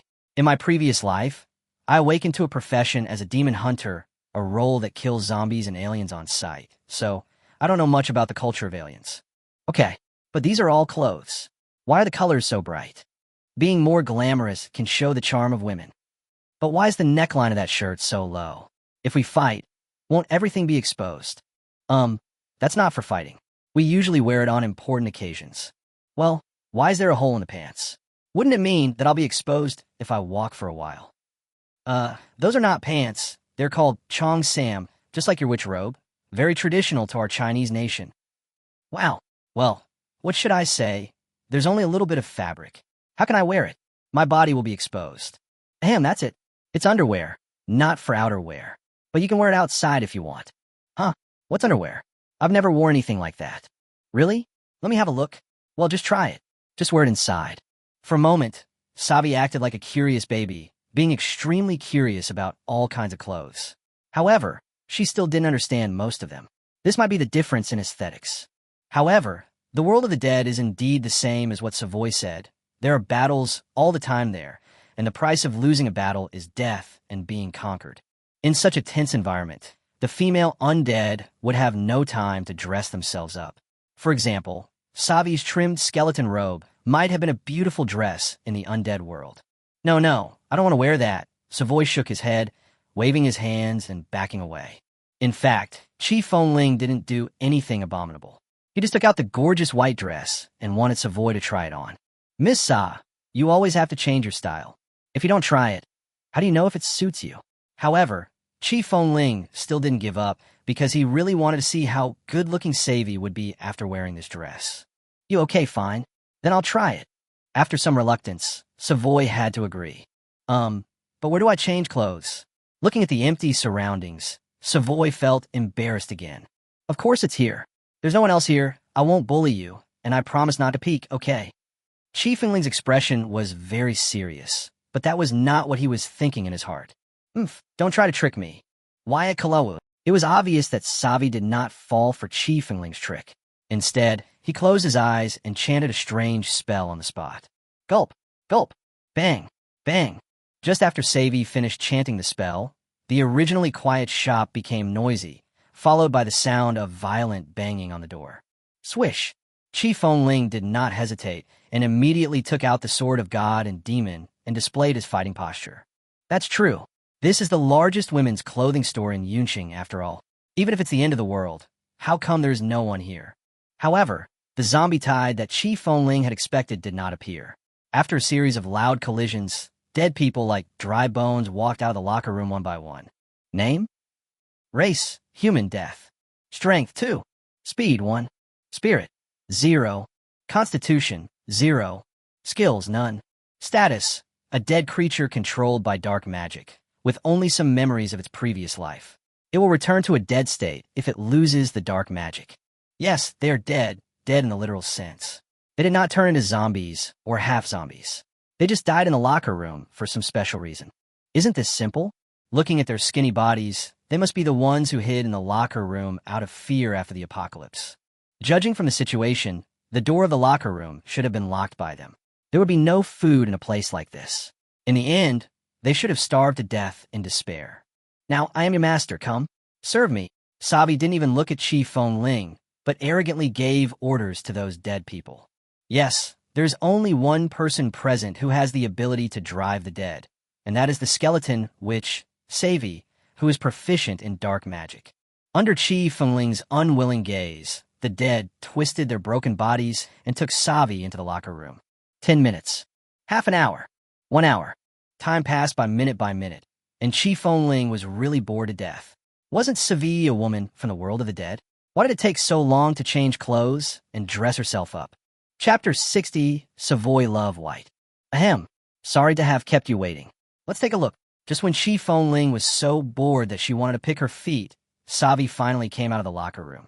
A luxurious and shiny snow-white dress, crystal clear white high heels, slightly curly and smooth purple hair, delicate and smooth firm skin, slightly red and moist cherry lips, and blurred and charming lavender eyes.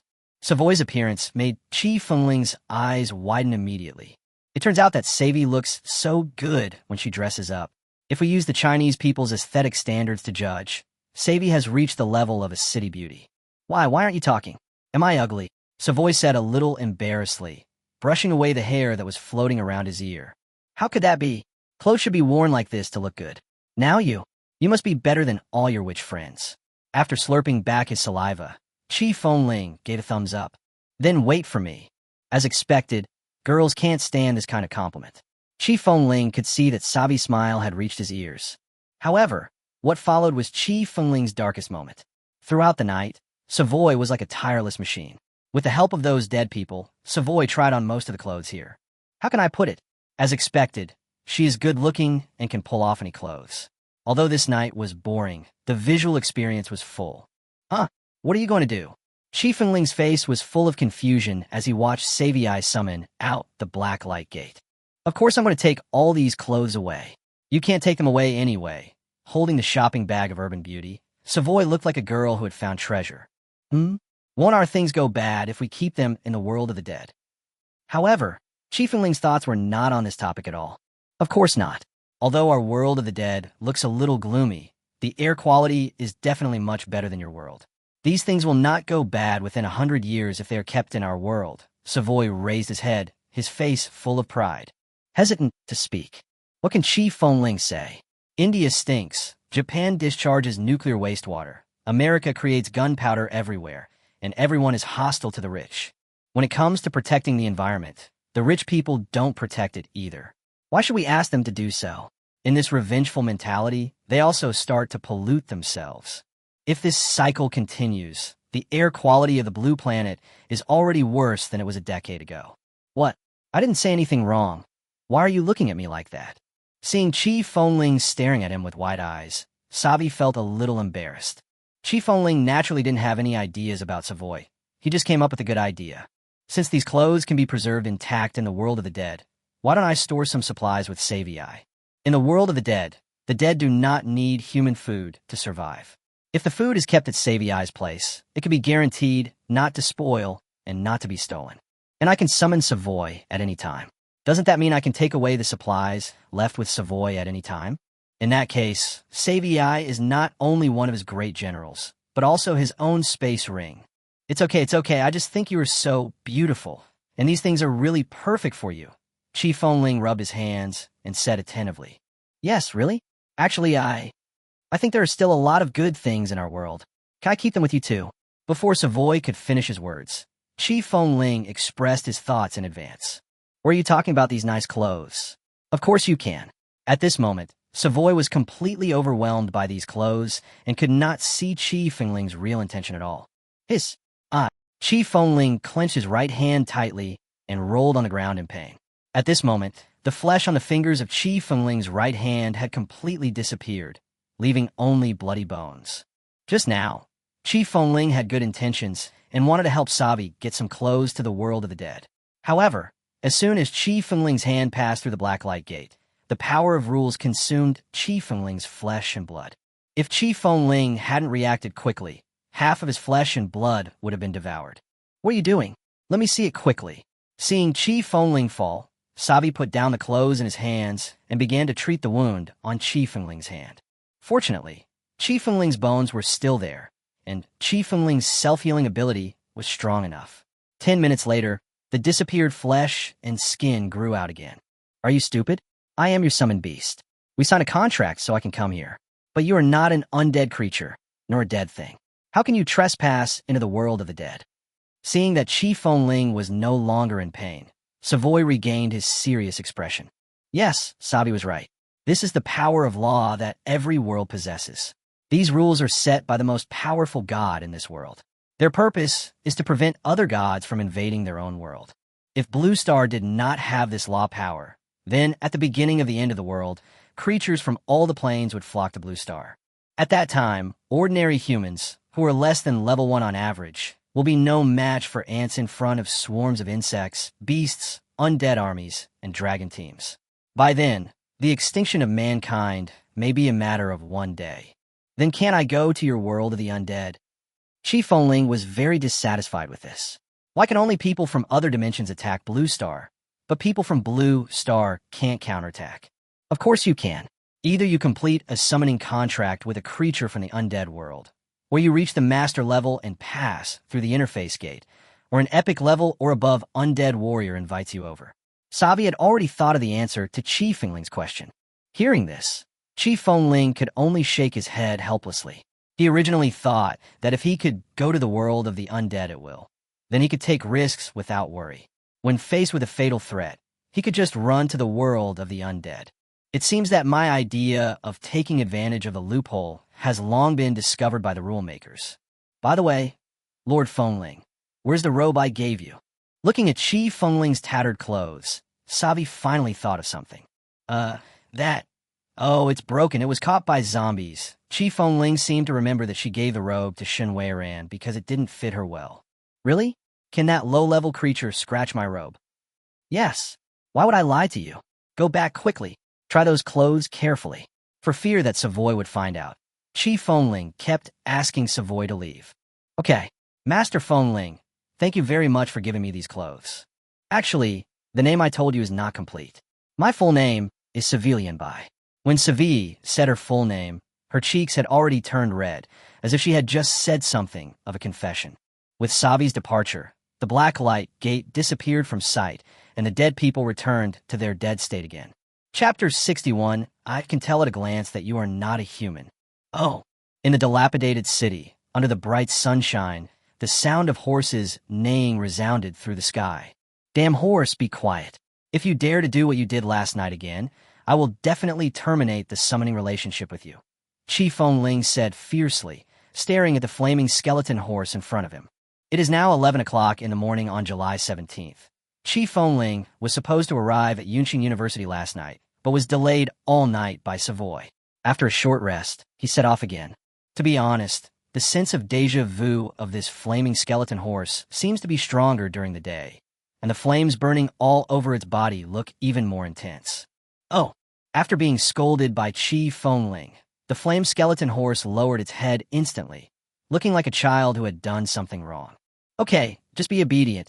I'm not such an unreasonable person. Chief Fengling's behavior is like giving a slap in the face and then giving a sweet date. But this worked very well for the flame skeleton horse. It understood Chief Fengling's meaning and started nodding repeatedly. Okay, let's go and start looting. Oh, 8 wolves smoking and drinking. Kick the door open. Roar. Puff. Happy betting. Break in. Are you human? Save me. Hide yourself. I don't have time to deal with you. Vegetarian World Restaurant. Push the door open and enter. Nothing. Close the door and leave. Jie Xiangxia Butcher Shop. Knock on the door and come in. Vomit. Yunqing Local Specialty Store. Break into the door. Who are you? Get out of here and don't touch my things. Either die or get out of the way. What? Don't even think about it. At this moment, Chief Fengling transformed into a bandit from Yunqing. He would go into any store he didn't normally go into or didn't want to go into. Anyway, if there were good things, he would rob them. If there were zombies, he would kill them. If anyone tried to stop him, he would kill them. As long as it was something that could be used, Chief Fengling would rob it all and put it in Savvy's territory. In just 1 hour, Chief Fengling robbed all the stores big and small in Yunqing. It's just a pity that the end of the world has been over for so long, most of the food has been eaten, and many supplies have been wasted. Even though we have been busy for so long, the gains are actually very small. As he was thinking about it, Chief Fengling gave up the idea of continuing to plunder. He locked onto the direction of Yunqing University and was ready to ride away. Buzz. The lonely sky was empty as far as the eye could see, except for a helicopter hovering in the sky, the sound of its propellers humming, as if it was the alien beast disturbing this quiet world. Yes, although Cloud City is deserted during the day, it seems quite quiet. The zombies that appear in 2s and 3s have become normal residents of Cloud City. Captain Zhang, I don't want to do this anymore. I want to retire. Gongzi, do you know what you were saying? Your behavior is like desertion. Captain Zhang, are we still soldiers? Aren't we soldiers to serve the people? But what have we been doing these days? They are obviously normal people, and they're obviously our partners, but we still had to shoot at them. Our hands are stained with innocent blood. The hot-blooded man in the helicopter cabin finally couldn't bear it anymore. Gongzi, I know what you mean, but we also need to live. Don't you understand? This is no longer the world of the military. It's the world of the awakened. Ordinary people like us can only survive in this cannibalistic world by holding on to this big tree. In a helicopter cabin nearby, the iron-blooded man finally said such insincere words. Da-da-da. But Captain Zhang, okay, stop talking and look at what that is. Just when Gongzi was still arguing about something, Captain Zhang seemed to have discovered something. At this moment, on the empty and messy streets, a warhorse made of bones was galloping on the road, and on the back of the warhorse was a man with flames all over his body. Death Knight? Could it be that the zombies have evolved to this point? Gongzi's face was full of confusion. Never mind attack. Wait a minute, Captain Zhang. Didn't the above say that if you encounter a special person, shouldn't you first determine whether he is an awakened one, and then consider whether to recruit him first? Gongzi, don't you understand yet? There are too many monks and too little porridge. The more awakened people there are in the team, the harder our lives will be. At this moment, the captain's face showed an expression of disappointment. Yes, this is the situation shortly after the end of the world begins. It is especially evident in the military. All major forces will give priority to recruiting awakened people, and the status of ordinary people will become lower and lower. Human nature cannot stand the test. No one is willing to devote themselves infinitely, especially when their faith collapses. And this is why, in the end, it was Yi Tian, not a high-ranking officer in the army, who became the city lord of Yunqing. Are the people below human or zombies? Captain Zhang lowered the helicopter and shouted to a man and a horse on the street. Who else could this man and horse be? It must be Qi Fengling and the flaming skeleton horse who were galloping. In fact, when the two were communicating, Qi Fengling had already discovered them, but her target was too big and had been locked by the helicopter, so Qi Fengling did not run into the building. However, Qi Fengling still underestimated the power of modern technology. Although it was just a helicopter, its speed was no slower than that of the fiery skeleton horse. I sped up secretly and openly, turned one corner after another, but still couldn't get rid of them. If you don't speak again, I'm going to shoot. The helicopter is ruthless, and so are the people. If I say I'm a human, will you let me go? Qi Fengling did not stop, but looked around frantically. It's just a pity that after the apocalypse, everything was in chaos, and that underground passage had long been blocked by all kinds of debris. Captain Zhang, he is a human being, a human being. Gongzi on the side was very excited when he heard Qi Fengling's words. Shut up and do what I say. Human? Humph. I can tell at a glance that you are not a human. Can fire burn on humans? Can humans control a flaming skeleton horse? I think you're clearly a mutated zombie. No wonder Captain Zhang wanted Gongzi to shut up, because what he said was not human language. If you want to accuse someone of crime, you can always find a pretext for it. I am convinced. Why do I keep running into you guys everywhere? This was the worst-case scenario that Qi Fengling had anticipated, but he did not expect to run into Shui Lingling like this. What do you mean? Have you seen us? On the helicopter, Captain Zhang also became interested in Qi Fengling. What else? It seems like it was you. You bombed the skyscraper without any reason, and they were soldiers. Do you know how many innocent people would die in that bombing? Qi Fengling did not expect them to let him go. He just wanted the two of them to feel condemned. I remember now, you were the guy who came out of the skyscraper at that time, but shouldn't you have been killed in the explosion? At this moment, Captain Zhang widened his eyes. Although the words came out of his mouth, his eyes were full of disbelief. Yes, with his current thinking, how could he understand how a normal person, let's say an awakened person or a zombie, could withstand the damage caused by bullets, bombs, high temperatures, and collapse?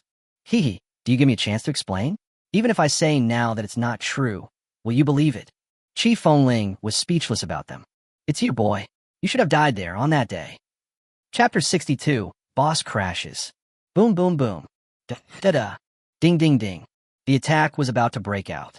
Captain Zhang pulled the trigger as if he was an enemy who had hated Qi Fengling for many years, and bullets rained down on Qi Fengling. Fortunately, Qi Fengling had never thought about leaving safely from the beginning, and while the few people were communicating, he was ready for battle. At this moment, Qi Fengling was carrying a skeleton sniper on his back and dancing with the Yin Yin magic sword in his hand. Most of the bullets were dodged by Qi Fengling. However, the flame skeleton horse was not so lucky. It was large in size and not immune to artillery fire, so the bullets hitting it penetrated into its bones. Fortunately, the flame skeleton horse is an undead creature. Otherwise, even a level 3 summoned beast would be injured. Captain Zhang, what are you doing? How can you shoot without knowing the truth? On the side, Gongzi not only did not shoot, but was instead infected by what Qi Fengling said. He hovered around Captain Zhang and asked him soul-searching questions. Indiscriminate? Gongzi, have you ever seen a human being who can withstand bullets? Have you ever seen a human being who can change his form? But Captain Zhang, okay, stop talking. I won't care about you if you don't help me, but don't hinder me. This is an order. Captain Zhang was determined and would not turn back until he killed Fengling. Boom. Boom. Boy, you want to hide? Impossible. Captain Zhang fired a cannon, and the small building where Chief Fengling was hiding collapsed. However, something strange happened. Let me go, let me go. Where are you from? Why was the building I was hiding in bombed? Beast, let me go, let me die with my wife. As Chief Fengling rushed out of the small building before it collapsed, a thin man shouted on horseback. Chief Fengling rushed into the small building just now simply to avoid some bullet attacks. But what Chief Fengling did not expect was that there was actually a couple in distress hiding in the small building. They lived a miserable life. The man's wife seemed to be sick. She lay weak and groaned on the broken bed, but the man did not give up on her. He just hid aside and carefully boiled medicine. As for their food, some of it was expired food that they got from who knows where, but even so, the men still couldn't bear to eat more. But despite this, the two men still didn't seem to give up hope of living. They were struggling to hold on, probably waiting for the so-called military assistance. In the end, the army finally waited for their turn, but what they got was not aid, but ruthless artillery fire. Just now, Chief Fengling thought about saving the two people, but the distance between the three of them was a bit far. If he saved the man's wife, the three of them would be crushed under the rubble. In that case, the young couple will surely die. I might be able to withstand the first wave of collapse, but this time, Captain Zhang will definitely flatten this place. Captain Zhang, right? Look at yourself, what have you done?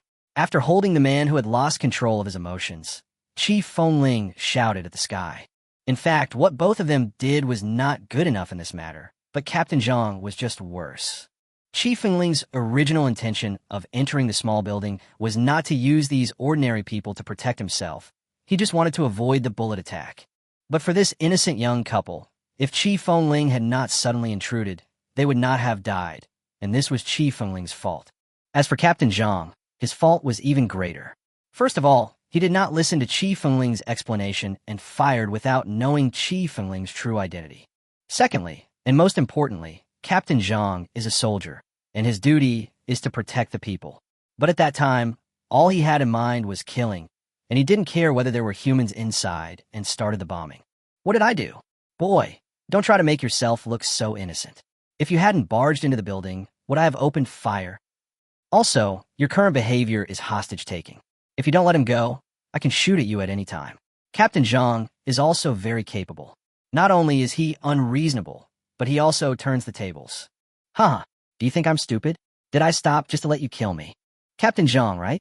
If you want him to live, it's very simple. Just stop chasing me. I promise you, I will never hurt him. While driving at high speed, the two began a quarrel. They seemed very calm, but they did not care about the feelings of the real victim at all. Boy, you wish for it. You have killed so many people. I'm afraid you know very well whether you will kill him or not. At this moment, the two of them had their own thoughts. Chief Fengling was thinking about buying time to give the fiery skeleton horse some time to slow down, and then how to escape. Captain Zhang's thoughts were even simpler. He was simply changing the bullets. Captain Zhang, what are you going to do? They are our compatriots. Chief Fengling naturally didn't know what Captain Zhang was going to do, but Gongzi, who was also a mecha combat soldier, knew it very well. Compatriots? I think they are all zombies. Have you ever seen a human being who cannot be killed by fire? Captain Zhang doesn't care about the end of the world. He just uses the humans before the end of the world to measure the humans today. Yes, normally if this person touched the fiery skeleton horse, he would be burned at the first moment. But this time it was Chief Fengling who pulled him, which means that this man indirectly got the recognition of the fiery skeleton horse. Boy, I'll give you one last chance. Either let them go or continue to run away, Captain Zhang said in a cold tone after locking onto the movements of the two men. I'll say this one last time. We're all human beings. There is no way I will stop and let you kill me. On horseback, Chief Fengling's attention was focused to the extreme, which finally allowed him to discover that there was a relatively safe pond 10 meters ahead. If she continued to take this man with her, they would both surely die in the end. Only by letting him go would they both have a chance to survive. Ha, let me go, let me go. Boom, boom, boom. On the back of the flaming skeleton horse, behind Chief Fengling, after hearing these words, the man seemed to be a little mentally ill. He did not struggle anymore, but just kept muttering. At that moment, Chi Fengling had already found the perfect opportunity to let him go, but gunshots rang out, screams were heard, blood flowed, and life was lost. Hey, wake up, hey. Thump. I'm sorry, I have hurt you. I hope you won't be a human in your next life. Chi Fengling could no longer detect the man's presence. After a sigh, she threw the man off the horse. Hypocrites, go to hell. At this moment, the captain's face had long lost its dignity and kindness, and only the twisted, murderous intent was written on his face. Ta-ta-ta. Da-da-da. Ding-ding-ding. Boom. The chase did not stop because of the death of the innocent man. Instead, it made Captain Zhang completely crazy. As long as Chi Fengling dared to hide in the building, he would fire a shot without hesitation. Oh, as bullets continued to pour out, the road Chi Fengling had walked on was already full of potholes, and the flaming skeleton horse that seemed tireless and unafraid of pain also let out a cry of pain. A closer look revealed that the flamed skeleton horse's originally white bones had already been riddled with holes. With every run of the flame skeleton horse, some bullets would fall from the bullet holes. This won't work. If this continues, the flame skeleton horse will be broken apart in less than 10 minutes. By then, with the combination of bullets and artillery fire, I will definitely die today. However, the way forward had already been disrupted by Captain Zhang's pursuit, and Chi Fengling didn't know where to go next. Click! However, the sound of bullets pouring out from the helicopter suddenly stopped. Even though Captain Zhang pressed his hands until they cramped, not a single bullet could be fired. Did I win? Captain Zhang has run out of bullets, and Gongzi won't shoot, so he is not afraid even if they hit him with a helicopter. On horseback, Chi Fengling, who was originally in despair, finally saw hope.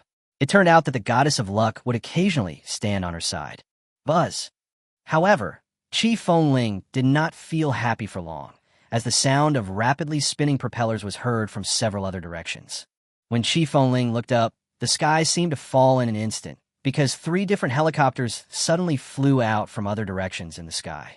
But Chi Fengling was very familiar with them, because together with Captain Zhang's and Gongzi's helicopter, the helicopter that bombed her outside the skyscraper had all arrived. Boss, any instructions? Boss, you guys. Gongzi's eyes widened, his mouth full of disbelief, because in the army, this kind of ganging is not allowed. Gongzi, the old way doesn't work anymore. If we ordinary people want to survive, we have to stick together. That's it, Gongzi. Stop arguing with Captain Zhang and join us. You guys, don't worry about him for now, just kill him first. However, Captain Zhang's attention was not on these people. Now, he only wanted to kill Chi Fengling. Yes, sir. Boom. Boom. In just a moment, the 3 helicopters locked onto Chi Fengling again, and the original bullet attack turned into a range artillery strike. On the ground, the flaming skeleton horse seemed to sense the threat of death. It stamped its hooves and moved quickly across the road. However, no matter how fast the flame skeleton horse could run, it had to step on the ground, and the shells could hit wherever they were pointed. Chi Fengling almost fell off the horse several times, and the flame skeleton horse's legs were hit several times by the aftermath. This won't work, come out. Saviai, having lost all other means, Chi Fengling could only pin his hopes on the skeleton witch. Why did you summon me again so soon? Oh, where is this? On the back of the flaming skeleton horse, in Chi Fengling's arms. Because the skeleton horse's displacement was particularly large, Savi let out a strange gasp. Boss, why did a woman suddenly appear there? Don't worry about it. That kid is problematic. Kill him now. Boom. With a loud bang, the originally blocked road was blasted open by a cannon, which also allowed Chi Fengling to temporarily avoid the dangerous moment. Gongzi, what are you doing? Captain Zhang, I can't stand watching you do evil anymore. They're human beings. I was born a soldier, and I must protect them. Gongzi, you were born a soldier, so you should obey the orders of your superiors. Yes, obeying orders is a soldier's duty, but you are no longer my superior now. Gongzi's expression was extremely firm, as if he had made some kind of decision. Boss, Gongzi was just saying that in anger. We can kill that guy. It can be seen that these people have not completely broken up with Gongzi. In the air, the quarrel between several people bought Chi Fengling some buffer time, and Savoy on horseback finally understood the current situation. No, they're too far away from us, and my black magic can't lock on them, Savoy said helplessly, panting. Then let's see if I can strengthen my attributes and then protect the flame skeleton horse. Chi Fengling did not blame Savoy, because the helicopter and Chi Fengling were indeed more than 50 meters apart. Moreover, they were all moving at high speed, so it was normal that Savii could not lock onto them. Okay, but if it's an attack of the same scale as last time, my black magic will be useless. Savoy lowered his head, his face full of helplessness. Yes, with a helicopter artillery configuration like Captain Zhang's, even a level 4 creature cannot guarantee that it can survive by taking the damage, let alone her auxiliary black magic. Haha, kid, there's a road to heaven, but you don't take it, and there's no door to hell, but you break in. I wonder how you're going to get through today. Just as Chi Fengling was thinking about what to do next, Captain Zhang's arrogant voice came from above his head. But when Chi Fengling looked carefully, he was stunned, because he had already run to the Yunjiang Bridge. Yunjiang Bridge is the longest bridge in Yunqing, with a total length of nearly 300 meters, which is also a beautiful sight. But now, the Yunjiang Bridge looks extremely congested. Because of the sudden appearance of zombies, the vehicles on the bridge are crashing into each other, and the wrecked cars are mixed with corpses. It has become a dead end. Boom, boom, boom. Chi Fengling wanted to retreat, but the way back had already been blocked by artillery. Civilian Bai, the flame skeleton horse, is happy to meet you. Chi Fengling gave up on escaping. After saying this, one obscure spell after another came out of Chi Fengling's mouth. Master Fengling, please don't be like this. Lian Bai is willing to die with you. Oh. As if they knew what Chi Fengling was going to do, Savai and the flame skeleton horse became excited. Yes, this time, the spell Chi Fengling chanted was a spell to cancel the summoning contract. He was doomed this time, and Chi Fengling didn't want to drag these two loyal summoned beasts to be buried with him. Buzz. Click, click, click. Boss, what's going on? My helicopter seems to have broken down. Boss, mine is broken too. It seems like there is no power. My system is completely paralyzed. How is that possible? It was clearly fully charged just now. No, boss, let's jump out of the plane. What's going on? No, it's locked. I can't open it. I can't open it either. It's over. Just when Chi Fengling was about to finish chanting the spell, the bullets originally fired at him suddenly stopped, and even the buzzing sound of the helicopter disappeared. Really? July 17th. God really helps me. The scene in front of him suddenly made Chi Fengling burst into laughter. He remembered that in his previous life, large-scale thermal weapons became ineffective on this day, and from this day on, the armies of the world gradually lost their dominance over the world. Whoosh, whoosh. In less than 3 seconds, the propeller completely stopped turning, and the giant beast hovering in the air was now falling to the ground at an extremely fast speed. At this moment, Chi Fengling seemed to have thought of something. He quickly pulled out the skull sniper and locked onto the target. Bang, bang. At the last moment, it hit. Chapter 63. Forbidden Magic. Boom, boom. In the sky, the helicopter that was supposed to dominate the sky was now like a bird hit by a bullet. It seemed to have lost all its strength and fell straight down from the sky. The 50-meter altitude that seemed very far away now seemed less than an inch from the ground. Captain Zhang and his group didn't even have time to struggle before they were smashed to the ground by the helicopter. On the streets, in the bushes, and in the ponds, the out-of-control helicopters crashed straight down onto the ground. The huge impact force caused most of the helicopters to become deformed. Riding on the horse, Chi Fengling stared coldly at the 5 people in front of him. Among them, except for Captain Zhang and Gongzi, the luck of the remaining 3 was extremely bad. After this hit, they lost their lives directly. The 3 men died in extremely tragic ways. Some had their chests pierced by the steel bars of the helicopter's chassis, some had their bodies deformed by the left and right splints, and some were smashed beyond recognition by parts flying out of the control room. As for the reason why Captain Zhang and Gongzi were still barely alive, it was not because they were lucky, but because at the last moment, Chi Fengling used the skeleton sniper to destroy the helicopter's locked self-protection system. In the last 5 meters of the helicopter's descent, Gongzi finally escaped from the helicopter, but the parachute could not be opened at such a low distance. At this moment, Gongzi was lying on the helicopter with blood all over his face. Judging from his condition, he should be close to death. As for Captain Zhang, Chi Fengling destroyed his self-protection system when the helicopter was about to land.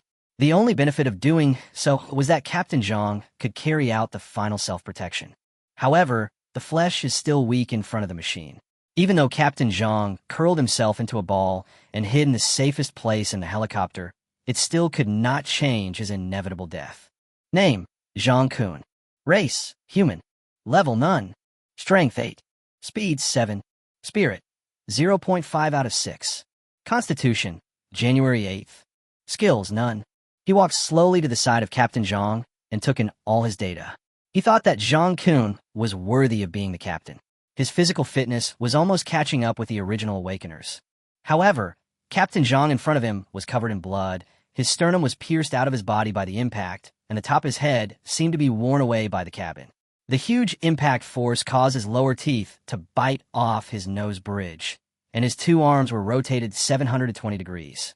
But even so, Captain Zhang in front of him still had a glimmer of hope. Although this glimmer of hope could not support him to survive, it was enough for him to see Qi Fengling's face clearly.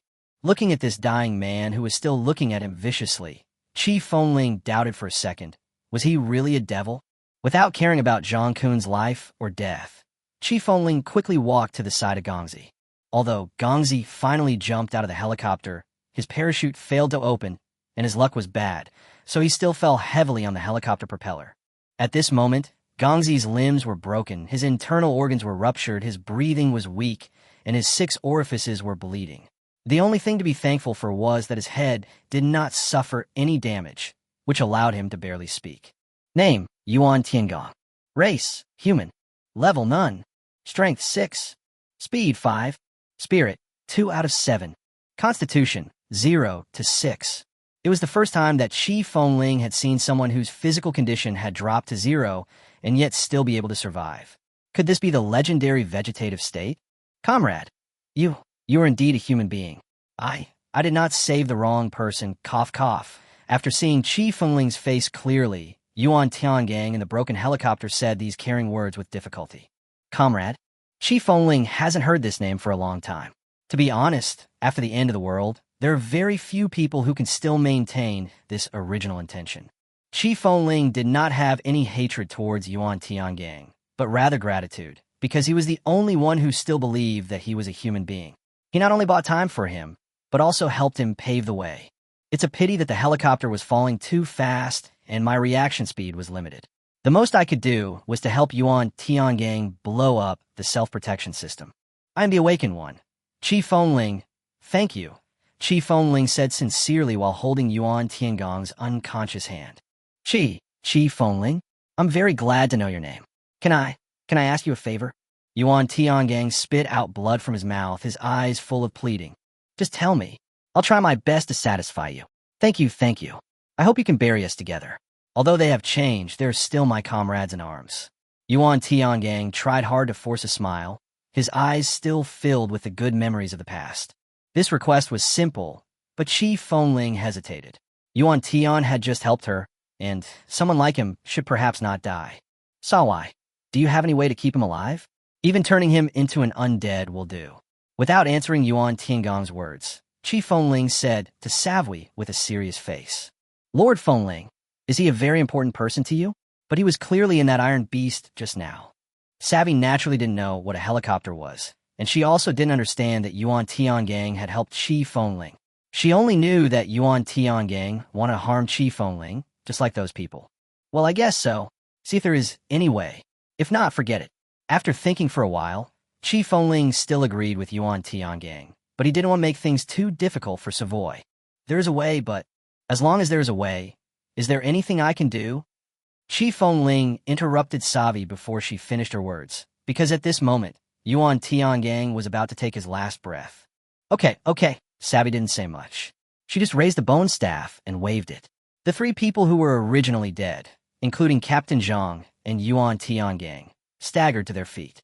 They walked with extremely awkward steps and finally came together. This was a strange arrangement.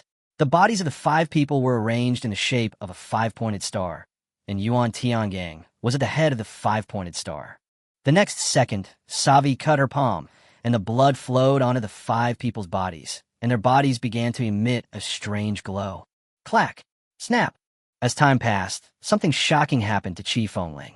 The 5 people's broken bodies first exploded, and then began to piece together and reassemble.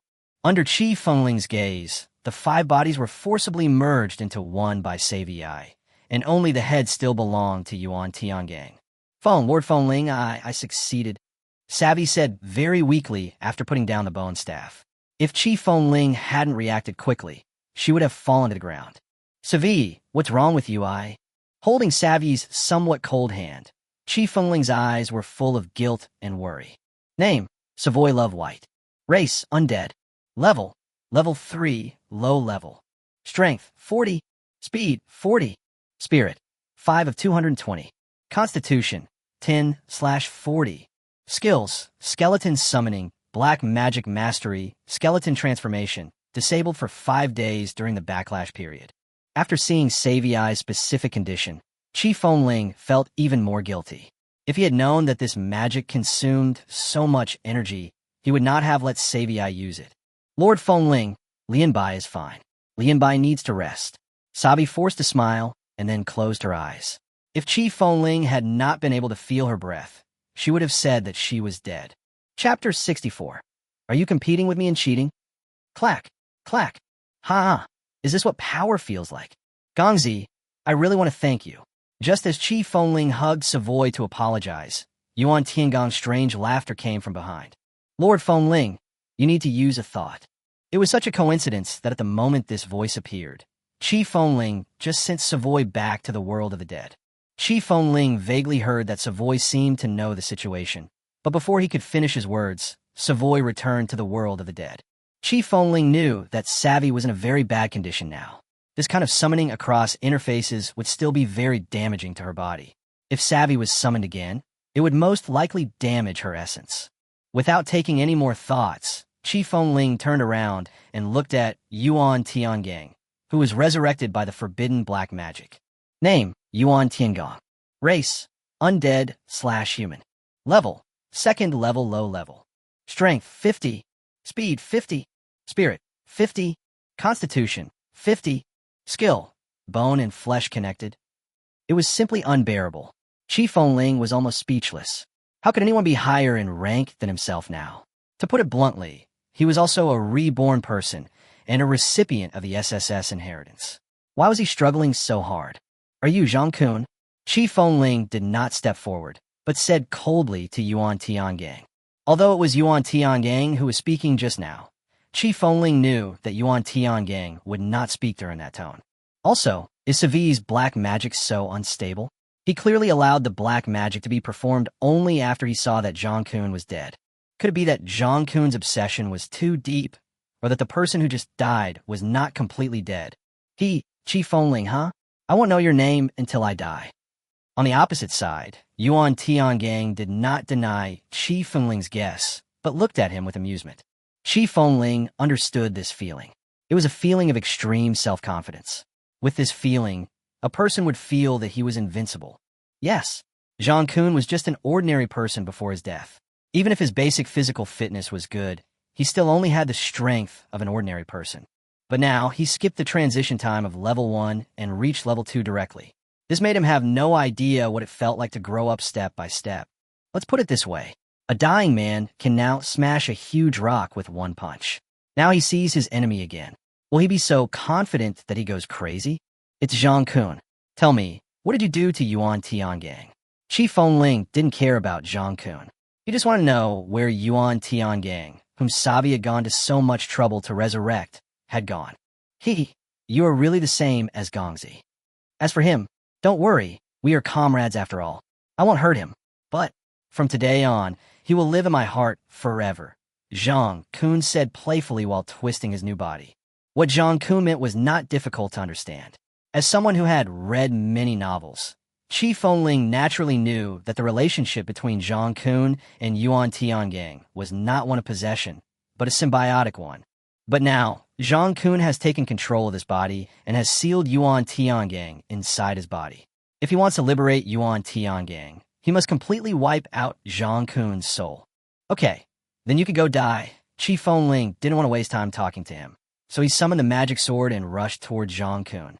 Boy, without that horse, do you think you can still beat me?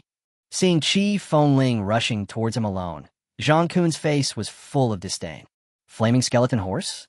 The moment the boss crashed, Qi Fengling sent it back to the world of the undead. After all, the fiery skeleton horse had taken most of the damage during its running just now. Crash! The next second, under Qi Fengling's gaze, Zhang Kun pulled out his spine gracefully. In Zhang Kun's hand, the bloody spine in the previous second turned into a white bone whip in the next second. Name: Zhang Kun / Yuan Tiangong. Race: Undead / Human. Level: second level low level. Skill: Bone and flesh connected. I can freely control my bones and complete the transformation between bones and flesh. Fortunately, this skill is very ordinary and has almost no highlights. I'm afraid that Zhang Kun is no match for me at all. Clang! The next second, the Yin demon sword collided with Zhang Kun's bone whip, but he didn't expect that this bone weapon could actually fight the Yin demon sword on equal terms. It seems that I must speed up the level upgrade. This one-thought demon sword with a development degree of 1% is not an SSS level weapon at all. Boy, I didn't expect that you still have some strength. However, you'd better die here today. Zhang Kun was only slightly shocked by Qi Fengling's performance. Just when Qi Fengling was puzzled, Zhang Kun's chest suddenly moved, as if something was about to break out of the ground. Click, click, thump. Ha ha ha, boy, you're really awesome. I can give you a chance. As long as you are willing to submit to me, I can consider sparing your life. Looking at Qi Fengling lying on the ground, covering his arm, Zhang Kun could no longer suppress his smile.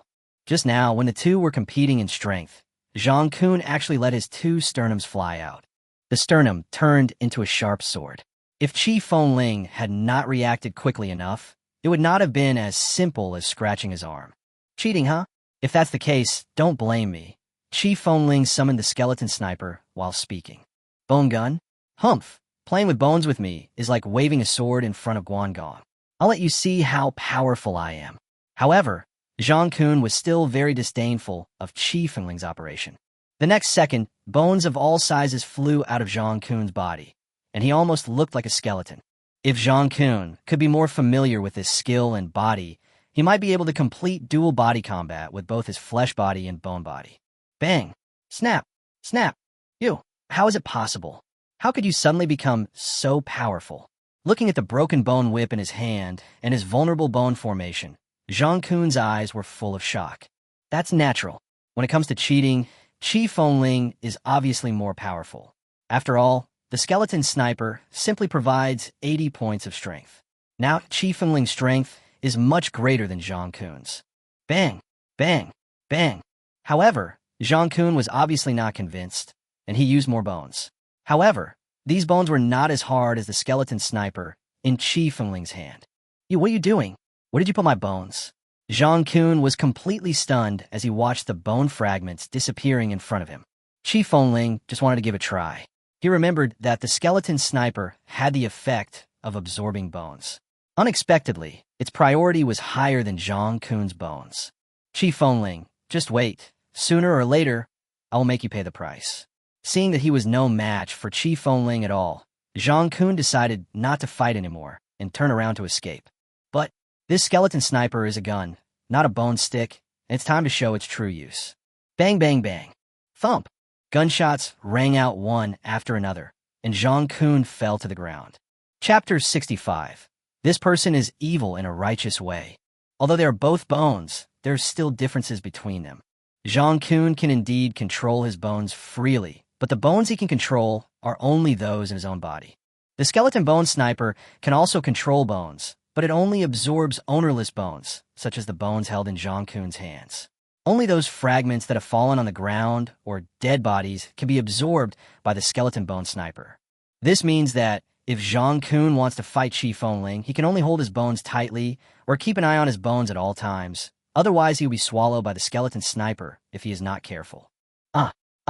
How is this possible? I'm so strong. Why can bullets still hurt me? Zhang Kun collapsed to the ground and yelled like crazy. In his eyes, he only saw that Qi Feng's spiritual power was immune to bullet attacks, but he didn't know that Qi Feng's spiritual power was immune to bullet attacks because of other blessings. At this moment, Zhang Kun's limbs were all hit by the skeleton sniper. The bone bullets that did not belong to him were stuck in his body, making him unable to move normally.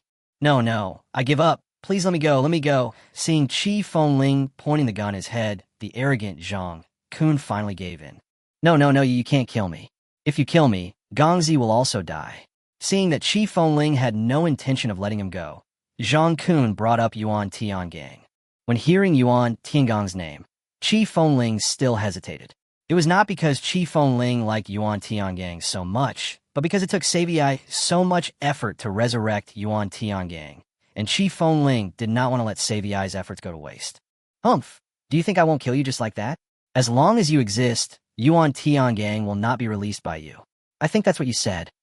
Thinking of something, Qi Fengling raised the gun again. Compared to letting someone who hated him live, Qi Fengling would rather eliminate the danger completely. You're Comrade Fengling. How did I get out? Just when Qi Fengling loaded the skeleton sniper, Zhang Kun on the ground suddenly changed his tone. Name, Yuan Tiangang / Zhang Kun. Fortunately, Qi Fengling had the blessing of the eye of the Undead Emperor. Just by looking at the name, Qi Fengling knew that just now, Zhang Kun finally returned the control of the body to Yuan Tiangang. No, Captain Zhang, you lied to me. I will never believe you again. Just when Qi Fengling was still hesitating, Yuan Tiangang actually started talking to himself. Comrade Fengling, please kill me. Captain Zhang asked me to use my identity to deceive you, and then he wanted to take revenge on you. I know that the former Captain Zhang will never come back. I also know that you're a good person. Thank you for saving me, but I don't want to see anyone using my body to harm others. Staring straight at Qi Fengling in front of him, Yuan Tiangang said very seriously, "But you will die." To be honest, Qi Fengling really didn't want such a person to die. I would rather die than live like this. Comrade Fengling, please shoot. On the ground, Yuan Tiangang closed his eyes, spread out his hands with difficulty, and showed a relieved expression. Damn it, Gongzi, how can you be so stupid? Qi Fengling, you dare not kill me. If you kill me, Gongzi will really die. Suddenly, Yuan Tiangang in front of him changed his normal behavior, and the look that belonged to Yuan Tiangang was replaced again. Name, Zhang Kun / Yuan Tiangang. Click. Qi Fengling didn't want to continue playing along with them, so he raised his bone sniper and was ready to shoot Zhang Kun in the head. Comrade Fengling, wait a minute. Captain Zhang has been subdued by me. Don't worry, I won't let him out. On the ground, Zhang Kun suddenly opened his eyes. He clenched his teeth tightly, veins bulged on his forehead, his face turned red, and he looked very difficult. But, name, Zhang Kun / Yuan Tiangang. However, Qi Fengling, who possessed the eye of the Undead Emperor, was not so easy to deceive. Zhang Kun also understood that Qi Fengling would never let him go. The way he looks now, he must be trying hard to suppress Yuan Tiangang from coming out. Really? Well then, Gongzi, you have to control yourself. If I find Zhang Kun coming out again, I will not show mercy, Qi Fengling said, then turned around and retracted the skeleton sniper. Okay, Comrade Fengling, just believe me. On the ground, Zhang Kun was still struggling to speak. It seemed that Yuan Tiangang was trying his best to regain control of his body. Phew! Comrade Fengling, what are you doing? There was a sound of sharp sword piercing the chest, and Zhang Kun showed an expression of great pain. At this moment, a huge, sword-emitting golden-green light was piercing through Zhang Kun's body, which made him extremely uncomfortable. What's going on? Why can't I go back? Gongzi, I'm Captain Zhang. Please come out quickly. Please come out quickly. As the Yin divine sword continued to emit light, Zhang Kun roared loudly. Qi Fengling could even see that a gray light was floating out of Yuan Tiangang's body. Yes, just now, Qi Fengling finally understood what Savi meant. She probably wanted her to use the power of light of the Sword of Thought to completely eliminate the evil soul belonging to Zhang Kun in Yuan Tiangang's body. What he had just done was just to make Zhang Kun relax his vigilance so that he could hit him with one strike. This time, Yuan Tiangang was no longer fooled by Captain Zhang's words. Under the purification of the magic sword of one thought, Zhang Kun could only continue to utter unwilling curses. Name, Yuan Tiangang. Race, Undead/human. Not until Zhang Kun completely stopped shouting did Qi Fengling completely pull out the Yin divine sword. And at this moment, he was the only one left in Yuan Tiangang's body. Yuan Tiangang is worthy of being a level 2 human. After Qi Fengling sucked away the bone bullets in his body, Yuan Tiangang recovered quickly. Comrade Fengling, thank you for saving me. I appreciate your kindness. Okay. Good deeds will be rewarded. You should thank yourself. Qi Fengling didn't want to listen to such nonsense. He only cared about more substantial things. Yuan Tiangang, I want to go back to Yunqing University. Why don't you go with me? Qi Fengling asked in a requesting manner after helping Yuan Tiangang up from his kneeling position. Yuan Tiangang is a righteous man with strong strength, so he is indeed qualified to be his teammate. Comrade Fengling, as a soldier, I must stay with my troops, even if it is no longer the same as before. But there are always people who are still looking forward to the army's redemption, even if the former army will never come back, and I will always stick to it, even if I am the last ray of light in the army. Qi Fengling originally thought that Yuan Tiangang had no reason to refuse. However, Yuan Tiangang was fine when he didn't speak, but once he opened his mouth, he was full of positive energy, which made Qi Fengling feel that he was actually evil. This kind of person is indeed very good, but their ambitions are completely different. Qi Fengling could even imagine that even if she saved him, he would still come to stop her if she killed people in front of him. At this moment, Qi Fengling finally understood that it was really true that people with different beliefs cannot work together. Okay, I won't stop you wherever you want to go, but I want to know, what will you do if you see me doing something evil in the future?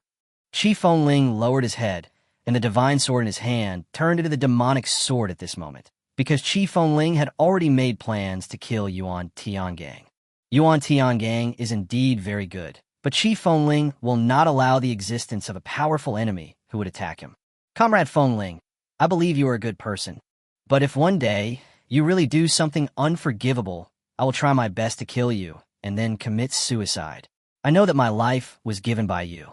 Yuan Tiangang's words were truly evil. Okay, go away. Finally, Qi Fengling put down the Yin Divine and Demon Sword in his hand, because Qi Fengling felt that this person was like an 18-year-old child who had not experienced the beatings of society. Maybe one day, when he grows up, he will know that some justice is built on endless killing. Chapter 66, Goblin Appears. Okay, Comrade Fengling, we will meet again in the future. What? Poo-poo. See you later. See you later. Qi Fengling did not expect that Yuan Tiangang was such a funny guy and gave people a silly feeling.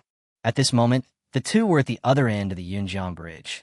With their combined efforts, they managed to cross this dangerous bridge without any danger. 17 days have passed since the apocalypse. It can be said that there is really no one left alive on the Yunjiang Bridge. Because of the limited number of people, the level of the zombies is not very high. The only danger was that these damn zombies could actually detonate cars.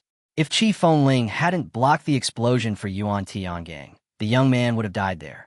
Yunqing University is located in the southwest of Yunqing.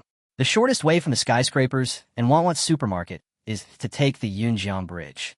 The location of the Yunqing army is in the southeast of Yunqing, and the Yunjiang Bridge is the shortest route, so the two will cooperate again. The two chatted for a while on the adventure they had just gone on. Unexpectedly, Yuan Tiangang was only 21 years old this year. He really joined the army right after entering college.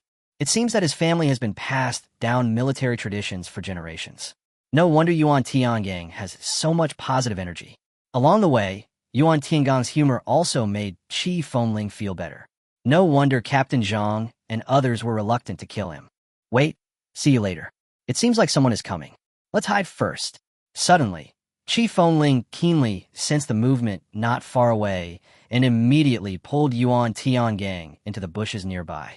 This bush is not very good either. Before the apocalypse, it was filled with garbage, and after the apocalypse, it was filled with corpses. The stench was so bad that the two of them almost vomited. Not long after the two entered the bushes, two dark green-skinned humanoid creatures holding wooden sticks appeared where they were. Damn, this is a goblin? Shut up. Qi Fengling really wanted to slap this kid. His movements directly attracted the attention of the two humanoids. In fact, what Yuan Tiangang said was right. These two people look exactly like the goblins in the comics. They're only about 1.3 meters tall, with dark green skin, very pointed noses and ears, two exposed canine teeth, blue eyes, and very long fingernails on their hands and feet. They were barely wearing any clothes. The only piece of cloth on their bodies was used to cover their crotches. Oh no, I'll ask you to learn a foreign language well. See, you can't understand me anymore, Qi Fengling said softly, covering Yuan Tiangong's mouth. MMM. After hearing this, Yuan Tiangong also widened his eyes. If Qi Fengling hadn't covered his mouth, he would have said something anyway. Obviously, the two goblins were speaking a goblin language, and not only Yuan Tiangong, but even Qi Fengling couldn't understand it. On Blue Star, the powerful China had made Chinese the world common language by 2032, so there was no need for Yuan Tiangong to learn a foreign language. Yuan Tiangong didn't say anything, but he had already taken out the bone knife. The meaning was self-evident. In the eyes of soldiers, they have always believed in one thing. Those who are not of our race must have different hearts. So when he saw the goblins walking towards the two of them, Yuan Tiangong did not show them any kindness and was ready to kill them. Wait, however, Qi Fengling didn't want to kill them just like that. Maybe it was just out of curiosity. In his previous life, until his death, the only battles on Blue Star were between humans, zombies, and mutant beasts. Qi Fengling had never seen creatures like goblins. Qi Fengling wanted to know how they came to Blue Star. Goblins are social creatures, so Qi Fengling wanted to use these two goblins to find their tribe directly. Russell. Fortunately, Qi Fengling reacted quickly. He dragged the corpse aside and deliberately exposed one of the corpse's arms. This is the sound of zombies. In the end times, this sound is the most heard by everyone, and Qi Fengling has already learned this sound. You know what? This is really useful. After seeing this arm, although there was still a goblin who wanted to move forward, another goblin pulled it away. That is when. Name, Goblin Warrior. Race, Beast Elf. Level, Intermediate Level 1. Strength 9. Speed 12. Spirit 7. Constitution 30. Skills, short and powerful. Goblins have strong vitality and fast recovery ability. As long as they have a breath, they can survive. Super pregnancy gene. Goblins have extremely strong reproductive abilities and can impregnate any female flesh and blood creature. The entire production cycle is greatly shortened, and they prefer women of other races. Name, Goblin Stallion. Race, Beast Elf. Level, Low Level 1. Strength 6. Speed 6. Spirit 4. Constitution 18. Skills, short and powerful, super fertility gene. This is all the information about these two goblins. After reading this, Qi Fengling just wants to say that the comics really do not deceive me. Qi Fengling can still accept this goblin warrior, but what about this goblin stallion? Could it be that he is used specifically to carry on the family line? Wouldn't that make him a donkey of the production team? However, when Qi Fengling saw certain parts of him, all her previous doubts were swept away.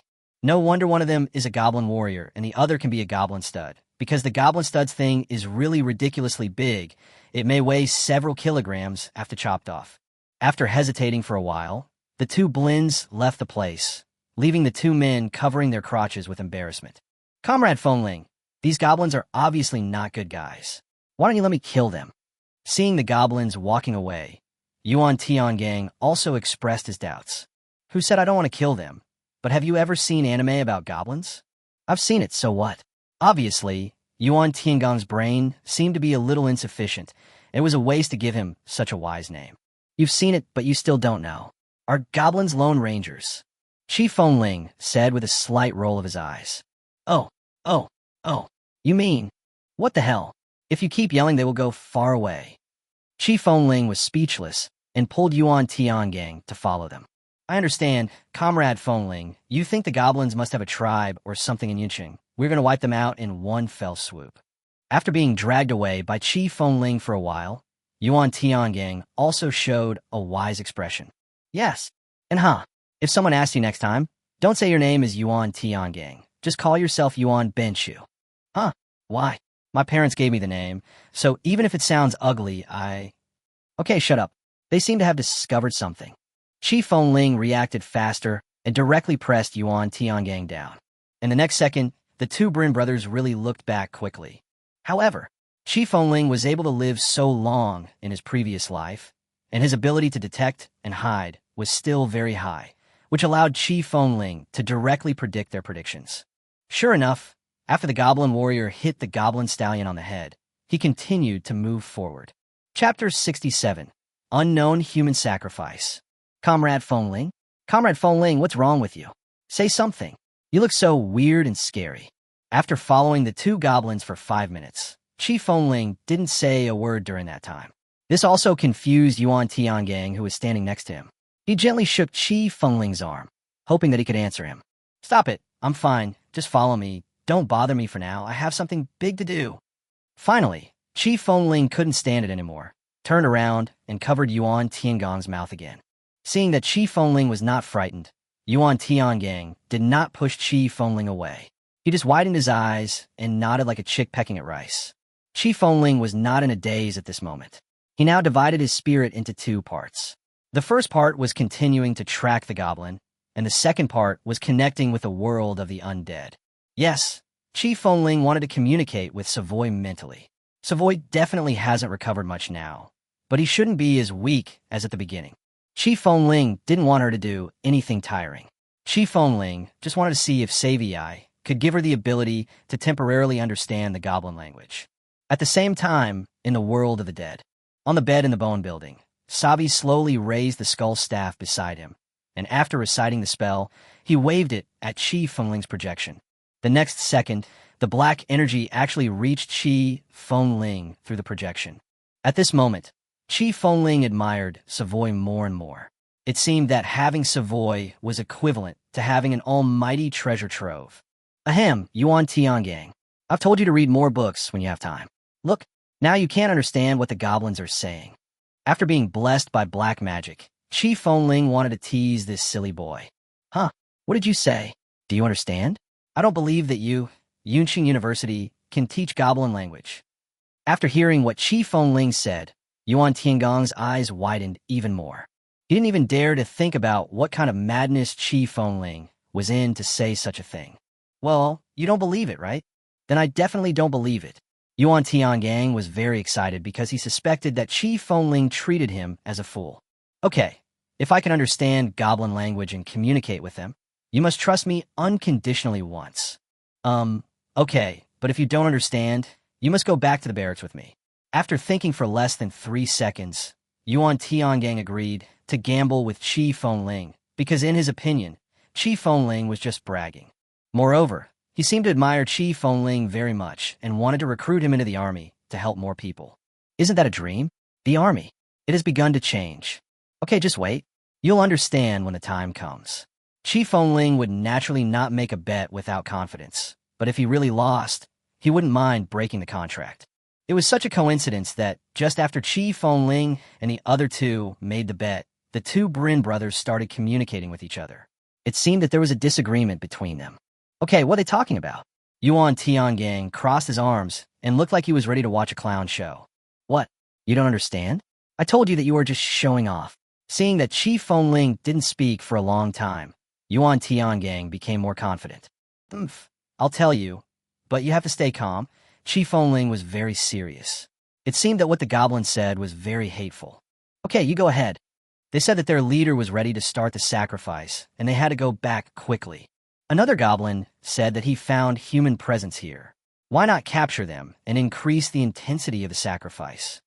Then the two had a conflict, but now they decided to capture the humans first, Chi Fengling said with a dark face and a cold tone. The goblin's words were very clear. They were using human lives for some kind of sacrifice, either to strengthen their strength or to summon more companions to Blue Star. How could they do this? It was visibly evident that there was anger on Yuan Tiangang's face. Bang, clank, bang. There was the sound of a wooden stick breaking down a door, and the next second, 2 goblins rushed into a room. What do you think? Do you want to go up or not? Seeing the goblin enter the house, Yuan Tiangang was about to follow. Listen to me. If you just want to save 2 people, go now and I won't stop you. If you want to save more people and want to kill all these goblins, you better hold on. Whatever I do, you will do too. Chi Fengling did not stop Yuan Tiangang, but instead started to reason with him. When he finished saying this, Chi Fengling had already made a plan. If Yuan Tiangang went to school now, he would choose to go back to Yunqing University directly, because if they killed the 2 goblins, they wouldn't know where the goblin's lair was, and Chi Fengling wouldn't waste his time looking for them. The key point is that the goblin leader's sacrifice must have been successful at that time. Instead of facing unknown and possible life-threatening dangers, Chi Fengling would rather save his life and become stronger. By this, After hesitating for a long time, Yuan Tiangang squatted back beside Qi Fengling. Judging from the source, although Tiangang is a bit reckless, he still has a sense of the overall situation. It is indeed worth making friends with such people. Who are you? Let me go, let me go. Tyr, you beast, let my wife go, let her go, I will fight you. Soon, the two goblins came out of the house, and at this moment, each of them captured a human. Shut up. This is what the goblins said. Since Qi Fengling can understand it, I just wrote it down. Remember, Yuan Tiangang still can't understand it. With just a scream, the goblin warrior hit the man on the mouth with a stick. Most of the man's teeth fell out in an instant, and the pain made him speechless for a long time. The reason why the man was so excited was because the goblin stallion on the other side tore the woman's clothes as soon as he came out. Looking at the goblin stallion's appearance, it seemed that he wanted to mate on the spot. Why are you in such a hurry? We have plenty of time to make you happy. If we delay the chief's sacrifice, it will be useless even if we chop off your thing. Just when the giant was about to break through the door, the goblin warrior beside him stopped him. Although the goblin warriors spoke so seriously, due to their nature, they also had physiological reactions. Ai, Tinteng. On the side, Yuan Tiangong's fist had turned blue, and it was obvious that he was really angry. During the whole process, the woman did not resist much. It was not because she surrendered, but because she had no strength left. It can be seen that this is also a couple in distress. The man still has strength, which means that they don't have much food. The woman probably ate very little, so she gave all the food to her husband. She hoped that her man could survive and then find food to keep herself alive. Okay, little beauty, wait and see how I'll deal with you when I get back. When mentioning their leader, the goblin stallion suddenly softened a lot. It seemed that their leader should be very ruthless. After beating the man again, the goblin warrior and the goblin stallion took the distressed couple and continued walking towards the city. But they didn't know that two executioners full of murderous intent were following him silently. Chapter 68. The big stage on the third floor. Come if you're ordered. Twist your butt and change the world. Following the two goblins all the way, Qi Fengling and the others came to the largest yoga club in Yunqing, and the name of this club is Twisting the Buttocks. Qi Fengling knew this place because before the end of the world, many female classmates from Yunqing University would come here, including Zhou. Yoga is an art and also a sport that allows strangers to get closer to each other. Qi Fengling doesn't like it, but for some reason, many girls like it. It can be said that 70% of the people in this yoga club are girls, and more than half of the remaining 30% of boys do not really love yoga. They come here just to get close to the girls. Thinking about the habits of goblins, Qi Fengling suddenly understood. Goblins do not like women of their own kind. They especially like humanoid women, for which they have evolved super-sensitive noses. It can be said that as long as there is a woman within 1,000 meters, they can more or less capture the smell, and the higher their level, the farther the smell can be smelled, and some can even smell the characteristics of a woman. This yoga club is the place with the most feminine smell. No wonder the goblins have made it their lair. After the end of the world, the yoga club was also affected. The most obvious thing was that many of the windows on the upper floors were broken. It seemed that at the last moment, many girls chose to jump off the building. At the door of Nubutu Chinquan, the two brothers Bryn carefully observed the situation for a week. After making sure that there was no one there, they took off their already scanty pieces of cloth and urinated in a circle around the room. Vomit. Even though Qi Fengling was 100 meters away from them, she was still irritated by the stinking urine smell. Such a strong urine smell could definitely cover up any human scent. No wonder this place seems to be rarely destroyed by zombies anymore. However, this is not a good thing.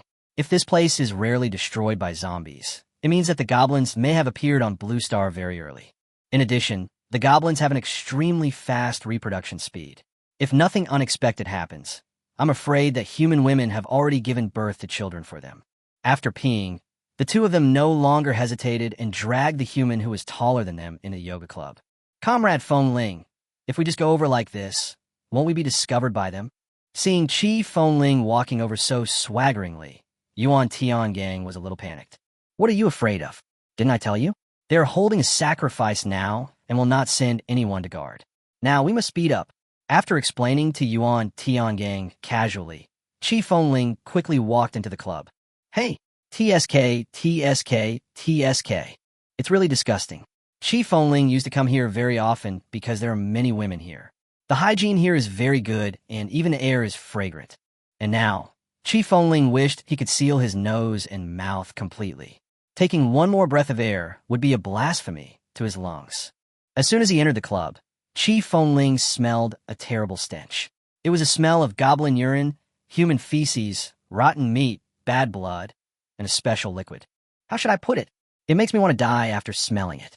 No wonder goblins have a very low status among any other creatures, because they pay little attention to hygiene, but their vitality is very tenacious, which makes them not afraid of breeding any viruses at all. Comrade Fengling, I feel dirty.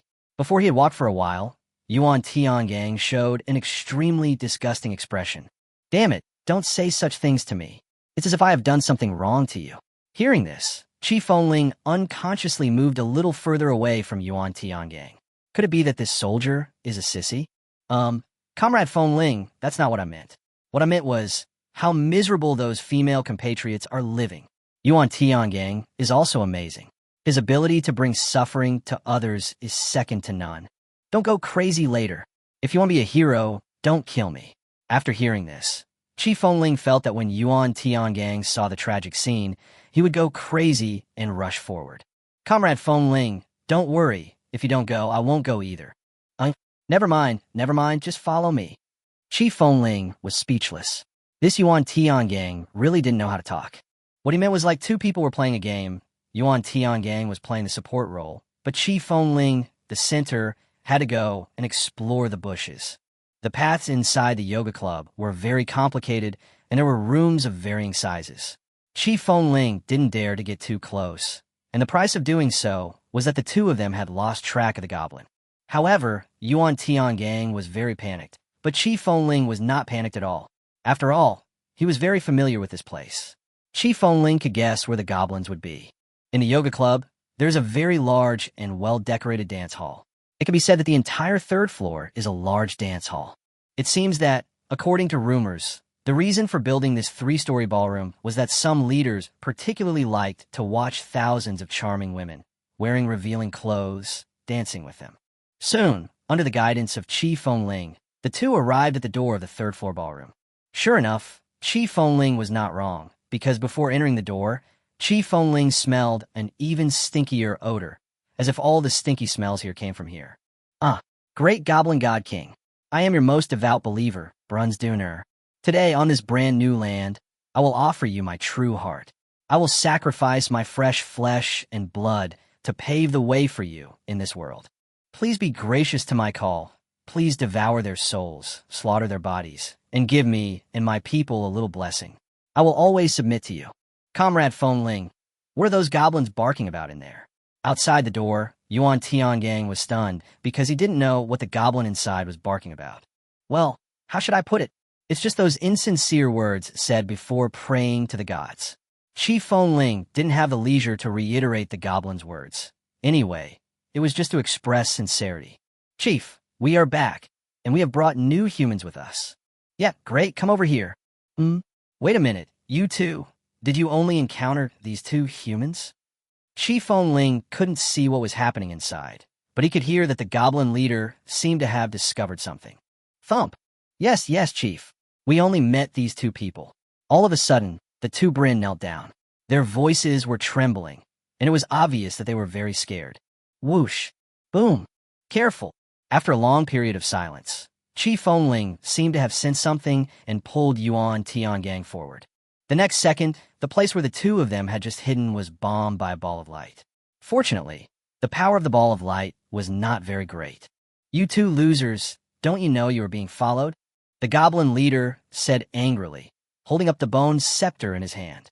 Just now, because of dodging the attack, Chi Fengling and Yuan Tiangang also appeared in the sight of all the goblins. At this moment, all the scenes in the third-floor ballroom were completely seen by the two of them. Chapter 69, you are all garbage. The memories of the past remain the same, but the dilapidated dance hall is no longer the same as before.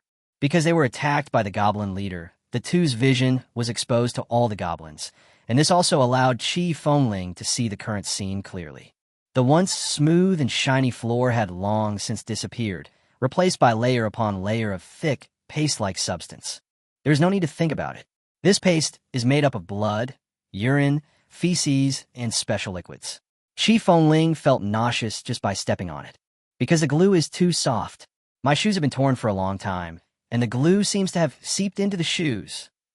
Goblins also possess some elven blood, which gives them higher creative abilities. Today, the big stage is used by goblins to build many simple tents using various materials, and this is a form of living for the tribal life. At this moment, all the goblins were standing around the goblin leader, and in the middle of the big ballroom, there was a strange magic circle drawn with blood. Inside the magic circle, there were human men who were stripped naked, covered in wounds, with weak breaths, and painted with totems. Judging from their appearance, they must have suffered a lot of torture. The reason why there are no women in the magic circle is not because the goblins still have some conscience, but because human women have a worse life. At the other end of the dance hall, in a makeshift tent built by the goblins, human women were locked up naked. Their eyes were dull, their bodies were covered with scratches and smelled bad, and even more infuriating was that some of the human women's stomachs were slightly bulging, and some were even about to give birth. It seems that the goblins' reproductive ability is really strong. Only 10 days after the end of the world, they have already made humans conceive their offspring. What was even more terrifying was that on the other side of the tent, there were 3 women holding children, either feeding or coaxing them. And from the looks of them, it was obvious that the child was theirs. But, here among the goblins, how could they allow human women to raise human children? There was no need to think about it. Those children must be goblin babies. Humans, you still have some abilities, but since you have interfered with our sacrifice, you will surely die. Waving the scepter in his hand, the goblin leader seemed to be about to cast some magic again. Name, Goblin Wizard Brandsdooner. Race, Beast Elf. Level, Peak Level 1. Strength 10.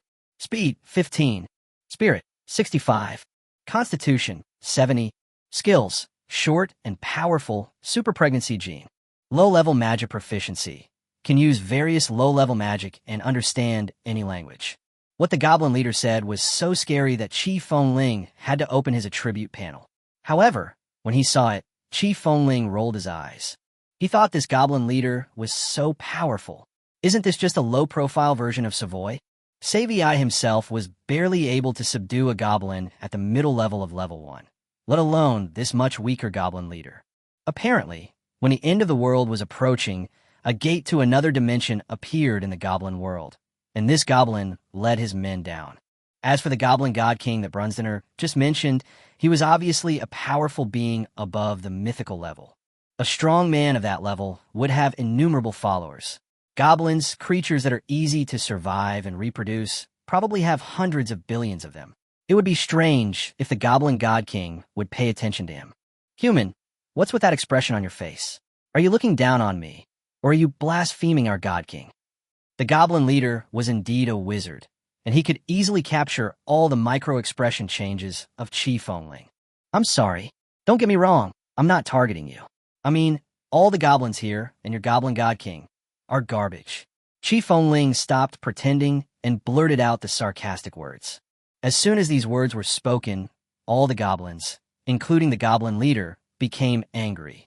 They shouted and waved the wooden sticks in their hands, ready to attack Chi Fengling. Comrade Fengling, you really can speak goblin language. I, Yuan Tiangang, admire you. Also, your Yunqing University is awesome.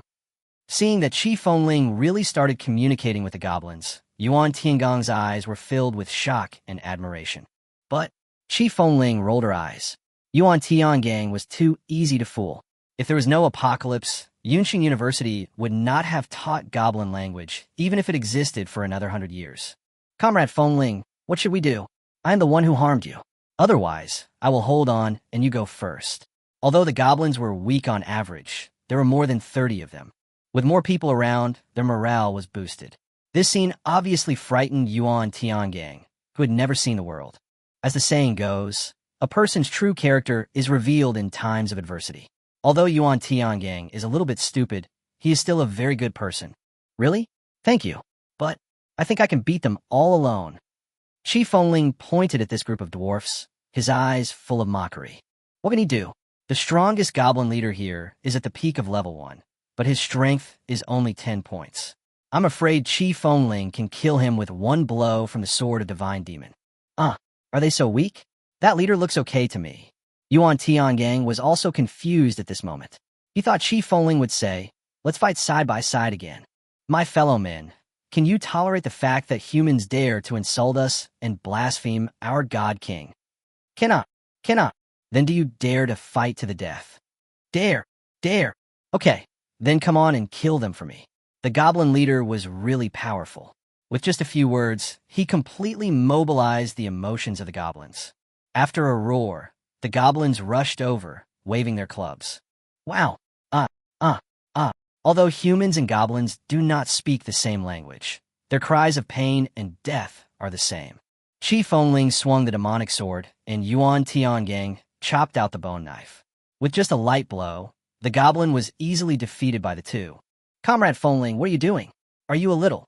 Seeing Qi Fengling frantically finishing off the dead goblin, Yuan Tiangang's face showed some confusion. Look back yourself.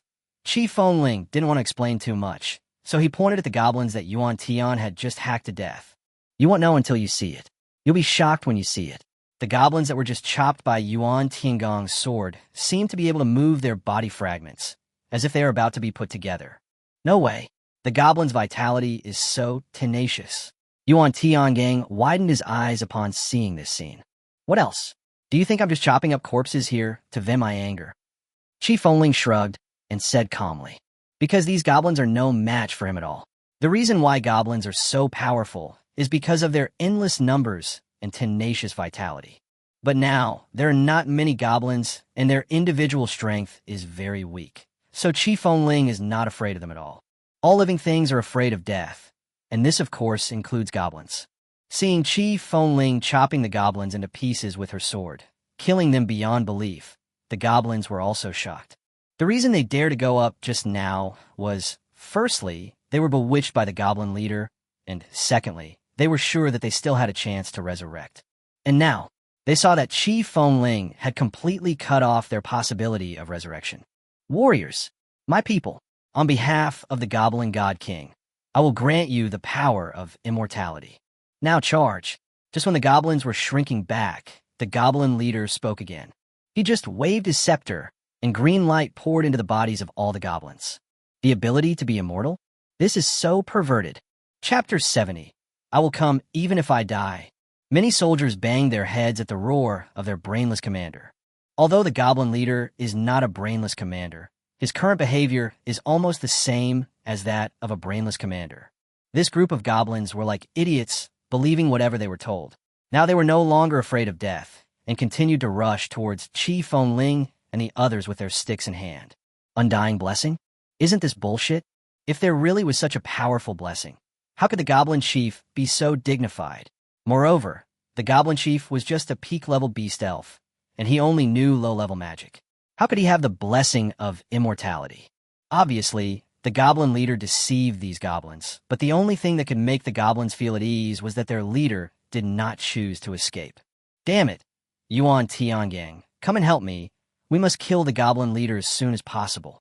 Qi Fengling was shocked after seeing the goblin leader's behavior. At this moment, the goblin leader stood at the center of the sacrifice again. He held the scepter in his hand and chanted a spell. He didn't need to think about it anymore. He just wanted to continue the sacrifice. To be honest, Qi Fengling was not afraid that his sacrifice would succeed because the mythical goblin god king would not care about him at all. What Qi Fengling was afraid of was, once this kind of sacrifice is successful, regardless of whether or not they get feedback from the other party, the humans who serve as sacrifices will lose their lives. Qi Fengling originally didn't care about the lives of these people, but now, the goblins are an alien race, and in front of the alien race, Qi Fengling still wants to unite first.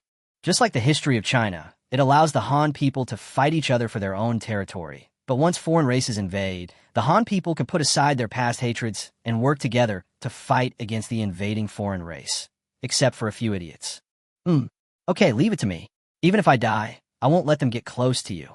After taking a look at the goblin leader in the distance, Yuan Tiangang immediately understood what Qi Fengling meant.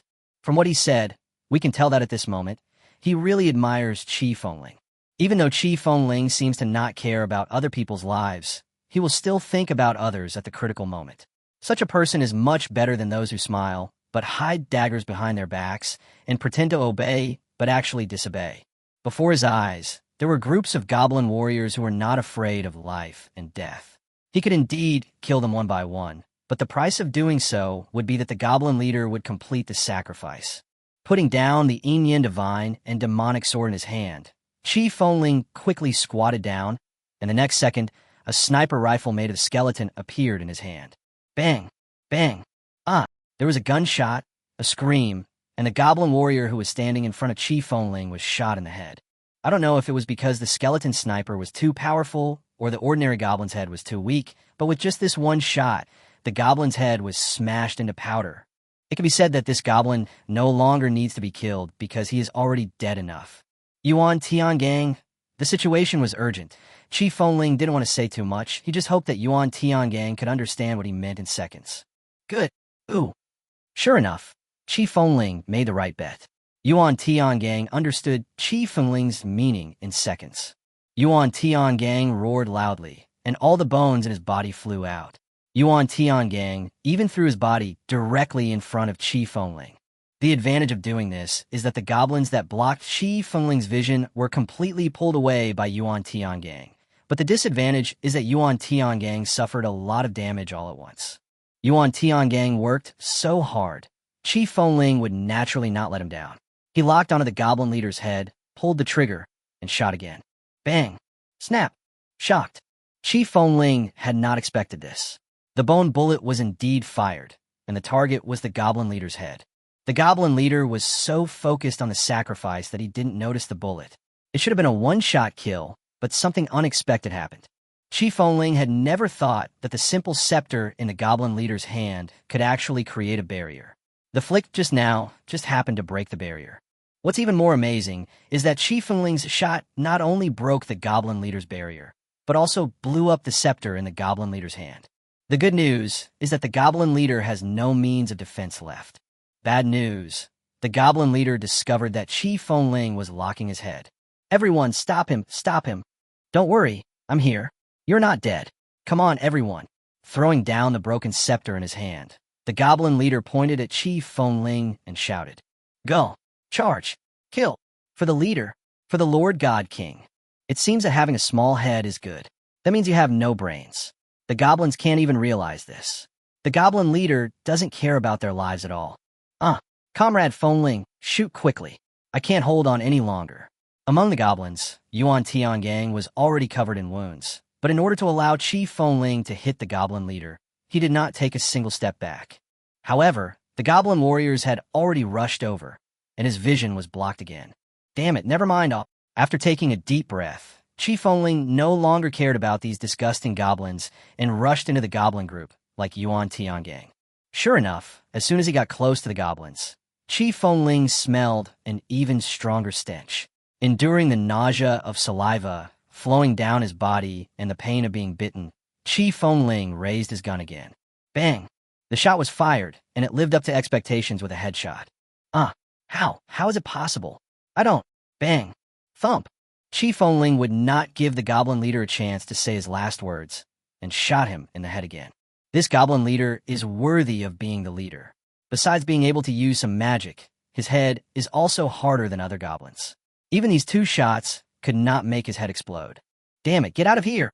Seeing the goblin leader fall completely, Chi Fengling could no longer bear it. With the divine and demonic sword in his hand, 4 or 5 goblins died on the spot. You bunch of lowly creatures. Your leaders are dead. Do you still believe in the so-called blessing of immortality? Chi Fengling stepped back and spoke in goblin language. How? How is it possible? The leader is dead. Doesn't the leader know the magic of immortality? How could he die? What should we do? The leader is dead. What should we do? Wait, the leader doesn't seem to be dead yet. I saw his fingers moving. Yes, that's right, I saw it too. After Chi Fengling finished speaking, the goblins panicked at first, and then it seemed that some of the goblins saw their leader as fingers moving. How is this possible? Is this a fake corpse or a muscle reflex? Digging grooves. It was true. When Chi Fengling looked over, the goblin leader's fingers did move. That movement seemed to complete the sacrificial formation on the ground. At this moment, the magic circle, which was originally dim, suddenly glowed bright green. At this moment, Chi Fengling knew that it was over because the sacrifice of the goblin leader was still completed. Chapter 71. The Divine Envoy Destroys the Formation. No, I feel so uncomfortable. No, I don't want to die yet. Someone come and save me. The green light above the magic circle suddenly became brighter, and the next second, the human men who were still in the magic circle let out heart-wrenching roars. But when Chi Fengling looked carefully, he put down his raised hand because it was too late. Just in that second, a force that came from nowhere began to madly suck the vitality of those men. Amid their shouts, in less than 3 seconds, those men were completely turned into dried corpses. It means that people were fucked, literally. All the blood and essence in their bodies were sucked out alive. At this moment, only a bag of skin and bones are left of them. You bunch of damn goblins. The scene before him made Chi Fengling feel pathetic, but on the other side, Yuan Tiangang became furious all of a sudden. After he roared a few times, most of the bones in his body returned to his body, which increased his strength. After breaking free from the goblins' restraints, Yuan Tiangang began to kill these frightened goblins. Seeing that Yuan Tiangang had entered a state of madness, Chi Fengling didn't want to waste any more effort. He squatted on the ground and aimed his gun at the goblins who were about to escape. Yes, at this moment, some goblins finally reacted, and they finally realized that the blessing of immortality was fake. But now, do they have a chance to escape? The bloody massacre lasted for a full 10 minutes. During these 10 minutes, Chi Fengling did not wield the Yin divine demon sword. He just squatted in place and shot at the goblins who wanted to escape. As for the task of completely killing the goblins, Chi Fengling gave it to Yuan Tiangang. Killing goblins didn't give any experience points anyway, so why waste the energy? At this moment, the bodies of the goblins had already filled the entire ballroom on the 3rd floor. Some of the goblins even wanted to get help from their leader, and their bodies fell on the goblin leader. How ironic. Chi Fengling was right. For a peak level 1 goblin to have a conversation with a mythical level goblin king, that was simply a dream. Calm down. Then do me a favor now. Seeing that Yuan Tiangang had calmed down, Chi Fengling made a small request to Yuan Tiangang. Because at this moment, there are 7 or 8 goblin corpses lying on the goblin leader. Isn't this a natural blood altar for the undead? Now all Yuan Tiangang needs to do is drag the remaining goblin corpses over so that Chi Fengling can perform a blood sacrifice. You say, if the goblin leader knew that his hard work in the sacrifice was unsuccessful and his own body became the sacrifice, would he be very angry? Comrade Fengling, thank you for letting me vent. Just tell me. I'm willing to help with anything, Yuan Tiangang said with a serious look on his face, taking back his bone knife. It's nothing. Just help me pile up the corpses of these goblins. Comrade Fengling, do you want to help them to be liberated? Yuan Tiangang is also very awesome. How did he think of this? If I tell you that I'm also a wizard, would you believe it? Chi Fengling rolled his eyes and said with a hint of sarcasm, Comrade Fengling, although they are dead, they're still our compatriots. How can you use them as sacrifices?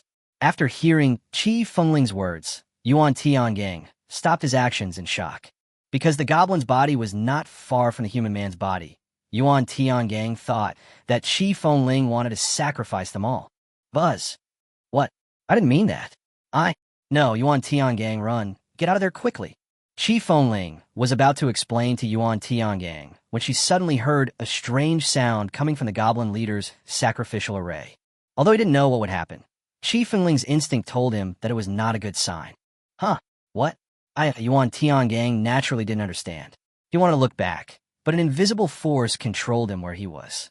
The magic circle made by the human man emitted a greener light, and there seemed to be a shadow in the light, which directly dragged Yuan Tiangang, who was about to run away. What's even more terrifying is that Chi Fengling could see that Yuan Tiangang's flesh and blood seemed to be being sucked away. Not good. The goblin leader's sacrifice may have succeeded. The phantom may be the goblin god king, and he is now trying to absorb Yuan Tiangang's vitality. You wish on my. Without giving it too much thought, Chi Fengling instantly took out the sword of god and demon. This time, perhaps Chi Fengling was eager to save his friend, so the divine demon sword appeared in the state of the divine sword. Whoosh! Whoosh! Chi Fengling clenched his teeth and used all his strength to swing 2 swords at the phantom, and the next second, 2 golden-green sword shadows hit the phantom. Is this the power of light? Under the light wave attack of the Yin Divine Sword, the Phantom still let go of the controlled Yuan Tian gang, and the Phantom even spoke. Name, Goblin Messenger. Race, Beast Elf. Status, Phantom of Thought. Grade, other attributes. Qi Fengling did not dare to be careless, and immediately opened the eye of the Undead Emperor, and some of the information about this Phantom flooded into Qi Fengling's mind. Fortunately, this is not the Goblin God King himself. If the real body came, I am afraid that the Phantom would be able to kill Qi Fengling and Yuan Tian gang in an instant. Messenger of God? As the name suggests, he should be the messenger of the Goblin God King. But this shouldn't be the case. The Goblin leader here is only at the peak of the first level. Even the Goblin God King doesn't need to pay attention to him. Whoosh! Clack! After being hit by the Yin Divine Sword, the shadow began to fade, and the next second the shadow surged onto the body of the Goblin leader. Sure enough, the Goblin leader stood up. Name, Goblin leader possession. Status, dead/resurrected. Race, Beast Elf. Level, Advanced Level 2. Strength, 60. Speed, 60. Spirit, 160. Constitution, 0. Skills, short and concise, invalid. Super pregnancy gene, invalid. Low-level magic mastery, inherited. Unexpectedly, a mere shadow could possess the Goblin leader and allow him to reach the second-level high level. But why is this physique 0? Fortunately, the data of the Goblin leader who is possessed is not too scary. At least I can still deal with it. Plus, I still have Yuan Tian gang. I'm still very confident in a 2-on-1 fight. Humph, the barriers of this world are still so thick. What a weak body. You ant! How dare you kill my Goblin people and desecrate the sacrifice to the God King? You can never atone for your sins, even if you die 9 times. The Goblin leader who stood up again was no longer the same Goblin as before. It seems that Qi Fengling's guess is correct. There is a barrier on Blue Star that prevents the strong from other dimensions from entering. Otherwise, if strong people of epic and legendary level appeared at the beginning of the apocalypse, mankind would have perished long ago. It's funny, don't you know how to call anyone anything but ants? Goblin Messenger, here, I am a master. Qi Fengling knew that this messenger would not let him go, so if that was the case, there was no need for him to be servile. Comrade Fengling, I'm so tired. Just as Qi Fengling was speaking nonsense, Yuan Tian gang on the side suddenly fell to the ground. Yuan Tian gang was fine. He just had some blood sucked and fell asleep because he was tired, but Qi Fengling was not so good. Now he had to deal with this powerful opponent alone. Chapter 72, Dare you say this is low-level magic? Enter ants. This divine envoy only exerted a little force, but your ant friend can't do it? Qi Fengling didn't expect that the slap in the face would come so quickly today. Yuan Tian gang couldn't bear it just after she made the harsh words. So what? You are nothing but a remnant soul. It is impossible for you to defeat me. After saying that, Qi Fengling picked up the sword of God and demon with an indelible fighting spirit. A dying struggle. The Goblin Messenger's face was filled with disdain due to the oppression of rank. He just raised his hand and waved it, and the scepter that had been broken by Qi Fengling was easily restored by the Goblin Messenger. In the next second, a ball of light much larger than the one condensed by the Goblin leader appeared for him. Bang! Bang! There was only a gunshot. Unfortunately, the physical damage of the bone sniper seemed unable to break up the ball of light. Bang bang! Fortunately, the light ball shot by the Goblin Messenger was not a locking skill, which allowed Qi Fengling to easily dodge it. Bang! Click! Bang! Click! Qi Fengling knew very well that he had a skeleton sniper, so why did he have to fight hand-to-hand with the Goblin Messenger? But ideals are full and reality is skinny. After the Goblin Messenger picked up the scepter, the barrier he condensed was much stronger than that of the Goblin Chief. Looking at the bullets scattered around the Goblin Messenger, Qi Fengling knew that the skeleton sniper alone could not cause any harm to the Goblin Messenger. Clang! Ant, I didn't expect you to have such abilities. I underestimated you. After a fierce attack, the Goblin Envoy was also pushed back a long way by Qi Fengling. That is inevitable. After all, the Goblin Messenger is just a projection. Due to the dimensional barriers, the strength he can display is too little. The price for underestimating me is death. Qi Fengling didn't want to waste time talking to the Goblin Messenger, because with just this one strike, Qi Fengling discovered the Goblin Messenger's weakness. The Goblin God was able to appear on Blue Star because he temporarily took over the body of the Goblin leader, but at that time, the Goblin leader was already dead. Therefore, the Goblin God's physique is 0, which means that the Goblin God now has basically no defense, and the injured body is 100% irrecoverable. And so what if you were discovered? Since this God's messenger actually dared to cross the dimension to come here, I naturally have a way to deal with you. On the opposite side, there was no trace of panic on the face of the Goblin God's messenger, as if Chi Fengling's guess had been expected by him. My dead people, get up and fight for me once again. Just when Chi Fengling was puzzled, the Goblin messenger raised the scepter again, and after muttering something, he pointed at the goblin corpses on the ground. Click, click. Wow, who? Under Chi Fengling's gaze, those goblins that had been dead actually stood up again. What was even more terrifying was that the goblin bodies that had been chopped into pieces actually reassembled quickly. Name, Goblin Death Soldier. Race, Beast Elf / Undead. Level, Intermediate Level 1. Strength 5. Speed 5. Spirit 0. Constitution 5. Skills none. Blessing, Goblin God's Undead Blessing. During the existence of the Goblin God, this creature cannot be killed by physical force. When the goblins stood up, Chi Fengling checked their attributes. There were good and bad ones. The good one was that their attributes were really not high, and he could kill them with one sword. The bad thing is I didn't expect that there really is such a thing as the blessing of immortality. It seems that as long as the Goblin God is still alive on Blue Star, these zombie-like goblin warriors will not be killed. Ant, this messenger knows that you are quite powerful, but you are a human being after all, and you will eventually run out of strength. The Goblin messenger said lightly while floating 2 meters in the air. Float? This is something that only a master-level strongman can do.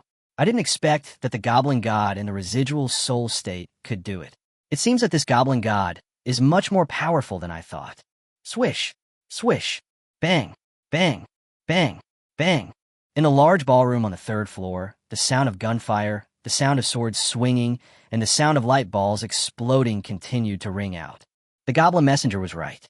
After only 5 minutes, Chi Fengling was already exhausted, because during this period of time, no matter how hard he killed the Goblin warriors, they would be resurrected by the Goblin envoy. And when he was fighting hard against the Goblin warriors, the Goblin envoy in the distance would sneak attack him with a light ball. Chi Fengling hadn't had such a frustrating fight for a long time, and Chi Fengling knew very well that if he continued like this, he would really be exhausted to death by the Goblin messenger. I'm going to kill everyone here. I will also kill anyone I see. When I get stronger, I'm going to join the army, and I'm going to kill all the people you saved. While fighting and dodging the attacks, Chi Fengling yelled at Yuan Tiangang, who was lying on the ground, because Chi Fengling believed that the power of belief could sometimes transcend life and death. Feng, Comrade Fengling, you can't do this, you are a good person, huh? Chi Fengling made the right bet. Under the stimulation of her words again and again, Yuan Tiangang, who had fallen to the ground, stood up. Don't look at them. Help me stop them. If it doesn't work, I will really do it. Looking at Yuan Tiangang, who was still a little confused, Chi Fengling directly threw the skeleton sniper over. Weapons like the one-thought sword of God and demon and the skeleton sniper usually recognize their owners. But with the permission of the owner, it can also temporarily play a role in the hands of others. Okay. With just one glance, Yuan Tiangang understood the situation in front of him. He rolled over and hid in a good sniper position with his gun. As expected of soldiers, these things don't need to be taught at all, and this is why the awakened soldiers in the army will be stronger. Oh, hee, you're the Goblin messenger, huh? Did you anticipate all this? After a loud neigh of a war horse, a flaming skeleton horse appeared under Chi Fengling's crotch, and in less than 3 seconds, Chi Fengling passed those extremely slow goblin warriors. In fact, if Chi Fengling just rode on the flaming skeleton horse, he would not be able to jump out of the encirclement. The reason why Chi Fengling was able to jump out was because Yuan Tiangang was providing fire cover from behind. Huh, you are the undead summoner. Chi Fengling could see with his naked eyes that there was panic on the Goblin messenger's face, but the panic disappeared after a second. Chi Fengling didn't understand at all. He was only 2 meters away from chopping down the Goblin messenger. Where did he get such confidence? Activate the temporary sealing technique of Beast Elf magic. The Goblin messenger muttered something and pointed at the flaming skeleton horse. Not good. Chi Fengling could feel that the mental communication between himself and the fiery skeleton horse was disappearing quickly. Wow, is this still low-level magic? All the magic that the Goblin Archon knows is abnormal. Oh, under his crotch, the flaming skeleton horse seemed to know that it would be away for a while, and it shook its back vigorously in the air. Sure enough, the flame skeleton horse returned to the world of the undead, but fortunately, at the last moment, the flame skeleton horse still helped Chi Fengling. Come and die. Snap. Puff. Chi Fengling let out a loud roar, and the sword of God and demon easily broke through the barrier of the goblin god and pierced his chest steadily. Chapter 73, I didn't even know I had a trump card. In midair, Chi Fengling's sword pierced into the chest of the goblin messenger with unstoppable force. As Chi Fengling increased the strength of his hands, the goblin leader's still warm blood began to flow out. Chi Fengling could guarantee that the goblin leader's heart had been completely pierced by this sword. Aunt, you actually have this ability. But do you think you can kill me? I am a god. What kind of power is this? Originally, the goblin god envoy didn't care at all about Chi Fengling's sword. After all, this body was not his own, so it didn't matter even if it was completely destroyed. However, when he was confident to the point of being conceited, a holy force of light filled the goblin leader's body, and this force of light seemed to be able to really cause harm to the goblin messenger. Yes, this is the divine form of the one-thought sword of God and demon. It possesses supreme power of light and can purify darkness. Chi Fengling originally thought that the goblin god messenger had already touched the rank of God and should belong to the camp of light. However, he did not expect that the dark power of the demon sword could not cause any harm to him. It seems that the goblin race has always been a creature of the evil camp, because their gods are all gods of the dark camp. This is a power that can take your life. Remember, whoever offends our blue star must be punished, no matter how far away they are. Seeing that the aura of the goblin messenger on the goblin leader was getting weaker and weaker, Chi Fengling once again made a harsh remark. Ants are so easy to fool. In the air, the goblin messenger, who was originally screaming in pain, suddenly burst into laughter. What he said made Chi Fengling even more confused. Beast elf magic, summoning and confinement spell, gather. While Chi Fengling was guessing, an obscure formula was recited by the goblin messenger. Although he had never seen anyone else use this magic, Chi Fengling knew something bad was going to happen just by hearing the name. You just react now? Too late. Just when Chi Fengling understood and wanted to draw out the sword of God and demon, he felt that the goblin god had used this corpse to absorb the sword of God and demon. Whoosh! Thump! Just as Chi Fengling was trying hard to draw his sword, the goblin leader's body suddenly flew backwards, and along with the Yin Yin Shinma sword, it fell into the corner of the ballroom. At this moment, in front of Chi Fengling, there was a bodiless shadow floating, and this shadow was undoubtedly the goblin messenger. Ants are ants. Everything about you is within my expectations. The only thing I care about is your secondary body. Don't waste your energy. Your magic sword won't be back for a while. Seeing Chi Fengling frantically summoning his one-thought demon sword, the goblin messenger laughed even louder.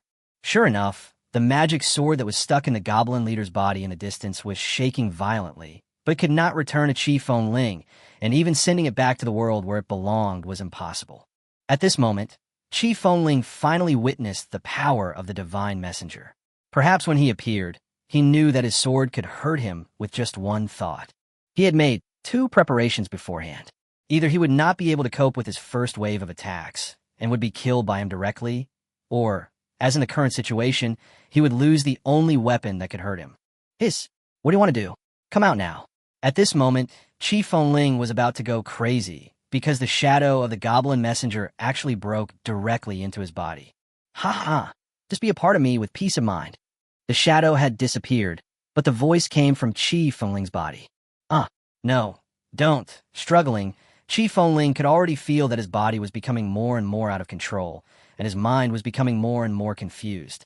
Is this what it feels like to be possessed? Why are things that I had never heard of in my previous life happening to me this time? They are gods. I am just a high-level person. How can I fight against them? As Chi Fengling thought about it, her spirit became more and more exhausted, as if she was about to fall asleep in the next second. Comrade Fengling, just wait. When you fall asleep, I will lead my troops into Yunqing University and recruit all the students. I'm going to get all my classmates to be pioneers. I'm also going to tell your girlfriend that you were bitten to death by zombies while whoring. In his dying moments, Qi Fengling only felt someone calling his name, followed by a bunch of provocative words. Yes, Yuan Tiangang. This kid learns really fast, and now he's putting it to use on himself. Stop shouting. Their death has nothing to do with me. Just stop spreading rumors about me. You go and give me that magic sword now. Fortunately, Yuan Tiangong's shouting made Qi Fengling sober up a little, and this also made Qi Fengling see hope again. As long as Yuan Tiangang could deliver the one-thought divine demon sword to his hands, he would be able to drive away the goblin messenger with the power of light of the one-thought divine demon sword. If you wish. Berserk magic of the beast elf. However, the goblin archangel was not a fool. How could he allow someone to interfere with his plan openly? After the goblin messenger chanted another spell, the goblin warriors who originally looked like low-level zombies suddenly went crazy.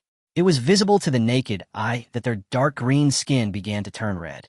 Inside the hall, Yuan Tiangang, who had been able to cope with the situation, was now in an even more miserable state. In addition, his life state had just been absorbed by the goblin messenger. Under this attack, Yuan Tiangang was beaten without any chance to fight back. Looking at Yuan Tiangang, who was being pushed further and further away by the goblin warriors, Qi Fengling's hope that had just been ignited was shattered once again. It seemed that he was really going to die today. Buzz. Hiss. What? The Emperor of the Dead. The King of Corpses. Ant, what on earth is hidden in your body? Just when Qi Fengling felt that his brain was about to be completely invaded by the goblin messenger, his head suddenly buzzed. The next second, the goblin messenger who had already entered his body was bounced out by Shui Lingling, and even his weakness was weakened a lot. Plop splash. At the same time, inside the dance hall, the goblin warriors who were originally chasing Yuan Tiangang fell down instantly, and the magic cast on them by the goblin envoys completely disappeared. At the same time, Qi Fengling finally got in touch with the Yin Divine and Demon Sword again. No, I can't stay here. This matter must be handled by the Lord God King himself. The goblin messenger who was ejected was very flustered. After talking to himself for a few words, he seemed to be leaving. Swish. Want to leave? You're dreaming. Tell me, what's in my body?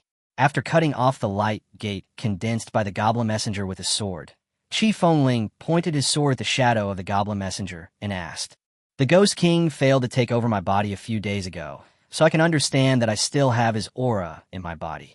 But what Qi Fengling didn't understand was that the Corpse King and the goblin messenger were the same. At the moment they were about to completely take over his body, they were driven away by the mysterious power in his body. So what Qi Fengling is most confused about now is this inheritance of the undead emperor just an inheritance? Or is it a projection of the undead emperor himself? Chapter 74, Bargaining Means Death. He ants are ants. They don't even know what's in their own bodies. They are so weak.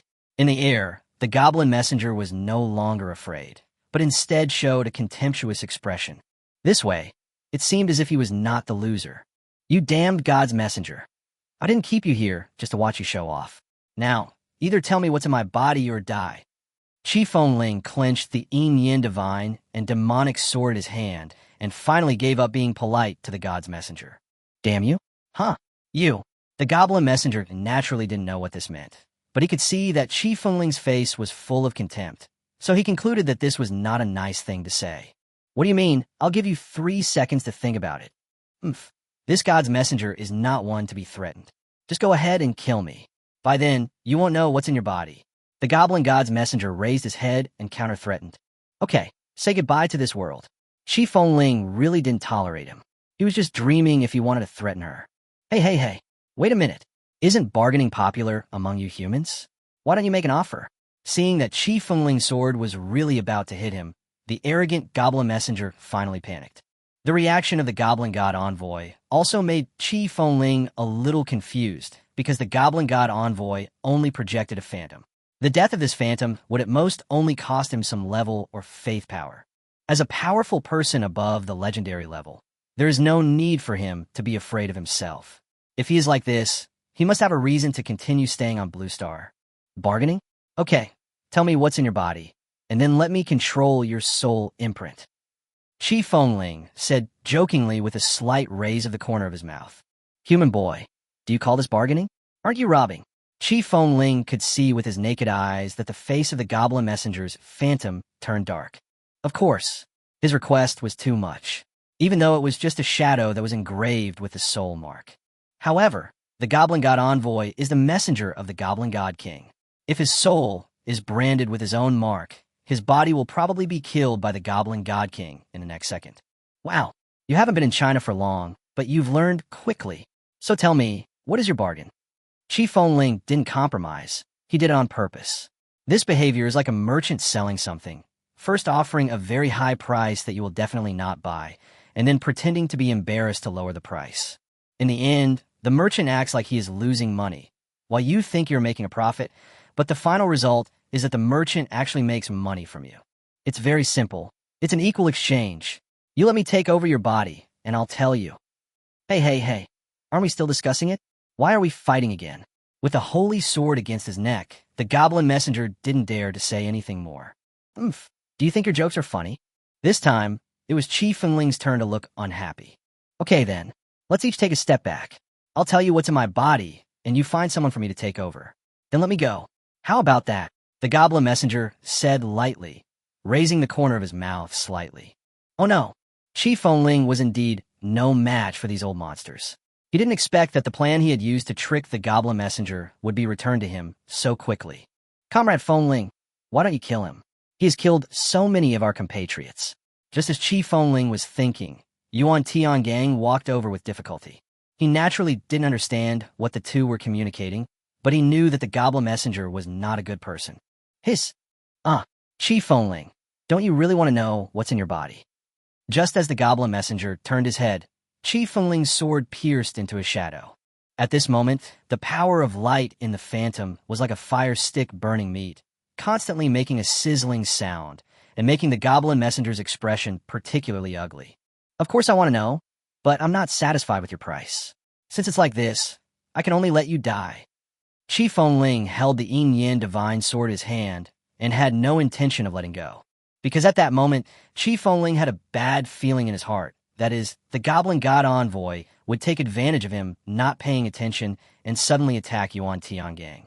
Even though the goblin leader was dead, he was able to upgrade him to the second-level high level. If Yuan Tiangang was possessed by someone else, he would be the one to be imprisoned. And just wait. I will remember you, and sooner or later, I will make you pay the price. Feeling his own power disappearing quickly, the goblin messenger uttered impotent anger and vicious curses. Clatter! 3 seconds later, the shadow of the goblin messenger finally disappeared completely from this world, and a dark green bead fell from where he was just now. Name: Goblin Sacrifice Pearl. Introduction: special beads left by goblin wizards who sincerely worshipped, containing rich goblin aura. Function: can be used by the goblin wizard to complete the sacrifice again, or to strengthen the level of the sacrifice. Wow. Is this the only equipment that was dropped when the goblin god envoy died? Moreover, its use was extremely limited. If Chi Fengling was not sure of everything, he would have wanted to crush the bead directly. Comrade Fengling, I knew you were a good person. Seeing that the goblin messenger was completely killed by Chi Fengling, Yuan Tiangong's face showed a little more praise for Chi Fengling. I can't stand it anymore. We've only met for one day. Tell me, how many nice guy cards have you given me? Chi Fengling rolled her eyes, feeling speechless and helpless towards Yuan Tiangang. What's wrong? Is there something wrong? Is Comrade Fengling a bootlicker? Fengling. Shut up. Chi Fengling covered Yuan Tiangong's mouth with her hand. She didn't expect that this person not only couldn't speak, but sometimes his guesses were quite accurate. How did he know that he had been a bootlicker? Okay, I won't say anything more. But what should we do with him? The only good thing about Yuan Tiangang is that he knows when to stop. Following the direction indicated by Yuan Tiangang, Chi Fengling saw the human women locked in the goblin tent. Half of them had been driven insane by the goblins. Even though such a fierce battle had just taken place, they still sat there motionless. Some of them may have been captured not long ago, and their eyes were full of hatred when they looked at the goblin's corpse. The most tragic thing was that there were 3 human women among them. They had already given birth to children for the goblins. When they saw Chi Fengling and the other 2 drawing their attention, They even unconsciously hid their children behind their backs. What do you think? I'm going back to Yunqing University. I won't take any of these people with me, and I won't help you send them to the army. Chi Fengling would not say something against her will just because Yuan Tiangang had helped her. Because 70% of these women have lost their combat effectiveness, and the remaining 30% will need to be protected for a long time even if they can still fight, but Chi Fengling does not have that ability now. Okay, I still thank you on their behalf. Yuan Tiangang was not angry this time. He just bowed to Chi Fengling and walked toward the women. But this time, Chi Fengling did not go over, because now there were so many goblin corpses behind him, which were the best sacrifices for the blood sacrifice of the undead. Chapter 75, Forced Violence Aftermath. Buzz. Endless abyss, eternally sleeping souls, please respond to my call. Don't touch me. The country has really raised you in vain. The people have really raised you in vain. Where were you when my husband died? Where were you when I was abused by them? Ma'am, please calm down. When the apocalypse broke out, our army was also in a difficult time, and we are also the people. In front of the pile of goblin corpses, Chi Fengling was chanting the blood sacrifice spell when she heard the women's scolding and Yuan Tiangong's repeated apologies from the goblin tent.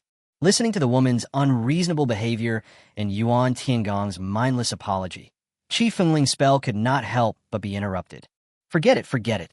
Why bother about so many things? I have a clear conscience anyway. After comforting himself with a few words, Chi Fengling once again focused his attention on the blood sacrifice. Endless abyss, eternally sleeping souls, please respond to my... I don't care. I have to pay so much tax every year. How come you're useless when I need you? Where does our money go? Ma'am, I'm just a small soldier. I don't know about these things, but I believe that the money must have played its role. You're talking like that again. What else can you say besides this? When have you ever solved the problems we raised? And that guy, why doesn't he come over? Why does he still act so superior? We're the victims, okay? Madam, I am telling the truth. As for that comrade, he is not a soldier. I am here to serve you. Not a soldier? Humph, is he a man? Doesn't he have any kindness at all? What a bastard. Before the magic circle, Chi Fengling originally didn't want to pay attention to them, but the words of those women became more and more unpleasant. Not only were they unreasonable, but they even escalated to personal attacks. But what they said was not without reason. Those who could stay in the best yoga club in Cloud City were all wealthy. They paid the most taxes and suffered the least before the end of the world. This was fair, but what they couldn't bear was that in just an instant, their lofty status disappeared and they were subjected to inhuman torture. Some women chose to remain silent, while some women went crazy and bit anyone they saw unreasonably. Bang, bang, bang. Keep your mouth shut. This is the end of the world. I don't have a kind heart. If I hear someone say that about me again, I don't mind having one more body here. After stopping the call for the blood sacrifice of the undead again, Chi Fengling decisively fired 2 shots into the sky. The disgusted expression on his face did not seem to be acted at all. No, what's wrong with you? Are you still a man? I was just talking. Bang. I won't say anything anymore. I won't say anything anymore. A gunshot hit the woman's side. The threat of death made the woman, who was about to say something more, instantly quiet down. Comrade Fengling, calm down and leave it to me. I will take care of it. Seeing that Chi Fengling really shot towards them, Yuan Tiangang directly used his body to block in front of the women, his face full of pleading. Snort. Endless abyss, eternally sleeping souls, please respond to my call, listen to my voice, feel my sincerity, for this I will dedicate. Don't come over here, this is my child. Don't touch him, don't touch him. Ma'am, can you please wake up? He is the offspring of the goblins. Leaving him on Blue Star will only bring us trouble. No, he is my child. The doctor said I would never be able to have children in my lifetime. Now I have one, and no one can separate us. Ma'am, please take a closer look. Does this child have any human characteristics? When this child grows up, he will only hate us. No, I don't care. Don't come over here. Soldiers are bullying civilians. Soldiers are killing children. Is there any justice? Is there any? Bang, bang, bang. That's enough. Shut up. Chi Fengling on the side finally couldn't bear it anymore. Although these women didn't say anything about her anymore, what they said was simply inhumane. Some of them even started to make trouble unreasonably. Chi Fengling originally thought that since they were tortured physically, they would have great hatred towards the goblins, but she did not expect that these people would not dare to say a word to those who persecuted them. but would make endless demands on those who treated them well. Qi Fengling knew what kind of person Yuan Tiangang was. If they continued to fight like this, those goblin offspring would definitely not die. As Yuan Tiangang said, the goblins have inherent bad qualities in their genes, and they don't care about the so-called maternal love. There is no ethics in their understanding. They only have desires and pleasures that come from their physiology. To put it bluntly, when they grow up, they may even become violent towards their mothers. Comrade Fengling, don't get excited. I can handle this matter. At this moment, Yuan Tiangang, with a tired face, was still pleading for them because Yuan Tiangang was afraid that Qi Fengling would really kill someone. Yuan Tiangang, do you remember that you promised me one thing? No matter what I do, you can't interfere. Yes, this was the bet that Qi Fengling and Yuan Tiangang won. I remember, but don't sebu. Don't worry, I know what I'm doing. Pushing away the hesitant Yuan Tiangang, Qi Fengling stood straight in front of the women. What do you want to do? Seeing this killer standing in front of them, almost all the women took a step back unconsciously. No, give me back my child, give me back my child. Qi Fengling moved extremely quickly. Before the three women could react, the goblin offspring in their arms were snatched away by Qi Fengling. Wow, wow, bang. After the sound of a heavy object hitting the ground, the baby's crying stopped abruptly, and a big hole appeared on the ground. In the hole was the goblin baby who was almost smashed into a meat paste. No, what are you doing? That's my child, my only child. You devil. I'm going to fight you. I'm going to fight you. Touching the dead child on the ground, the woman screamed and rushed towards Qi Fengling.